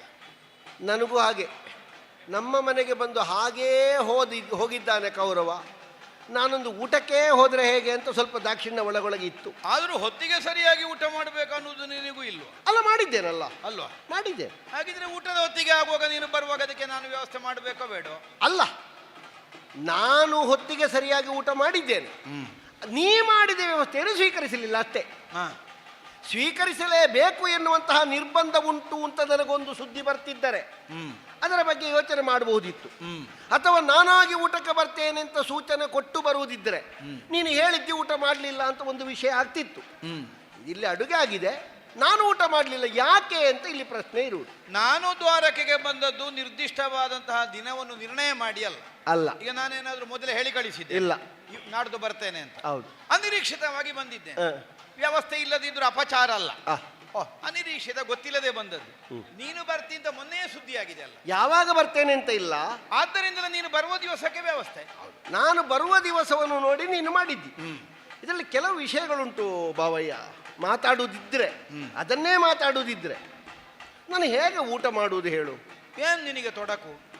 ನನ್ನನ್ನು ಗೋಪಾಲ ಅಂತ ನೀನು ಗುರುತಿಸಿದರೆ ರಾಯರ ಮನೆಗಳಲ್ಲಿ ಆರೋಗಣೆಗೆ ಯೋಗಿತರಲ್ಲ ಗೋವಳರು. ಹಾಗೆ ಅಂತ ಲೆಕ್ಕ ಮಾಡುವುದಿದ್ರೆ ಮಾಡಿದ್ದಿ ಅಂತಲ್ಲ, ಮಾಡಿದ್ರೆ ಇಷ್ಟೆಲ್ಲ ವ್ಯವಸ್ಥೆ ಯಾಕೆ ಅಂತ ನೀನು ಕೇಳಬಹುದು. ಅದಲ್ಲ, ಈಗ ಪ್ರಸ್ತಾಪತ್ವೆಯನ್ನು ನೀನು ಮಾತಾಡಿದ್ದಿ, ನೀನು ಊಟ ಮಾಡದೇ ಇರುವುದು ಗೋಪಾಲನಾದ ಕಾರಣ, ಗೋವಿನ ಬಾಲ ಹಿಡಿಯುವ ಕಾರಣ ಅಂತ ನೀನು ನನ್ನನ್ನು ಬೈಯುವುದಕ್ಕಾಗಿದೆ. ಅದು ನಿನ್ನ ಕ್ರಿಯೆಯ ಮೂಲಕವಾಗಿ ಪ್ರತಿಕ್ರಿಯೆ. ಅಪ್ರತಿಕ್ರಿಯೆ ಅದು ಬಿಡು. ನಾ ಗೋಪಾಲನೇ ಹೌದಾದ್ರೆ ಆರೋಗಣೆಗೆ ಯೋಗಿತರಲ್ಲ. ಕೂಕುಟಾಸನದಲ್ಲಿ ಕುಳಿತು ಕಟ್ಟಿಕೊಂಡು ಹೋದ ಬುತ್ತಿಯನ್ನು ಬಿಚ್ಚಿ ಹಳ್ಳ ಕೊಳ್ಳಗಳಲ್ಲಿ ಕೈಕಾಲು ಮುಖಗಳನ್ನು ತೊಳೆದು ಗೋಪಾಲನಾದಂತಹ ನಾವೆಲ್ಲ ಹೊಟ್ಟೆ ತುಂಬಿಸುವುದು ಹಾಗೆ. ಹೌದಪ್ಪ, ನಿನ್ನನ್ನೀಗ ಬರುವವನನ್ನು ಕೇವಲ ಗೋಪಾಲಕ ಅನ್ನುವ ಭಾವದಿಂದ ನಾನು ಕಾಣುವುದಾದರೆ ನಿನಗೆ ಉಳ್ಳಿಕ್ಕಾಗುವುದಿಲ್ಲ. ಆಗುವುದಿಲ್ಲ. ಹೀಗಾಗಿ ನಾನು ಕಂಡದ್ದಲ್ಲ ಅಂತ ನಿನಗೆ ಅರ್ಥ ಆಗಿದೆಲ್ಲ. ಕಂಡದ್ದಲ್ಲ, ನೀನು ಹೆಚ್ಚಿಗೆಯೇ ಕಂಡಿದ್ದು. ಒಂದು ವೇಳೆ ನಾನು ನಿನ್ನ ಸಮ್ಮಾನವನ್ನು ಸ್ವೀಕರಿಸಿ ಉಂಡು ಮಾತಾಡುವುದಕ್ಕೆ ಆರಂಭ ಮಾಡಿದ್ದರೆ, ಊಟ ಅಲ್ಲಾದ ಮೇಲೆ ನಿಧಾನಕ್ಕೆ ಕುಳಿತುಕೊಂಡು ಮಾತಾಡುವುದಪ್ಪ. ಮರ್ಯಾದಾ ಪುರುಷೋತ್ತಮನಾದಂತಹ ರಾಮನಿಗೆ ಅಪವಾದ ಬಂದಿದೆ. ಏನು ಅಂತ? ಜಾನಕಿಯನ್ನು ಕರ್ಕೊಂಡು ಬಂದ ನೆಲೆಯಲ್ಲಿ. ಹಾಗಾದ್ರೆ ಅಪವಾದವನ್ನು ಹೇಳುವವರು ಹುಡುಕುತ್ತಾ ಇರ್ತಾರೆ ಎಲ್ಲಿ ಸಿಗ್ತಾರೆ ಅಂತ. ನೋಡಿ, ಸಂಧಾನಕ್ಕಾಗಿ ಊಟ ಮಾಡಿದ ನಿನಗೆ ಅಪವಾದ ಅಂತ ಹೆಗ್ಗಳಿಕೆ ಅಲ್ಲ. ಮತ್ತೆ ಸಂಧಾನಕ್ಕೆ ಬಂದ, ಮಾತಾಡ್ಲಿಲ್ಲ, ಮೊದಲೇ ಊಟ ಮಾಡಿದ, ಮತ್ತೆ ಮಾತಿಗೆ ಪ್ರಾರಂಭ ಮಾಡಿದ, ಅದೊಂದು ಅಪವಾದ. ಇನ್ನೇನು ಮಾತಾಡ್ತಾನೋ? ಕೆಲವೆಲ್ಲ ಅನ್ನದ ಪ್ರಭಾವ ಅಂತ. ಈ ಕಾರ್ತವೀರ್ಯನ ಪ್ರಕರಣದಲ್ಲಿ ನಮಗೆ ಗೊತ್ತಾಗ್ತದೆ. ಅಲ್ಲಿಯವರೆಗೆ ಜಮದಗ್ನಿ ಮಹರ್ಷಿಗಳಿಗೆ ಅಡ್ಡ ಬಿದ್ದು ವರ ಕೇಳಿ ಆಶೀರ್ವಾದ ಬೇಡಿದ ಅವ ಊಟ ಮಾಡಿದ ಮೇಲೆ ಏನೋ ದುರ್ಬುದ್ಧಿ ಮಾಡಿ ಅಲ್ಲ, ಅನ್ನದ ಪ್ರಭಾವ ಅಂತ ಹಾಗೆಲ್ಲ ಯೋಚನೆ ಮಾಡಿದ್ರು ನನಗೆ ಊಟ ಮಾಡುವುದಕ್ಕಾಗುವುದಿಲ್ಲ. ಇನ್ನೂ ಒಂದು ದೃಷ್ಟಿಕೋನದಲ್ಲಿ ಆಲೋಚನೆ ಮಾಡುವುದಿದ್ರೆ ಮಾಡಿದರೆ ನಾ ಪಾಂಡವರ ಕಡೆಯಿಂದ ರಾಯಭಾರಿಯಾಗಿ ದೌತ್ಯವನ್ನು ಹೊತ್ತು ದೂತನಾಗಿ ಬಂದವ. ನೀ ಪಾಂಡವರಿಗೆ ಘನ ವಿರೋಧಿ. ಹೌದು. ಪಾಂಡವರ ಕಡೆಯ ದೂತನಾದ ನಾನು ಒಂದು ಇತ್ಯರ್ಥ ಆಗುವುದಕ್ಕಿಂತ ಮೊದಲು ಊಟ ಮಾಡುವುದು ಸರಿಯಾಗ್ತದೆಯೇ? ಈಗ ನಿನ್ನ ಮನೆಯಲ್ಲಿ ನಾನು ಊಟ ಮಾಡಬಾರ್ದು ಅಂತಲ್ಲ. ಈಗ ನಿನ್ನ ಮಗಳನ್ನು ಕೊಟ್ಟದ್ದು ಯಾರಿಗೆ? ನಿನ್ನ ಮಗನಿಗೆ. ಹೌದಾ? ನಮ್ಮ ಸಂಬಂಧದಲ್ಲಿ ನಾವು ಊಟ ಮಾಡಬಹುದು. ಆದ್ರೆ ಪಾಂಡವರ ಕಡೆಯಿಂದ ಈ ದೌತ್ಯದಲ್ಲಿ ನನಗೆ ಊಟ ಮಾಡುವುದಕ್ಕೆ ಆಗುವುದಿಲ್ಲ. ಮತ್ತೊಂದುಂಟು, ಒಂದು ಪ್ರೀತಿಯಲ್ಲಿ ಊಟ ಮಾಡುವುದೋ? ಪ್ರೀತಿ ಇಲ್ವಾ ನಿನಗೆ? ಈ ಪ್ರಕರಣದಲ್ಲಿ ನನಗೆ ಪ್ರೀತಿ ತೋರಿಸಲಿಕ್ಕೆ ಎಡೆ ಇಲ್ಲ. ಭಯದೊಳುಂಬುದೋ? ಅದೂ ಇಲ್ಲ. ಭಯ ನನಗೆ ಮೊದಲೇ ಇಲ್ಲ. ಮತ್ತೆ ನಾನು ವಿದುರನನ್ನು ನಾನು ಪ್ರತ್ಯೇಕ ಅಂತ ನೋಡಿ ಹೋದದ್ದಲ್ಲ. ನೀನೀಗ ಏನೆಲ್ಲ ಹೇಳಿದ್ಯೋ ಅದನ್ನೆಲ್ಲ ನಾ ಕಲ್ಪಿಸಲೇ ಇಲ್ಲ. ನಾ ಕಲ್ಪಿಸಿದ್ದೆ ಹೇಗೆ? ಪಾಂಡವರ ತಾಯಿಯಾದಂತಹ ಕುಂತಿಗೆ ಆಶ್ರಯ ನೀಡಿದ ಮನೆ. ಅವ ಇಲ್ಲಿ ಯಾವಾಗಲೂ ಬಂದು ನಿನ್ನ ಅಪ್ಪನ ಜೊತೆಯಲ್ಲೇ ಇರುವವ. ಹಾಗಾಗಿ ಇತ್ತಂಡಗಳಿಗೂ ಸಮಾನವಾದಂತಹ ಒಂದು ಮನಸ್ಥಿತಿಯನ್ನು ಹೊಂದಿದ. ಒಂದು ಮನೆ ಅಂತ ಹಸ್ತಿನಾವತಿಯಲ್ಲಿದ್ದರೆ ಅದು ವಿದುರನ ಮನೆ ಅಂತ ನಾನು ಲೆಕ್ಕ ಮಾಡಿದ್ದು. ಈಗ ಭೀಷ್ಮ ದ್ರೋಣರಲ್ಲೆಲ್ಲ ಪಾಂಡವರಿಗೆ ಗೌರವ ಇಲ್ವಾ? ಉಂಟು. ಅಲ್ಲಿ ಹೋಗಿ ಉಣ್ಬೋದಿತ್ತಲ್ಲ. ಈಗ ನನ್ನಲ್ಲಿ ಆಗುದಿಲ್ಲ, ಅಲ್ಲಿ ಉಣ್ಬೋದಲ್ಲ. ಅಲ್ಲಿ ಒಂದು ಸಮಸ್ಯೆ. ಅಲ್ಲಿ ಎಂತ ಸಮಸ್ಯೆ? ಈಗ ಭೀಷ್ಮರ ಮನೆಯಲ್ಲಿ ನಾನು ಊಟ ಮಾಡಿದ್ರೆ ದ್ರೋಣರು ಏನು ಹೇಳ್ತಾರೆ? ದ್ರೋಣರು ಏನು ಹೇಳಿಯಾರು? ನನ್ನ ಮನೆಯಲ್ಲಿ ಉಣ್ಲಿಲ್ಲ ಅಂತ. ಹಾಗೆ ಈಗ ಸುಮಾರು ಕಡೆಯಲ್ಲಿ ನಿನ್ನದ್ದೇ ವ್ಯವಸ್ಥೆ ಇರುವ ಕಾರಣ ನಾನು ಎಲ್ಲಿ ಅಂತ ಊಟ ಮಾಡುವುದಪ್ಪ? ಈಗ ನಾನಾಗಿ ಊಟ ಮಾಡುವುದಕ್ಕೆ ಎಲ್ಲಿಯೂ ಆಗುವುದಿಲ್ಲ. ಅಥವಾ ಅವರಾದ್ರೂ ಹೇಳಿದ್ರೋ ಊಟ ಮಾಡಿ ಹೋಗು ಅಂತ, ಯಥಾರ್ಥಕ್ಕಾದ್ರೂ ಯಾರೂ ಹೇಳಲಿಲ್ಲ. ಯಾರೂ ಹೇಳಿಲ್ಲ. ನಾನು ಅವರ ಮನೆಗೆಲ್ಲ ಹೋಗಿದ್ದೇನೆ, ಯಾರು ಒಂದು ಊಟ ಮಾಡಿ ಹೋಗು ಕೃಷ್ಣ ಅಂತ ಹೇಳಲೇ ಇಲ್ಲ. ಬಿಡುವನ ಆ ಪ್ರಕರಣವನ್ನು. ಯಾಕೆ ಸುಮ್ಮನೆ ಅದನ್ನು ಮಾತಾಡಿದ್ರೆ? ಅದಕ್ಕಾಗಿಯೇ ನಾವು ಇನ್ನೊಮ್ಮೆ ಮಾತುಕತೆ ಮಾಡುವ ಊಟದ ಬಗ್ಗೆ. ಹಲೋ, ಒಳ್ಳೆಯದಪ್ಪ. ಸಂಧಾನದಲ್ಲಿ ಬಹಳ ಪ್ರಾಶಸ್ತ್ಯ ಪ್ರಾಮಾಣ್ಯವುಳ್ಳ ಭಾಗ ಅಂತ ನನಗೆ ಕಾಣುವುದಿಲ್ಲ ಈ ಊಟದ ಒಂದು ವಿಷಯ. ಒಂದು ಸರಿಯಾದ್ರೆ ನೋಡುವ, ನಾಳೆ ಮಧ್ಯಾಹ್ನದ ಒಂದು ಊಟ ಮಾಡುವ. ಅಲ್ಲ, ಅದು ಮುಂದೆ ಆಲೋಚನೆ ಮಾಡುವ. ಈಗ ನಿನ್ನೆ ಮಾಡಲಿಲ್ಲ ಯಾಕೆ ಅನ್ನುವುದು ಮುಂದೆ ಮಾಡ್ತೇನೆ ಅನ್ನುವ ಉತ್ತರ ಅಲ್ಲ. ಅಲ್ಲ, ನಾನು ಹಾಗೆ ಯೋಚಿಸಿದ್ದೆ. ಕೆಲಸ ಎಲ್ಲ ನಾವು ಎಣಿಸಿದ ಹಾಗೆ ಸುಸೂತ್ರ ಆದ್ರೆ ನಿನ್ನದೊಂದು ಊಟ ಮಾಡಬೇಕು ಅಂತಲೇ ಉಂಟು ನನಗೆ. ಹೌದು ಹೌದೌದು. ನಾನೊಂದು ನಿನ್ನ ಊಟ ಮಾಡದೆ ಅದು ನನಗೆ ಅದು ಅಲ್ಲ, ಕೆಲಸ ಸರಿಯಾದ್ರೆ. ಸರಿ ಸರಿ, ನೋಡುವ. ಕಾರ್ಯಾಂತೆ ಮುಂಜತ್ತೆ. ಕಾರ್ಯಾಂತೆ ಭುಂಜತೆ ದೂತ. ಅದು ಶಾಸ್ತ್ರವಾಕ್ಯ. ಇಲ್ಲಿ ನಮ್ಮ ಸಂಬಂಧದ ಎಡೆಯಲ್ಲಿ ಬರೇ ಶಾಸ್ತ್ರ ಹಿಡ್ಕೊಂಡು ಹೋಗ್ಲಿಕ್ಕೆ ಆಗುದಿಲ್ಲ. ಕೆಲವು ಆಚಾರಗಳು ಕೆಲವೆಲ್ಲ ಸ್ವಲ್ಪ ಬಿಟ್ಟು ತೆಕ್ಕೊಂಡೆಲ್ಲ ಮಾಡಬೇಕಾಗ್ತದೆ. ಹಾಗಾಗಿ ಸಂಧಾನಗಾರನಾಗಿ ಬಾವ, ನಾವೀಗ ವಿಷಯಕ್ಕೆ ಬಂದೇ ಮಾತಾಡುವನು. ಏನು ವಿಷಯ? ಆದರ ಮಾಡುವುದರು ಜೂಜಿನಲ್ಲಿ ಮೇದಿನಿ ನುರಿಸುವುದರು ಆದಿಯಲ್ಲಿ ನಿನಗೆ ಬೇಡ ಭಾಷೆ ಸರಿಯಾದ ದೇವರಿಗೆ ಸಿದ್ಧ.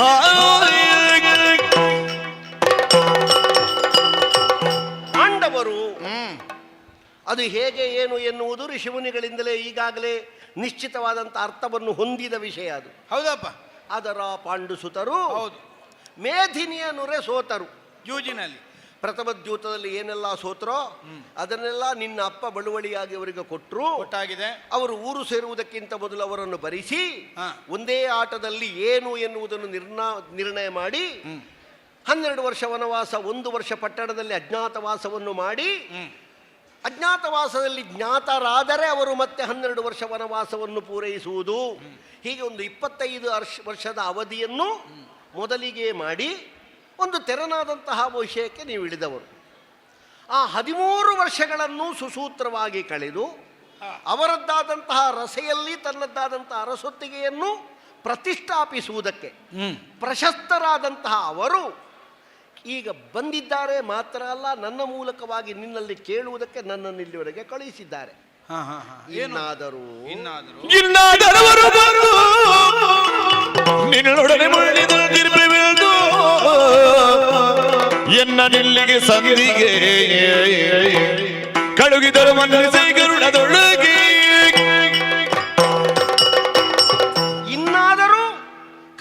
ಪಾಂಡವರು ಏಕಸೂತ್ರವಾಗಿ ಬದುಕುವುದು ಪ್ರಪಂಚಕ್ಕೆ ಒಳಿತಾದಂತಹ ವಿಷಯ. ಒಂದು ಕಾಲದಲ್ಲಿ ರಾಜಸೂಯಾಧ್ವರದ ಸಂದರ್ಭದಲ್ಲಿ ನೀನು ಕೌರವರಿಗೆ ಮಾಡಿದಂತಹ ಒಂದು ಉಪಕಾರ, ಆ ಒಂದು ಅನ್ಯೋನ್ಯತೆ ಇತ್ಯಾದಿಗಳನ್ನೆಲ್ಲ ನೋಡುವಾಗ ಪಾಂಡವರು ಕೌರವರು ಒಟ್ಟಿಗೆ ಇದ್ದರೆ ಈ ಲೋಕದಲ್ಲಿ ಎಷ್ಟೊಂದು ಪ್ರಾಶಸ್ತ್ಯ ಉಳ್ಳದ್ದು ಎನ್ನುವುದನ್ನು ಬಣ್ಣಿಸುವುದಕ್ಕೆ ಸಾಧ್ಯ ಇಲ್ಲ.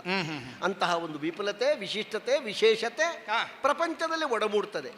ಆದದ್ದರಿಂದ ಎರಡೂ ಕೈಗಳನ್ನು ಜೊತೆ ಸೇರಿಸಿದಾಗ ಹೇಗೆ ನಮಸ್ಕಾರ ಆಗ್ತದೋ ಅಥವಾ ಚಪ್ಪಾಳೆ ಮಾಡಿ ತಟ್ಟುವುದಕ್ಕಾಗ್ತದೋ ಹಾಗೆಯೇ ಕೌರವ ಪಾಂಡವರು ಉತ್ತರ ಧ್ರುವ ದಕ್ಷಿಣ ಧ್ರುವಗಳಾಗಿ ನಿಲ್ಲಬಾರದು.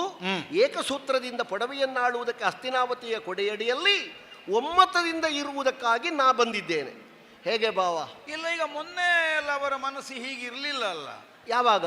ಸಂಜೆ ಹೋದಾಗ ಏನು ಅಲ್ಲಿ ಹೇಳಿದ್ರಂತೆ ಅಲ್ವಾ, ಅವನ ತೊಡೆಗಟ್ಟಿ ಉಂಟೋ, ಎದೆ ಅಗಲ ಬಿದ್ದಿದ, ಮತ್ತೆ ಹಗ್ಗದ ಗಾಯ ಎಲ್ಲ ವಾಸಿ ಆಗಿದ ಅಂತೆಲ್ಲ ಕೇಳಿದ್ರಂತೆಲ್ಲ ಸುದ್ದಿ. ಅದು ಕೆಲವು ಪ್ರಸಂಗದಲ್ಲಿ ಕೆಲವುಂಟು. ಈಗ ನೀನು ಶತಾನಂದರು ಬರುವಾಗ ಒಂದು ಹೇಳಲಿಲ್ವಾ, ಅದನ್ನೇ ಅವರು ಇಟ್ಕೊಂಡ್ರ? ಅಲ್ಲಲ್ಲ, ಅವರು ಈಗ ಅದನ್ನು ಇಟ್ಟುಕೊಂಡಿದ್ದಾರೆ ಇಲ್ವಾ ಅನ್ನೋದು ಮುಖ್ಯ ಅಲ್ಲ. ನಮ್ಮ ನಿರ್ಣಯ ನಾವು ಹೇಳಿದ ನಮಗೆ ಇವತ್ತಿಗೂ ಅದೇ ನಿರ್ಣಯ, ಈಗಲೂ ಅದೇ ನಿರ್ಣಯ. ಈಗ ಸಂಜೆ ಬಂದು ನಿನ್ನಲ್ಲಿ ಹೇಳುವಾಗ ನಿಮ್ಮ ತೀರ್ಮಾನ ಏನಿತ್ತು? ಏನು? ನೀವೆಲ್ಲ ಜೋರು ಮಾಡಲಿಲ್ವಾ? ಸಂಜಯನಿಗೆಲ್ಲ ಜೋರು ಮಾಡಲಿಲ್ಲ? ಹೌದಪ್ಪ, ಅದು ಧರ್ಮಜನ ಓಲಗವನ್ನು ವಿವರಿಸುವ ಕಾಲಕ್ಕೆ ನಾವು ನೋಕಿ ಎತ್ತಲಾಗಿ ಸಂಜಯನನ್ನು ಯಾರು ನಿನ್ನ ಅಪ್ಪಯ್ಯನ ಮಾತಾಡಿದ್ರಂತೆ, ನೀವು ಮಾತಾಡಬೇಡಿ ಅಂತೆಲ್ಲ ಅಲ್ವ? ಆಯ್ತಂತೆ. ಅದೆಲ್ಲ ಇದ್ದದ್ದೇ. ಅದಲ್ಲ, ಈಗ ಸಂಜಯನಲ್ಲಿ ಅವರ ಮನಸ್ಸು ನಮಗೆ ಗೊತ್ತಾದದ್ದು ಹೇಗೆ ಕೇಳಿದ್ರೆ, ನಮ್ಮ ಕುರಿತಾಗಿ ಅವರು ತಳೆದಿರುವಂತಹ ಭಾವದಲ್ಲಿ ಯಾವ ಬದಲಾವಣೆಯೂ ಬರಲಿಲ್ಲ. ಅವಳಿಗೆ ದ್ರೌಪದಿ ಕೇಶ ಬಿಚ್ಚಿ ಹಾಕಿಕೊಂಡೇ ಅಲ್ಲೋ ಇರುವುದು, ಪ್ರತಿಜ್ಞೆ ಎಲ್ಲ ಉಂಟು ಅನ್ನುವ ಹಾಗೆ ಅಲ್ವ ಮೊನ್ನೆ ಅವರು ಆಡಿದ್ದು. ಮತ್ತೆ ಅಷ್ಟೆಲ್ಲ ಇರುವಾಗ ಭೂಮಿ ಕೊಡ್ಲಿಕ್ಕೆ ಆಗ್ತದೆ? ಇಲ್ಲ. ಕೊಟ್ಟ ಕೊನೆಯದ್ದಾಗಿ ಕಟ್ಟ ಕಡೆಯದ್ದಾಗಿ ಧರ್ಮರಾಯ ಹೇಳಿದ್ದಾನೆ. ಏನು ಅಂತ? ನೀ ಮಾಡಿದ ಅಪರಾಧವ ಕ್ಷಮಿಸುತ್ತಾರ ಮೊದಲೇ ತಾಳ್ದ ದಂಡುಬಾದ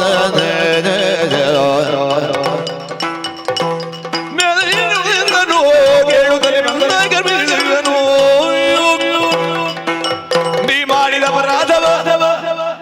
ನಿನ್ನ ಭಾವದಲ್ಲಿ ಏನೆಲ್ಲ ಈಗ ಸ್ಫುರಿಸ್ತದೆ ಅದನ್ನೆಲ್ಲ ಅವರು ಮನ್ನಿಸುವುದಕ್ಕಿದ್ದಾರೆ. ನೀನು ಅದಕ್ಕೆ ಉದಾರಿಯಾಗಿ ಅದಕ್ಕೊಂದು ಉತ್ತೇಜನವನ್ನು ಕೊಟ್ಟು ಒಂದು ಪೂರಕನಾಗಿ ನಿತ್ರೆ ಒಂದು ಆಗ್ತದೆ, ಒಂದು ಹೋಗ್ತದೆ. ಮನಕಷಾಯವಾಗಿ ಯಾವುದನ್ನಾದ್ರೂ ಯೋಚಿಸಿದ್ರಲ್ವಾ ವಿಷಯ ಆಗುವುದು. ಒಂದಾಗಬೇಕು ಅಂತ ಯೋಚಿಸಿದ್ರೆ ಕಷ್ಟ ಉಂಟಾ? ಒಂದಾಗಬೇಕು ಅಂತ ಎಣಿಸಿದ್ರೆ ಕಷ್ಟವೇ ಇಲ್ಲ. ಒಂದಾಗುವುದು, ಅದರಲ್ಲಿ ಏನಿದ್ರು ಎಷ್ಟಿದ್ರು ಹೇಗಿದ್ರು ಇಲ್ಲ, ನಾವು ಅದನ್ನೆಲ್ಲ ಬಿಟ್ಟಿದ್ದೇವೆ. ಒಂದಾಗುವುದೊಂದೇ ಉದ್ದೇಶ ಇದ್ರೆ ನಮಗೆ ಯಾವುದೂ ಕಲ್ಮಶವಾಗಿ ಕಾಣುವುದಿಲ್ಲ. ಈ ಕಲ್ಮಶವಾಗಿ ಕಾಣುವುದು ಯಾವಾಗ? ಒಂದಾಗ್ಲಿಕ್ಕೆ ಮನಸ್ಸಿಲ್ಲದೆ ಇದ್ರೆ. ಅದೊಂದು ಕೆಲವರೆಲ್ಲ ಹೇಳ್ತಾರಲ್ಲ, ಕಳ್ಳನಿಗೆ ಪಿಳ್ಳೆನೆ ಮನೋ ಅಂತ. ಹಾಗೆ ಹುಳ್ಳಗೆ ಮನಸ್ಸಿದ್ದವರಿಗೆ ಅದು ಒಂದಾಗುವುದಕ್ಕಾಗುವುದಿಲ್ಲ. ಈಗ ನೀನು ಪಾಂಡವರಿಂದ ಏನೆಲ್ಲ ತೊಂದರೆಯಾಗಿದೆ ಅಂತ ಗ್ರಹಿಸ್ತೀಯೋ ಅದನ್ನೆಲ್ಲ ನೀನು ಮರೆತು ಕಳಿಬೇಕು. ನಿನ್ನಿಂದ ಏನೆಲ್ಲ ತೊಂದರೆ ಆಗಿದೆ ಅಂತ ಪಾಂಡವರು, ಭೀಮ, ಅರ್ಜುನ ಇತ್ಯಾದಿಗಳೆಲ್ಲ ಇದ್ದಾರಲ್ಲ ಅವರೆಲ್ಲ ಬಿಟ್ಟು ಬಿಡುವುದು. ಆಗ ಒಂದು ಸರಿಸೂತ್ರಕ್ಕೆ ಬರ್ತದೆ. ಈಗ ಒಟ್ಟಿನಲ್ಲಿ ಆಗಬೇಕಾದದ್ದೇನು? ಅವರು ಯಾವುದನ್ನು ಹೊಂದುವುದಕ್ಕೆ ಪ್ರಾಶಸ್ತ್ಯ ಪ್ರಾಮಾಣ್ಯ ಉಳ್ಳವರು, ಹಕ್ಕುದಾರರಾಗಿ ಹಸ್ತಿನಾವತಿಯ ಮನೆತನದಲ್ಲಿ ಪಾಂಡು ಚಕ್ರವರ್ತಿಯ ಮಕ್ಕಳಿಗೆ ಏನುಂಟು ಅದಕ್ಕೆ ಅವರು ಹಕ್ಕುದಾರರಾಗಬೇಕು ಎನ್ನುವುದು ಧಾರ್ಮಿಕವಾದ ದೃಷ್ಟಿಯಿಂದ ಧನ್ಯರಾದಂತಹ ಪಾಂಡವರು ವಿಶೇಷವಾಗಿ ಹೇಳಿದ್ದಾರೆ. ಎಲ್ಲ ಮರೆಯುತ್ತೇವೆ. ಯಾವುದನ್ನೆಲ್ಲ? ಅವ ವಸ್ತ್ರಾಪಹಾರ ಮಾಡುವುದಕ್ಕೆ ಪ್ರಯತ್ನ ಪಟ್ಟದ್ದು, ಅವಭೃತ ಸ್ಥಾನದಿಂದ ಪರಿಪೂತಳಾಗಿ ನಿಂತಿರುವಂತಹ ದ್ರೌಪದಿಯ ಕಬರಿಗೆ ಕೈ ಹಾಕಿಸಿದ್ದು, ನಾವು ಉಳಿದುಕೊಳ್ಳುವಂತಹ ಮನೆಗೆ ಬೆಂಕಿ ಹಚ್ಚಿ ನಮ್ಮನ್ನು ಸುಡುವುದಕ್ಕೆ ಪ್ರಯತ್ನಿಸಿದ್ದು, ಭೀಮ ಉಣ್ಣುವ ಅನ್ನಕ್ಕೆ ವಿಷ ಹಾಕಿ ಅವರನ್ನು ಕೊಲ್ಲುವುದಕ್ಕೆ ನೋಡಿದ್ದು, ಇನ್ನೇನೆಲ್ಲ ಉಂಟು. ಅವರ ಸಂಪತ್ತನ್ನು ಕಬಳಿಸುವುದಕ್ಕೆ ಘೋಷಯಾತ್ರೆಯೋ ಗೋಗ್ರಹಣವೋ ಯಾವುದು ಎಲ್ಲ ಪ್ರಕರಣಗಳು ಪ್ರಸಂಗಗಳು ಉಂಟು ಅದನ್ನೆಲ್ಲ ನಾವು ಮರೆಯುತ್ತೇವೆ. ಒಟ್ಟಾಗಿ ಬದುಕುವುದಿದ್ರೆ ಪಾಂಡವರಿಗೆ ಸಿಕ್ಕಬೇಕಾದದ್ದನ್ನು ಕೌರವ ಕೊಟ್ರೆ ನಾವು ರಾಜಸೂತ್ರಕ್ಕೆ ಬದ್ಧ ಎನ್ನುವ ಕೊನೆಯ ವಾಕ್ಯ ಧರ್ಮರಾಯನಲ್ಲಿ ಉಂಟು. ಆತ್ಯಂತಿಕವಾಗಿ ಕೃಷ್ಣ ನೀನು ಪ್ರಯತ್ನಿಸಬೇಕು ಸಂಧಾನಕ್ಕೆ, ಇದೇ ವಾಕ್ಯ ಹೇಳಿದ್ದಾನವ. ಆದದ್ದರಿಂದ ಕ್ಷಮಾಗುಣ ಸಂಪನ್ನನಾಗಿರುವಂತಹ ಧರ್ಮರಾಯ ಸಹನಶೀಲನಾಗಿ, ಮುಖ್ಯವಾಗಿ ನೀನವನಿಗೆ ಬೇಕು ಎನ್ನುವ ನೆಲೆಯಲ್ಲಿ ಅವ ಇದು ಮೊದಲು ಕೆಲವು ಪ್ರಕರಣಗಳಲ್ಲಿ ಭಾಗಿಯಾಗಿದ್ದಾನೆ, ನಿನ್ನ ಕಷ್ಟಕ್ಕೆ ಸ್ಪಂದಿಸಿದ್ದಾನೆ. ಅಂತಹ ಧರ್ಮರಾಯ ಹೇಳಿ ಕಳಿಸಿದ ದೂತನಾಗಿ ನಾ ಹೇಳುವುದಿಷ್ಟೇ, ನೀ ಕೊಡುವುದಿದ್ರೆ ಯಾವ ವಿಪ್ಲವವೂ ಇಲ್ಲ.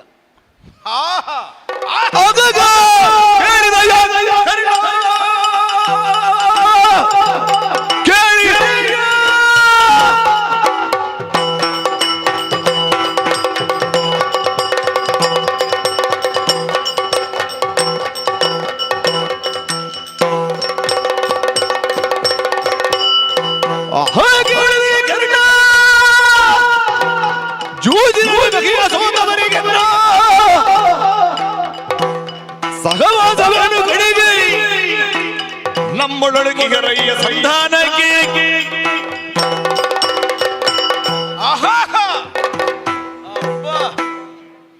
ಏನೊಂದು ನಡೆಯಲಾರದ ಯೋಚನೆಯನ್ನು ಸರಾಗವಾಗಿ ನಮ್ಮ ಸಮ್ಮುಖದಲ್ಲಿ ಇವ ಹೇಳ್ತಾ ಇದ್ದಾನೆ. ಕೇಳಿಸಿಕೊಂಡೆಯಲ್ಲ ಕರ್ಣ, ಪಾಂಡವರ ಮನಸ್ಸಿನ ಅಭಿಪ್ರಾಯ ಏನು ಅನ್ನುವುದನ್ನು ಗ್ರಹಿಸಿದೆಯಲ್ಲ. ಈಗ ಅವರಿಗೆ ಅಳುಕು ಹುಟ್ಟಿದೆ.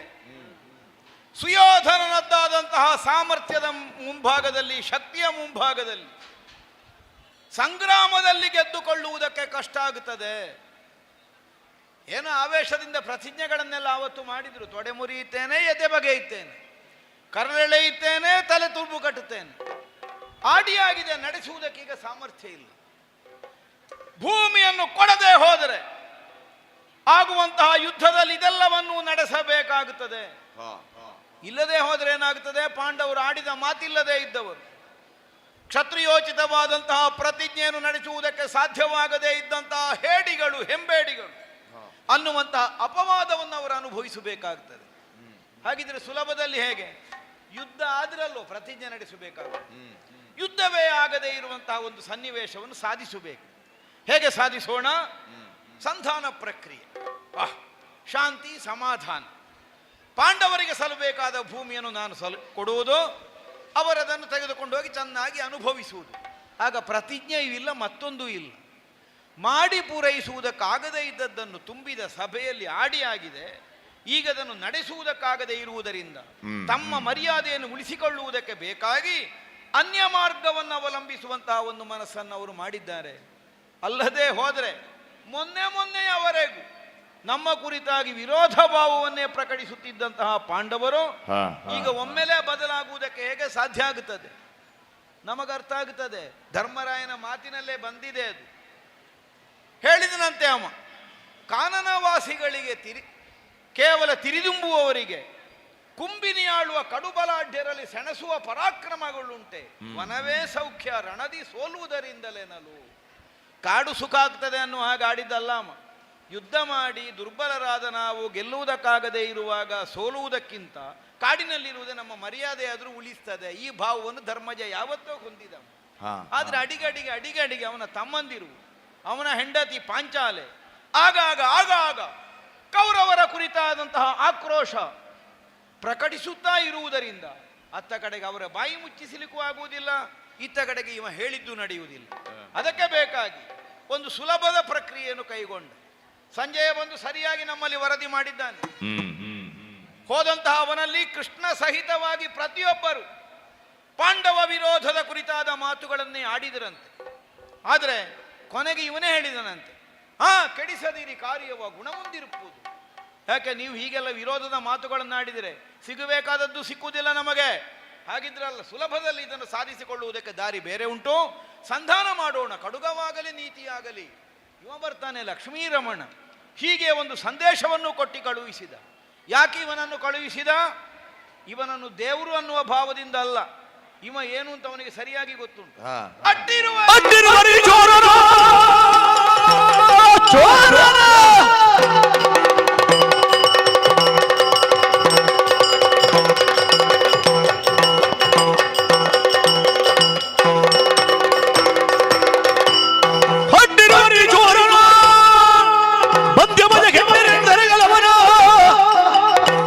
ಶ್ರೇಷ್ಠ ದೇವಪುರ ವಿರುದ್ಧ ಸಗನ ಕೈದಟ್ಟಿ ಹೇಳಿದರು ನಗುತ್ತ. ಕರ್ಣ ಯಾಕೆ ಇವನನ್ನು ಅಟ್ಟಿದ್ದಾರೆ ಅನ್ನುವುದು ನನಗೆ ಚೆನ್ನಾಗಿ ಚೆನ್ನಾಗಿ ಗೊತ್ತಿದೆ. ಬಲವಾದ ಬೀಗ ಮುದ್ರೆ, ಬಿಚ್ಚುಗತ್ತಿಯ ಭಟರ ಕಾವಲಿರುವ ಸೆರೆಮನೆಯಲ್ಲೇ ಹುಟ್ಟಿದವನಾದರು ಅವರು ಕಣ್ಣು ತೆರೆದೇ ಇದ್ದ ಹಾಗೆ, ಬಾಯಿ ಬಿಟ್ಟೇ ಇದ್ದ ಹಾಗೆ, ಮುಚ್ಚಿದ ಬಾಗಿಲು ತೆರೆದು ಇವ ಅಲ್ಲಿಂದ ತಪ್ಪಿಸಿಕೊಂಡ. ಅಂತಹ ಚೋರ, ಅಟ್ಟಿರುವಾರಿ ಚೋರನ ಹೇಗಾದ್ರು ನಯ ವಿನಯದ ಮಾತುಗಳಿಂದಲ್ಲದೆ ಹೋದ್ರೆ, ಭೂಮಿಯನ್ನು ಸುಯೋಧನ ಸಾಮದಿಂದ ಕೊಡದೆ ಹೋದ್ರೆ ಕದ್ದಾದ್ರೂ ತಕೊಂಡು ಬಂದ ಅನ್ನುವಂತಹ ನಿರ್ಣಯದಿಂದ ಇವನನ್ನು ಇಲ್ಲಿಗೆ ಅಟ್ಟಿದ್ದಾನೆ. ಆದ್ರೆ ಅದಕ್ಕೆಲ್ಲ ಬಗ್ಗಿ ಒಪ್ಪಿ ತಲೆ ತಗ್ಗಿಸಿ ಭೂಮಿಯನ್ನು ಸಾಮದಿಂದ ಕೊಡುವುದಕ್ಕೆ ಸಿದ್ಧರಾದವನಲ್ಲ ಈ ಸುಯೋಧನ. ಕರ್ಣ, ಕೈ ಮುಂದೆ ಮಾಡು, ಕೈ ತಟ್ಟಿ ಅವನಿಗೆ ಹೇಳ್ತೇನೆ.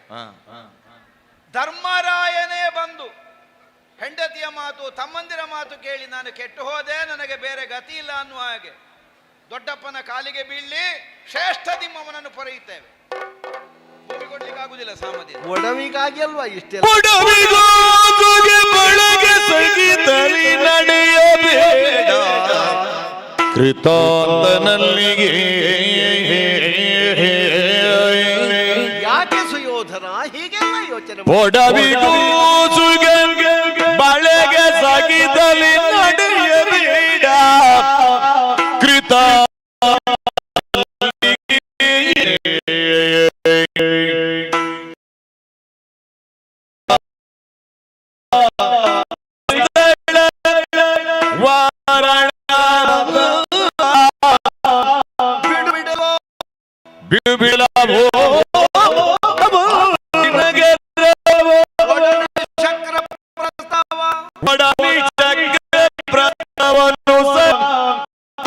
ತಡೆಯದೆ ಧರ್ಮ ಸಾಮತು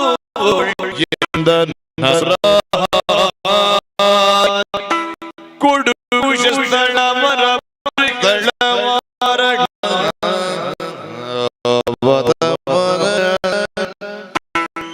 ಬಿಡು ಬಿಡುವು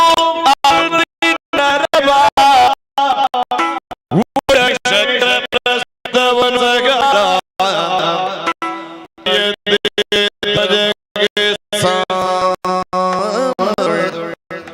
ಎಂದ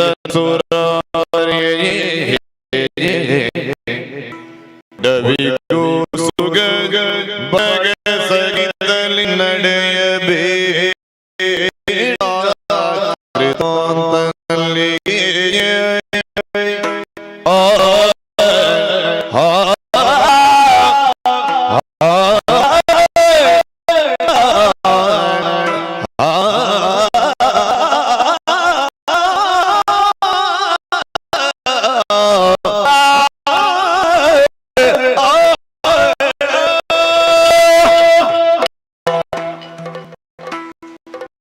ಸುಯೋಧನ ಹಠ ಬೇಕು, ಹಠ ಬೇಡ ಅಂತ ಹೇಳುವುದಿಲ್ಲ ನಾವು. ಕ್ಷಾತ್ರಕ್ಕದು ಭೂಷಣ, ರಾಜಸಕ್ಕದೊಂದು ಲಕ್ಷಣ. ಆದರೆ ಹಠದಲ್ಲಿ ನಮ್ಮನ್ನೇ ನಾವು ಉಳಿಸಿಕೊಳ್ಳುವುದಕ್ಕೆ ಆಗುವುದಿಲ್ಲ ಅಂತಾದ್ರೆ ಆಗ ನಮ್ಮನ್ನು ಉಳಿಸಿಕೊಳ್ಳುವುದಕ್ಕೊಂದು ದಾರಿಯನ್ನು ನಾವು ನೋಡಬೇಕು. ಯಾವುದು ರುಚಿಗೆ ಕಾರಣವಾಗಿ ನಿಲ್ತದ ಉಪ್ಪು, ಅಂತಹ ಉಪ್ಪು ಅಂತ ಹೆಚ್ಚು ಹಾಕಿದ್ರೆ ನಮಗೆ ತಿನ್ನಲಿಕ್ಕೆ ಆಗುವುದಿಲ್ಲ. ಅದು ಸೊಗಸಾಗಿ ಹಿತಮಿತವಾಗಿದ್ದರೆ ಅದು ರುಚಿಯೇ. ಹೆಚ್ಚು ತಿಂದ್ರೆ ಮತ್ತೆ ನೀರು ಕುಡಿತಾ ಇರಬೇಕಾಗ್ತದೆ.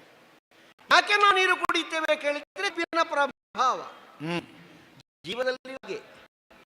ಕೆಲವು ನಾವು ಆಯ್ಕೆ ಮಾಡುವಾಗ ಅಥವಾಗಿ ಬಂದು ಬಿಟ್ರೆ ಮತ್ತೆ ಬದುಕಿನಲ್ಲಿ ಆಗಾಗ ಮರದಡಿಯಲ್ಲಿ ನಿಂತ ಹಾಗೆ ಅನುಭವಿಸಬೇಕಾಗ್ತದೆ. ಜೀವನದಲ್ಲಿ ಎಷ್ಟೇ ತಂತ್ರಗಾರಿಕೆ ಯಾವುದೇ ಯೋಚನೆಗಳನ್ನು ಮಾಡು, ಏನೆಲ್ಲ ಬೇಕು ಎನ್ನುವುದನ್ನು ನೀನು ಸಂಗ್ರಹಿಸು. ಇದು ತರ ಪ್ರಯತ್ನ ಯಾವುದಾದ್ರೂ ನಿನಗೆ ಪ್ರಮಾಣದಲ್ಲಿ ಫಲವನ್ನು ಇಲ್ಲ. ಇನ್ನೂ ಭೂಮಿಯ ಬಗ್ಗೆ ಇತ್ಯರ್ಥವನ್ನು ಮಾಡುವಲ್ಲಿ ಮತ್ತು ಇನ್ನಷ್ಟು ವಿಷಯಗಳು ಉಳಿದಿದೆ. ಅದಕ್ಕೆ ನಾ ಬಂದದ್ದು. ಈ ಬಂದ ಹೊತ್ತಿನಲ್ಲಾದ್ರೂ ಒಂದು ಉಳಿದುಕೊಳ್ಳುವುದಕ್ಕೆ ಯೋಚನೆ ಮಾಡುವ ಕೌರವ.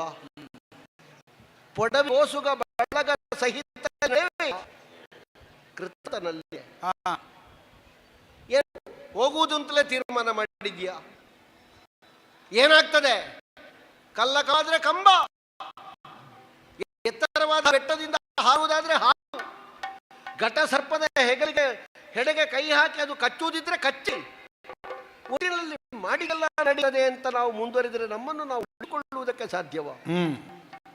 ನನ್ನ ಭಾವನಾಗಿ ನನಗೆ ನಿನ್ನ ಮೇಲೆ ಅಭಿಮಾನದಿಂದ ನಾ ಹೇಳು, ಪಾಂಡವರಿಗೆ ತನಕ ನಿನ್ನ ಬಗ್ಗೆ ಮೃದು ಗೊತ್ತಾ, ಒಡವೆಯಲ್ಲಿ ಅವನಿಗೆ ಅತ್ಯಂತ ಆಸಕ್ತಿ ಉಂಟು ಅಂತ ಇದ್ರೆ ಈ ನಮ್ಮದ್ದೇ ಆದರೂ ಅರ್ಧ ಅಂತ ಹೇಳುವ ನಾವು ಅದರಲ್ಲಿ ಸ್ವಲ್ಪ ದಾಕ್ಷಿಣ್ಯವನ್ನು ತೋರಿಸಿ ಒಂದು 5 ಗ್ರಾಮ್ ಆದರೂ ಸಾಕು ನಮಗೆ ಅಂತ ಹೇಳಿದ್ದಾರೆ. 5 ಗ್ರಾಮ್, ಅರ್ಧ ರಾಜ್ಯ ಬೇಡ. ಬೇಡ, ಓಹೋ, 5 ಗ್ರಾಮ. ಕುಶಸ್ಥಳ, ವೃಕಸ್ಥಳ, ವಾರಣಾವತಿ, ಆವಂತಿ, ಶಕ್ರಪ್ರಸ್ಥ. ಗ್ರಾಮ ದೊಡ್ಡದು ಅಂತ ನಿನಗೆ ಅನ್ನಿಸುವುದಿದ್ರೆ 4 ಕೊಡು, 5 ಅದು ನಿನಗೆ ಬೇಡದೇ ಇದ್ದು ಅಥವಾ ನೀ ಕೊಡಬಹುದಾದದ್ದು, ಅದನ್ನು ನಾನು ಗಟ್ಟಿ ಕೇಳುವುದಿಲ್ಲ. ಅಲ್ಲ, ಇದನ್ನೂ ನನಗೆ ಕೊಡುವುದಕ್ಕಾಗುವುದಿಲ್ಲ ಅಂತ ಇದ್ರೆ ಬೇರೆ ಯಾವುದು ಕೊಡ್ತಿ ಹೇಳು.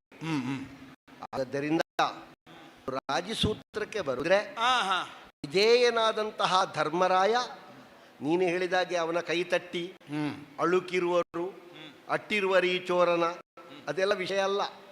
ಶುದ್ರರಾಗಿ 7 ಅಕ್ಷೋಹಿಣಿ ಸೇನೆಯನ್ನು ಸಂಗ್ರಹಗೊಳಿಸಿ ಪಾಶುಪವನ್ನು ಪಶುಪತಿಯಿಂದಲೇ ಪಡೆದಿರುವಂತಹ ಪಾರ್ಥ ಬತ್ತದೇ ಇರುವ ಬತ್ತಳಿಕೆಯನ್ನು ಹೊಂದಿ ಸವ್ಯೋಪವ್ಯ ಸಾಚಿಯಾಗಿ ಬಾಣ ಪ್ರಯೋಗಬಹುದಾದ ಗದೆಯನ್ನು ಮೇಲೇರಿಸಾಡಿ ಮುಹೂರ್ತ ಮಾತ್ರವನ್ನು ನಿತ್ತ ನೆಲದಲ್ಲಿ ಪ್ರತ್ಯಕ್ಷೀಕರಿಸಬಲ್ಲ ಶತಗಜತ್ರಾಣಿಯಾದಂತಹ ಭೀಮನಿರುತ್ತಾ, ಕಾಲಜ್ಞಾನಿಯಾದ ಸಹದೇವನಿರುತ್ತಾ, ಯುದ್ಧದಲ್ಲಿ ಹಿಮ್ಮೆಟ್ಟಲಾರದಂತಹ ನಕರಿರುತ್ತಾ, ಯುಧಿಷ್ಠಿರನಾಗಿ ನಿಲ್ಲಬಹುದಾದಂತಹ ಧರ್ಮರಾಯನ ಔದಾರ್ಯದ ಸಂಕೇತವಾಗಿ ಕುಟುಂಬದವ ಎನ್ನುವ ವಾತ್ಸಲ್ಯದಿಂದ ಕೌರವ ಉಳಿಯುವುದಿದ್ದೆ ನಮಗೆ ಇಟ್ಟು ಕೊಟ್ರೆ ಸಾಕು ಎನ್ನುವಂತ ಅವನ ವಿಶಾಲ ಮನಸ್ಸನ್ನು ಒಪ್ಪಿ ಇನ್ನಾದರೂ ಕೃತಾಂತನ ಮನೆಗೆ ಹೋಗುವುದನ್ನು ಬಿಟ್ಟು ಒಡವಿಯಲ್ಲಿ ಉಳಿಬೇಕು ಅಂತ ಆದ್ರೆ ಪಾಂಡವರಿಗೆ ಕೊಡಬೇಕಾದದನ್ನು ಕೊಡು.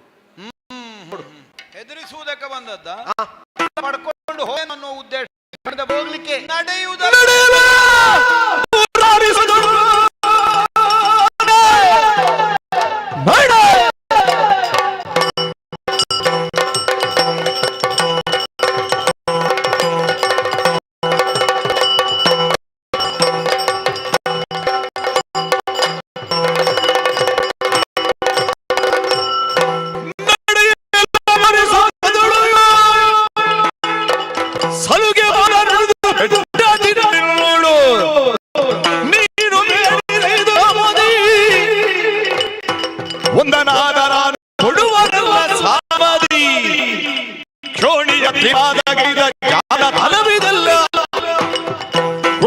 ರಾಣಿಯರಲ್ಲಿ ತೋರು ನಮ್ಮ ಸ್ಥಾನ ನಡೆಯಲು ಮುರಾರಿ ಸುಖಗಳು.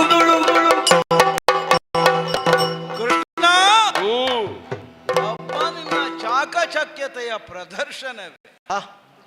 ಆಗಲೇ ನೀನಾಡಿದ ವಾಕ್ಯದ ನಮಗ ಅಂತರಂಗದಲ್ಲಿ ಕೋಪ ಉಕ್ಕುವುದಕ್ಕೆ ಪ್ರಾರಂಭ ಆಗಿದೆ. ನೀ ಮಾಡಿ ಅಪರಾಧವ ಕ್ಷಮಿಸು ತಾರಾಮದಲ್ಲಿ ತಾಳದ ದಣುವ ಅಲ್ವಾ, ಎಲ್ಲ ಮರೆಯುವುದಕ್ಕೆ ಸಿದ್ಧರಾಗುತ್ತಾರೆ. ಅವರ ಅರ್ಧ ರಾಜ್ಯವನ್ನು ಬಿಟ್ಟು ಕೊಡು. ಅವರಿಗೆ ನಾನು ಭೂಮಿ ಕೊಡಬೇಕಾಗುವುದು ಯಾವುದಕ್ಕಾಗಿ? ನನ್ನ ಅಪರಾಧವರು ಮನಿಸುವುದಕ್ಕೆ ಸಿದ್ಧರಾಗಿದ್ದಾರೆ. ಅವರ ಔದಾರ್ಯಕ್ಕೆ ಮೆಚ್ಚಿ ಈಗ ಪಾಂಡವರಿಗೆ ಹೆದರಿ ಬದುಕುವವನ ಸೋದನ ಹೆದರುವುದಿಲ್ಲ, ಧರ್ಮಕ್ಕೆ ಹೆದರಬೇಕಲ್ಲ. ಅಥವಾ ನಾನಿಲ್ಲಿಂದ ಬಂಡೋಗುವಾಗ ನೀನದಕ್ಕೊಂದು ಅಂಕಿತವನ್ನು ಒತ್ತುವುದು ಯಾವುದೋ? ನಾನು ಮಾಡಿದ ಅಪರಾಧವನ್ನು ಪಾಂಡವರು ಎನಿಸಿದ ಔದಾರ್ಯದಿಂದ ಅವರಿಗೆ ಕೊಡಮಾಡ ಭೂಮಿ. ಅದು ಎಷ್ಟು ಅವಕಾಶ ನೀ ಮಾಡಿದ ಇದನ್ನೆಲ್ಲ ಮರೆಯುತ್ತಾರೆ ಅಂತ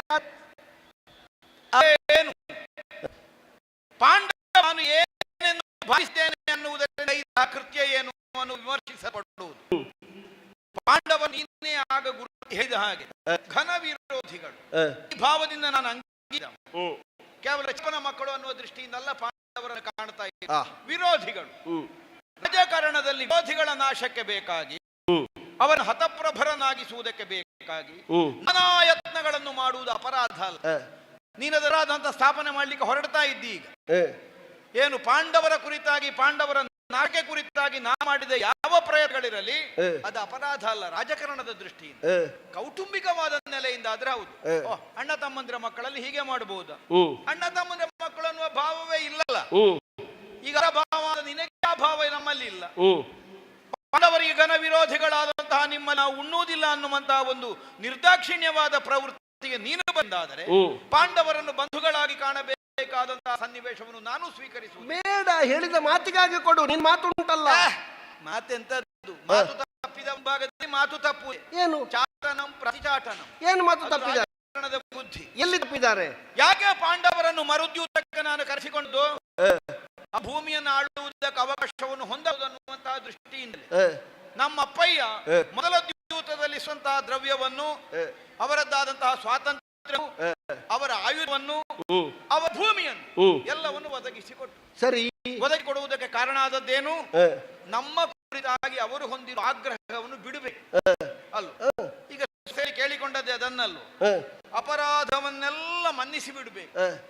ಏನೋ ನನ್ನ ಮಕ್ಕಳು ಗೊತ್ತಿಲ್ಲದೆ ಮಾಡಿದ್ದಾರೆ ಅಥವಾ ದುರ್ಬುದ್ಧಿಯಿಂದ ಮಾಡಿದ್ದಾರೆ, ನೀನ್ ಯಾವುದನ್ನು ಅದನ್ನು ಮನಸ್ಸಿನಲ್ಲಿ ಇಟ್ಟುಕೊಳ್ಳಕೂಡ. ಆ ವಿರೋಧ ದ್ವೇಷ ಯಾವುದಿರಬಾರದು. ಈ ಭಾವದಿಂದಲೇ ಆಕೆಗೆ ವರವನ್ನು ಕೇಳುವ ಅವಕಾಶವನ್ನು ಒದಗಿಸಿಕೊಟ್ಟದ್ದು. ಆ ಕಾರಣದಿಂದ ಆಕೆ ವರವನ್ನು ಪಡೆದದ್ದು. ಪಡೆಯುವಾಗಲೇ ಅವಳು ಹೇಳಿದ್ದಾಳೆ, ಮರೆತೆ ನಾಗಲೇ ಮಾಮ, ಈಗಾಗಲೇ ನಾನು ಮರೆತೆ. ನಮಗೆ ಬಂದಂತಹ ಈ ಸಂಕಟಗಳೇನುಂಟು ಅದೆಲ್ಲ ಪ್ರಾರಬ್ಧಾನುವಶ, ನಮ್ಮ ಪ್ರಾರಬ್ಧಕ್ಕನುಸಾರವಾಗಿ ನಮಗಿದು ಬಂದಿದೆ ಅನ್ನುವ ಭಾವ ನನ್ನಲ್ಲಿದೆ. ಯಾರೂ ನಮಗೆ ಮಾಡಲಿಲ್ಲ.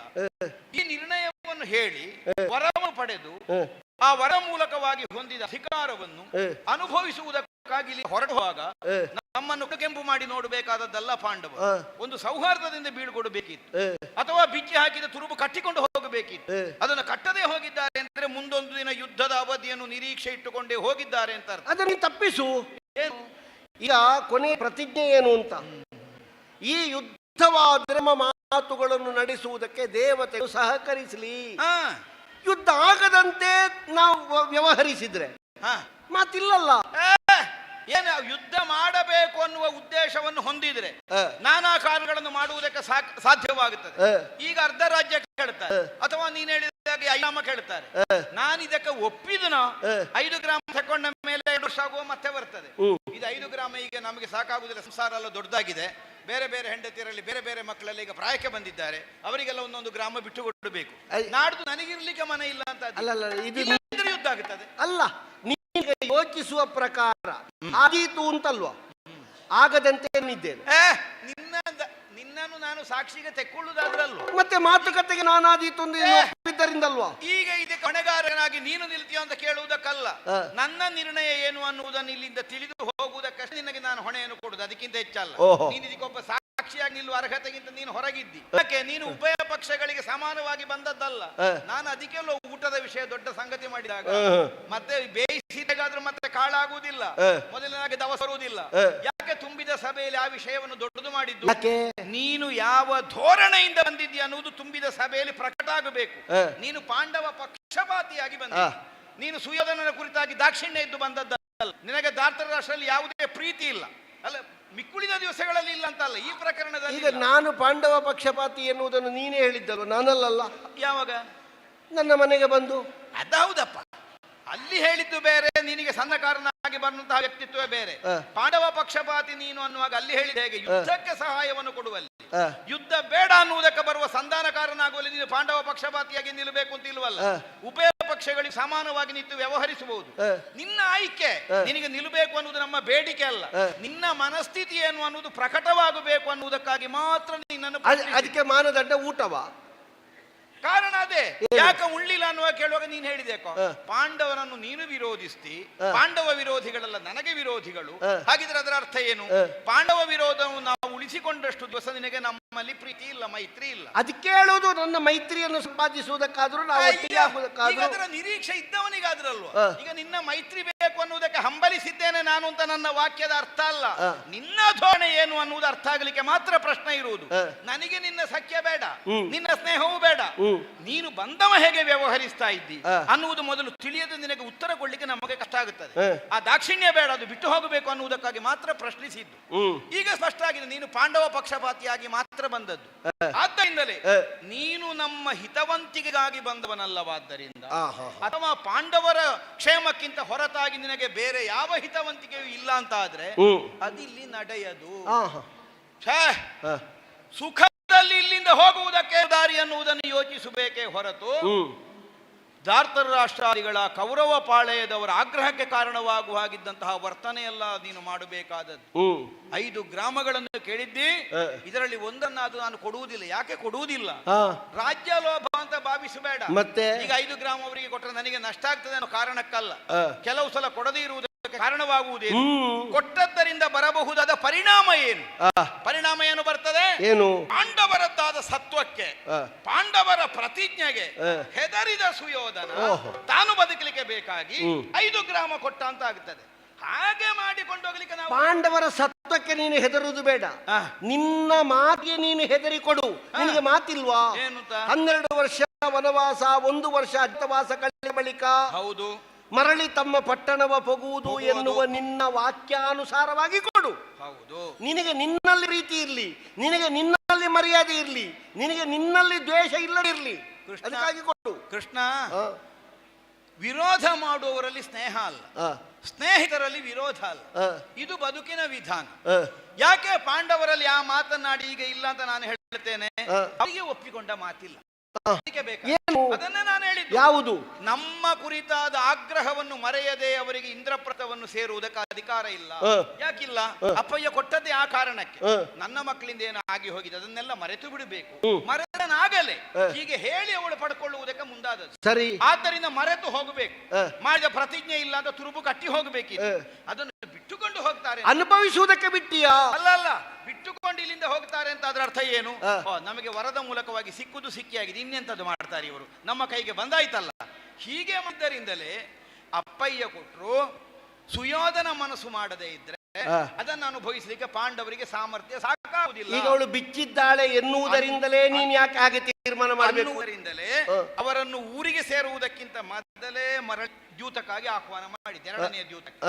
ಸುಯೋಧನನಿಗೆ ಇಷ್ಟ ಆಗದೆ ಇದ್ರೆ ಧೃತರಾಷ್ಟ್ರ ಭೂಪತಿ ಕೊಟ್ಟದ್ದಾದ್ರೂ ಪಾಂಡವರಿಗೆ ದಕ್ಕುವುದಿಲ್ಲ ಅಂತ ಅವರಿಗೆ ಅರ್ಥ ಆಗಬೇಕು. ಶಕುನಿ ಮಾವನ ಸಾಮರ್ಥ್ಯದಿಂದ ದ್ಯೂತದಲ್ಲಿ ಗೆಲ್ಲುವವ ನಾನು, ಸೋಲುವ ಧರ್ಮರಾಯ ಅಂತ ನನಗೆ ಮೊದಲೇ ಗೊತ್ತಿಲ್ವ? ನಾನು ಸೋಲುವ ಹೌದು ಅಂತಾದ್ರೆ ದ್ಯೂತವೇ ಇಲ್ಲ ನಮ್ಮದು. ನಾನು ಗೆಲ್ಲುವ ಗೊತ್ತಾಗಿದೆ. ಈಗ ಧರ್ಮರಾಯನಲ್ಲಿ ನೀ ಸೋಲ್ತಿ ಅಂತ ಈಗ ಆಡುವುದಿಲ್ಲ ನೀನು. ನಿನ್ನ ಶಕ್ತಿ ಇಲ್ವಾ? ಅವನಿಗೂ ಆಗುದಿಲ್ಲ ಈಗ. ಇಲ್ಲ, ನಾವು 2 ಸಲ ಮಾಡಿದ ಪ್ರಯೋಗವನ್ನು 3ನೇ ಸಲ ಮಾಡ್ತೇವೆ ಅಂತ ಅರ್ಥ ಅಲ್ಲ. ಈಗ 2 ಸಲ ನಾವು ದ್ಯೂತದ ಮೂಲಕವಾಗಿ ಮಾಡಿದ್ದೇವೆ. ಗೆಲ್ಲುವವರು ನಾವು ಅನ್ನುವುದರಿಂದಲೇ ನನಗೆ ಹೇಗಾದ್ರೂ ದ್ಯೂತ ಕರೆದರೆ ತಪ್ಪಿಸಿಕೊಳ್ಳುವುದಿಲ್ಲ ಅನ್ನುವಂತಹ ಒಂದು ಪಂಥಕ್ಕೆ ಬದ್ಧನಾದ ಧರ್ಮರಾಯನಿಗೆ ದ್ಯೂತಕ್ಕೆ ಪಣ ಯಾವುದಿಟ್ಟರು ಅವ ಬರುವುದೇ. ಅವನಿಗೆ ಪಣ ಏನು ಅನ್ನೋದು ಮುಖ್ಯ ಅಲ್ಲ, ಆಲೋಚನೆ ಮಾಡಿ ದ್ಯೂತಕ್ಕೆ ಬರುವುದಲ್ಲ ಧರ್ಮರಾಯ. ದ್ಯೂತಕ್ಕೆ ಕರೆದ್ರೆ ನಾನು ಅದರಿಂದ ಹೊರತಾಗಿ ಉಳಿಯುವುದಕ್ಕೆ ದ್ಯೂತಕ್ಕೆ ಬರುವೆನೆಂದೇ ಅವನ ಫಲ. ಆದ್ದರಿಂದ ದ್ಯೂತಕ್ಕೆ ನಾನು ತಪ್ಪಿಸಲಿಕ್ಕಿಲ್ಲ. ಹಾಗಿದ್ರೆ ನನಗೆ ಇಡ್ಲಿಕ್ಕೆ ಆಗುದಿಲ್ಲ ಪಣವೇ. 2ನೇ ದ್ಯೂತದಲ್ಲಿ ಸೋತವನಿಗೆ ಶಾಶ್ವತವಾಗಿ ಕಾಡು ಹೇಳಿದ್ರು. ಧರ್ಮರಾಯ ಆಡುವುದಿಲ್ಲ, ದ್ಯೂತ ಆಡುವುದೇ. ಅವ ಕಾಡಿನಲ್ಲೇ ಜೀವನ ಪೂರ್ತಿರುವಾಗ ಮಾಡಬಹುದಿತ್ತಲ್ಲ, ನನಗೆ ಯಾಕೆ ಮಾಡ್ಲಿಲ್ಲ? ಅವನಿಗೆ ಆಸೆ ಹುಟ್ಟಬೇಕು. ಆ ದ್ಯೂತದಲ್ಲಿ ಸೋಲುವುದವರೇ. 12 ವರ್ಷಗಳ ವನವಾಸ, 1 ವರ್ಷದ ಅಜ್ಞಾತ, ಅಜ್ಞಾತದಲ್ಲಿ ಜ್ಞಾತರಾದ್ರೆ ಮತ್ತೆ ಜ್ಞಾತ. ಈ ಒಂದು ನಿಯಮವನ್ನು ಹೇರಿದ ಯಾವುದಕ್ಕೆ ಬೇಕಾಗಿ? ಇದನ್ನು ಕಷ್ಟಪಟ್ಟು ಹೇಗಾದರೂ ಉಸಿರು ಕಟ್ಟಿ ಅನುಭವಿಸಿ ತಾವು ಮುಗಿಸಿದ್ದೇವೆ, ಇನ್ನು ಸಿಗುತ್ತದೆ ಆಗುವಾಗ ವಿಧಾನ ಬೇರೆ ಉಂಟು. ಆಯುಧದ ಮನೆಯಲ್ಲಿ ಭೂಮಿ ಅನ್ನುವಂತಹ ಒಂದು ಹೇಳಿಕೆ. ಹೇಗೆ ಅವರ ಕೈಗೆ ನಮ್ಮಪ್ಪಯ್ಯನ ವರದ ಮೂಲಕವಾಗಿ ಅಧಿಕಾರ ಭೂಮಿ ಸಿಕ್ಕಿದಾಗ ನಿಮಗೆ ಕಲಿಸ್ತೇವೆ ಇಲ್ಲಿಂದ ಹೀಗೆ ಮಾಡಿ ಹೋದ್ರ ಅವರಿಗೆ ನಾವು ಕಲಿಸ್ತೇವೆ ಅನ್ನುವುದಕ್ಕಾಗಿ ಹೀಗೆ ಮಾಡಿದ್ದು. ಇದು 13 ವರ್ಷ ಕಳೆದ ಮೇಲಿನ ತೀರ್ಮಾನ ಅಲ್ಲ. ಮರುದ್ಯೂತಕ್ಕೆ ಪಾಂಡವರನ್ನು ಆಹ್ವಾನಿಸುವುದಕ್ಕಿಂತ ಮುನ್ನವೇ ನಮ್ಮ ಅಪ್ಪಯ್ಯನ ಹತ್ರ ನಾವು ಹೇಳಿದ ಸೂತ್ರ ಇದು. ಯಾಕೆ ಹೀಗೆ ಪಣವನ್ನು ಇಡ್ತೇವೆ, ಕಾಡಿಗಟ್ಟುತ್ತೇವೆ, ಅಜ್ಞಾತದಲ್ಲಿ ಜ್ಞಾತ ಆಯ್ತಲ್ಲ, ಒಂದು ವೇಳೆ ಆಗಲಿಲ್ಲ ಅಂತ ಆದ್ರೂ ಮರಳಿ ಕಾಲಕ್ಕೆ ಪಾಂಡವರನ್ನು ವಿರೋಧಿಸುವುದಕ್ಕೆ ಬೇಕಾದ ಸಿದ್ಧತೆಯನ್ನು ನಾವು ಮಾಡ್ತೇವೆ. ಅದನ್ನು ನಮ್ಮ ಅಪ್ಪಯ್ಯ ಒಪ್ಪಿಯೇ 2ನೇ ದ್ಯೂತಕ್ಕೆ ಅವರಿಗೆ ಕರೆ ಹೋದದ್ದು. ಅಪ್ಪನಿಗೆ ಗೊತ್ತಿಲ್ಲದಿದ್ದ ವಿಷಯ ಅಲ್ಲ. ಪಾಂಡವರ ಹತ್ರ ವಿವರ ಹೇಳಲಿಲ್ಲ ಅಷ್ಟೇ, ಹೇಳಬೇಕಾಗಿಲ್ಲ. ಸಂದರ್ಭ ಬರುವಾಗ ಹೇಳಬೇಕಾದ ಎಲ್ಲ ತೆರೆದ ಕೈಯಿಂದಲೇ ವ್ಯವಹರಿಸಬೇಕು ಅಂತ ಇಲ್ಲ ರಾಜಕಾರಣ. ಸಂದರ್ಭ ಬಂದಾಗ ಕೈ ಬಿಡುವುದು ಅಷ್ಟರೊಳಗೆ ಮುಷ್ಟಿಯೊಳಗೆ ಏನು ಅಂತ ಗೊತ್ತಾಗದೆ ಇರಬೇಕಾದದ್ದೇ ರಾಜಕಾರಣ. ಆಂದಲೇ ಕೊಡುವುದಿಲ್ಲ ಅನ್ನುವಂತಹ ನಿರ್ಣಯ. ಈಗ 5 ಗ್ರಾಮ ಕೊಂಡು ಹೋಗಿ ನನ್ನ ಅಪರಾಧಿ ಅನ್ನುವ ಹಾಗೆ ಸ್ಥಾಪನೆ ಮಾಡಿ ಪಾಂಡವರಿಗೆ ಸಿಗಬೇಕಾದದ್ದನ್ನು ಸಿಗುವ ಹಾಗೆ ಮಾಡಿ ಮತ್ತೆ ಒಂದು ಮೀಸೆ ಹೋದ್ರೆ ಸಾಕು ಇಡೀ ದೇಹ ಮತ್ತೆ ಬರ್ತದೆ. ನಮಗೆ ಗೊತ್ತು ಪಾಂಡವರ ಬುದ್ಧಿ, ಅದು ತಿಳಿಯದು. ಹೆದರಿಕೆ ಉಂಟು ಅವರಿಗೆ, ಕೊಟ್ರೆ ನೀನು ಬದುಕಲಿಕ್ಕೆ ಬಿಡ್ಲಿಕ್ಕೆ ಅವರು ಬೆರಳು ಹೊರಿಸಿದ್ರೆ ಕೈ ನುಂಗುವ ಜಾತಿ.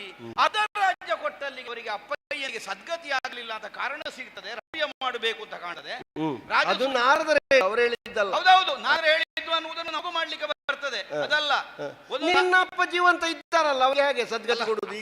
ಸದ್ಗತಿ ಅನ್ನುವ ಕಾರಣಕ್ಕಲ್ಲ, ರಾಜಸೂಯ ಮಾಡಿದ್ದೆ. ಅಪ್ಪ ಸದ್ಗತಿಗೆ ರಾಜಸೂಯ ಅಲ್ಲ, ಮತ್ತೆ ರಾಜಸೂಯ ಮಾಡಿ ಅಪ್ಪಯ್ಯನ ಸದ್ಗತಿಯ ಆಗ್ತದಲ್ಲ. ಅಪ್ಪಯ್ಯನ ಸದ್ಗತಿ ಅನ್ನುವ ಸಂಕಲ್ಪದಿಂದ ಅವರು ಮಾಡಿದ್ರೆ ಆಗಿದ್ದಾರೆ ಇಲ್ವೋ ಅಂತ ಮತ್ತೆ ಇವರು ಹೋಗಿ ನೋಡಿ ಬರ್ಲಿಲ್ಲಲ್ಲ. ಯಾಕೆ ನಾನು ಇದನ್ನು ಹೇಳ್ತೇನೆ, ರಾಜಸೂಯದಿಂದ ಸಿದ್ಧವಾಗುವುದು ಏನು ಕೇಳಿದ್ರೆ ಅಖಂಡ ಆರ್ಯಾವರ್ತದ ಸಾರ್ವಭೌಮತ್ವ. ಕ್ಷತ್ರಿಯರಲ್ಲಿ ರಾಜಸೂಯ ಮಾಡಿದ್ದರಿಂದ ಪರಿಣಾಮದಿಂದ ಸಿಕ್ಕುವುದು ಚಕ್ರವರ್ತಿತ್ವ. ಅರ್ಧ ರಾಜ್ಯಕ್ಕೆ ಅಧಿಕಾರಿಗಳಾದಂತಹ ಪಾಂಡವರು ರಾಜಸೂಯವನ್ನು ಮಾಡಿದ್ರು. ಕಾರಣ ಕೊಟ್ಟದ್ದು ಯಾವುದು? ಪಾಂಡುವಿಗೆ ಸದ್ಗತಿ.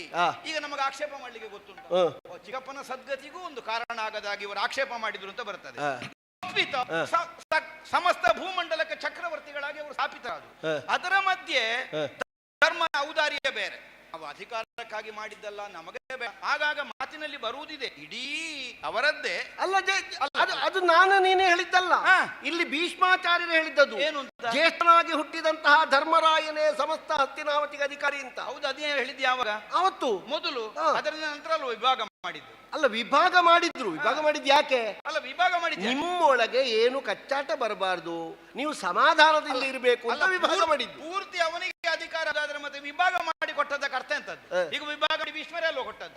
ಕೊಟ್ಟಿದ್ದಾರಲ್ಲ. ಹೌದು, ನಿಮಗೆ ಔದಾರ್ಯದಿಂದ ಕೊಟ್ಟದ್ದು ಅಂತ. ಯಾವುದೇ ಅಧಿಕಾರಗಳು ನಿರ್ಣಯ ಆಗುವುದು ಹೇಗೆ ಗೊತ್ತು? ಹೇಗೆ?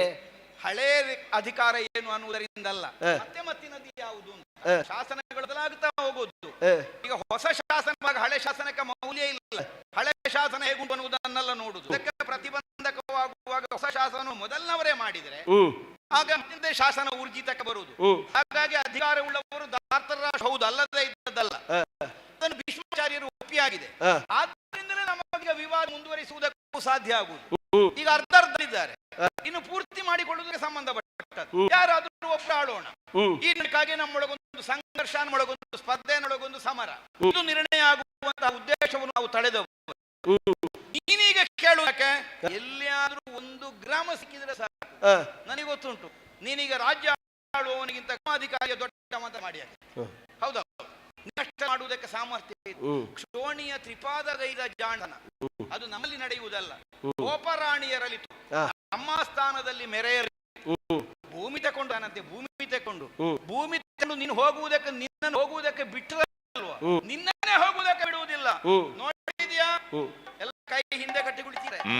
ಯಾಕೆ? ಕೈಯಲ್ಲಿ ಗೊತ್ತಾಗುವುದು ಬೇಡ ಅಂತ. ಎಲ್ಲರ ಹತ್ರ ನಿನ್ನೆ ಇದ್ದೇನೆ, ಸಂದರ್ಭ ಬಂದಾಗ ಬೇಕಾಗ್ತದೆ, ಒಂದೊಂದು ಹಗ್ಗ ಇರ್ಲಿ. ಹೌದೌದು. ಅವರವರಿಗೆ ಬೇಕಾದಷ್ಟೇ ಕೊಟ್ಟಿದ್ಯಾ? ಎಂತದ್ದು ಅವರವರಿಗೆ ಬೇಕಾದ್ದು? ಅವರವರಿಗೆಲ್ಲ ನಿನಗೆ ಬೇಕಾದ್ದು. ಏನು ನೋಡ್ತೀರಿ? ದುಶ್ಯಾಸನ, ಕರ್ಣ ಹೇಳಿ ಕಟ್ಟಿಯ ಹಾಕಿ ಇವನನ್ನು ಪಾದಕ್ಕೆ ಬರಿದು ಸಾಯದಿರಲಿದು ಪಾಂಡವರುಗಳ ಕೂಡಿಗೋ ಅಯ್ಯ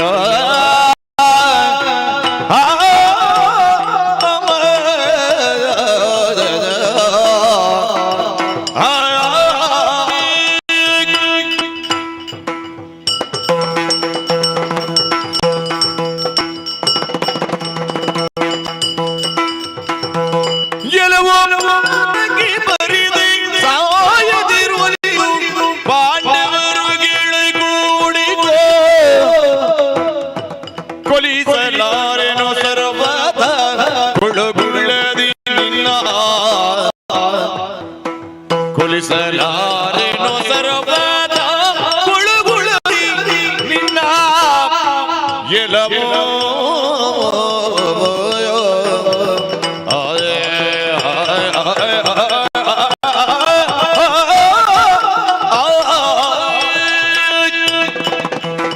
ಎಲವೋ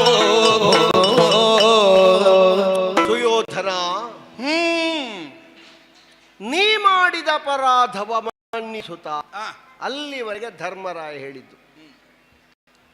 ಪೊಡವಿಗೋಸುಗ ಬಳಗ ಸತಲಿ ಹೋಗಬೇಡ ಎನ್ನುವುದು ಮಧ್ಯವರ್ತಿಯಾಗಿ ಒಂದು ಅನುಭವವುಳ್ಳವನಾಗಿ ನಾ ಹೇಳಿದ್ದು. ಈಗ ನಾನು ಸ್ವತಂತ್ರನಾಗಿ ಹೇಳ್ತೇನೆ. ಪಾಂಡವರಿಗೆ ಹಿತವಾಗುವುದನ್ನು ಹೇಳುವುದಕ್ಕೆ ಅರ್ಹತೆ ಇದ್ದದ್ದರಿಂದಲೇ ಧರಾಯ ನಾನೇ ಆದೀತು ಅಂತ ಆಯ್ಕೆ ಮಾಡಿದ್ದು. ಎಲ್ಲವೋ ಪಾತಕಿ. ಯಾರು ಪಾತಕಿ? ಪತನ ಹೇಭೂತವಾದ ಕಾಯಕವನ್ನು ಕೈಗೊಳ್ಳಬಹುದಾದವ ಯಾವನೇ ಇದ್ರೂ ಪಾತಕಿಯವ.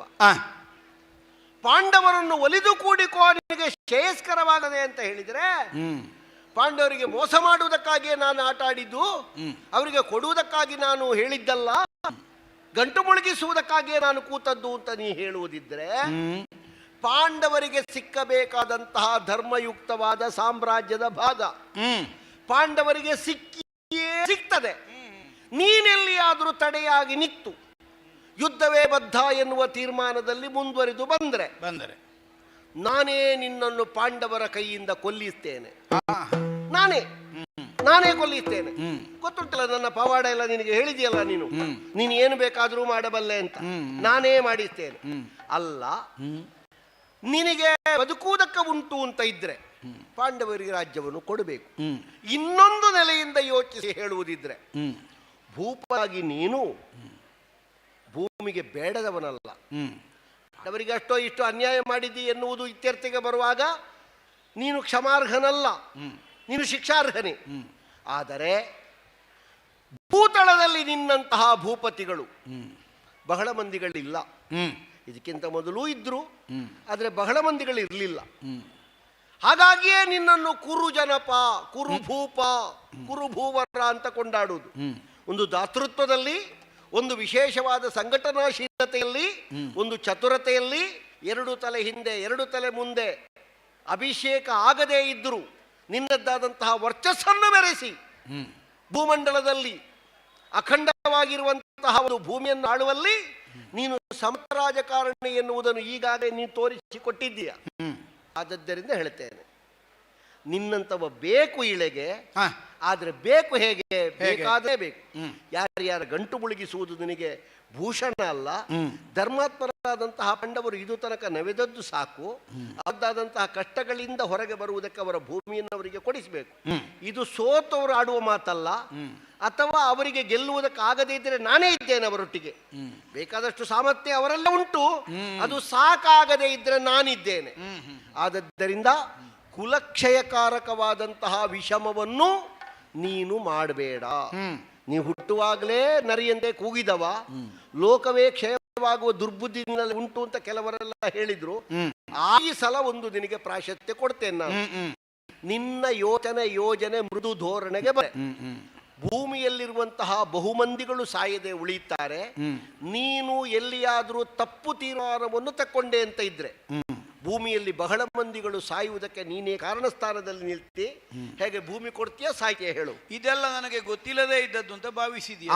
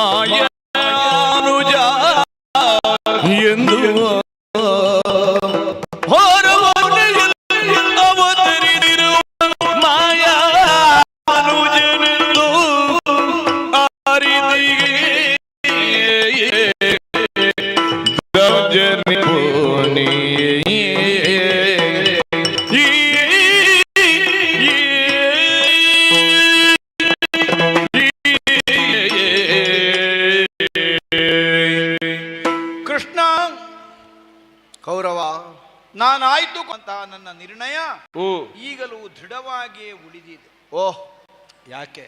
ಹ್ಮ್ ನೀನಾರು, ನಿನ್ನಿಂದ ಏನಾದೀತು ಹ್ಮ್ ಅನ್ನುವುದನ್ನು ಅರಿತುಕೊಳ್ಳುವಲ್ಲಿ ಅಸಮರ್ಥತೆ ಇದ್ದಂತಹ ಸುಯೋಧನನಿಗಾದರಲ್ಲೋ ನೀನು ಹೇಳಬೇಕಾದದ್ದು. ಆ ಅಷ್ಟು ಮಾಡ್ತೇನೆ, ಇಷ್ಟು ಮಾಡ್ತೇನೆ ಅಂತ ಹ್ಮ್ ಗೊತ್ತಿದೆ ನನಗೆ. ಆಹಾ ಭೀಷ್ಮಾಚಾರ್ಯರ ಮೊಮ್ಮಗ ನಾನು. ಹ್ಮ್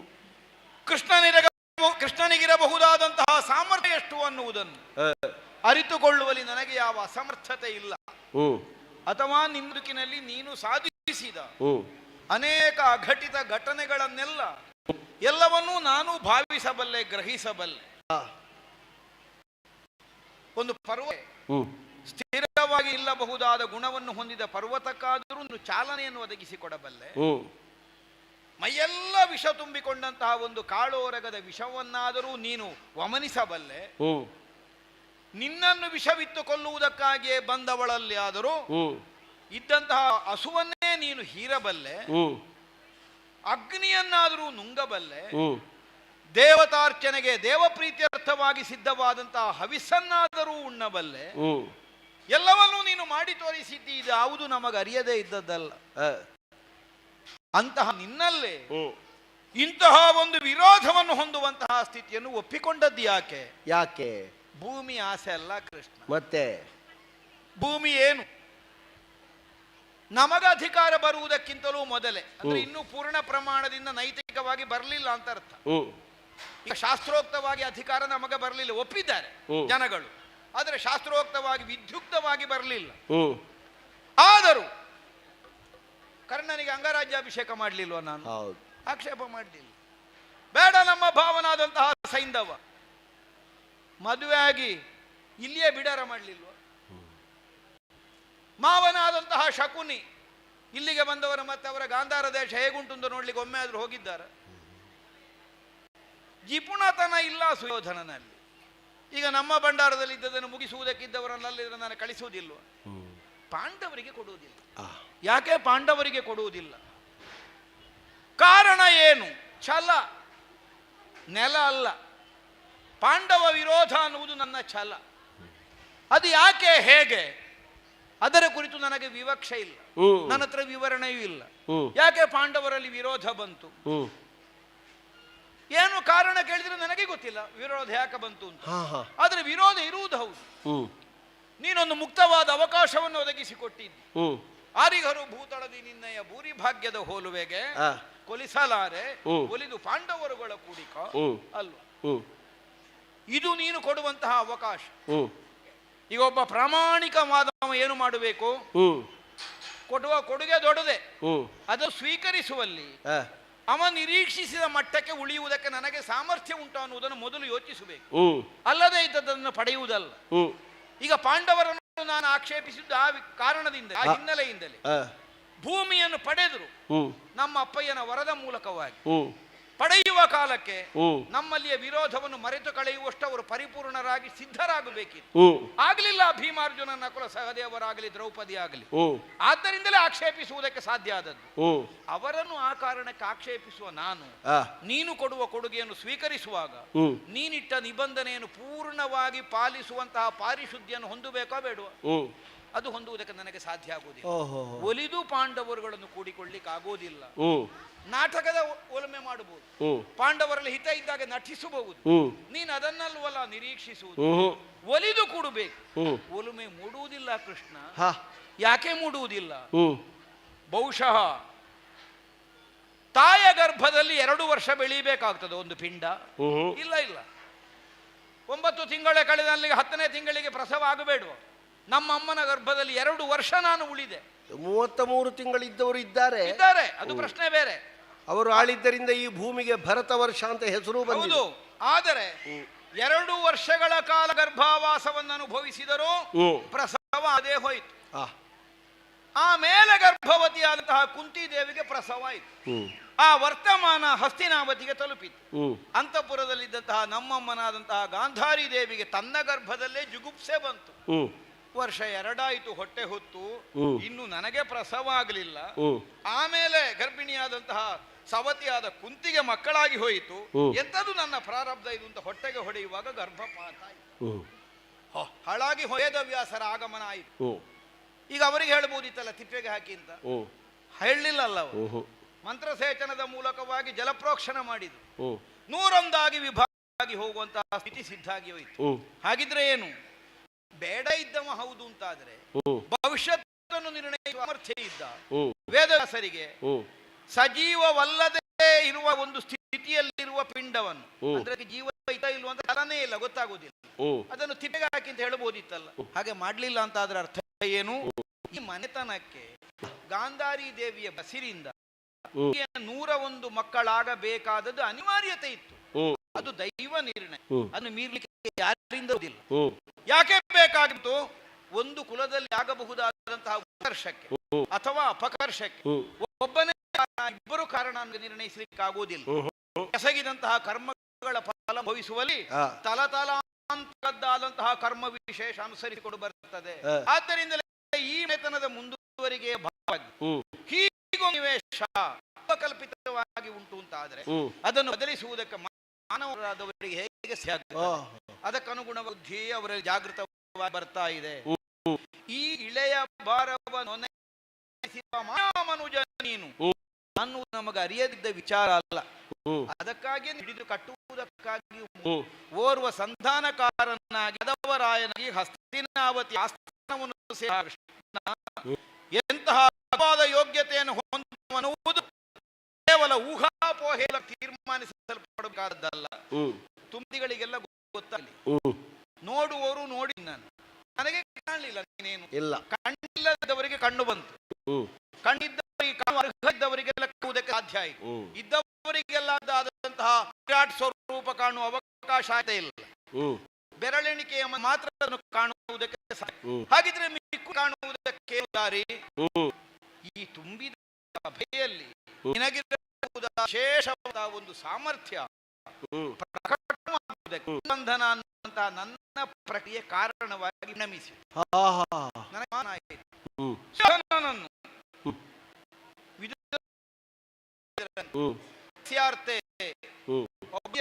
ಮುಗಿಸಿ ಬಿಡಿ. 9 ಮಕ್ಕಳು ಇವನೊಬ್ಬ. ಆಗ ನಮ್ಮ ಪಯ್ಯನಿಗೆ ಪುತ್ರ ಮೋಹ ಅವರಿತೋ ಸಾಕಿ ಸಾಕಿದ್ದಕ್ಕೆ ಕಣ್ಣುಗಳದಿ ನಮ್ಮ ನನ್ನ ಪುತ್ರ ಸಾರ್ಥಕ ಆಯ್ತಿಗೆ ನಮಗೆ ಸಮಾಧಾನ ಆಯಿತು. ಪಾಂಡವ ವಿರೋಧ ಅವರನ್ನು ನಾವು ಒಪ್ಪಿಯಾಗಿದೆ. ಆದ್ದರಿಂದಲೇ ಹರಣದಾಸನ ನಮಗಿಲ್ಲ, ರಿಪುಗಳ ಕರೆಸಿ ರಾಜ್ಯವ ಕೊಡುವವನಲ್ಲ, ಸಂಧಾನದ ಮಾತಿಲ್ಲ. ಯಾಕಿಲ್ಲ? ಪಾಂಡವರಿಗೆ 5 ಗ್ರಾಮ ಅಲ್ಲ, 1 ಗ್ರಾಮ ಅಲ್ಲ, ಸೂಚ್ಯಗ್ರವಾದ ಭೂಮಿಯನ್ನಾದರೂ ನಾನು ಸಾಮದಿಂದ ಕೊಡುವವನಲ್ಲ, ಬೆದರುವುದಿಲ್ಲ. ರಿಪುಗಳ ಕರೆಸಿ ರಾಜ್ಯ ಕೊಡುವವನಲ್ಲ, ಹರಣದಾಸಗಳಿಲ್ಲ. ಆದ್ದರಿಂದಲೇ ಸಂಧಾನಕ್ಕೆ ಬಂದು ನೀನು ಹೇಳುವಂತಹ ಪಾಂಡವರ ಅಭಿಪ್ರಾಯ ಅನ್ನೋದನ್ನು ಕೇಳಿ ನಿನಗೆ ಉತ್ತರ ಕೊಡಬೇಕಾದಂತಹ ಒಂದು ಅನಿವಾರ್ಯತೆ ನಾನು ಉಳಿಸಿಕೊಳ್ಳೇ ಇಲ್ಲ. ನೀನು ಸಂಧಾನಕ್ಕೆ ಬರ್ತೀಯ ಅನ್ನೋದು ಸಿದ್ಧ ಮಾಡಿದ್ದೇನೆ. ನಿನಗೆ ಕೊಡ್ಲಿಕ್ಕಿರುವುದಂತದ್ದು ಸಂಭಾವನೆ ಮೊದಲೇ ನಿರ್ಣಯ ಆಗಿ ಮಾತಾಡಕ್ಕೆ ಸಂಭಾವನೆ, ಬಂದದ್ದಕ್ಕೆ ಸಂಭಾವನೆ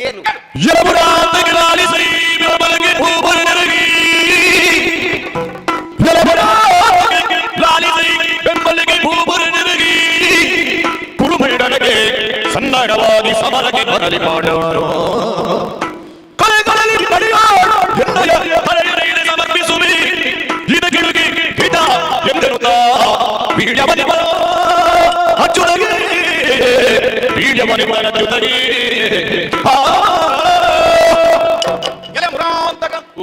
ಮುರಾದಿ ಪಾಶಗಳನ್ನು ಕತ್ತರಿಸಿ ಭಗವಂತನಿಗೆ ಒಳಗಾದಂತಹ ಪದಗಳನ್ನು ಮೋಕ್ಷದ ಕೊಂಡೊಯ್ಯಬಲ್ಲಂತಹ ಸಾಮರ್ಥ್ಯವನ್ನು ನೀನು ತಳೆದವನು ಅನ್ನುವ ಕಾರಣದಿಂದಲೂ ಮುರಾಂತ ಮಾತ್ರ ಅಲ್ಲ, ಬಲವಾದಂತಹ ರಕ್ಷಣೆಯ ಕೋಟೆಯಾಗಿ ತನ್ನ ಪಾಶಗಳನ್ನೇ ಬಲವಾಗಿ ಹೊಂದಿದ ಪಾಶಗಳನ್ನೇ ವಿನಿಯೋಗಿಸಿ ಪ್ರಾಗ್ಯೋತಿಶಕ್ಕೆ ರಕ್ಷಕನಾಗಿ ಉಳಿದಂತಹ ಮುರಾಸುನನ್ನು ನೀನು ನಾಶ ಮಾಡಿ. ಆದ್ದರಿಂದಲೂ ಮುರಾಂತ ಅಂದ್ರೆ ಅದೇ ಮುರಾಂತಕನೇ ಈಗಲೂ ಬಂದಿದ್ದಾನೆ ಎನ್ನುವುದನ್ನು ತೋರಿಸುವುದಕ್ಕೆ ಇದನ್ನು ಮಾಡಿ ಅನ್ನೋದು ಧ್ವನಿ. ನಿನ್ನನ್ನು ತಿಳಿಯದೇ ಇದ್ದದಲ್ಲ. ಒಂದು ಮಾತು ಹೇಳಿದ್ವಿ, ಬಿಡು ಮನದ ಭ್ರಮಿತಾಕಾರವನ್ನು. ಭ್ರಮೆ ಇಲ್ಲ ನನಗೆ, ಭ್ರಮೆ ಇದ್ದವರು ಹಾಗಿದ್ರು ಕೇವಲ ಅವರ ಭ್ರಮೆ ಎಲ್ಲ ಹೋಗುವುದಕ್ಕೆ ಬೇಕಾಗಿಷ್ಟು ಮಾಡಬೇಕಾಗಿ ಬಂದದ್ದು. ಈಗ ಎಲ್ಲರ ಭ್ರಮೆಯು ಕಳಚಿದೆ. ಲಾಲಿಸು ಕೊಳಗುಳಗೆ ಭೂಪರನ್ನು ನೆರಹಿ, ಕಂಬಲಕ್ಕೆ ಭೂಪರನ್ನು ನೆರಹಿ, ನಿನ್ನವರಾದಂತಹ ಪಾಂಡವರನ್ನು ಸಾಯುಧರನ್ನಾಗಿ ಧಾರಣಿಗೆ ಕರೆದುಕೊಂಡು ಕುರುಮಂಡಲಕ್ಕೆ ಬರಲಿ. ಒಂದು ಮಹಾಸಂಗ್ರಾಮ ಸಿದ್ಧ. ಈಗಾಗಲೇ 7 ಲಕ್ಷ ಹಿಡಿ ಇದೆ ಅಂತ ನೀನಾಡಿ, ನಾವು ಸಂಗ್ರಹಿಸಿದ್ದೇವೆ 11 ಲಕ್ಷ, 18 ಲಕ್ಷ ಹಿಡಿ ಸೇನೆ. ಈಗ ನಿಜವಾಗಿ ನೋಡಿದ್ರೆ ಅಖಂಡ ಆರ್ಯಾವರ್ತ ಅಭಿಲಾಷಿಸುತ್ತಾ ಉಂಟು ಒಂದು ಮಹಾಸಂಗ್ರಾಮವನ್ನು. ಛಾತ್ರ ಪಂಥ ಬೇರೆಂತದ್ದು ಅಲ್ಲ, ಎಲ್ಲರಿಗೂ ಯುದ್ಧ ಬೇಕು. ಈಗ ಯುದ್ಧದಲ್ಲಿ ಭಾಗವಹಿಸಿದವರಿಗೆಲ್ಲ ಏನು ನಡೆಸಿಗ್ತದೆ ಅನ್ನೋ ಉದ್ದೇಶಕ್ಕಾಗಿ ಅವರು ಬಂದದ್ದಲ್ಲ. ಹಾಗಿದ್ರೇನು ಭೂಮಿ ಬಯಸ್ತದೆ ಅಥವಾ ಭೂಮಿಯನ್ನು ನಿಯಂತ್ರಿಸುವ ನೀನು ಬಯಸ್ತಿ, ಇದು ನಮ್ಮ ಭಾವ. ಹೊರಗಿನಿಂದ ಹೇಳ್ತಿ ಸಂಧಾನ ಒಳಗಿನಿಂದ ಚೋದಿಸ್ತಿ ಸಂಗ್ರಾಮ. ಆದ್ದರಿಂದ ಬಯಲಿನಲ್ಲಿ ಅಡಗುವ ಪ್ರಶ್ನೆ ಇಲ್ಲ. ನೀನೇ ಹರಿಕಾರನಾಗಿ ಉಳಿಯುವುದಕ್ಕೆ ನಿನಗೆ ಮನಸ್ಸಿಲ್ಲದೆ ಹೋದ್ರೆ ನೀನು ಕೈಗೊಳ್ಳಬಹುದಾದಂತಹ ಒಂದು ರಣ ಸಂಗ್ರಾಮಕ್ಕೆ ನಾನೇ ಹರಿಕಾರನಾಗುತ್ತೇನೆ. ನಿನ್ನ ಉದ್ದೇಶಕ್ಕಾಗಿ ನಾನು ಕೈಗೊಳ್ಳ ಸಂಗ್ರಾಮ ಅಂತ ನಾನೇ ಅದ್ವೈತವಾಗಿ ಪವಿತ್ರ ಪ್ರಾಣಿಯಾಗಿ ಬರ್ತೇನೆ. ನಡೆದು ಹೋಗಲಿ ಮಹಾ ಸಂಗ್ರಾಮ ಅನ್ನುವಂತಹ ಒಂದು ಶಾಖೋಚಿತವಾದ ಮಹಾಯಜ್ಞ. ಅದರಲ್ಲಿ ಹವಿಸ್ಸಾಗಿ ಸಮರ್ಪಿತರಾಗಬೇಕಾದವರು ಯಾರು? ಅವರೆಲ್ಲರೂ ಯುದ್ಧ ಭೂಮಿಯಲ್ಲಿ ಹೋರಾಡಿ ಹೋರಾಡಿ ಹೋರಾಡಿ ತಮ್ಮನ್ನು ತಾವು ಸಮರ್ಪಿಸಿಕೊಳ್ಳುವಂತಹ ಒಂದು ಸ್ಥಿತಿ ಸಿದ್ಧವಾಗಿ ಹೋಗಲಿ. ನೀನು ಏನೆಂದು ತಿಳಿದರು ದೈವದ ಮುಂಭಾಗದಲ್ಲಾದರೂ ನಮ್ಮದು ಪಂಥವೇ ಪೌರುಷವೇ. ಪುರುಷ ಪ್ರಯತ್ನದ ಮೂಲಕವಾಗಿ ಹೊಂದಬೇಕಾದದನ್ನು ಹೊಂದುವುದಕ್ಕೆ ನಿನ್ನ ವಿರೋಧದಿಂದಲೂ ಸಾಧ್ಯವಾಗುತ್ತದೆ ಎನ್ನುವುದಕ್ಕೆ ರಾವಣ ಕಂಸಾದಿಗಳ ದಾರಿಯೇ ನಮಗೆ ನಿಚ್ಚಳವಾಗಿ ತೆರೆದು ನಿಂತಿದೆ. ಆದ್ದರಿಂದ ಹೋರಾಟ ಮಾಡ್ತೇನೆ. ನೀನು ದೇವರು ಅಂತ ಗೊತ್ತಾದರೂ ನಿನ್ನ ಮುಂಭಾಗದಲ್ಲಿ ಶರಣಾಗತಿ ಇಲ್ಲ. ನಿನ್ನಡಿಗಳು ಎನ್ನಯ ತಲೆಯನ ಇದೆ ಸಮರ್ಪಿಸು. ಸಾಧ್ಯ ಆದರೆ ಪಾಂಡವರ 5 ಮಂದಿಗಳ ತಲೆ ಕಡಿದು ನಿನ್ನ ಪಾದ ಬುಡದಲ್ಲಿ ಇಡ್ತೇನೆ. ಇಲ್ವೋ ಎನ್ನಯ ತಲೆಯನ ಇದೆ ನಿನ್ನ ಪಾದದಲ್ಲಿ ಸಮರ್ಪಿಸುವೆ. ನನ್ನ ತಲೆ ಕತ್ತರಿಸಲ್ಪಟ್ಟು ನಿನ್ನ ಕಾಲ ಬುಡಕ್ಕೆ ಬೀಳಬೇಕೇ ಹೊರತು ಅದಕ್ಕಿಂತ ಮೊದಲು ನನ್ನ ಬದುಕಿಗೆ ಬೇಕಾಗಿ ನಿನ್ನ ಮುಂಭಾಗದಲ್ಲಿ ನನಗೆ ಪ್ರಾಣಭಿಕ್ಷೆ ಕೊಡುವನ್ನು ಹಾಗೆ ಬಾಗಿ ಬದುಕುವುದಕ್ಕೆ ಸಿದ್ಧನಿಲ್ಲ. ಸುಯೋಧನ ರಣವೀರ್ಯ ಕೊಟ್ಟಿದ್ದೇನೆ. ಎಲ್ಲರೂ ನೋಡ್ತಾ ಇದ್ದಾರೆ ನನ್ನ ಮುಖ. ಭೀಷ್ಮಾದಿಗಳೆಲ್ಲ ನಗರ್ತಾ ಇದ್ದಾರೆ. ನಮ್ಮ ಮೊಮ್ಮಗನಿಗೆ ವೇದಾಂತ ಗೊತ್ತಿದ್ದರೂ ಪ್ರಯೋಜನ ಇಲ್ಲ ಅಂತ. ಇವರ ಮಾತು ಕೇಳುವಾಗ ಯಾರಾದ್ರೂ ಎಣಿಸಬೇಕು ಬಹಳ ಆದರ್ಶವಾದಿಯಿಂದ. ಸಾಲಿಕೆ ತಯಾರಾಗಿದ್ದಾನೆ ಮತ್ತೆ ಬದುಕಿಸಲಿಕ್ಕೆ ಸಾಧ್ಯ ಇಲ್ಲ. ಇದು ಹೋಗೋ ಕಾಲ ಅಂತ ಉಂಟು, ಹೋಗುವ ಕಾಲ ಅಂತ. ಹೋಗುವ ಕಾಲದಲ್ಲಿ ಏನೆಲ್ಲ ಮಾತಾಡ್ತಾರೆ. ಏನೇ ಇರಲಿ ದುರವಿಳ್ಳಿಯನ್ನು ಕೈಗೊಡಿದ್ದೇನೆ. ಉಪಪ್ಲವ್ಯದ ಕಡೆಗೆ ಮುಖ ಮಾಡಬೇಕು. ಸಂಧಾನ ಪ್ರಸಂಗ ಮುಗಿದಿದೆ. ದುರವಿಳ್ಳಿ ಬಂದಿದೆ. ಮುಂದೆ ನೋಡು.